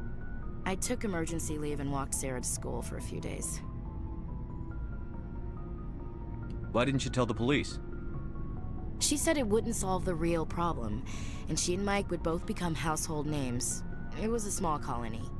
I said it was her call to make, that we should let her do it her way. Mom was pretty pissed about that. You said all of your sisters learned self-defense? Lynn did pistol practice, but didn't like it. She's kind of nervous. Sarah took Aikido. Abby decided to learn the sword. She always was a little weird. Likes big skirts and tops you have to tie her into. They do great things to her figure, though. So, what did you learn? One of Dad's friends taught me Marine hand-to-hand.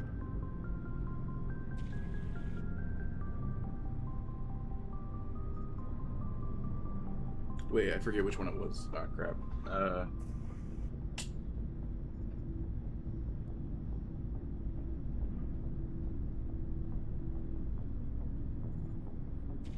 Did anything happen while you were home?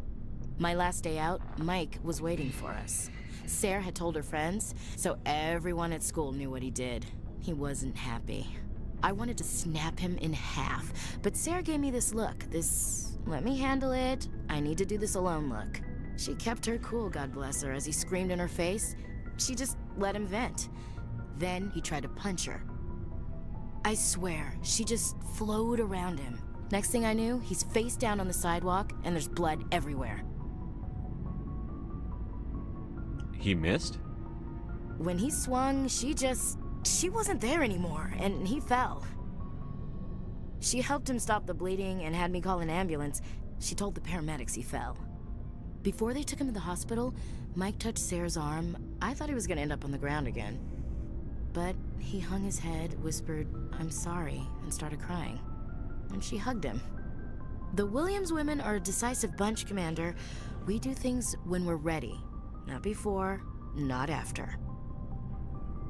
Where was your father during this? Wasn't your family stationed near him? Dad always wanted to serve in space, but he wanted us to have real ground under our feet. He'd say, space is beautiful, but you can't raise a family there. I cannot rest from travel. I will drink life to the lees. All times I have enjoyed greatly, have suffered greatly, both with those that loved me and alone. For always roaming with a hungry heart, much have I seen and known, cities of men and manners, climates, councils, governments.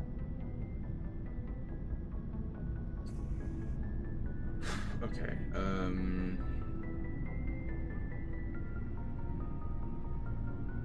I didn't know you liked classical literature. Ulysses was my dad's favorite poem.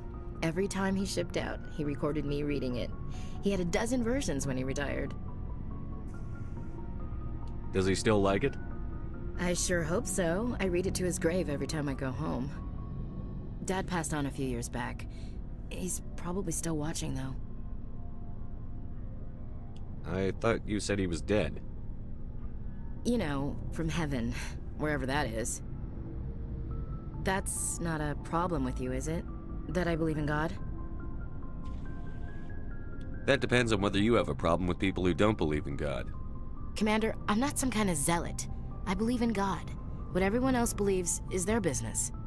I should get back to my duties. Didn't mean to take up so much of your time. yes. Okay, so we got the information, all that stuff. Dismissed, Chief. Didn't get called Skipper. It's that Sir. last option. It's the last one. Okay, now that I've made ensured that I was not called Skipper, we can move on to the next character. Commander, good to see you.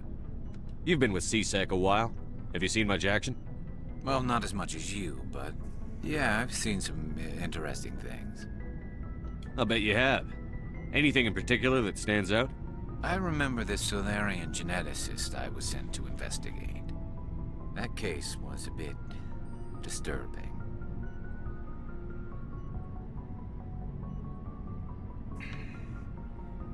What happened? Why were you investigating them? I was tasked with tracking black market trade on the Citadel. Most of it harmless, nothing I needed to pursue. But during the course of my investigation, I noticed an increase in the trade of body parts, organs mostly. We usually get a few of those, but not the numbers I was seeing. We weren't sure if there was a new black market lab or if some freak was harvesting organs from citizens. You've seen this before on the Citadel? Every so often, some lab sells unwanted parts through the black market, but they're not as bad as the psychos. I remember this one Elcor diplomat we caught in my first year on the job. He was hacking people up and selling their organs, had the station in a bit of a panic. But this case wasn't that clear-cut. Turns out there was more going on than we first realized. Okay. So how did you figure out what was happening? First, we got a hold of a sample and ran DNA tests. The weird thing was, the match led us to a Turian who was still alive and was very convinced he'd never lost his liver. After a bit of digging, I discovered this Turian worked briefly for Dr. Salion, the geneticist. So I went to his lab hoping to find evidence of cloned organ development, but there was nothing. No Salarian hearts, no Turian livers, not one Krogan testicle. You're kidding, right? Why would anyone want Krogan testicles? Some Krogan believe that testicle transplants can increase their virility, counteract the effects of the genophage. It doesn't work, but that doesn't stop them from buying. They'll pay up to 10,000 credits each. That's 40,000 for a full set. Somebody's making a killing out there. Jesus. God. What did you do about the geneticist? I brought in some of his employees for interrogation, to see if I could get them to talk. While I was interviewing one of them, I came across something suspicious.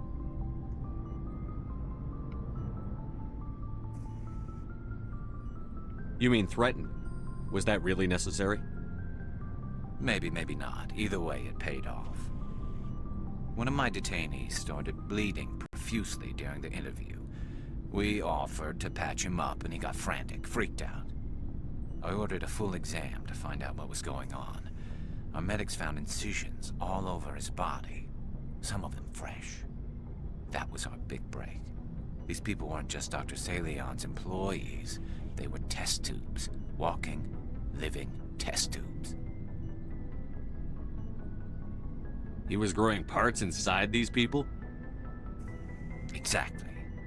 He cloned their organs right inside their own bodies. Then he harvested them and sold them off.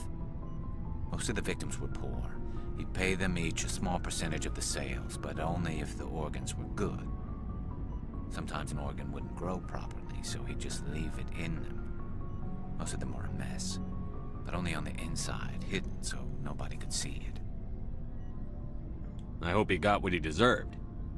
That's the worst part. We never caught him. Why not? What the hell happened? He ran, blew his lab, grabbed some of his employees, and headed for the nearest space dock. By the time I found out, his ship was already leaving. He threatened to kill his hostages if we tried to stop him. But you went after him anyway, right? I ordered Citadel Defense to shoot him down, but CSEC headquarters countermanded my order. They were worried about the hostages, worried about civilian casualties if the ship was destroyed so close to the Citadel. I told them those hostages were dead anyway. He just used them to make more organs, but they wouldn't listen.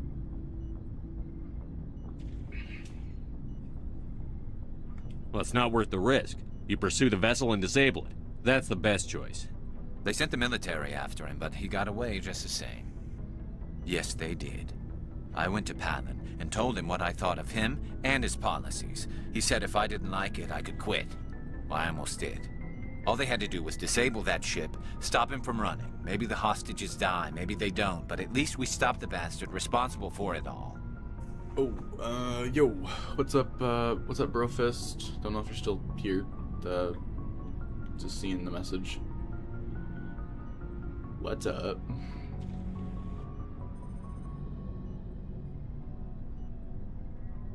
All they do is disable the ship, stop him from running. Maybe the hostages die, maybe they don't, but at least we stopped the bastard responsible for it all.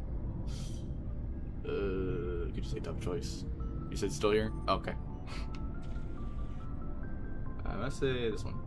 If you don't care about the fate of those hostages, then you're no better than he is. You're just a terrorist with a badge. Yeah, maybe you're right. It doesn't make it any easier, but I see your point. Just wish I could have stopped him. That's all. Do you have any idea what happened to Dr. Salion? I sent out feelers from time to time, hoping to find something. I thought I'd found him a while back. He changed ships and changed his name to Dr. Hart, his idea of a joke, I guess. I told the military, but they weren't convinced it was him. I got the transponder frequency for his new ship, but I just can't get anyone to check it out.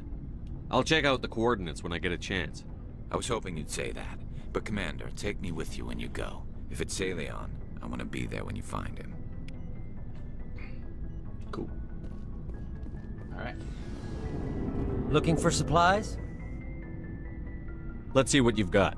You bet, Commander. Oh, right. Forgot I have... I'm running low on space, I just realized. Forgot about that. How much space do I have left? Where does it tell me that? I got too many things. I got my entire crew, so I guess I could outfit them with better gear now. So, sure, yeah. Okay, let's see. Yara, Tali, Rex, Garrus, Kaidan. Let's swap out Kaidan. Give him some better gear.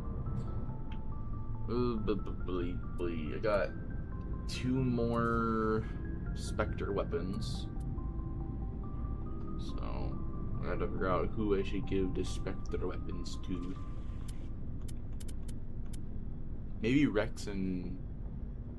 Yeah, maybe Rex and Garrus are who I should give the better equipment to. Yeah, I'll do that. Rex, Garrus, here we go. So I'll... Problem is, I don't really want to swap out their normal gear and the ones they have on. So, let's see. What does Rex wear? He wears the Lancer outfit? Okay. So he wears Lancer. So let me see what the other ones look like. Whoa! This looks kind of cool. Less comfortable though, but still looks cool. Mantis 5, Liberator 5. So this is Liberator 5. That's the Onyx, which is pretty standard looking. Scorpion, Survivor, Warlord. Whoa! This looks cool. Oh, is this a special thing you get from taking down the assassination targets? Because this is cool. I want him to have this. This looks actually more like what he originally wore, isn't it? Mercenary 4. So he wears the Mercenary 4. So, oh, one's heavy, one's medium. Oh, so this is his heavy armor. This is his medium armor. Gotcha. I like his medium armor though. The Phoenix. I think we got the Onyx 3. Looks fine, and it actually looks like it would be itchy. Doesn't look really that comfortable. I don't know why. This one, kind of, the color scheme isn't my favorite. Let's see, Mercenary 1, Phoenix 1, Survivor 1. I guess we could give him, let's see, the...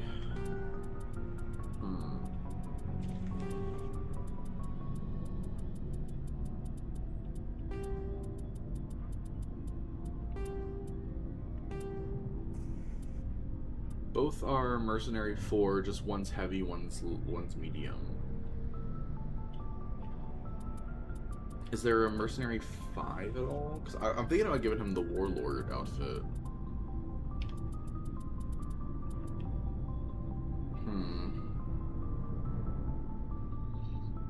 I think I think it goes up to 5, right? No, it goes up to 6. Okay. The armors go up to 6. So hopefully there's like a Mercenary 5 or a Mercenary 6 outfit I could give him.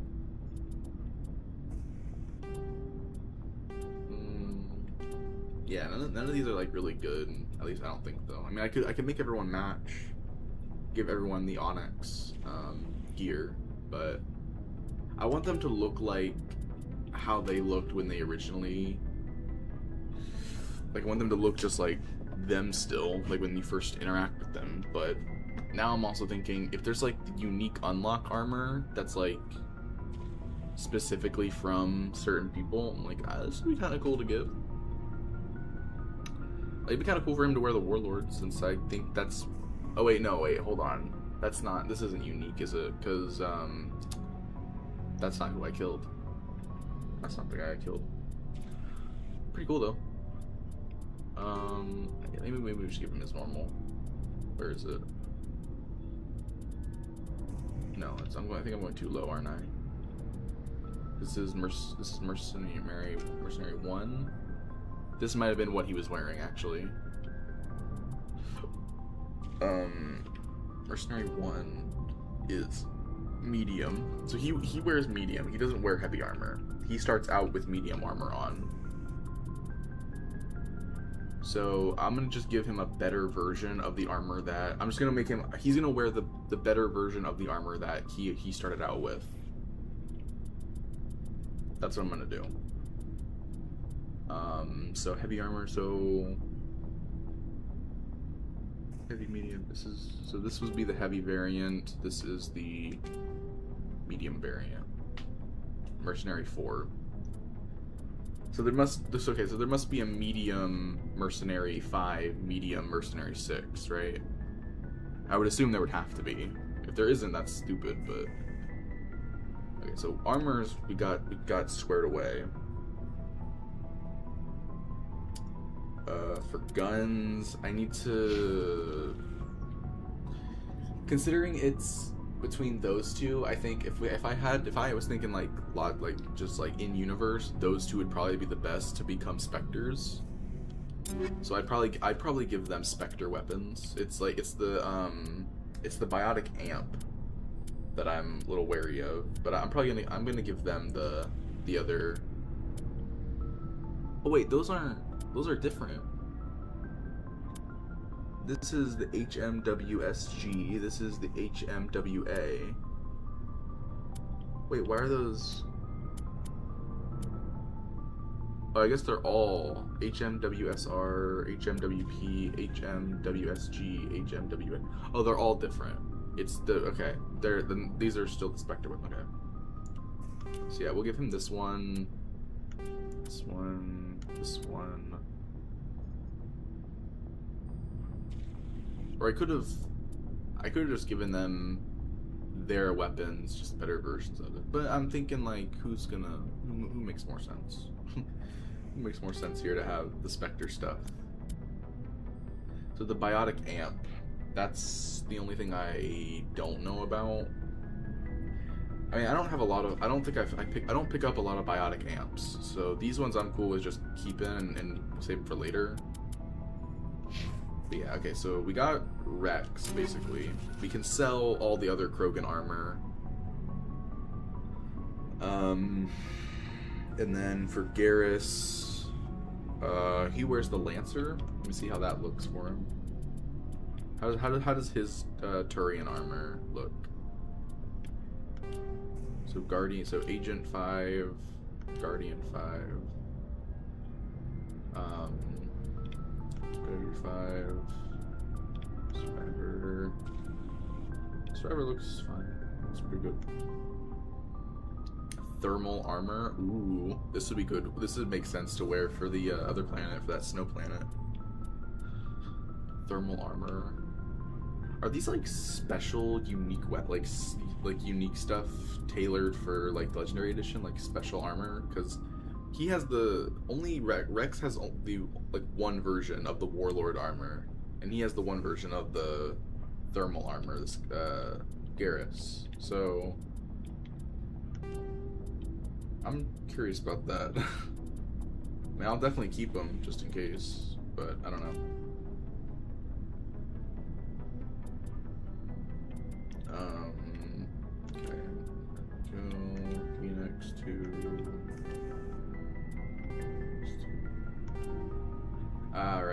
medium versus light in this, or yeah.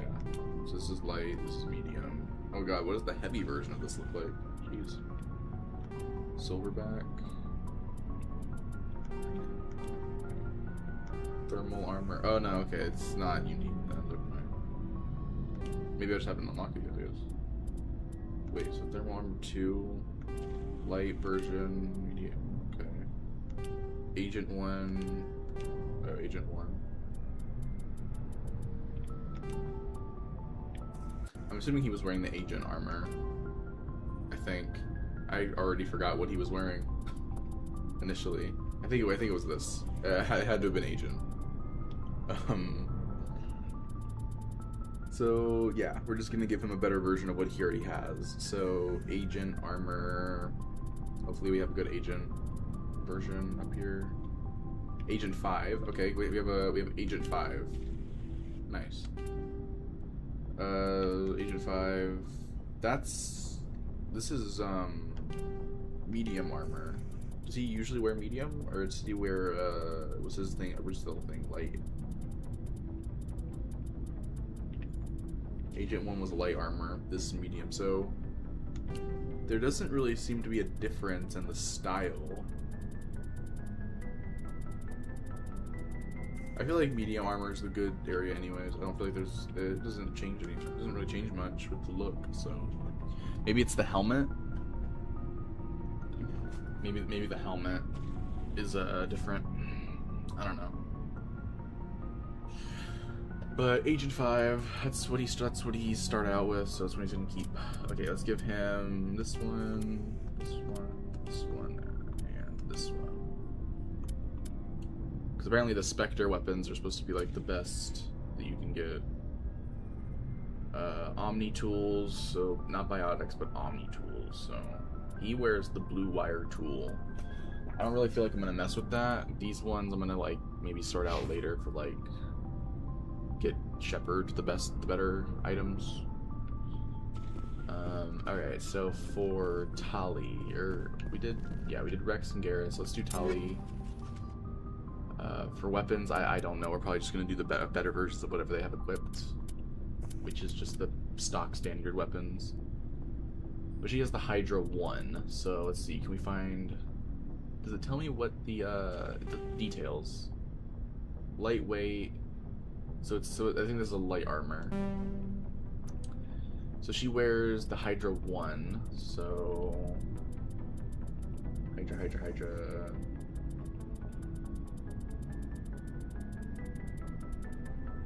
No, I'm not seeing it anywhere.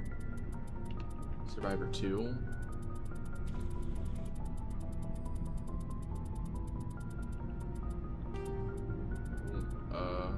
Onyx. Oh, this is Onyx.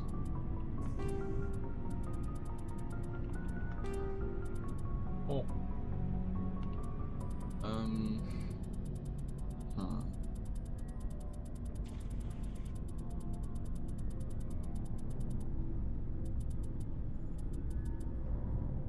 This is wait. Isn't she a Turian? Can she not wear medium armor?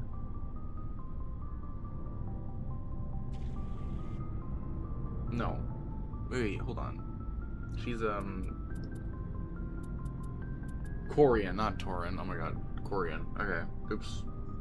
I only have stuff that they could wear, so Corian. Survivor 2, Hydra 1. Hydra 1, yeah, but like I feel like doesn't the Onyx looks the exact same. Like the Onyx armor looks the exact same, but I don't know if there's better Hydra armor. Like, yeah, like it's better and it looks the exact same. So maybe Onyx is fine. I don't know. Liberator 5, yeah. Okay, so yeah, I'll probably just give her the Onyx 4. Sure. Weapons, what is she? Okay, Lancer. Let's see. How many Lancers do I have? What is the... Actually, hold on. What are the... I can actually just Google it really quickly. What are, like, the best weapons for Tali? Mass Effect Legendary Edition, Mass Effect 1. What are the best weapons to give Tali?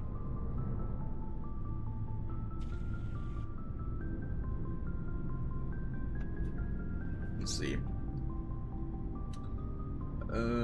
Is the tech powerhouse okay? The best weapons: Spectre Master Gear.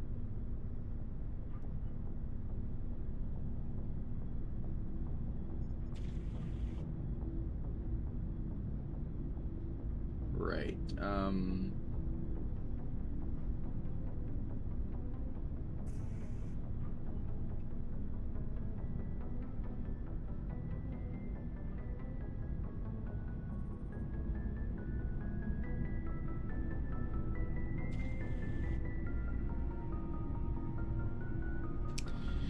Alright, I feel like it's just gonna say Spectre Gear for everybody.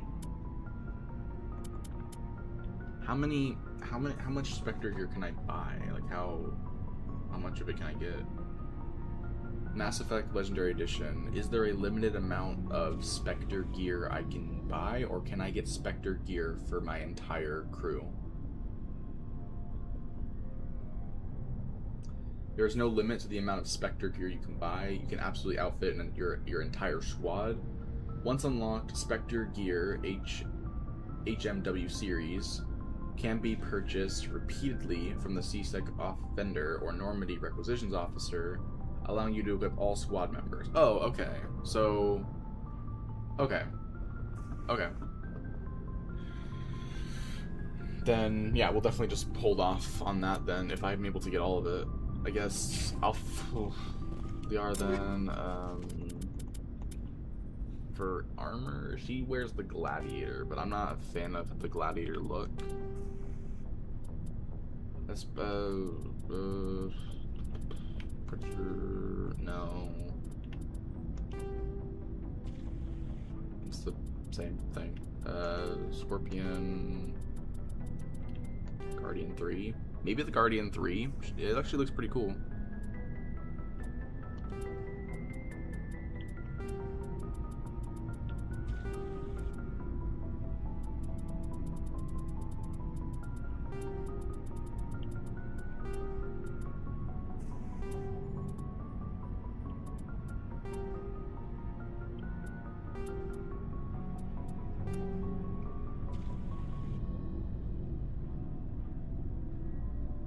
Maybe just the Onyx 1.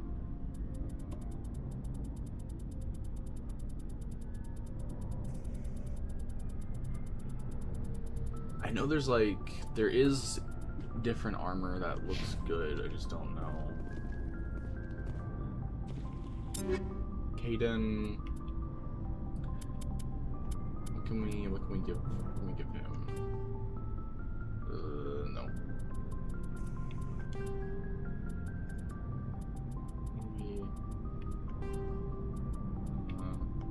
No.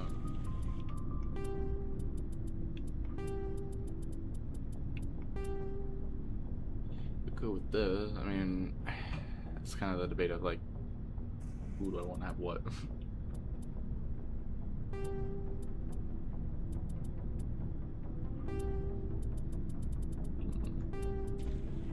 Gladiator 2. He looks pretty cool with the Gladiator armor.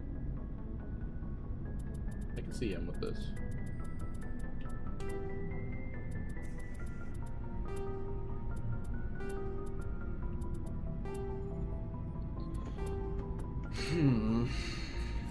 Armor is tricky for me.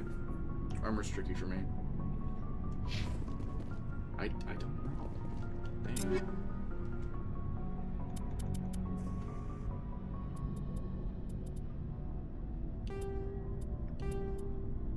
Oh, the Assassin 6? That's crazy. It's heavy armor, that's probably why. Huh. Well, there's no reason to give Ashley any sort of good gear. If anything, it actually makes more sense to give her the worst gear because I made in my mind she's going to be the one that dies in the end. So.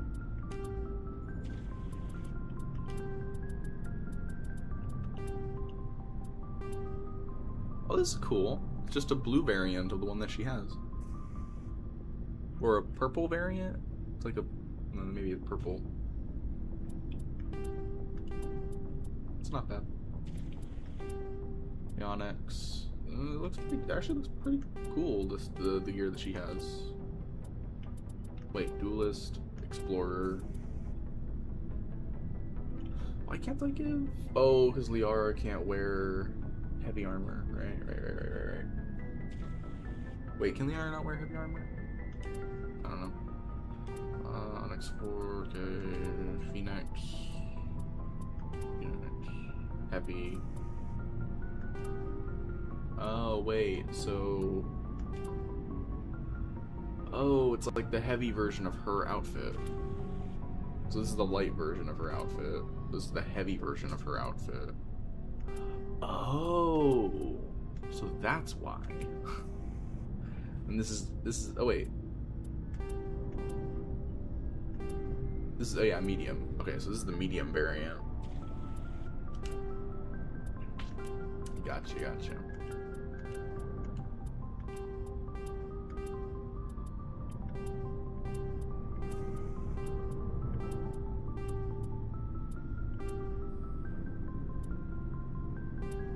Medium, Guardian 3.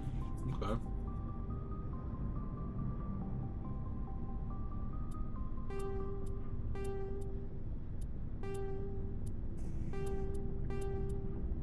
I don't know, it's probably like level 1 armor.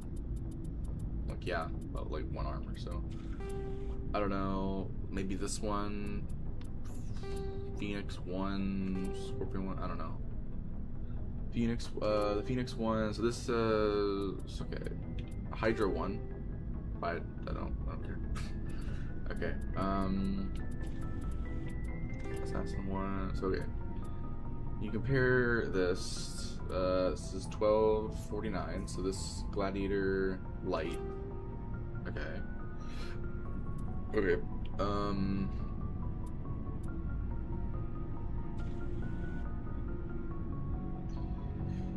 so we have Gladiator Light. Okay. So 40, 84k.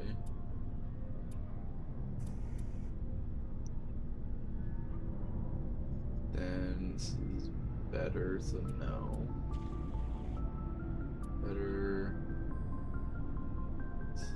Okay. Right. Okay, so maybe this is the worst armor I can give her. Gladiator 1 might be the worst. And I'm assuming everything is better than these weapons, possibly. Let's see, is there anything that does like a lot less damage that we can probably go for?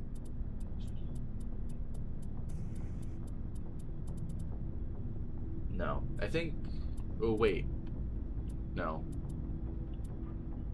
Oh, I do have multiple lancers, so there's that. Alright, so it doesn't really seem like, yeah, things go in the less, but really it's about the damage, so I think for Ashley, she's fine. She's got the, yeah, she's got the worst armor, I think, in the game, right? That'd be the worst you can give a character. And then I think for 2 and 3, everybody can survive. No one dies at the end. You don't permanently lose a squad mate in 2 or 3, if you obviously make the right decisions. Right, so I think everybody's fine. Actually, what does Liara's outfit sound like? Do I have access to the other one now? Let's see. Oh,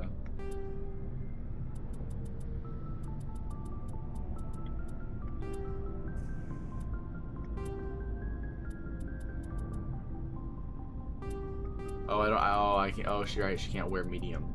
She can't wear medium armor. Sorry about that. What was it? Onyx. It wasn't the Onyx 1. No, it was one of the better ones, right? I gave her like Onyx 2, Onyx 3, right?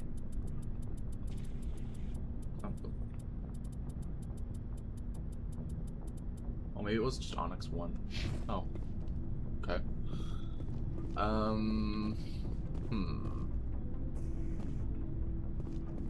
What about, no, do I not have, I don't think I do. Does he have anything else for sale? Or do I have Looking to, for supplies? Let's see what you've got. You bet, Commander. No, I think maybe I should wait until I go back to Citadel, see what the 2 people have to say about the armor, all that. Something I can do for you, Commander. Nah. Carry on, Adams. Aye, aye, Commander. I was gonna do a thing, but no. Alright, we're gonna save here. Can we want to talk? Shepard, I'm glad you're here. Nice. What's going on? You seem happy. Glad you're feeling better. Good to see you smiling again, so to speak. I'm sleeping much better now. I guess I'm getting used to how quiet your ship is. I still think a lot about my pilgrimage, though. I know Saren's our top priority, but with all the worlds we go to, I was hoping to find something to bring back to the flotilla.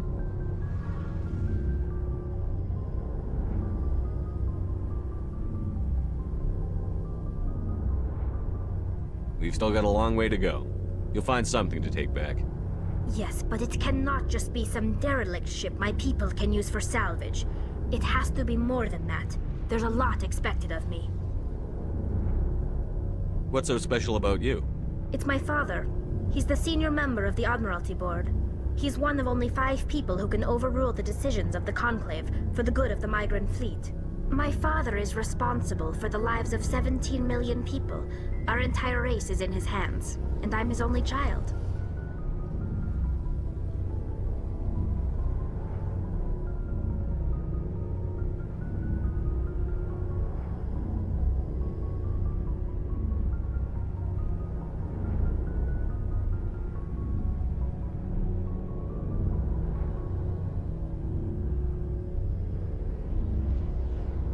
So are you some kind of heir to the Quarian throne or something? No, it doesn't work that way. My father's position isn't hereditary. I'll probably never serve on the Admiralty Board myself. Officially, I'm just the same as any other citizen. But it doesn't work that way in practice. People have always treated me differently because of who my father is. You must get all kinds of special privileges. I probably had it easier than most growing up, but it's not all good. People like my father have enemies, and they're not above using me to get to him.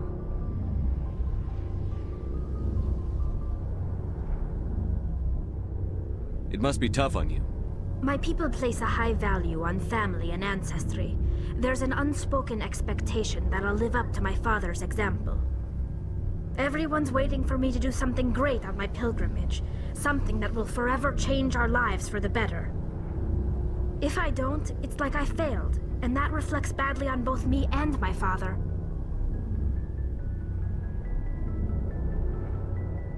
The work you're doing here is more important than anything any Quarian has ever done before. Yes, I know. But you have to understand Quarian culture. We're a very insular society. The events beyond the flotilla don't much matter to the average citizen. Our greatest dream is that one day, we'll return to our homeworld and drive out the Geth. But even if we stop Saren, that's not going to happen. There's still millions of Geth behind the Veil. Until they're gone, our exile will continue. What would you need to bring back to make everyone happy? Something that would help us better understand the Geth. They've changed significantly since the exile. They've continued to evolve. We've done our best to study them, but it's not easy. They're very reclusive. Until recently, they never went beyond the borders of the Veil. And all the Geth we run into now are under Saren's control. We'd need to find Geth operating on their own, independently. But I don't want this to get in the way of our mission, Shepard. First, we stop Saren. Then I'll worry about my own problems.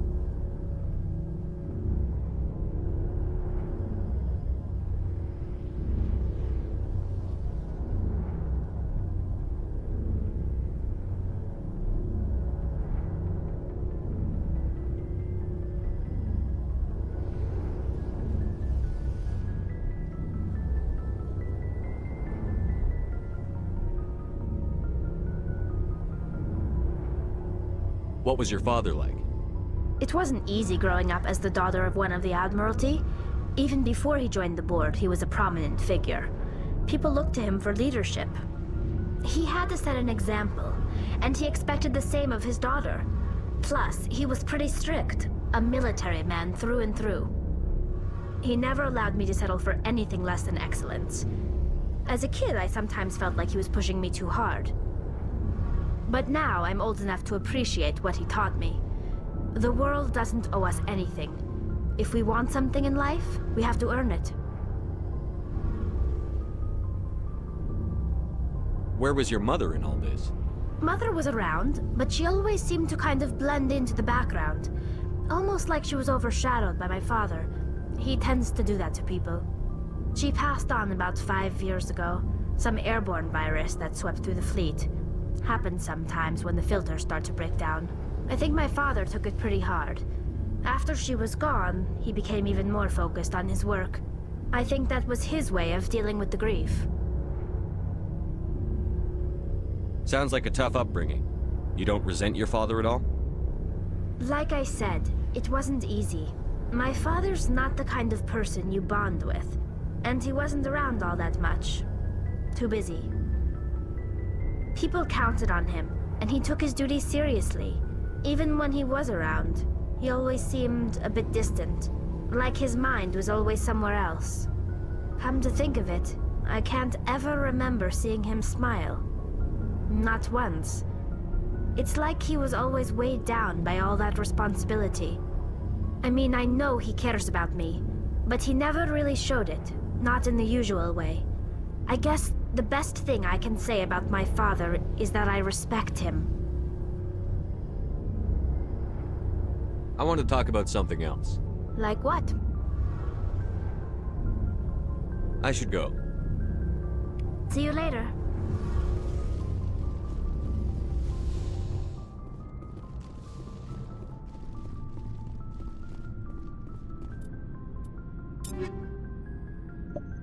Alright, so okay, Shepard has all the Spectre weapons on him. Main launcher, okay, so Omni tool, I kept the blue wire that he starts off with, I just gave him the better model. So, I don't know, maybe blue wire's fine. Biotic, same with the solar amp.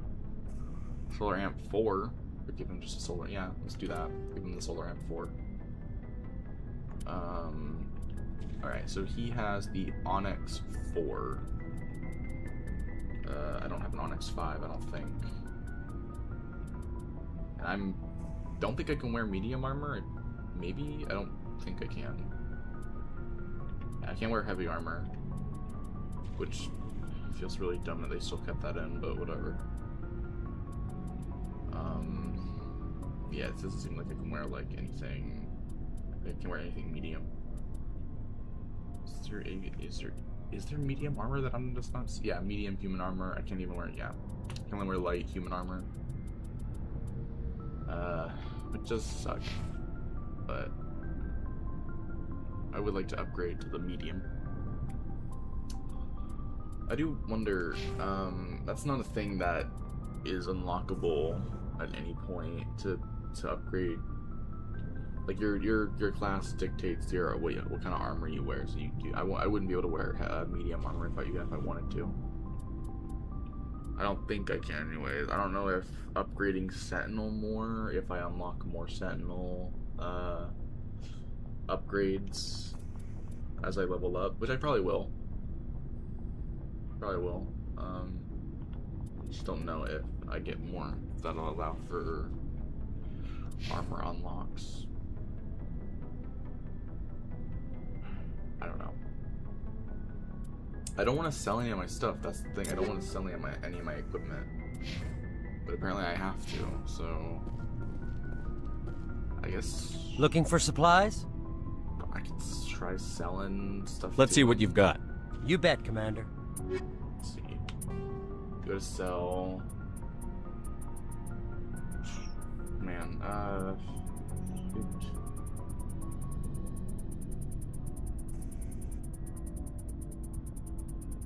I can sort it. sort through, I can, oh yeah, I can set an item for junk, right, okay. So price, name, level up, level down, so level, this is the level. Right, okay, so we'll start with this. Heavy armor, compare, no, wow, I don't need to compare, do I? No, the, damn, the,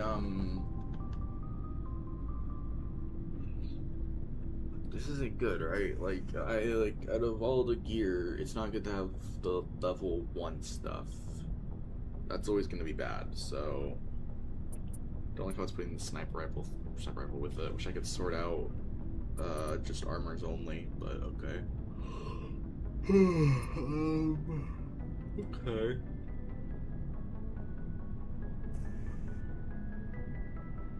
Can I type? Okay, maybe I can. So these are all the pistols I have.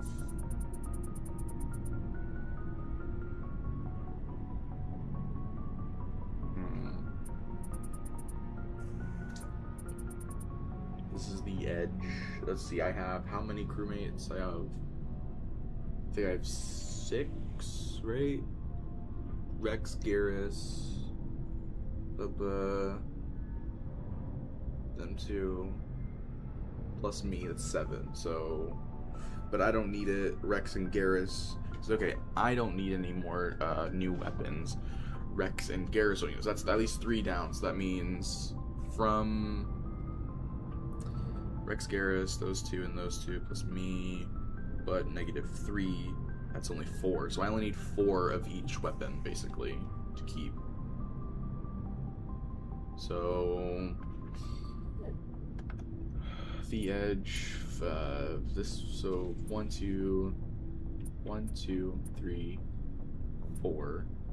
So I only need 4 pistols, so 4 edges, so we'll junk this, bam. Okay. Same with the Kessler. We only need 4 of pretty much everything, right? The armors are a different thing. The armors are going to be a different, but for weapon-wise, the Kessler, so this is 1, 2, 3, 4, so this one, okay.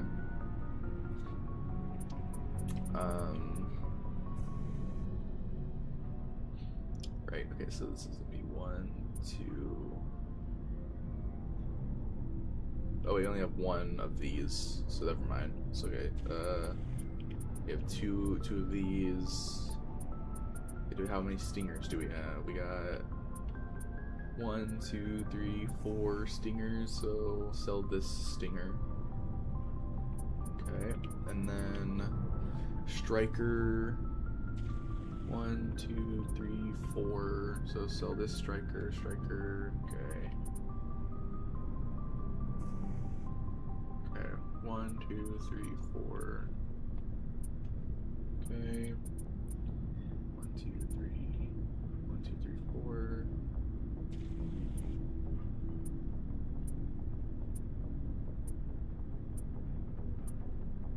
Okay. 1, 2. 1, 2, 3, 4.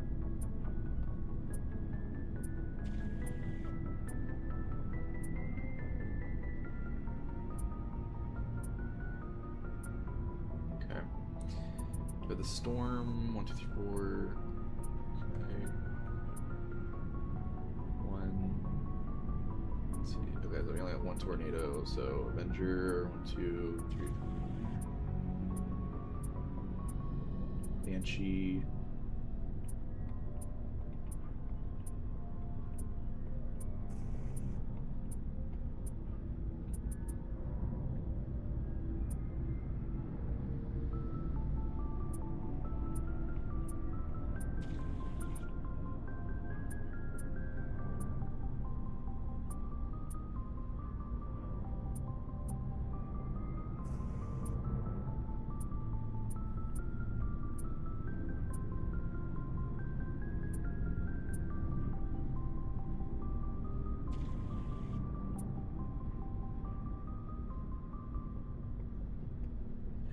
I've been doing this right?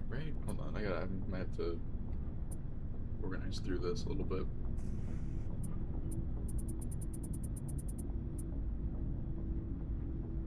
Assault rifle.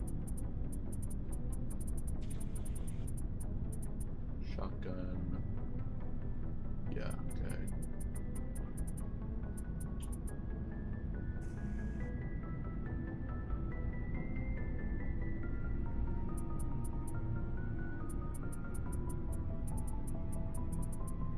Pistol, or making sure I didn't like overlap any names, but I don't think that's the case with these.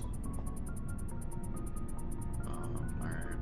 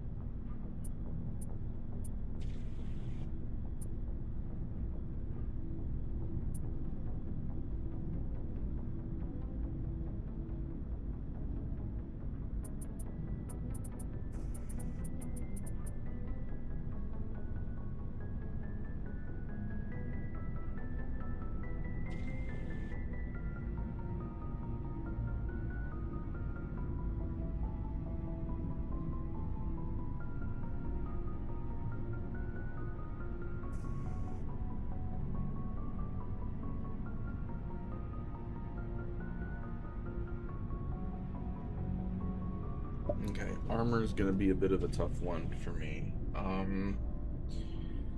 That's gonna be armor is gonna be kind of tough for me to figure out. So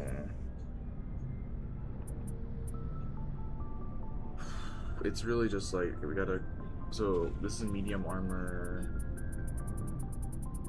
Why is it medium, heavy, light armor? Why is it starting out with medium? Then going into heavy and light. That's weird.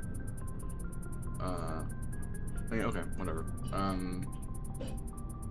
So yeah.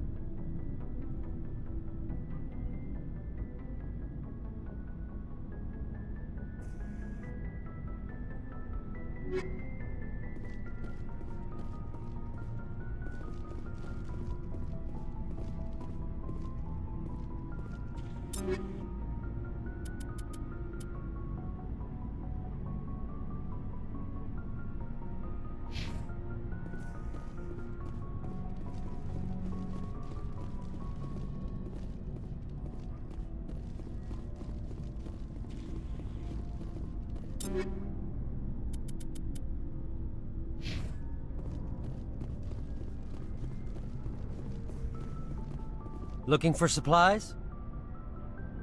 Let's see what you've got. You bet, Commander.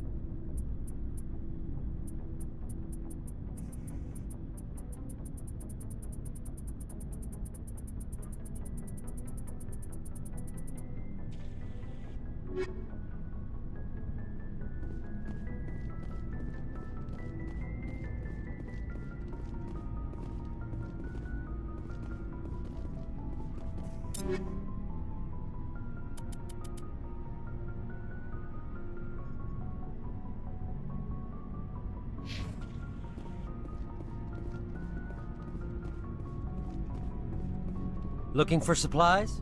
Let's see what... You bet, Commander.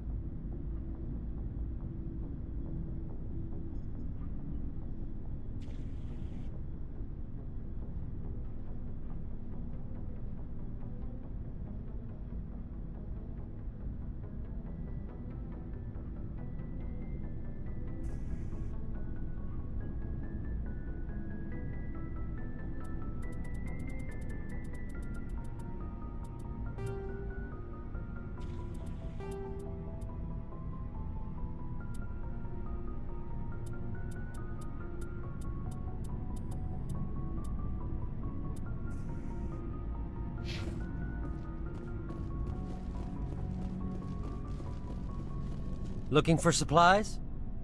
Let's see what You bet, Commander.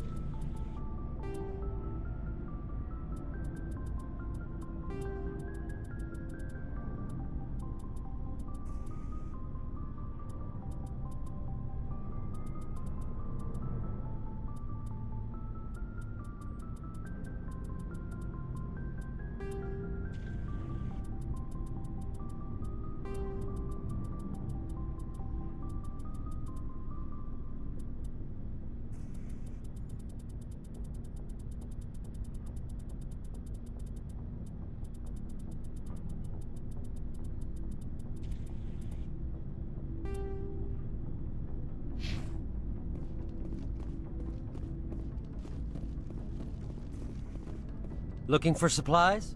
Let's see what you've got. You bet, Commander.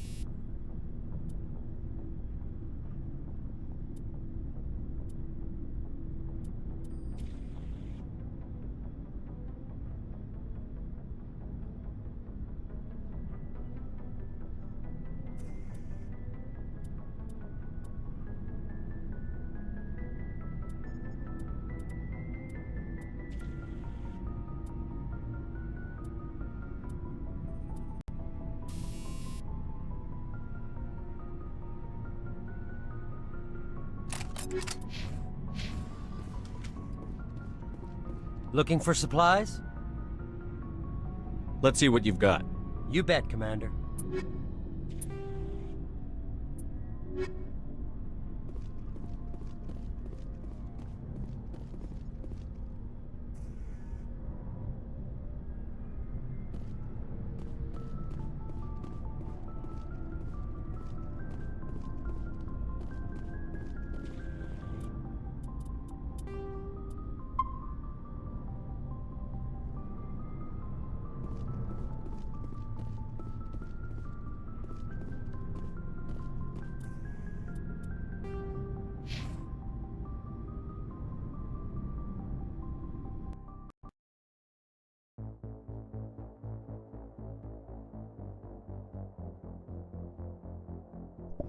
Alright, I'm gonna end it there after all that. I'm just gonna end it.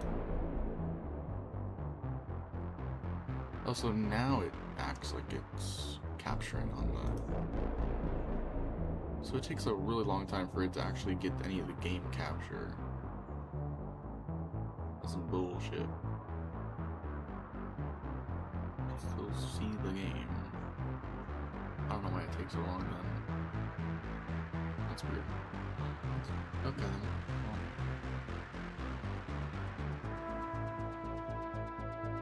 Okay.